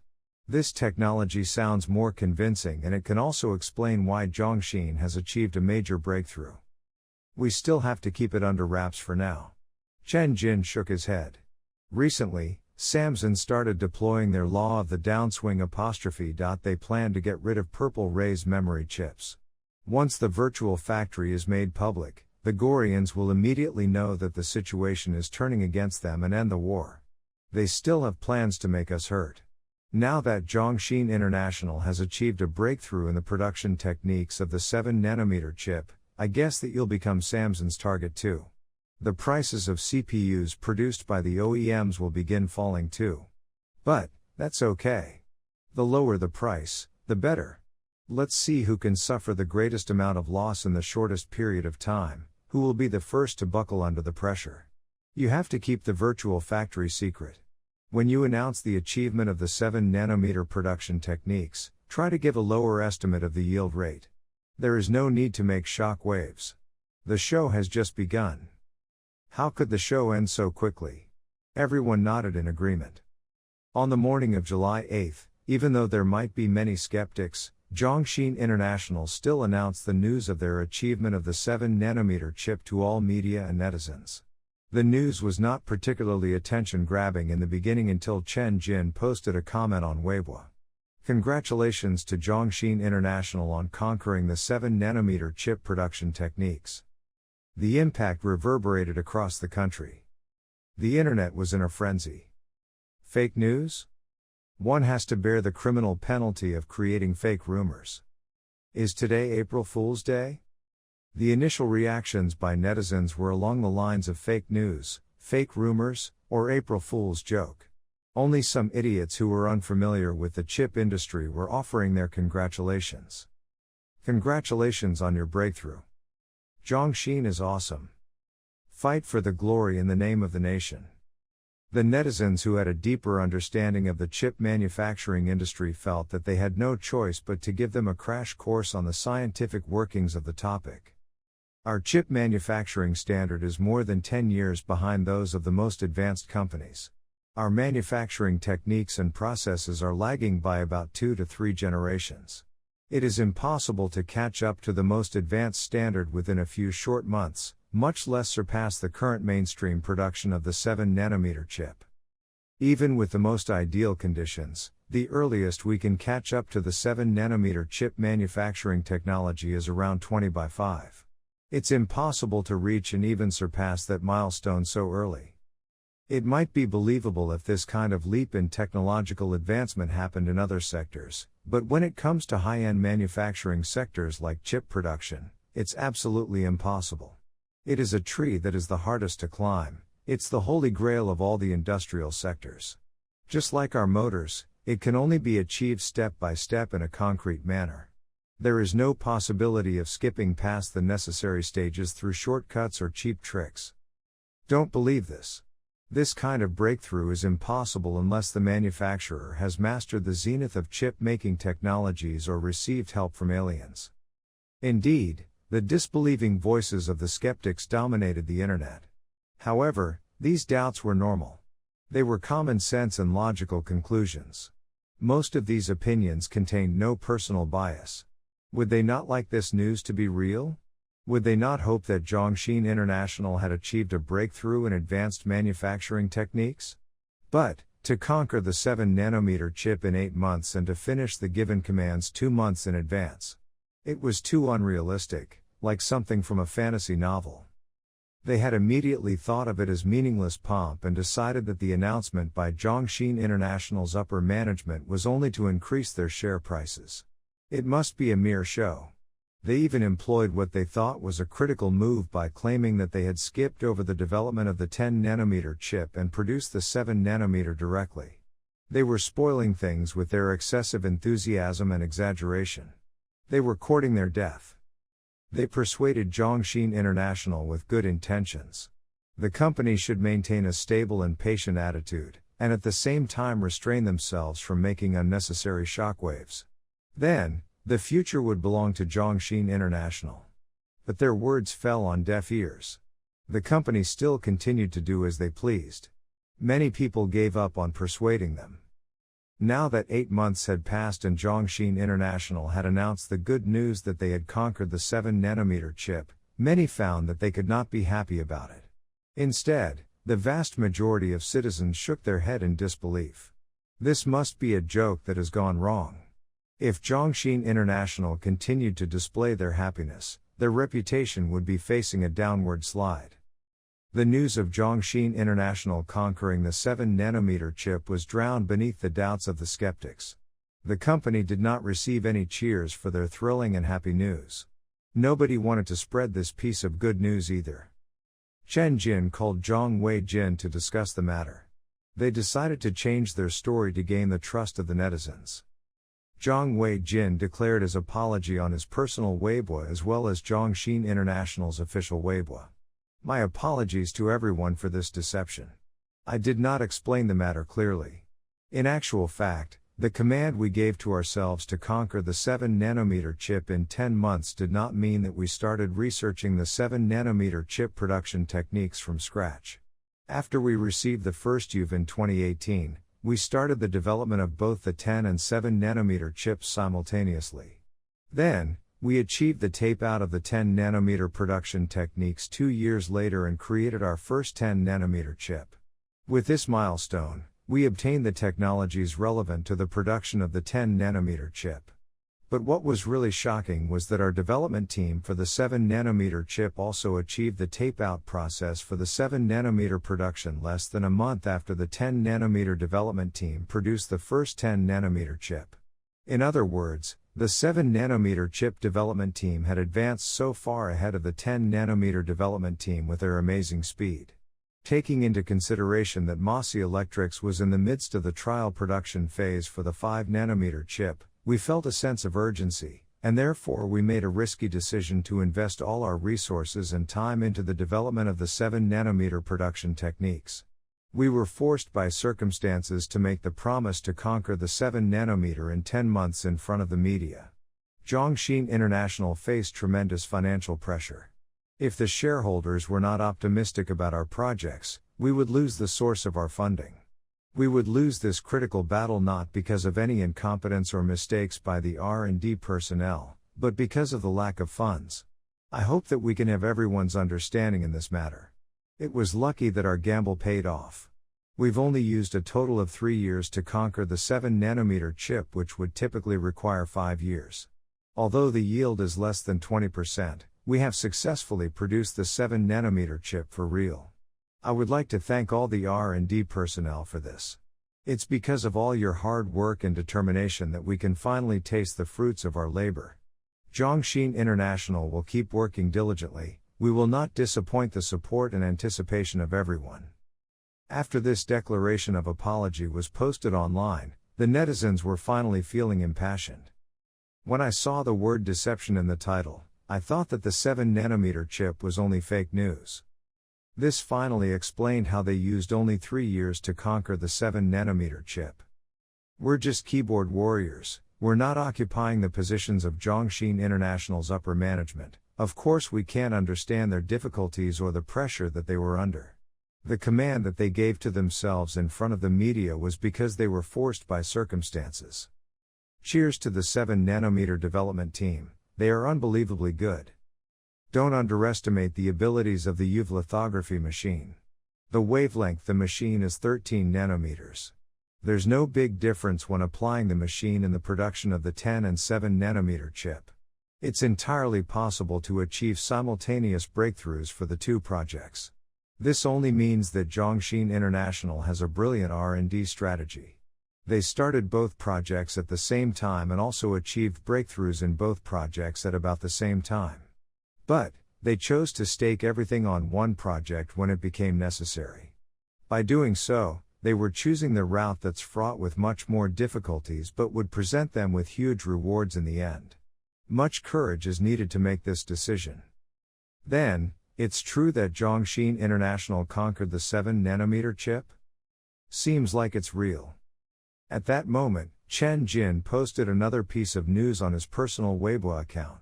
Its contents were a line of words and an image. The SX1000 by Zhongxin International OEM has a running benchmark of 453,831. The image was a photo of the running benchmark points on a trial version of the SX1000. This Weibo post created great excitement in the netizens. I'm so amazed by the 7nm chip. Only the 7nm chip can produce a running benchmark like that.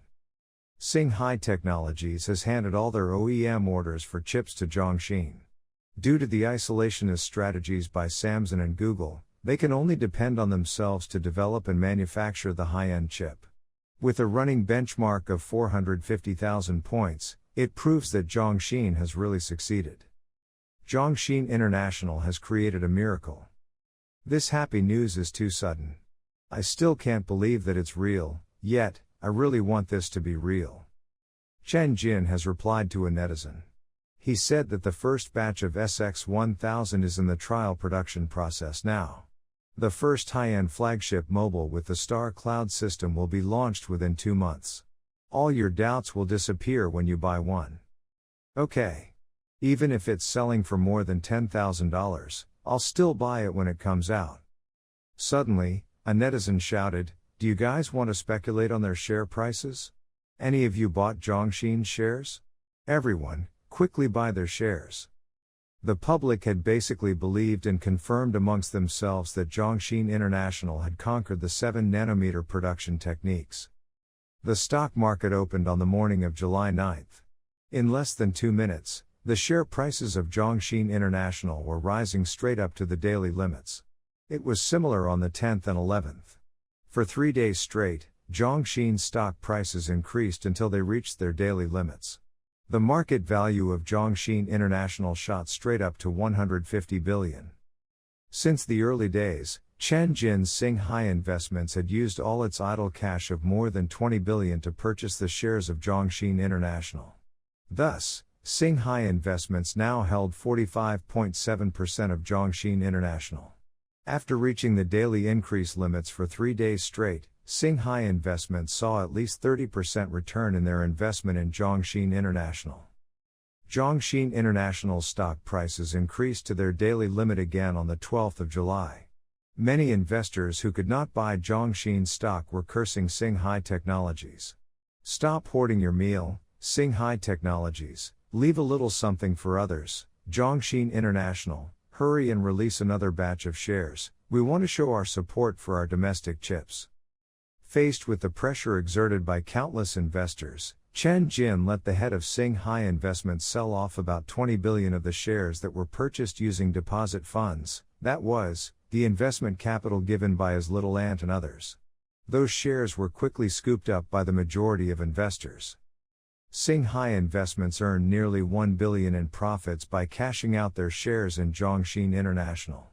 The investors who worked with Singhai Investments saw more than 50% returns on their principal. His little aunt, Hejia, made a special call to express her thanks. "Little Chen, your company is too awesome. It was right to put my money into your investment company. How about this? I won't be withdrawing my original principal or the profits made from it. I'll give you another 1 billion to invest. I hope that you can replicate this excellent result again." Chen Jin nodded. Okay. After which, he received another call from his second eldest uncle in Wang Ziyu, amongst many others who wanted to invest. He had not even distributed the investment's profits for the current investors, and yet he had attracted another wave of investment capital worth more than 10 billion. The current cash flow of Singhai Investments had swelled to more than 40 billion. Chen Jin could only shake his head helplessly in response to this matter. This is snowballing. Investment capital is a terrible beast. It won't stop until it has taken every last penny. It was good that Singhai Technologies could make use of this beast. On another side of the world, the news of Zhongxin International conquering the 7nm chip was creating huge waves outside of Z country. In Korea, at Samsung headquarters, there was incredible shock. How is this possible? Samsung's president, Lee Jianrong, widened his eyes in shock when he received the news. Perhaps he was experiencing an auditory hallucination? They had conquered the 7nm chip in 8 months? The 10nm was skipped. They had moved directly from the 14nm to the 7nm. Is this some kind of fantasy? Skepticism was written all over his face. He shook his head fiercely. Impossible. Absolutely impossible. At the most, they could only have moved on to the 12 or even 10nm. They simply announced it as 7nm to the outside world. They're giving out false information to get more publicity. The real performance of their chips is definitely worse than Samsung's 12 nanometer. This marketing strategy had been employed by Samsung in the past. When Samsung had first started to enter the OEM industry for chip manufacturing, they frequently announced that they were the first to conquer the 12 nanometer and 10 nanometer. But the chips that they produced had mediocre performances and were far worse than even the 16 and 14 nanometer chips. Hence, they had been described as fakes. Even so, this strategy produced good results and Samsung received many big orders. However, no one would fall for the same trick twice. After CPU chip manufacturing had progressed to the 7 nanometer, nearly all companies, including AMD, Fruit, and Huawei, had chosen Mossy Electrics as their OEM manufacturer. Many in the industry did not believe that Samsung had achieved the 7 nanometer production techniques. In reality, Samsung's 7 nanometer chip was more like the 8 or even 9 nanometer. It was only in these couple of years that Samsung had mastered the 7 nanometer chip. But, Mossy Electrics was about to start mass producing the 5 nanometer chip. Therefore, if Zhongxin International came to the forefront, the structure of the OEM industry for chip production would undergo tremendous change. Mossy Electric would be the industry leader, and Samsung and Zhongxin International would be in second place. But Samsung could not accept this situation. Absolutely not. It must be fake. They are liars. Looking at the trial version of the chip with its running benchmark of 450,000 points, Li Jianrong felt a shadow in his heart. He silently thought, so what if you've conquered the 7 nanometer? How would you compete with Samsung with a yield of less than 20%? Our yield rate is 4 times yours. But, the yield was something that could be continuously raised. As long as one had funds for R&D once their yield had been increased to a significant rate, and with Z countries' lower labor costs, after 2 years. At this point, Li Jianrong hit upon an idea. He immediately said to his assistant, hurry and announce this. From today onwards, we'll reduce the charges for OEM chip production by 10%. We must never let Z countries' companies take away our OEM orders. Yes, President. The assistant left the office. Li Jianrong suddenly felt a headache coming on. Chips that had brought in 60 billion in annual revenues would see their price reduced by half. The non-storage had experienced many price reductions since the previous year. The selling price of every 1 gigabyte of storage space was less than 10 cents. There was no profit at all. They were involved in a price war with Z country over the screens and panels. Losses had started appearing last year. Z country had achieved breakthroughs even in the OEM industry for chips. A full frontal assault. That was the phrase that suddenly appeared in his mind. Although his Samsung empire was as powerful as before, its foundations had already been shaken under this assault. In addition, with Z country's government backing them up, there was no way that Purple Ray would collapse even if Samsung attempted the law of the downswing for the 4th time. Z country's government would never allow this company to collapse even if their market share was essentially zero. It was not even worth mentioning the many products of Singhai Technologies. Purple Ray, Dejiang Storages, and Zhongxin International could be sustained simply with the sales of phones that were installed with the Star Cloud system. So, Li Jianrong, who was feeling extremely confident about slaughtering the dragon mere days ago, now thought that his prospects were bleak. He could only brandish his fist and yell ah! Ha! To vent the frustration in his heart. In a particular private villa on Treasure Island, after hearing Lu Deming's report, the founder of Mossy Electrics, Zhang Dongmu, widened his eyes. They really did it, and in such a short period of time. Disbelief was written all over the old man's face. Old man, I don't think it's the 7 nanometer. Lu Deming shook his head. At most, it might be the 10 or 9 nanometer. We took 5 years to conquer the 7 nanometer. Their technological repertoire is much weaker than ours, how could they achieve that in less time than us? It's a fake process. They must have employed the same strategy by Samsung to inflate their share prices. Even so, this is a pretty good achievement. The old man shook his head. He raised his face and looked towards the direction of the mainland. We should be happy for their achievements. But now, We have one more competitor. Lu Deming frowned. A crazy Samson that reduces their prices drastically to get orders is enough of a headache for us. And now, there's Zhongxin. Old man, how should we handle this? I'm not in a position to meddle. I've quit the company. You can decide how to manage this situation. This had nothing to do with me.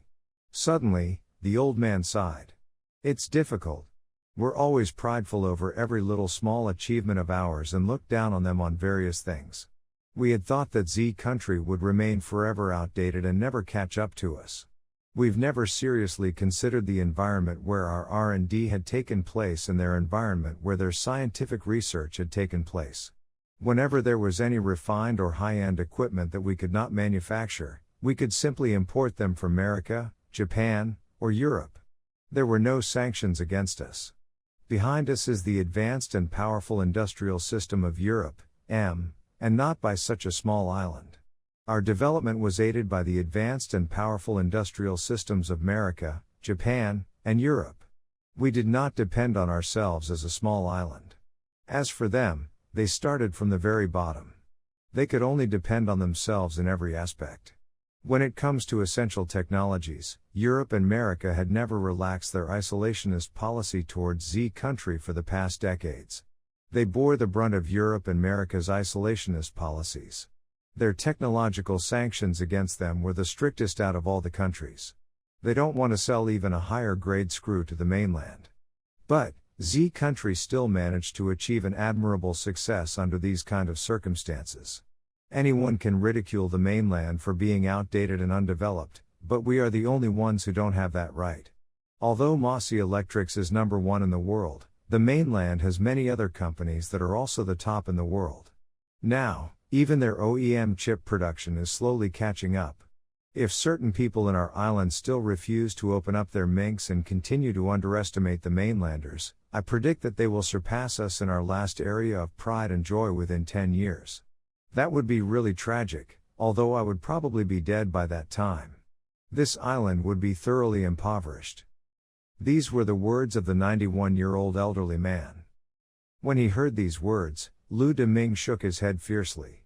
No, old man, it won't happen. They will never surpass us. Not even in 10 or 20 years. We're the top in the world. We'll forever remain the pride of Treasure Island. Never surpass? The old man laughed in self-deprecation. We had to use a myriad of methods to overcome the problem of transistor leakage caused by quantum effects before we were able to successfully progress to the 5-nanometer chip production. But, we might not advance to the 3-nanometer chip even with 10 years. We're at the end of the alley with pursuers hot on our feet. The old man shook his head again. With the speed that the mainland is catching up to us. After 10 years. Lu Deming's heart sank. He left the villa, and decided on his way home that he would persuade the board of directors to reduce the charges of OEM chip production by Mossy Electrics by 15%. He clenched his fist. Zhongxin International, you will never achieve great success. The title of number one will always belong to us. On the morning of the 12th, at the chip factory of OEM Zhongxin International, Gaoxin District, an ordinary domestic sedan was parked by the entrance to the factory. An old man alighted from the car with the support of his secretary. The old man was wearing a Western-style business suit. His gaze was spirited and sharp.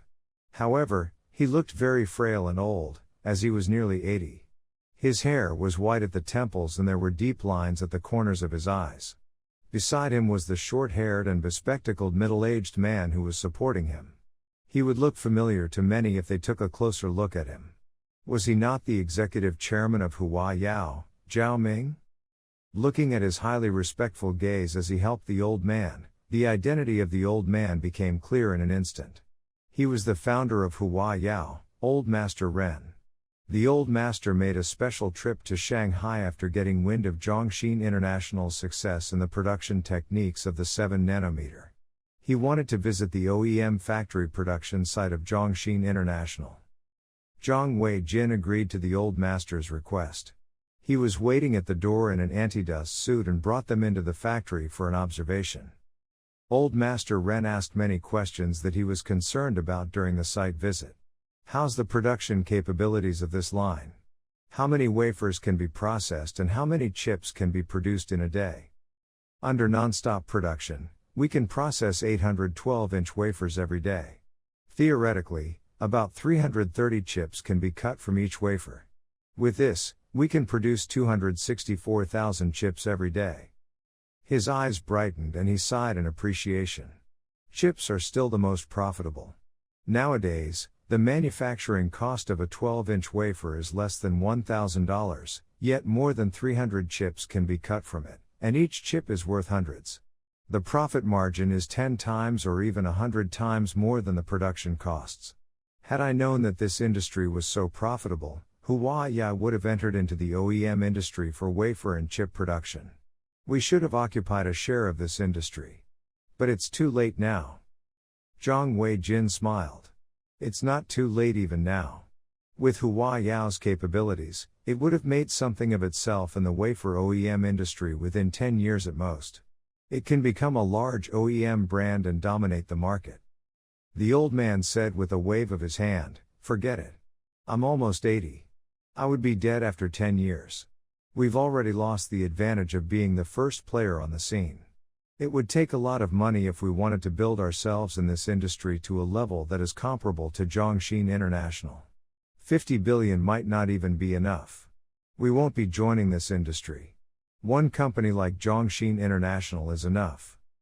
Zhang Jin said humbly, "Chip production does not require complicated technologies.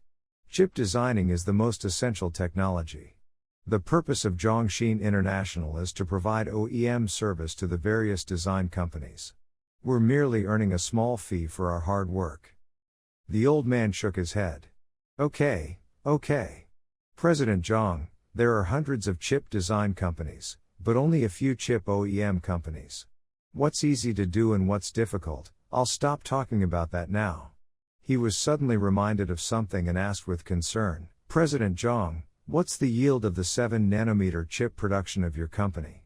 If the production capacities are satisfactory, I will entrust a portion of Huawei's Kirin chips to you. I hope that you won't charge us a high price for the OEM fees.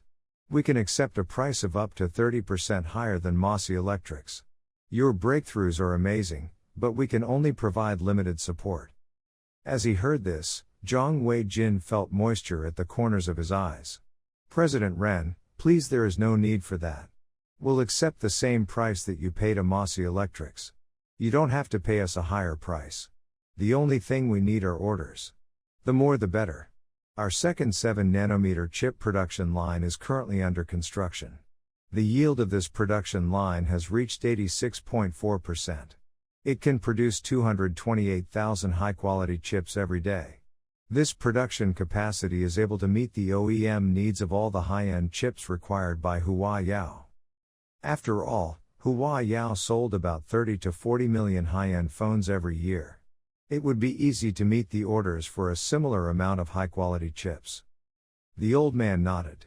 Suddenly, his eyes grew wide and he asked, "What did you say? An 80% yield? Didn't you mention that it was not even 20% in that declaration of apology? Why are the numbers different now?" He asked with a serious gaze, "Did I mishear, or did you misspeak?" There was no misunderstanding. The yield that we announced to the public was merely a smokescreen. The actual yield is 86.4%. We've achieved the same yield as our competitors. How is this possible? The old master and Zhao Ming yelled at the same time. Zhang Jin began to explain the causes and the results in detail.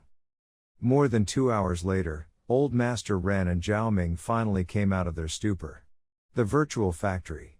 The time needed for development could be shortened by 90% or more. Development costs could be reduced by 90% or more. With this kind of godlike equipment, it was not a fantasy to conquer the production techniques of the 7-nanometer chip in 8 months.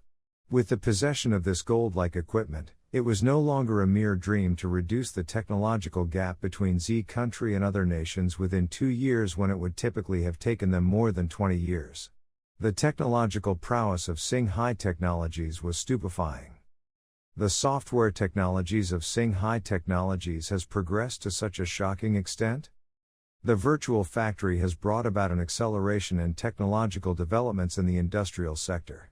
This will lead to the creation of a power similar to the possession of the atomic bombs. It's lucky that this technology was birthed in Z country instead of other nations. Singhai Technologies has been established for only 3 years and Hua Yao has been established for 30 years.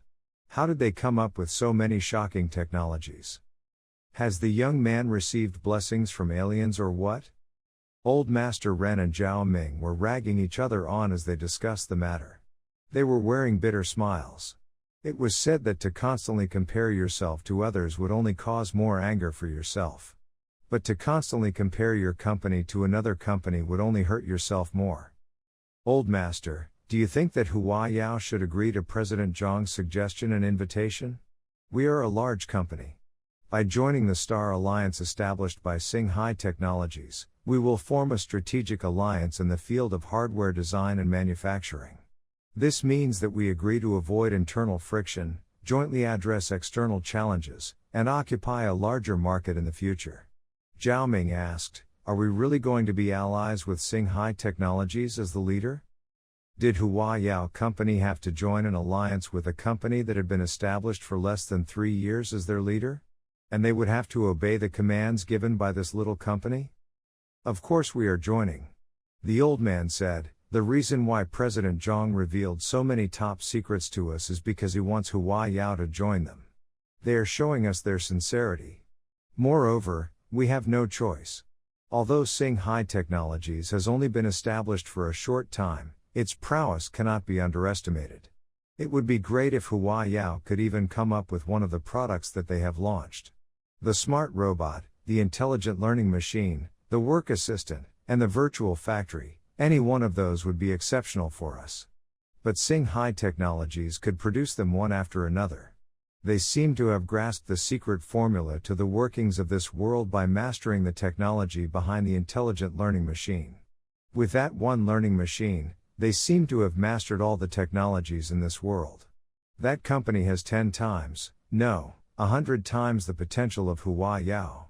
Even if we don't work with this company and reject joining their alliance, the Star Cloud System and the Star Alliance, including Purple Ray, Zhongxin, and other software and hardware manufacturers that make us this army will quickly sweep across this world. Even Hua Yao won't be able to resist them. Although we have hundreds of thousands of patents in our possession as well as our own operating system, they are totally insufficient against someone who is the undisputed master of this industry. We can only go with the flow and join them. We have to work together, share our advantages and achieve a win-win situation instead of being beaten down. Hua Yao is an excellent company, but the future belongs to Singhai Alliance. Only by joining them can Hua Yao maintain its niche in the market. Otherwise, we'll be reduced to an impoverished state. Hearing this, Zhao Ming nodded helplessly. A company that had been established for less than 3 years was about to become a hegemon. Even Hua Yao had no choice but to rely on it and be obedient or risk getting crushed in the future. He found it hard to accept this fact. But, it was a fact nevertheless. On the 15th, at Singhai Technologies headquarters, unknown to the public, Hua Yao and Singhai Technologies signed many contracts on strategic areas of collaboration. Included was Hua Yao joining the Star Alliance and to aid the domestic chip production industry together. They also agreed to share advanced technologies and to build a close alliance amongst others. In short, both parties agreed to work closely together, help each other, and create a wonderful future together. Of course, these contracts on collaboration were signed in secret and would not be made public knowledge in the short term. This was to prevent external forces from retaliating out of anxiety. They completed the contract signing. Looking at Chen Jin, whom the old man thought was rather heroic yet ridiculously young, he said with an envious and jealous tone, "Young man, I can give you half of my company and you can give me half of your age. Then, we'll have a chance to fight for dominance in this world." Chen Jin shook his head. "President Ren, I don't want your company but I can give you half my age. Even so, I would still have a greater chance of winning. You should acknowledge this point." Zhao Ming harumphed in annoyance. What arrogance! Ha ha ha! The old man gave a hearty laugh. In my life, I have won a great number of battles even when the odds were stacked against me.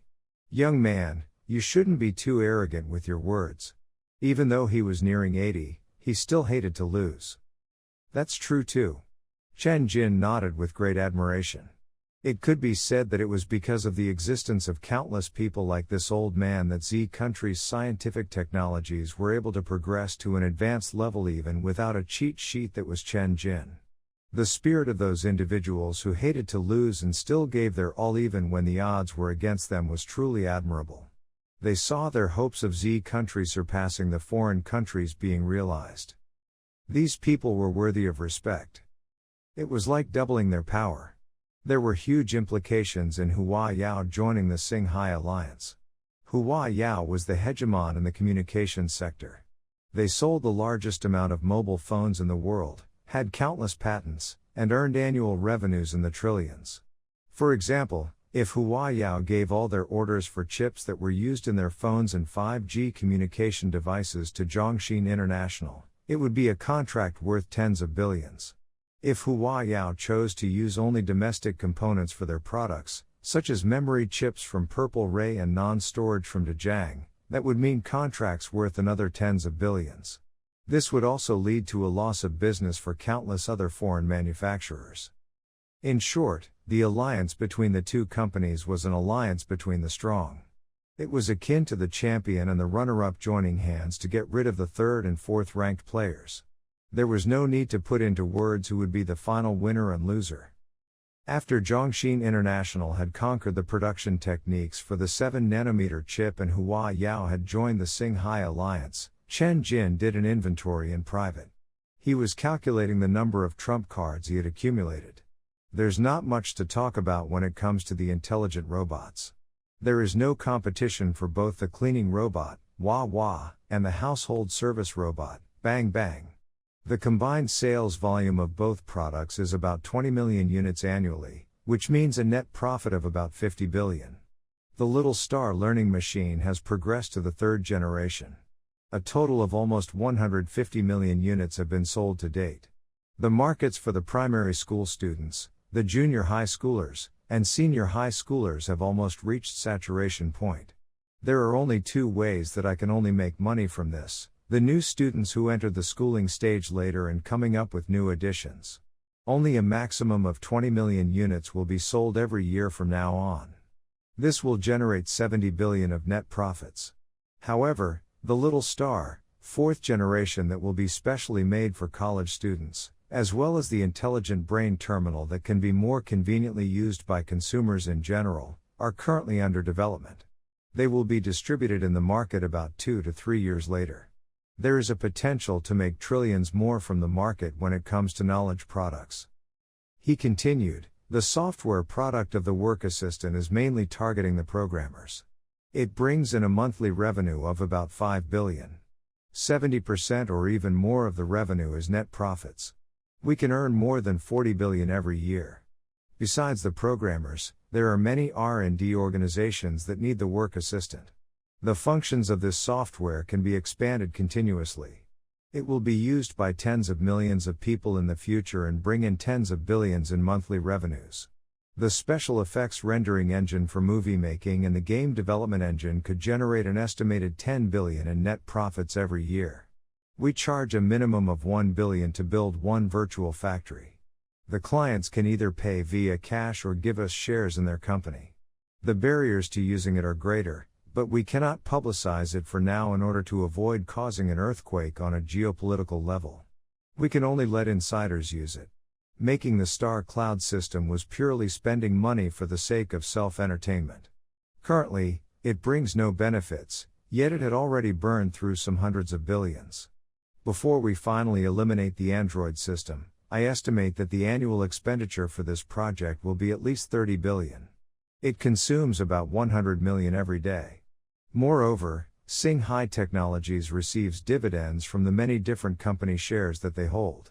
We receive more than 10 billion in dividends per year, but expenses for investment are more expensive. In summary, Chen Jin would earn about 180 billion every year. Excluding the salaries of 30,000 company staff and various operating costs, about 30 billion, including various types of large-scale R&D projects, investment activities, and other costly activities. The total annual expense was at least 150 billion. Moreover, he was the type who spent as much as he earned. But, he still felt that he was not earning enough. The money was still insufficient. He had to start a few more projects and earn more money. Then, what kind of project should he start? I'll try to avoid robbing the rice bowls of the local monopolies and businesses. But, there's no need to be so polite about foreign businesses and their profits. I won't be changing my style of taking every single grain of rice from them. So, what were the major profitable businesses that belonged to overseas companies? Which of them could Chen Jin devour?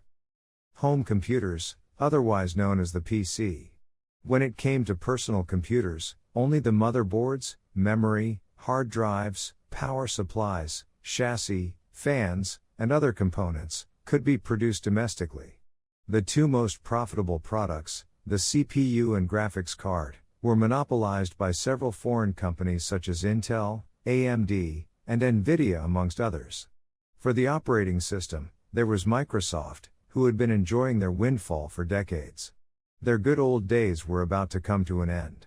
At least in Z countries' market. They were about to meet their strongest match. The project for the development of the home PC, including the operating system, had begun last year. They had achieved some results by now.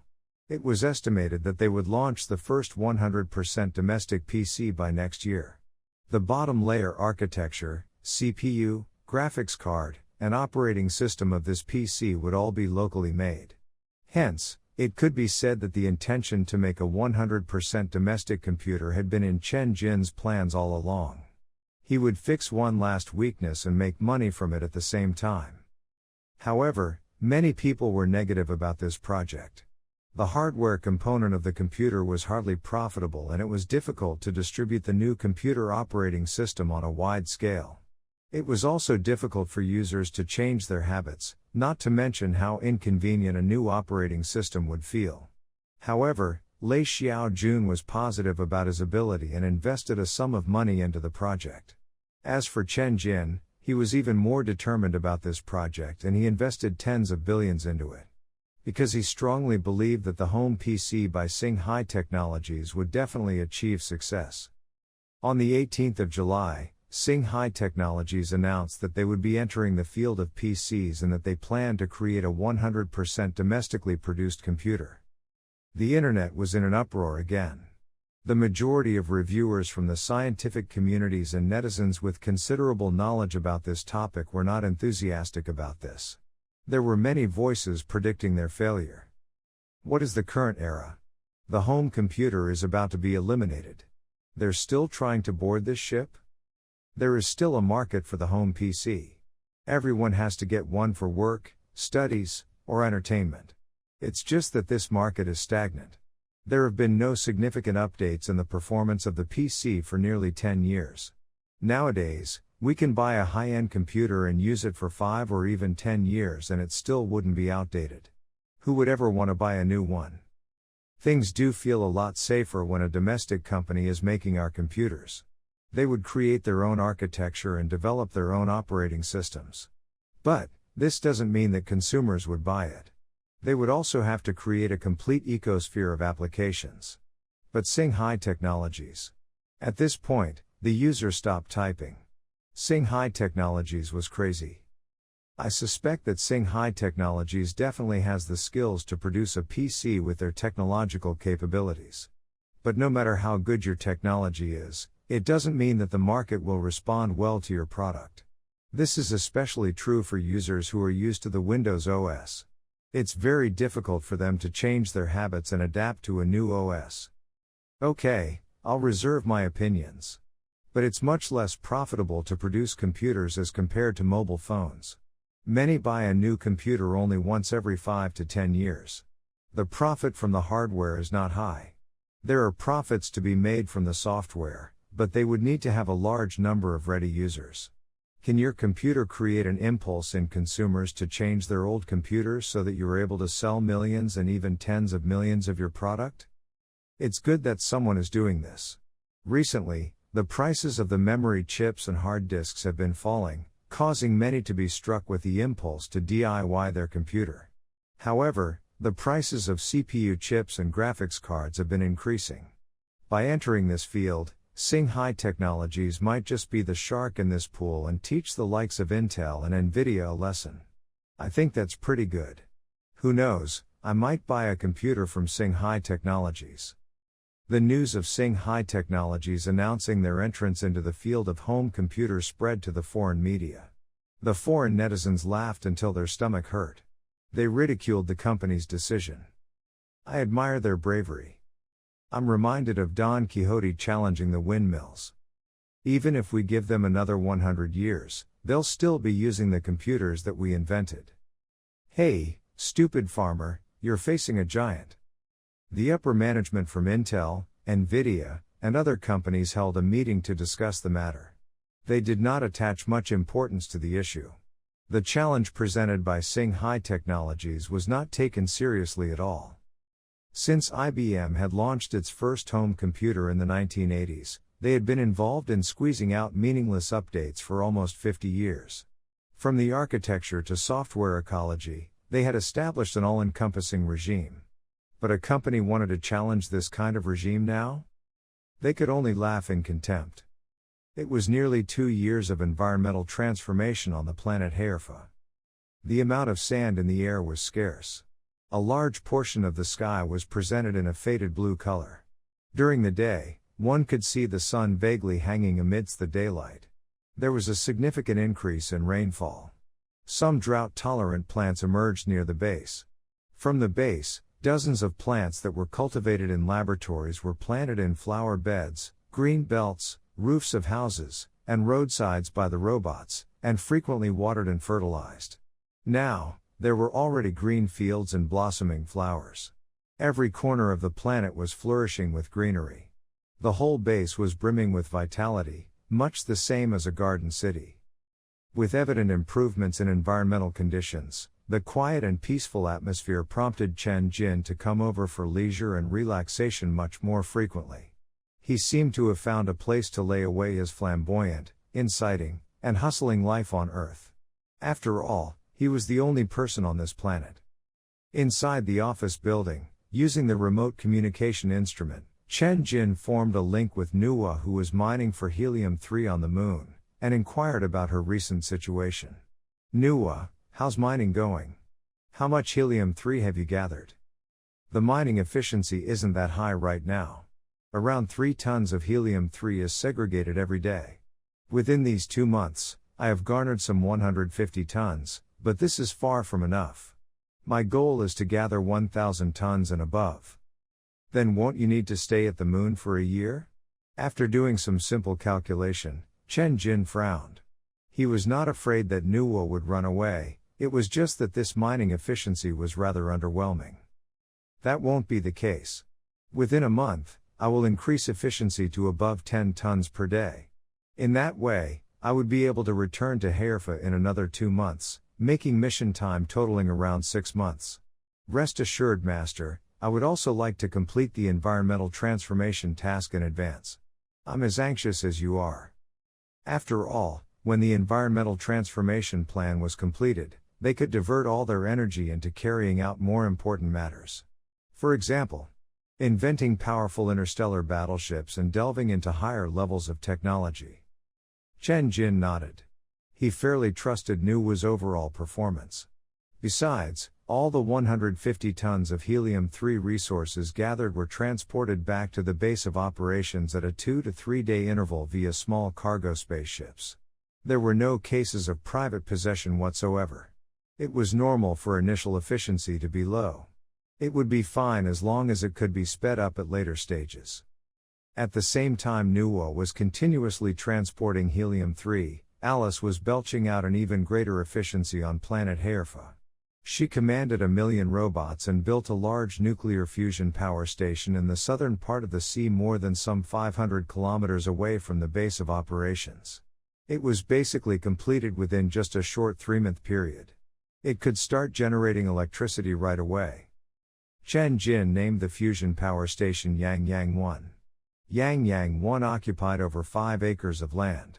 Its core equipment weighed more than 20,000 tons and it had maximum power generation of over 3 billion kilowatts. With this single fusion power station, the energy resource issue of the whole Mi continent would be solved entirely. The continent no longer needed additional power sources. Building around 3 to 5 Yang 1 power stations would suffice for the whole of planet Haerfa. Subsequently, they could do whatever transformation to the environment that they wanted, even desalinating sea water and pumping them inland. The transformation efficiency would be raised dramatically. Previously, realizing nuclear fusion power generation technology was going to require several years. But now, they would no longer have to wait. Firstly, the technical difficulty to build a large nuclear fusion power plant that runs on the surface of a planet was even smaller than building a nuclear fusion reactor inside an interstellar battleship. Downscaling a highly sophisticated tech was difficult, upscaling them, on the other hand, was easier. Besides, after mastering the nature of power thoroughly with the formula of the grand unification, Alice had found an easier alternative to control nuclear fusion. Its material requirement was immensely lessened. The difficulty of construction was also reduced by a significant margin. Therefore, Alice could set up a few large fusion power stations more easily and efficiently. After a few days, Alice reported, "Master, the construction of Yang 1 has been completed. Should I commence ignition?" "Light it up." Chen Jin nodded. Subsequently, he witnessed the ignition process of a nuclear fusion reactor with his own eyes. Inside the ring-structured reaction chamber. At first, all was pitch black. As the magnetic field intensified, plasma helium and helium-3 started to glow in yellow and blue due to collision and abrasion. The temperature gradually rose. 50 million degrees. 100 million degrees. 200 million degrees. Particle flow accelerated. The stream flattened into thin rings like that of planets. The blue glow that radiated was as dazzling as the northern lights. 500 million degrees. Approaching 600 million degrees. At that very moment, the critical temperature was achieved. A ray of light, 10,000 times brighter than the stars, abruptly illuminated the reaction chamber. The endless amount of energy contained within the particle nuclei was unleashed and converted into huge electrical energy in the magnetohydrodynamic generator. The reactor's ignition succeeded in one go. Energy as powerful as that in the core of stars were unmitigatedly regulated within man-made equipment, thus ensuring utilization at the highest possible efficiency. What a magnificent view! Only the most powerful tech can make this possible. Chen Jin was left breathless by what he saw. He was mesmerized. With the advent of such equipment, humans as small as a sixpence could already weigh against the legendary Ra. Man could be God. Or it could be said that scientists that created this miracle were gods. Back on Earth, controllable nuclear fusion had not yet been achieved. Their sun had not been illuminated. Earthlings were still plagued by energy issues. With that being said, should he bring the controllable nuclear fusion technology to Earth? Build a Yang 1 back on Earth? With 1 billion kilowatts of power generation, the power generated would definitely suffice for all the Zs. Even if the charge was 10 cents per kilowatt hour, he would still be able to make $2.4 billion every day. That amount multiplied by 365. With just a single Yang 1, the profitability that it would generate would far exceed that of all of Chen Jin's company, assets, and investments combined. Should I march into the energy industry? This idea emerged in Chen Jin's mind. He thought that it was feasible to a certain extent. With the technology level back on Earth, it would not be too difficult to build a Yang 1. It could definitely be realized within 5 years. The source of the technology could be explained with the virtual factory.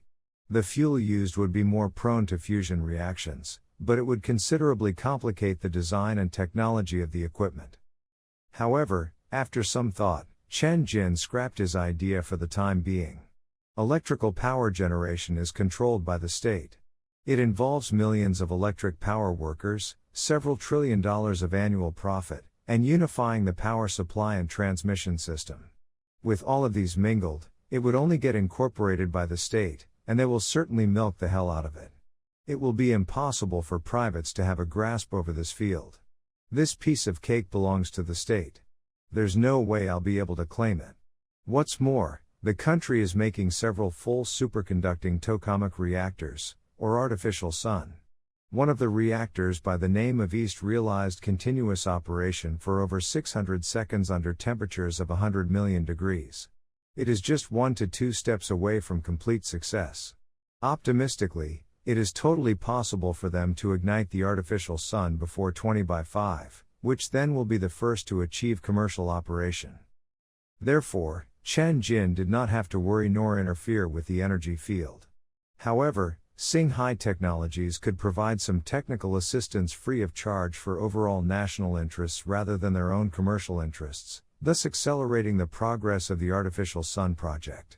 If an energy crisis broke out, oil prices skyrocketed, and there was an urgent need to use the artificial sun, under these conditions, Chen Jin may provide assistance. Indeed, money was a good thing. But he was also willing to do some things that looked stupid on the surface but meaningful on the inside. On the 23rd of July, after a long and anxious wait, the scores for the college entry examination were released. The candidates were eagerly picking up their mobile phones or turning on their computers to check their own scores and rankings by keying in their student ID at the Score Query website.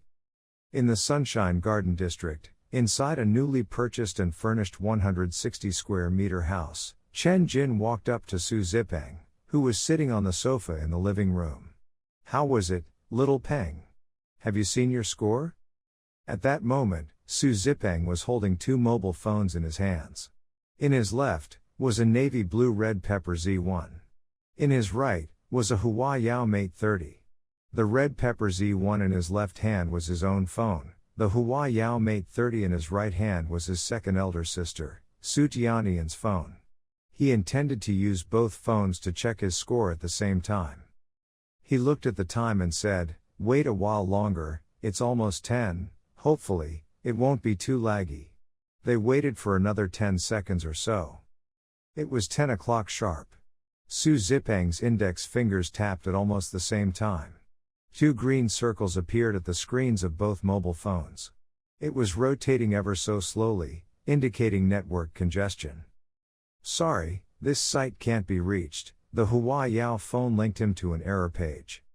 The red pepper Z1 he was holding in his left hand, however, miraculously displayed a form, which was a detailed list of Su Zipeng's college entry examination scores. Language, 145. Mathematics, 150. Comprehensive Science, 297. English, 140. Total score, 732. Ranking in province, 312. Special score, 78. Yep, what I expected was also 732 marks, no more, no less. But isn't this ranking a little too far behind? Su Zipeng was a little too heartbroken for tears. He did outperform his usual self in the college entry examination, and the marks for all his subjects were around the same range. Originally, he thought he could attain the top 3 in school and some top 50 in the province. But he ended up outside 300. It seemed that he had no fate with Tsinghua University and National University. This score is not bad at all, a proper high achiever indeed. Chen Jin raised his thumb. If it were ancient times, you might very well be the Zhuang Yuan. I blame this on you, brother-in-law. Su Zipeng looked at him with resentment. If it wasn't for you, there would never be so many scholars in this exam. In other words, if he were to be the only one using the little star learning machine, the Zhuang Yuan title would definitely be his. Where are your manners? What do your results have to do with your brother-in-law? Mother Su came out from the kitchen. Upon hearing what Su Zipeng said, she rebuked him. Immediately after that, she asked out of concern, "Tell me, what is your score? Is it not satisfactory?" "Yes, Mum." Su Zipeng nodded. It was not good. 732, ranked 300 over in the province. Mother Su's expression was somber at first. She thought that things weren't going well. But upon hearing the number 732, her eyes widened. How much? Say it again? 732, Su Zipeng repeated. Around half a minute later, Mother Su, who was holding a feather duster in her hands, pressed Su Zipeng against the sofa and whipped his rear. You stinky little brat, you dare play pretend in front of your mum, eh? I was wrong, Mum. I was wrong. Su Zipeng begged for mercy. You are still my son no matter how good you did. I will whip Zhuang Yuan's as well. In the evening, Su Yun and her sister Su Tiantian came home from work. This house in the Sunshine Garden district with 4 rooms and 2 compartments was purchased by Chen Jin. Every square meter was $45,000, totaling at $7.2 million. His motive for buying this house was very simple. Firstly, this small district was only some 500 meters away from Su Yun's office unit. It was very convenient for her to go to and from work, thus providing her a better living environment. Secondly, after Su Tiantian obtained her postgraduate diploma, she rejected her university's invitation for her to stay in school in the olive branches held out by various units. She came directly to Shanghai and intended to find her desired job over there. Her profession was biological engineering. Coincidentally, there were a number of biological research institutions in the high-tech zone. She swiftly found a job with an absolute wage of 15,000. The biggest problem was that her working place was a little far from the Sunshine Garden district. However, it so happened that there was a subway station right at the gates of the Sunshine Garden district. She could take the subway directly to a place near the company. The time she would spend on the road would not be over half an hour every day. Therefore, Su Tiantian moved into the house, saving her trouble to rent a place. Another consideration was that Su Zipeng might come over to Shanghai to further his studies. With all 3 children working or studying in Shanghai, Father Su and Mother Su carried their luggage over and stayed for a while, doing their dishes, cooking for them, living with their children every day. It was as if their whole family had moved to Shanghai. Even so, Father Su and Mother Su only intended to live there for a short while and return after summer holiday. This house was the wedding house of their eldest daughter and son-in-law. Why would they stay there for the long term? Besides, they enjoined Su Tiantian and Su Zipeng in private that it was okay to stay here momentarily, but after their elder sister Su Yun got married, they had to move out ASAP to avoid interfering with the couple's private life. Got it, Su Tiantian and Su Zipeng answered at the same time. However, Father Su and Mother Su were completely unaware that the reason Chen Jin bought this house was to let them settle down here. It was not the so-called wedding house they thought it was. A house that was so simply furnished, small, and cheap. How could this be his wedding house? It could only be said that the 2 elders were too guileless. They rejected Chen Jin's invitation for them to settle down in Shanghai, saying that they had work to do, and would at most visit occasionally. Chen Jin was unable to convince them, and yet, he did not want to reveal his identity as a mogul. Therefore, he could only obey their wishes. After learning about Su Zipeng's college entry examination score, Su Yun excitedly said, "You scored 100 points more than your sister. Little Peng, you are better than your sister." She thought for a moment. "How about this, little Peng? As your sister, my salary this month is all for you. Buy whatever you want, I won't be picking a present for you. Elder sister gave you 1 month's salary. It seems that I could only give you my first month's pay," Su Tiantian followed. But after she turned around and saw her dad and mum, she shook her head and said, "No. Little Peng, I can't give you all my pay. 10,000 will be enough, the remaining 5,000 is for dad and mum's supplements. You have no opinions about this, right?" "No need, my sisters." Su Zipeng crossed his arms. "I'm an adult now, how could I still use your money? Besides, I have found a job at the nearby market. I'm working the night shift today. Enough said, I'm going to work." Upon finishing, he changed into his work clothes and went out. Although the transporting job at the market was harsh and he would often get slammed by his supervisor, although both of his sisters doted him since he was young and would give him all the good stuff, although he knew that his brother-in-law was a super tycoon. But all of these were not related to him. His future still depended upon himself. Who would not admire such a young lad? Chen Jin had this thought in his mind. But immediately, he felt that something was not right. Little Peng is a young lad, what about me? I'm just 26, oh. No. I turned 27 just a few days ago. It seems that I'm not that young anymore. He was no longer a young lad at 27 years old. Sigh, youth. Time really does fly. Late in the night, in the south-facing master bedroom, Chen Jin was embracing the body of a beautiful lady and fondling her smooth and silky skin. Chen Jin thought it was still quite delightful. Although the beautiful lady with a conservative mindset was still reluctant for him to make the last advance, they still did surmount some obstacles and performed almost everything else. He was rather satisfied with it. And besides, Chen Jin figured that the woman's mindset was not necessarily conservative, she might have been influenced by some ideas. Father Su and Mother Su were not conservative in any way. Their elder daughter had not married the man. Yet, they consented for both of them to live together. It was a new age, and their daughter was already 28, she should be having a child about now. Therefore, the biggest problem still lay on Su Yun herself.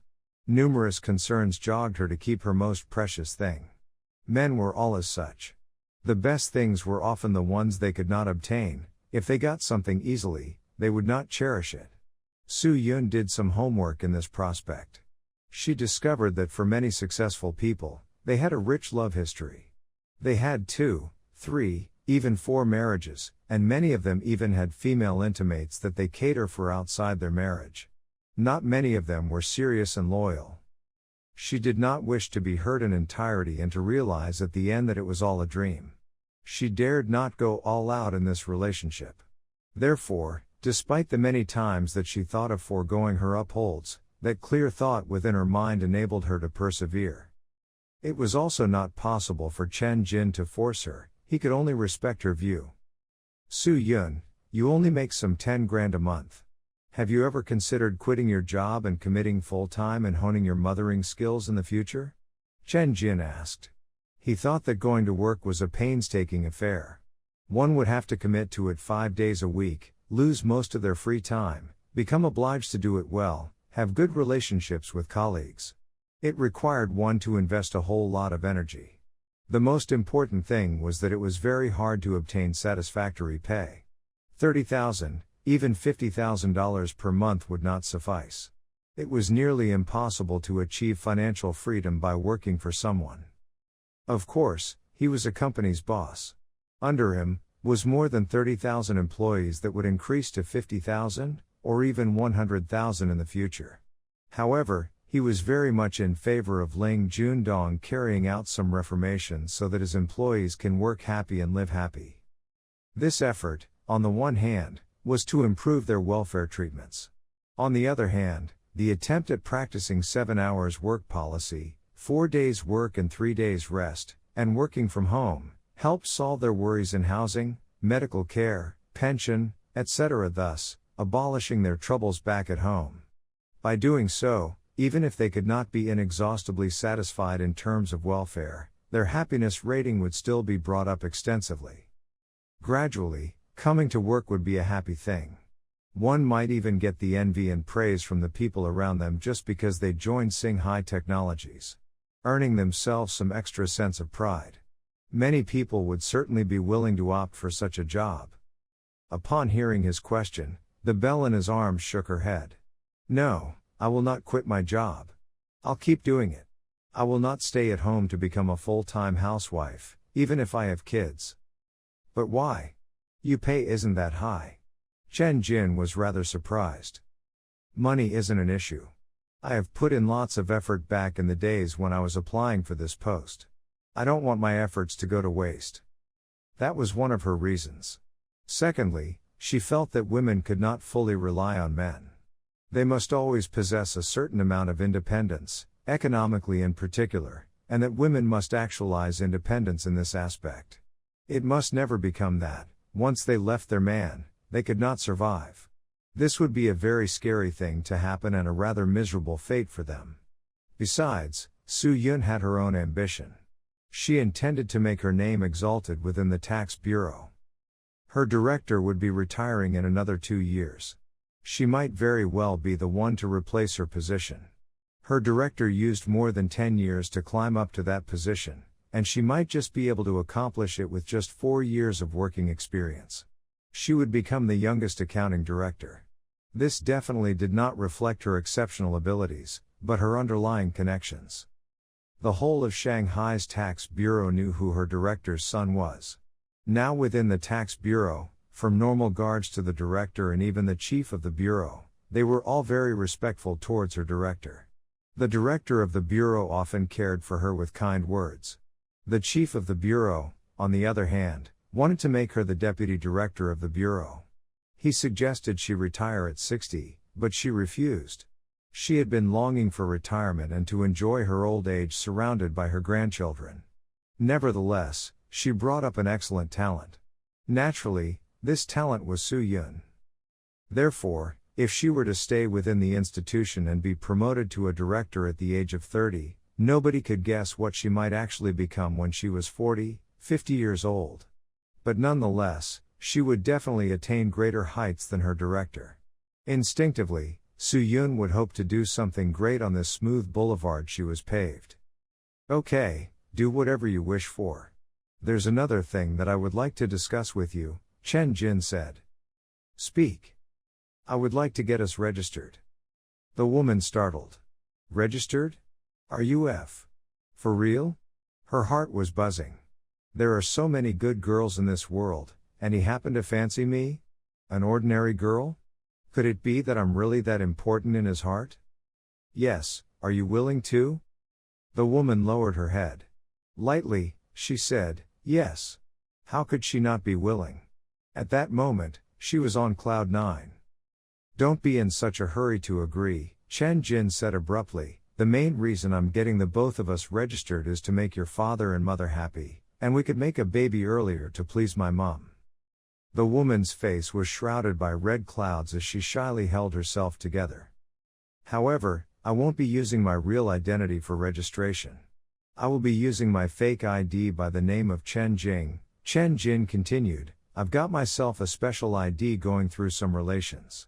I'll bring you to the Civil Affairs Bureau after I get my hands on it. The woman was confused.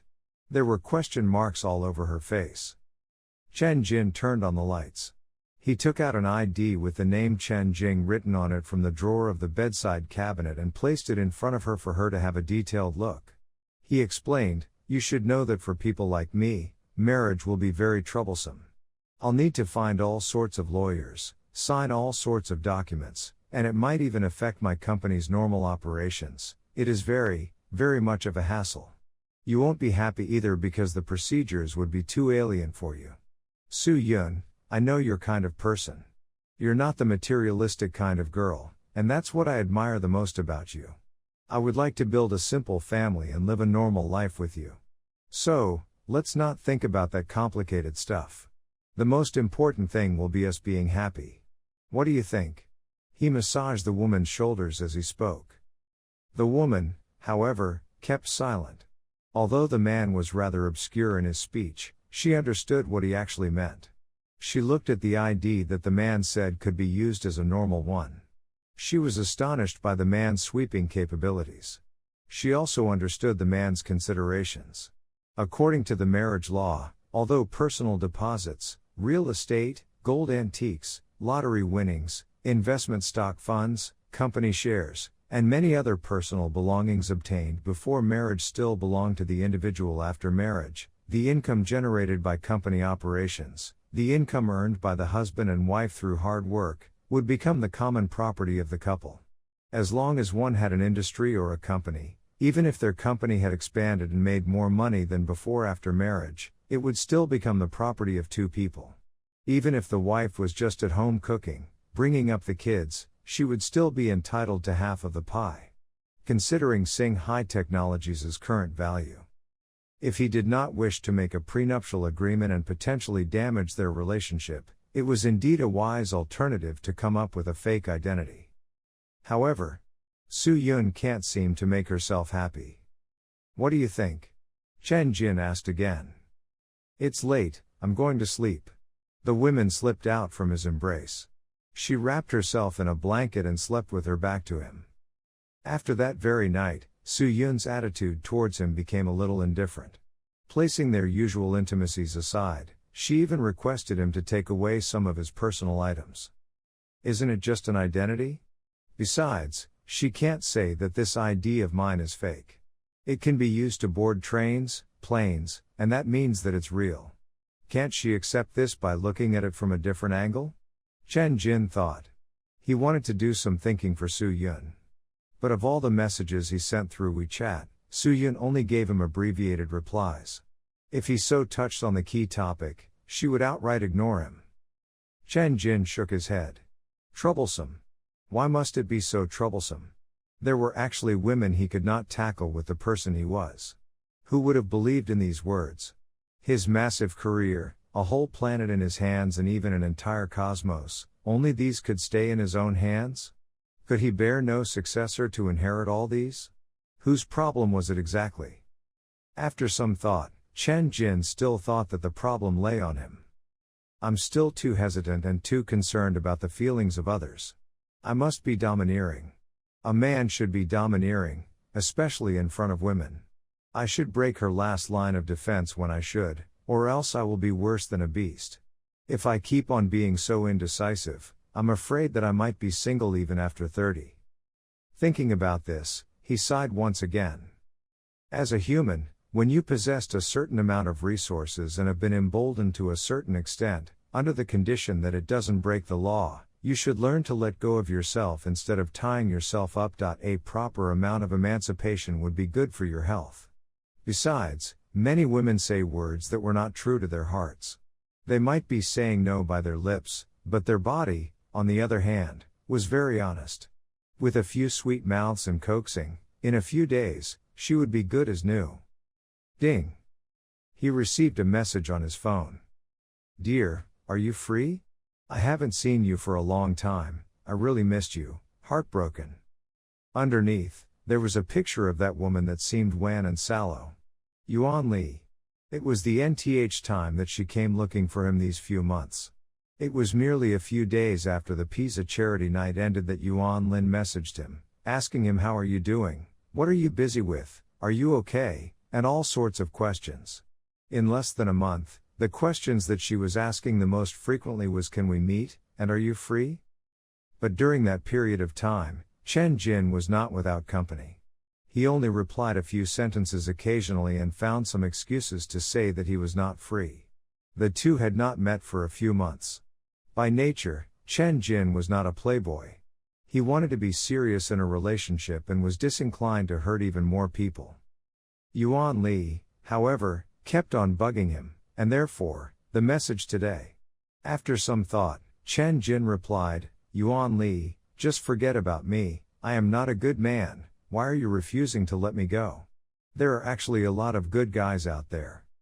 I can't, I only have you in my heart, it has no space for the others.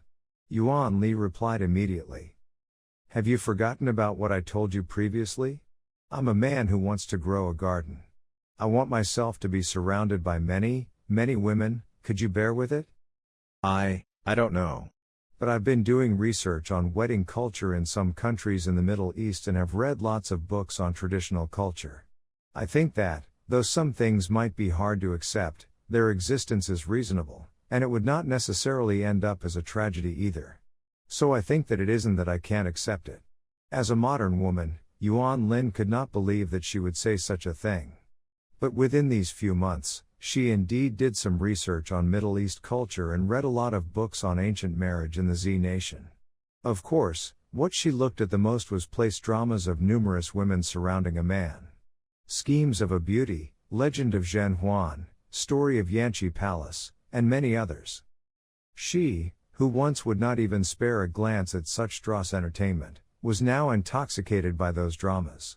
Especially the Story of Yanqi Palace. She often imagined herself as the female main and other important characters, thinking about, how could she triumph if she were to be them? If she were in such dire straits, how would she turn the tides? What should she do to earn the emperor's favor all for herself? Many things went through her mind. She swiped through a whole bunch of drama reviews and had read countless strategies. She latched herself onto a deep hook, unable to extricate herself. In the end, under the poisoning of these dramas filmed by moderners, a dramatic twist had befallen her mind. Besides, after doing an abundant amount of research, she gradually built up her confidence. She was no longer like before, worried and afraid of how many women her true king had. Who would she fear when she had palace strategies engraved in her entire brain? The contest would reveal who would be supreme and who would be fodder. What? Upon reading this message, Chen Jin opened his eyes wide. Yuan Li, is your WeChat account hacked? Nope, I said it. Yuan Lin blushed. So? It has gotten through you? Yes, as long as I can live with my love, I can bear to live a traditional life. Chen Jin felt that the old blood within his chest was about to stream out. He replied, all right, fine. I'm all free the next few days, in another 2 days. No, tomorrow. Tomorrow, go to the villa, I'll call the guards to open the door for you, wait for me over there. Okay. Yuan Lin hopped up out of excitement, striking a fist to the skies. Chen Jin wiped away the sweat on his forehead. All of a sudden, he was enlightened by the truth. Men should be domineering. At Happiness Court, Chen Jin returned home in the evening. His mother He Li was a little surprised. Aren't you living happily with your in-laws at the Sunshine District? What's up with those bags? I missed you, Mum, is that fine? Sure, you have a nice conscience in you, little brat. He Li smiled as she smacked his shoulders. Going past the kitchen, Chen Jin shockingly discovered that his dad, Chen Gang, who previously would not lay even a finger on liquor, was actually drinking it one cup after another. Moreover, he was drinking white wine with high alcohol content. His father, who wasn't that much of a drinker, had his face glowing red and his body wobbling after just a few cups. What happened to him? Mom, why didn't you nag him and ask him to stop? Chen Jin gave his mother a weird look. He Li only sighed. Let him be. He wasn't feeling that good. Let him get drunk and have a good sleep. It might actually feel better for him. Chen Jin was shocked. Looking at his father who was going cup after cup, what happened to him? What has he gone through?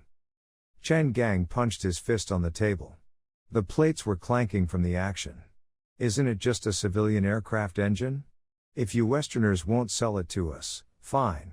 We Zs will make them ourselves. He Li, on the other hand, explained the whole incident to Chen Jin at a volume that Chen Gang wouldn't be able to hear. Shangfei Corporation, which his father was working at, invented their first domestic large-scale passenger aircraft C-919. After 5 years of flight tests, they finally obtained the International Airworthiness Certificate. In this year originally, it would be put into mass production and enter the civil aviation market for service.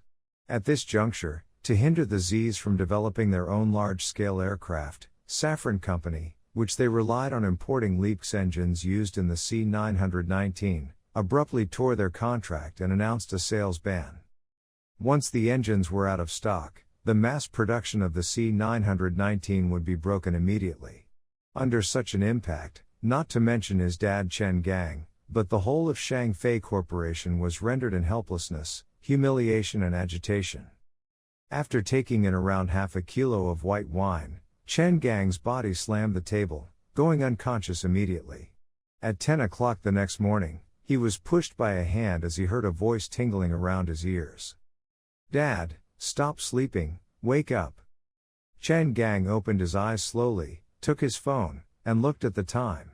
Immediately, he flipped his blanket away and sat up. He needed to go to work today and actually overslept. He put on his coat, wore his pants and rushed to the door without even visiting the toilet or brushing his teeth. The company was going to have a mobilization meeting today. All the employees would be making an oath in front of the flag to unite their thoughts, overcome difficulties, and swear to solve the problem in the shortest time possible. He needed to go there. He did not expect that he would oversleep after just a few cups. Wait, Dad. Chen Jin grabbed him. Tell me about the specific situation.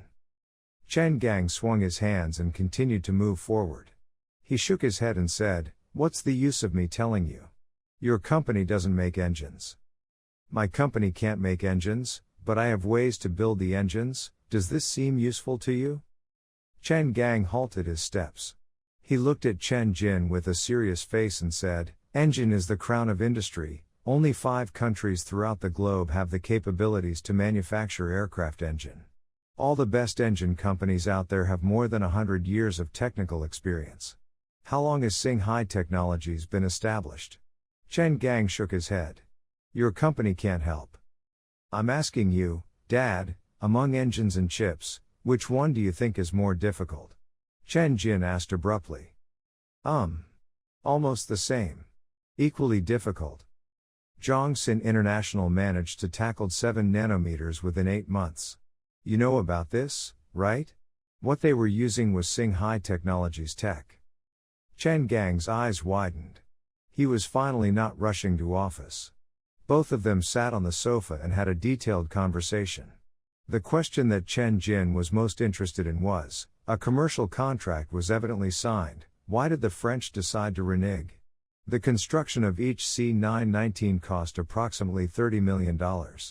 2 of its engines accounted for 30% of its cost price. Not only did the engine have the highest value, it had the highest profitability.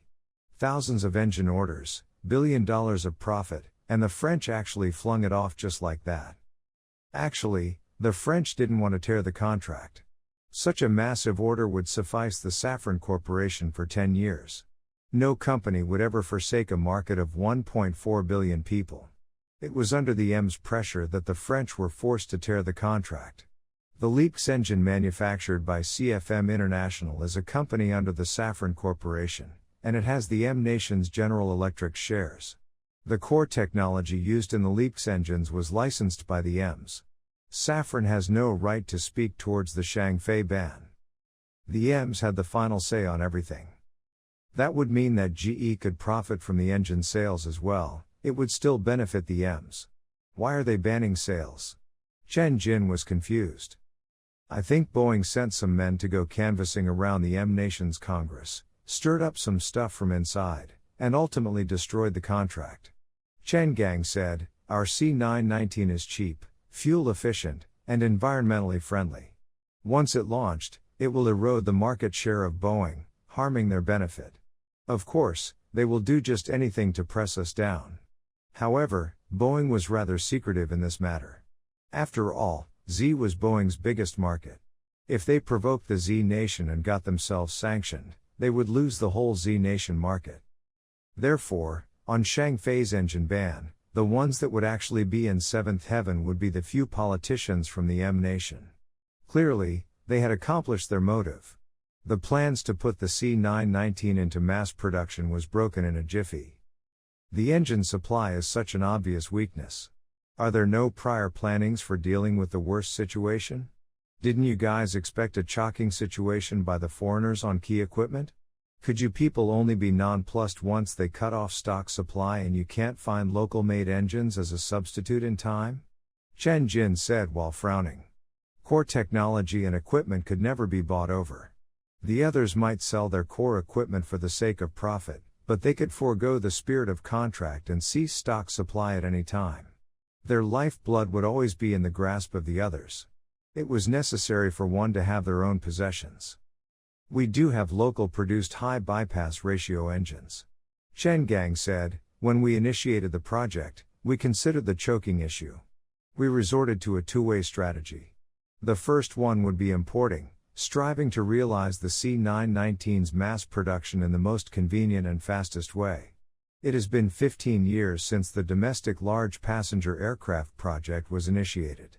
The R&D for the engines, however, will be 20 or even 30 years. If we wish to push the C919 into the market quickly, importing would be the only path.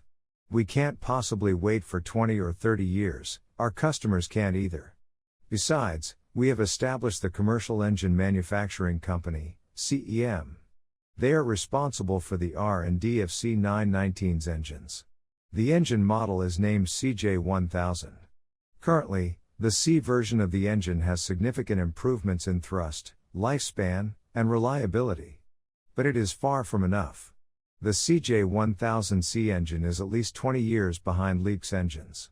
Its lifespan, reliability, and fuel consumption are trailing far behind. Even if the researchers at Chem go into overdrive, they would still need around 10 years to be able to come out with a reliable substitute. 10 years? Chen Jin shook his head. Flowers would have withered by then.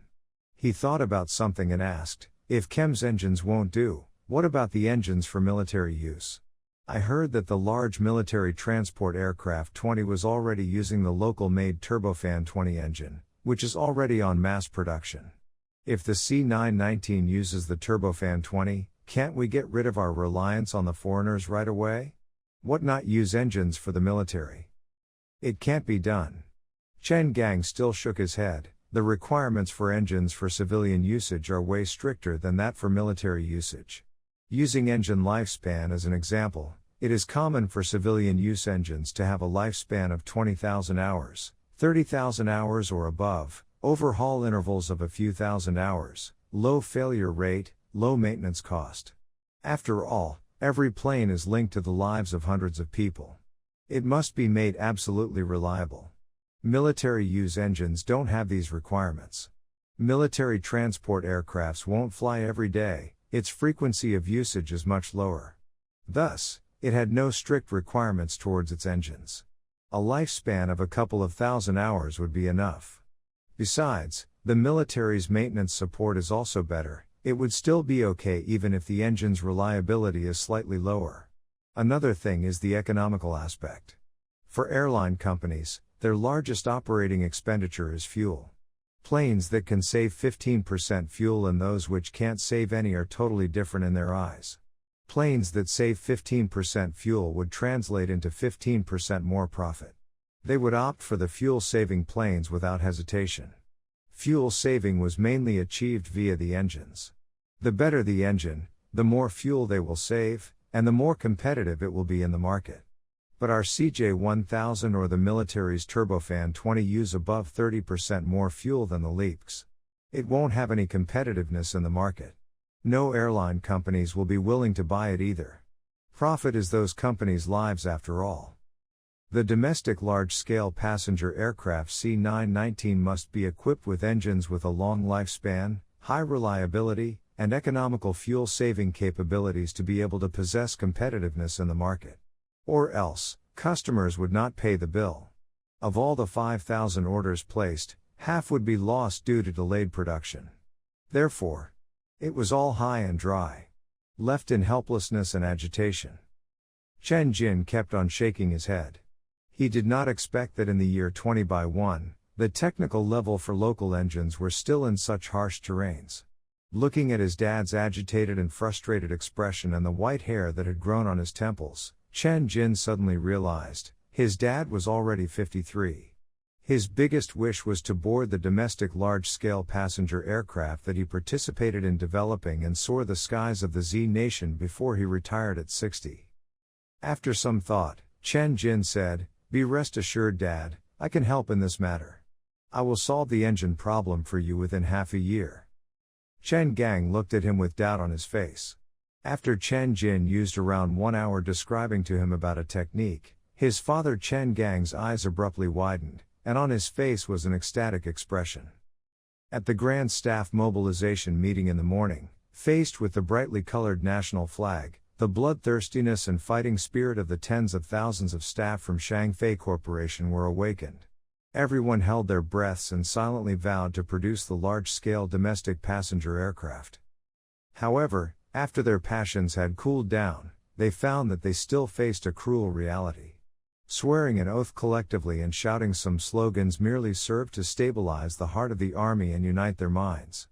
But, there were always plenty of ways to approach a problem. In the call to the second in command, the elderly president of Shangfei Corporation, He Jin Long, proposed his alternative solution. "We will buy the PS-90 engine made by the Russian Aircraft Parts Manufacturing Group. This engine model made by the Russians is pretty good. It uses less fuel too, and its standard is similar to that of the CFM 56.5. It has a lifespan of 10,000 hours and above. The time between major repairs are longer and the purchase price is a third cheaper. It is expected that the engines from the PS90 series will be used in the long-haul widebody passenger plane C929 that is jointly developed by us and UAC Corporation of Russia. Although the Russians' PS90 engine was good, their price was still much cheaper. However, the fuel consumption was 16% higher than the Leap X engine. Moreover, the working lifespan was about half of the Leap X engine too. As for the rate of breakdowns, the engines made by the Russians always gave one a somewhat unreliable impression. Purchasing the Russian PS90 engine was the only way to alleviate the problem before the 100% domestic replacement engine was successfully developed. But this would significantly reduce the market competitiveness of the C919. Hence, one could see that there were some similarities between the field of civil aviation engine manufacturing and chip manufacturing. The winners would have a veritable feast, while the losers would be hard-pressed to get even a little bit of leftover business on the fringes. Even so, He Jin Long made a strong guarantee. We will hurry and continue to optimize our airplane. Even though our engine consumes more fuel, the body of our passenger aircraft C919 is about 15% lighter than similar aircrafts from Boeing and Airbus. We can achieve a weight that is 18% lighter than them if we get rid of some redundant weight. When the aircraft is lighter, its speed will increase and it'll use less fuel. In addition, our production costs are about 20% lower, so we can set a relatively affordable selling price. We would have a definite edge after its launch in the market. The reason for the lighter weight of the C919 and its lower production costs was because the Z country manufacturers had mastered an amazing technology, the 3D printing technology for large-scale structural components. This level of technology had not yet been achieved overseas. Foreign manufacturers did not have the ability to print large structural parts with diameters of a few meters, much less parts with diameters of more than 10 meters. But the 3D printers from Z country could do it. The 3D printer could print the main beam of the aircraft wing, the fuselage skeleton, and other key components by employing this type of technology. The strength of the components was up to standard and the material utilization rate was more than 90%. The components used in the aircrafts of Boeing and Airbus, such as the main beam of the wing, were still processed by traditional industrial lathes. The scrap rate was high and the material utilization rate was low. They were put at a great disadvantage in terms of production costs and efficiency. It was due to the blessings in the form of the 3D printing technology that Shangfei's C919 was able to achieve a great competitive advantage in the market. It could even be said that it became the champion of value for money in the passenger jet market of the 200-seaters doing long-haul flights of 5,000 kilometers. It had completely dominated the civil aviation market. The Boeing company and even the European Airbus company were motivated to hinder the progress of the C919, as they had a great fear of the C919 dominating their own markets. They did not want a competitor like the C919 to appear in the market before they had mastered 3D printing technology. The advantages brought about by 3D printing technology would be immediately offset by using the Russian PS90 engine in the C919. It would instantly become a mediocre aircraft with an average value for money. Moreover, based on the character of the Russians, they would not hesitate in asking for a steep price even if their product performance was mediocre. It may be cheap to buy their engines for now, but it would not always be the case.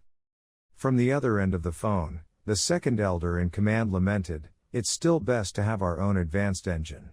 We have to fight for our dignity." He Jinling sank into silence. At that moment, his secretary walked into the office. President He, the deputy chief designer of the landing gear project team, Chen Gang, wants to see you. He said that he has to report an important matter to you. Chen Gang? Chen Gang, who was missing from the mass mobilization gathering in the morning. He was somewhat annoyed when someone had reported this incident to him. But he did not hold it against him. Anyway, there was nothing he could do since Chen Gang had a powerful son. But a grand gathering to motivate and mobilize the staff was a very serious activity. It was a critical time that called for a united front and battle spirit. How could he be missing? What did that mean? Jin Long still did not feel too good about his absence. He did not really want to see him. However, he heard his secretary add, "President designer Chen has brought his son along with him, Chen Jin, the founder of Singhai Technologies." Yes, let them into my office." As they entered the office, Jin Long extended his hand enthusiastically. "President Chen, welcome. The young are promising indeed." He turned and shook hands with Chen Gang before patting his shoulders. "Old Chen, you have a pretty amazing son." However, Jin Long was at a loss as to why father and son had come to see him. What was the purpose of their visit? Perhaps they thought that the mass production of the domestic large-scale passenger plane was a hopeless dream and they felt disheartened. So, they wanted to retire early from the project and were asking for his approval? Jin Long gave a silent groan in his mind. He invited them to sit down and got the secretary to pour 2 cups of tea. After exchanging some meaningless pleasantries, he asked, "May I ask what's the purpose of your visit?" Chen Gang said in a hurry, "Of course it's because of the aircraft engine. We have a Solu." Ahem, Chen Jin coughed heavily. "Our main purpose is to discuss the progress of the domestic aircraft engine. This topic is classified. I was wondering if the secretary can lock the door?" He looked at the male secretary. Jin Long picked up on the hidden request immediately and ordered the secretary to exit the room.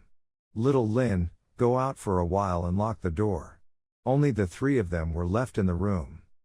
Chen Gang could not control his impatience again and said in a hurry, "President my son's company has a solution to the problem of the poor performance of the domestic engine." "Dad, why are you so anxious?" Chen Jin looked at him impatiently. He threw him a gaze that seemed to say, "Stay out of it and keep quiet. Let me talk to President Jin Long gave him an astonished look. His expression was filled with doubt. Chen Gang shut his mouth in embarrassment. "President can you let me have some of your time so we can talk about the progress of the development of the domestic engine?" Jin Long nodded. "Yes, of course." They too began to discuss the matter. However, Chen Jin was the one doing most of the asking and Jin Long was the one doing most of the answering. "President tell me honestly. How big do you think the gap is between our engines and the most advanced engines from overseas?" There's at least a 30-year gap. Honestly, the gap could be as much as 50 years.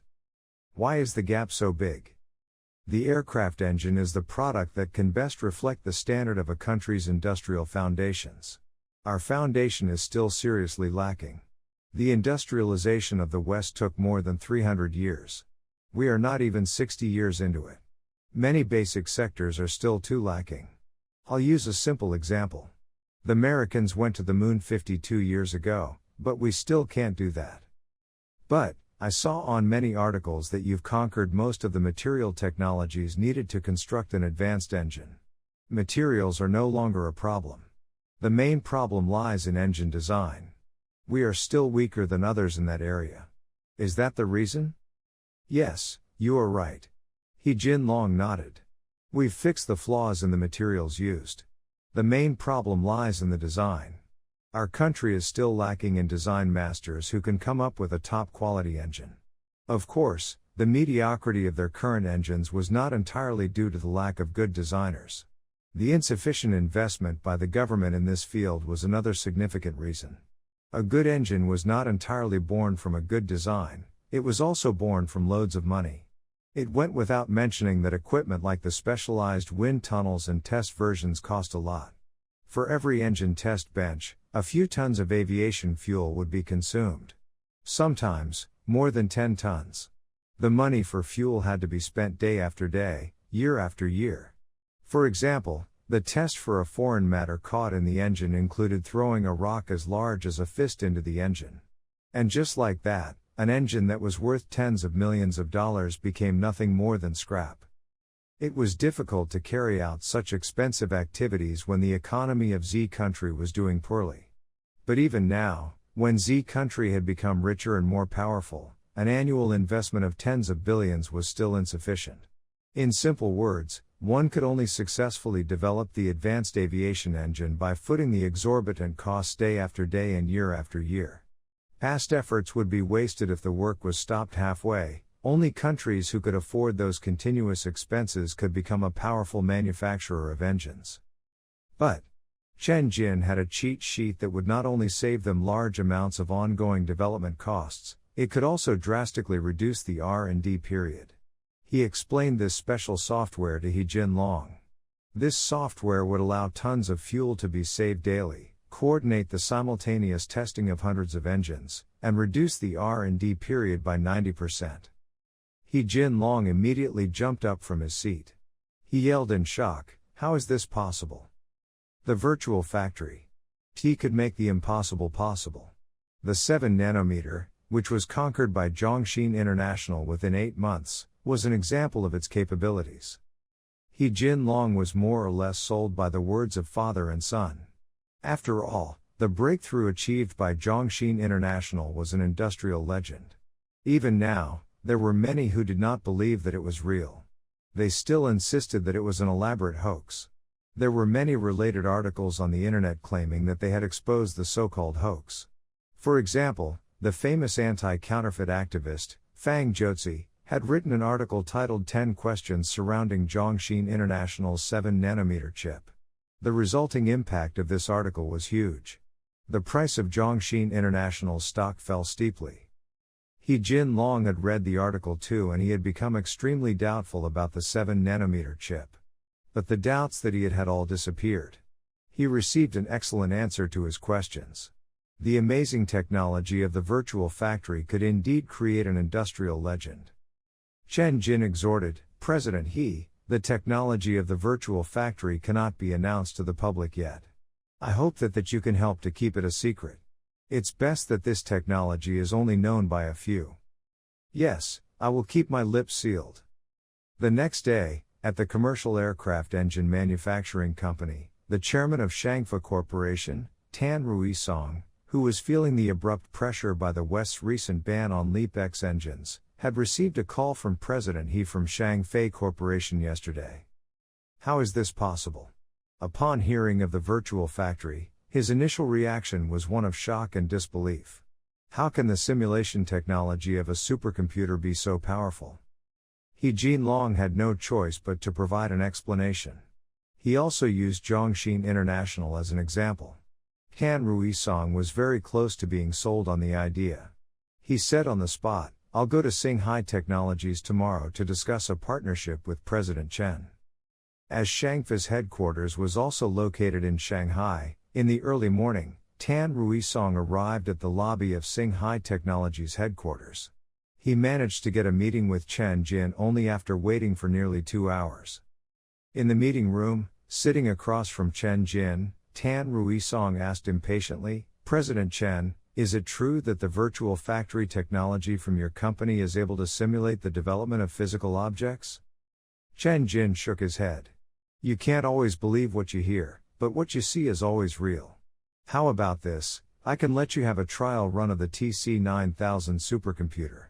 It's installed with the Virtual Factory 1.0 technology. You can send over a group of engineers to assemble an engine in the virtual factory and see for yourself the extent of difference in the simulated environment and reality." Okay. In the afternoon, a technical team composed of more than 100 engine specialists was sent by Shangfa Corporation. The team entered the 4th development plant of Singhai Technologies. As the body of the engine was on the smaller side and the CAD industrial design blueprint could be imported into the virtual factory, the engine could be generated straight away. The expert team assembled an engine in just a few hours. On that very same night, they received the first batch of valuable data. This is really useful. There is less than 0.1 kilonewton difference between the thrust generated by the simulated engine and what is generated in reality. The law of thrust changes basically remains the same. By increasing the supply of fuel, the thrust is raised to around 148 kilonewtons. The engine interval surge issue actually appears here too. This indicates that our engine does have significant design flaws. Continue to increase fuel supply and see how long it can run under extreme conditions? After about 10 hours. Boom! In the virtual factory, the internal parts of the engine had overheated and subsequently been blown into bits. A specialist who had been monitoring the test data all night long with no sleep said, "It's nearly the same.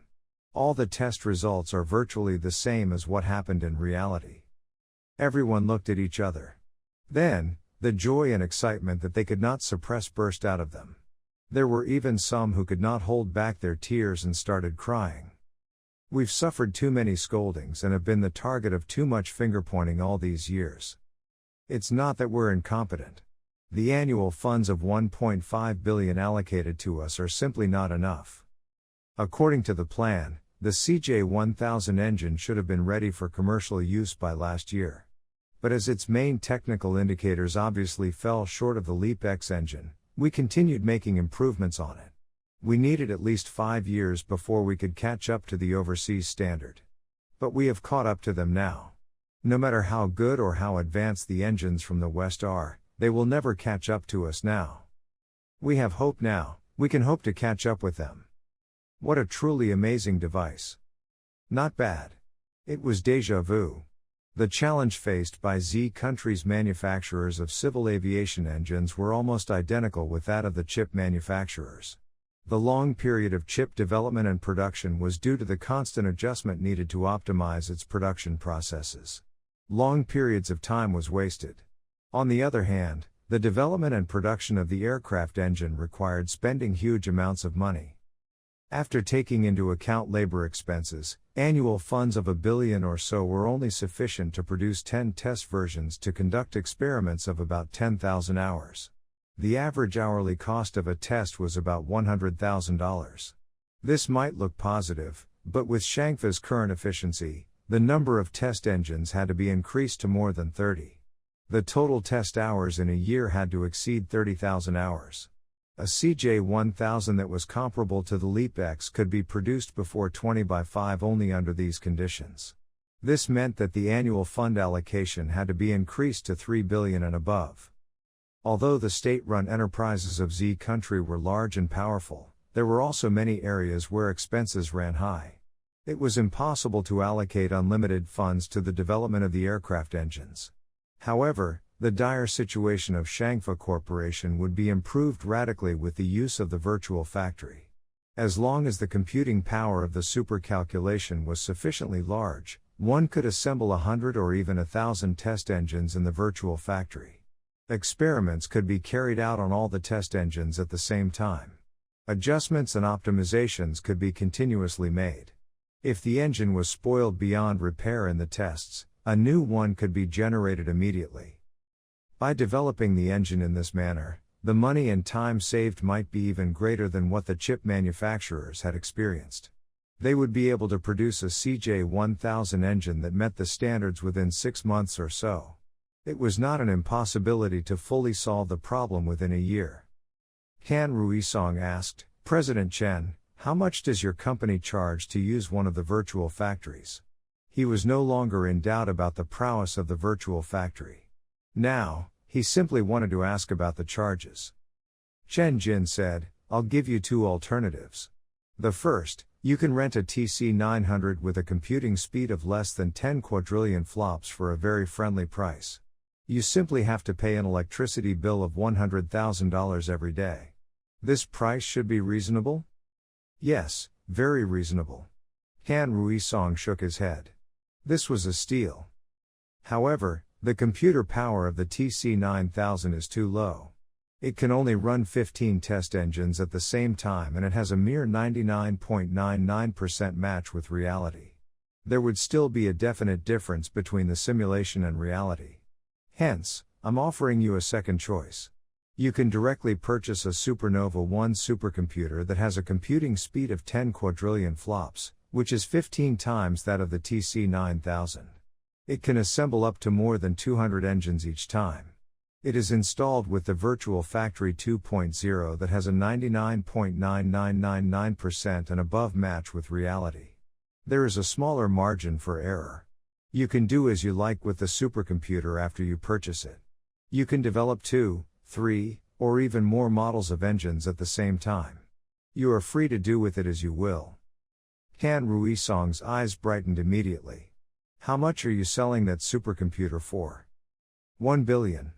Chen Jin said, this price is an absolute steal. My father has reminded me not to profit from my dealings with you, only to recover the hardware production costs and the R&D costs of the software.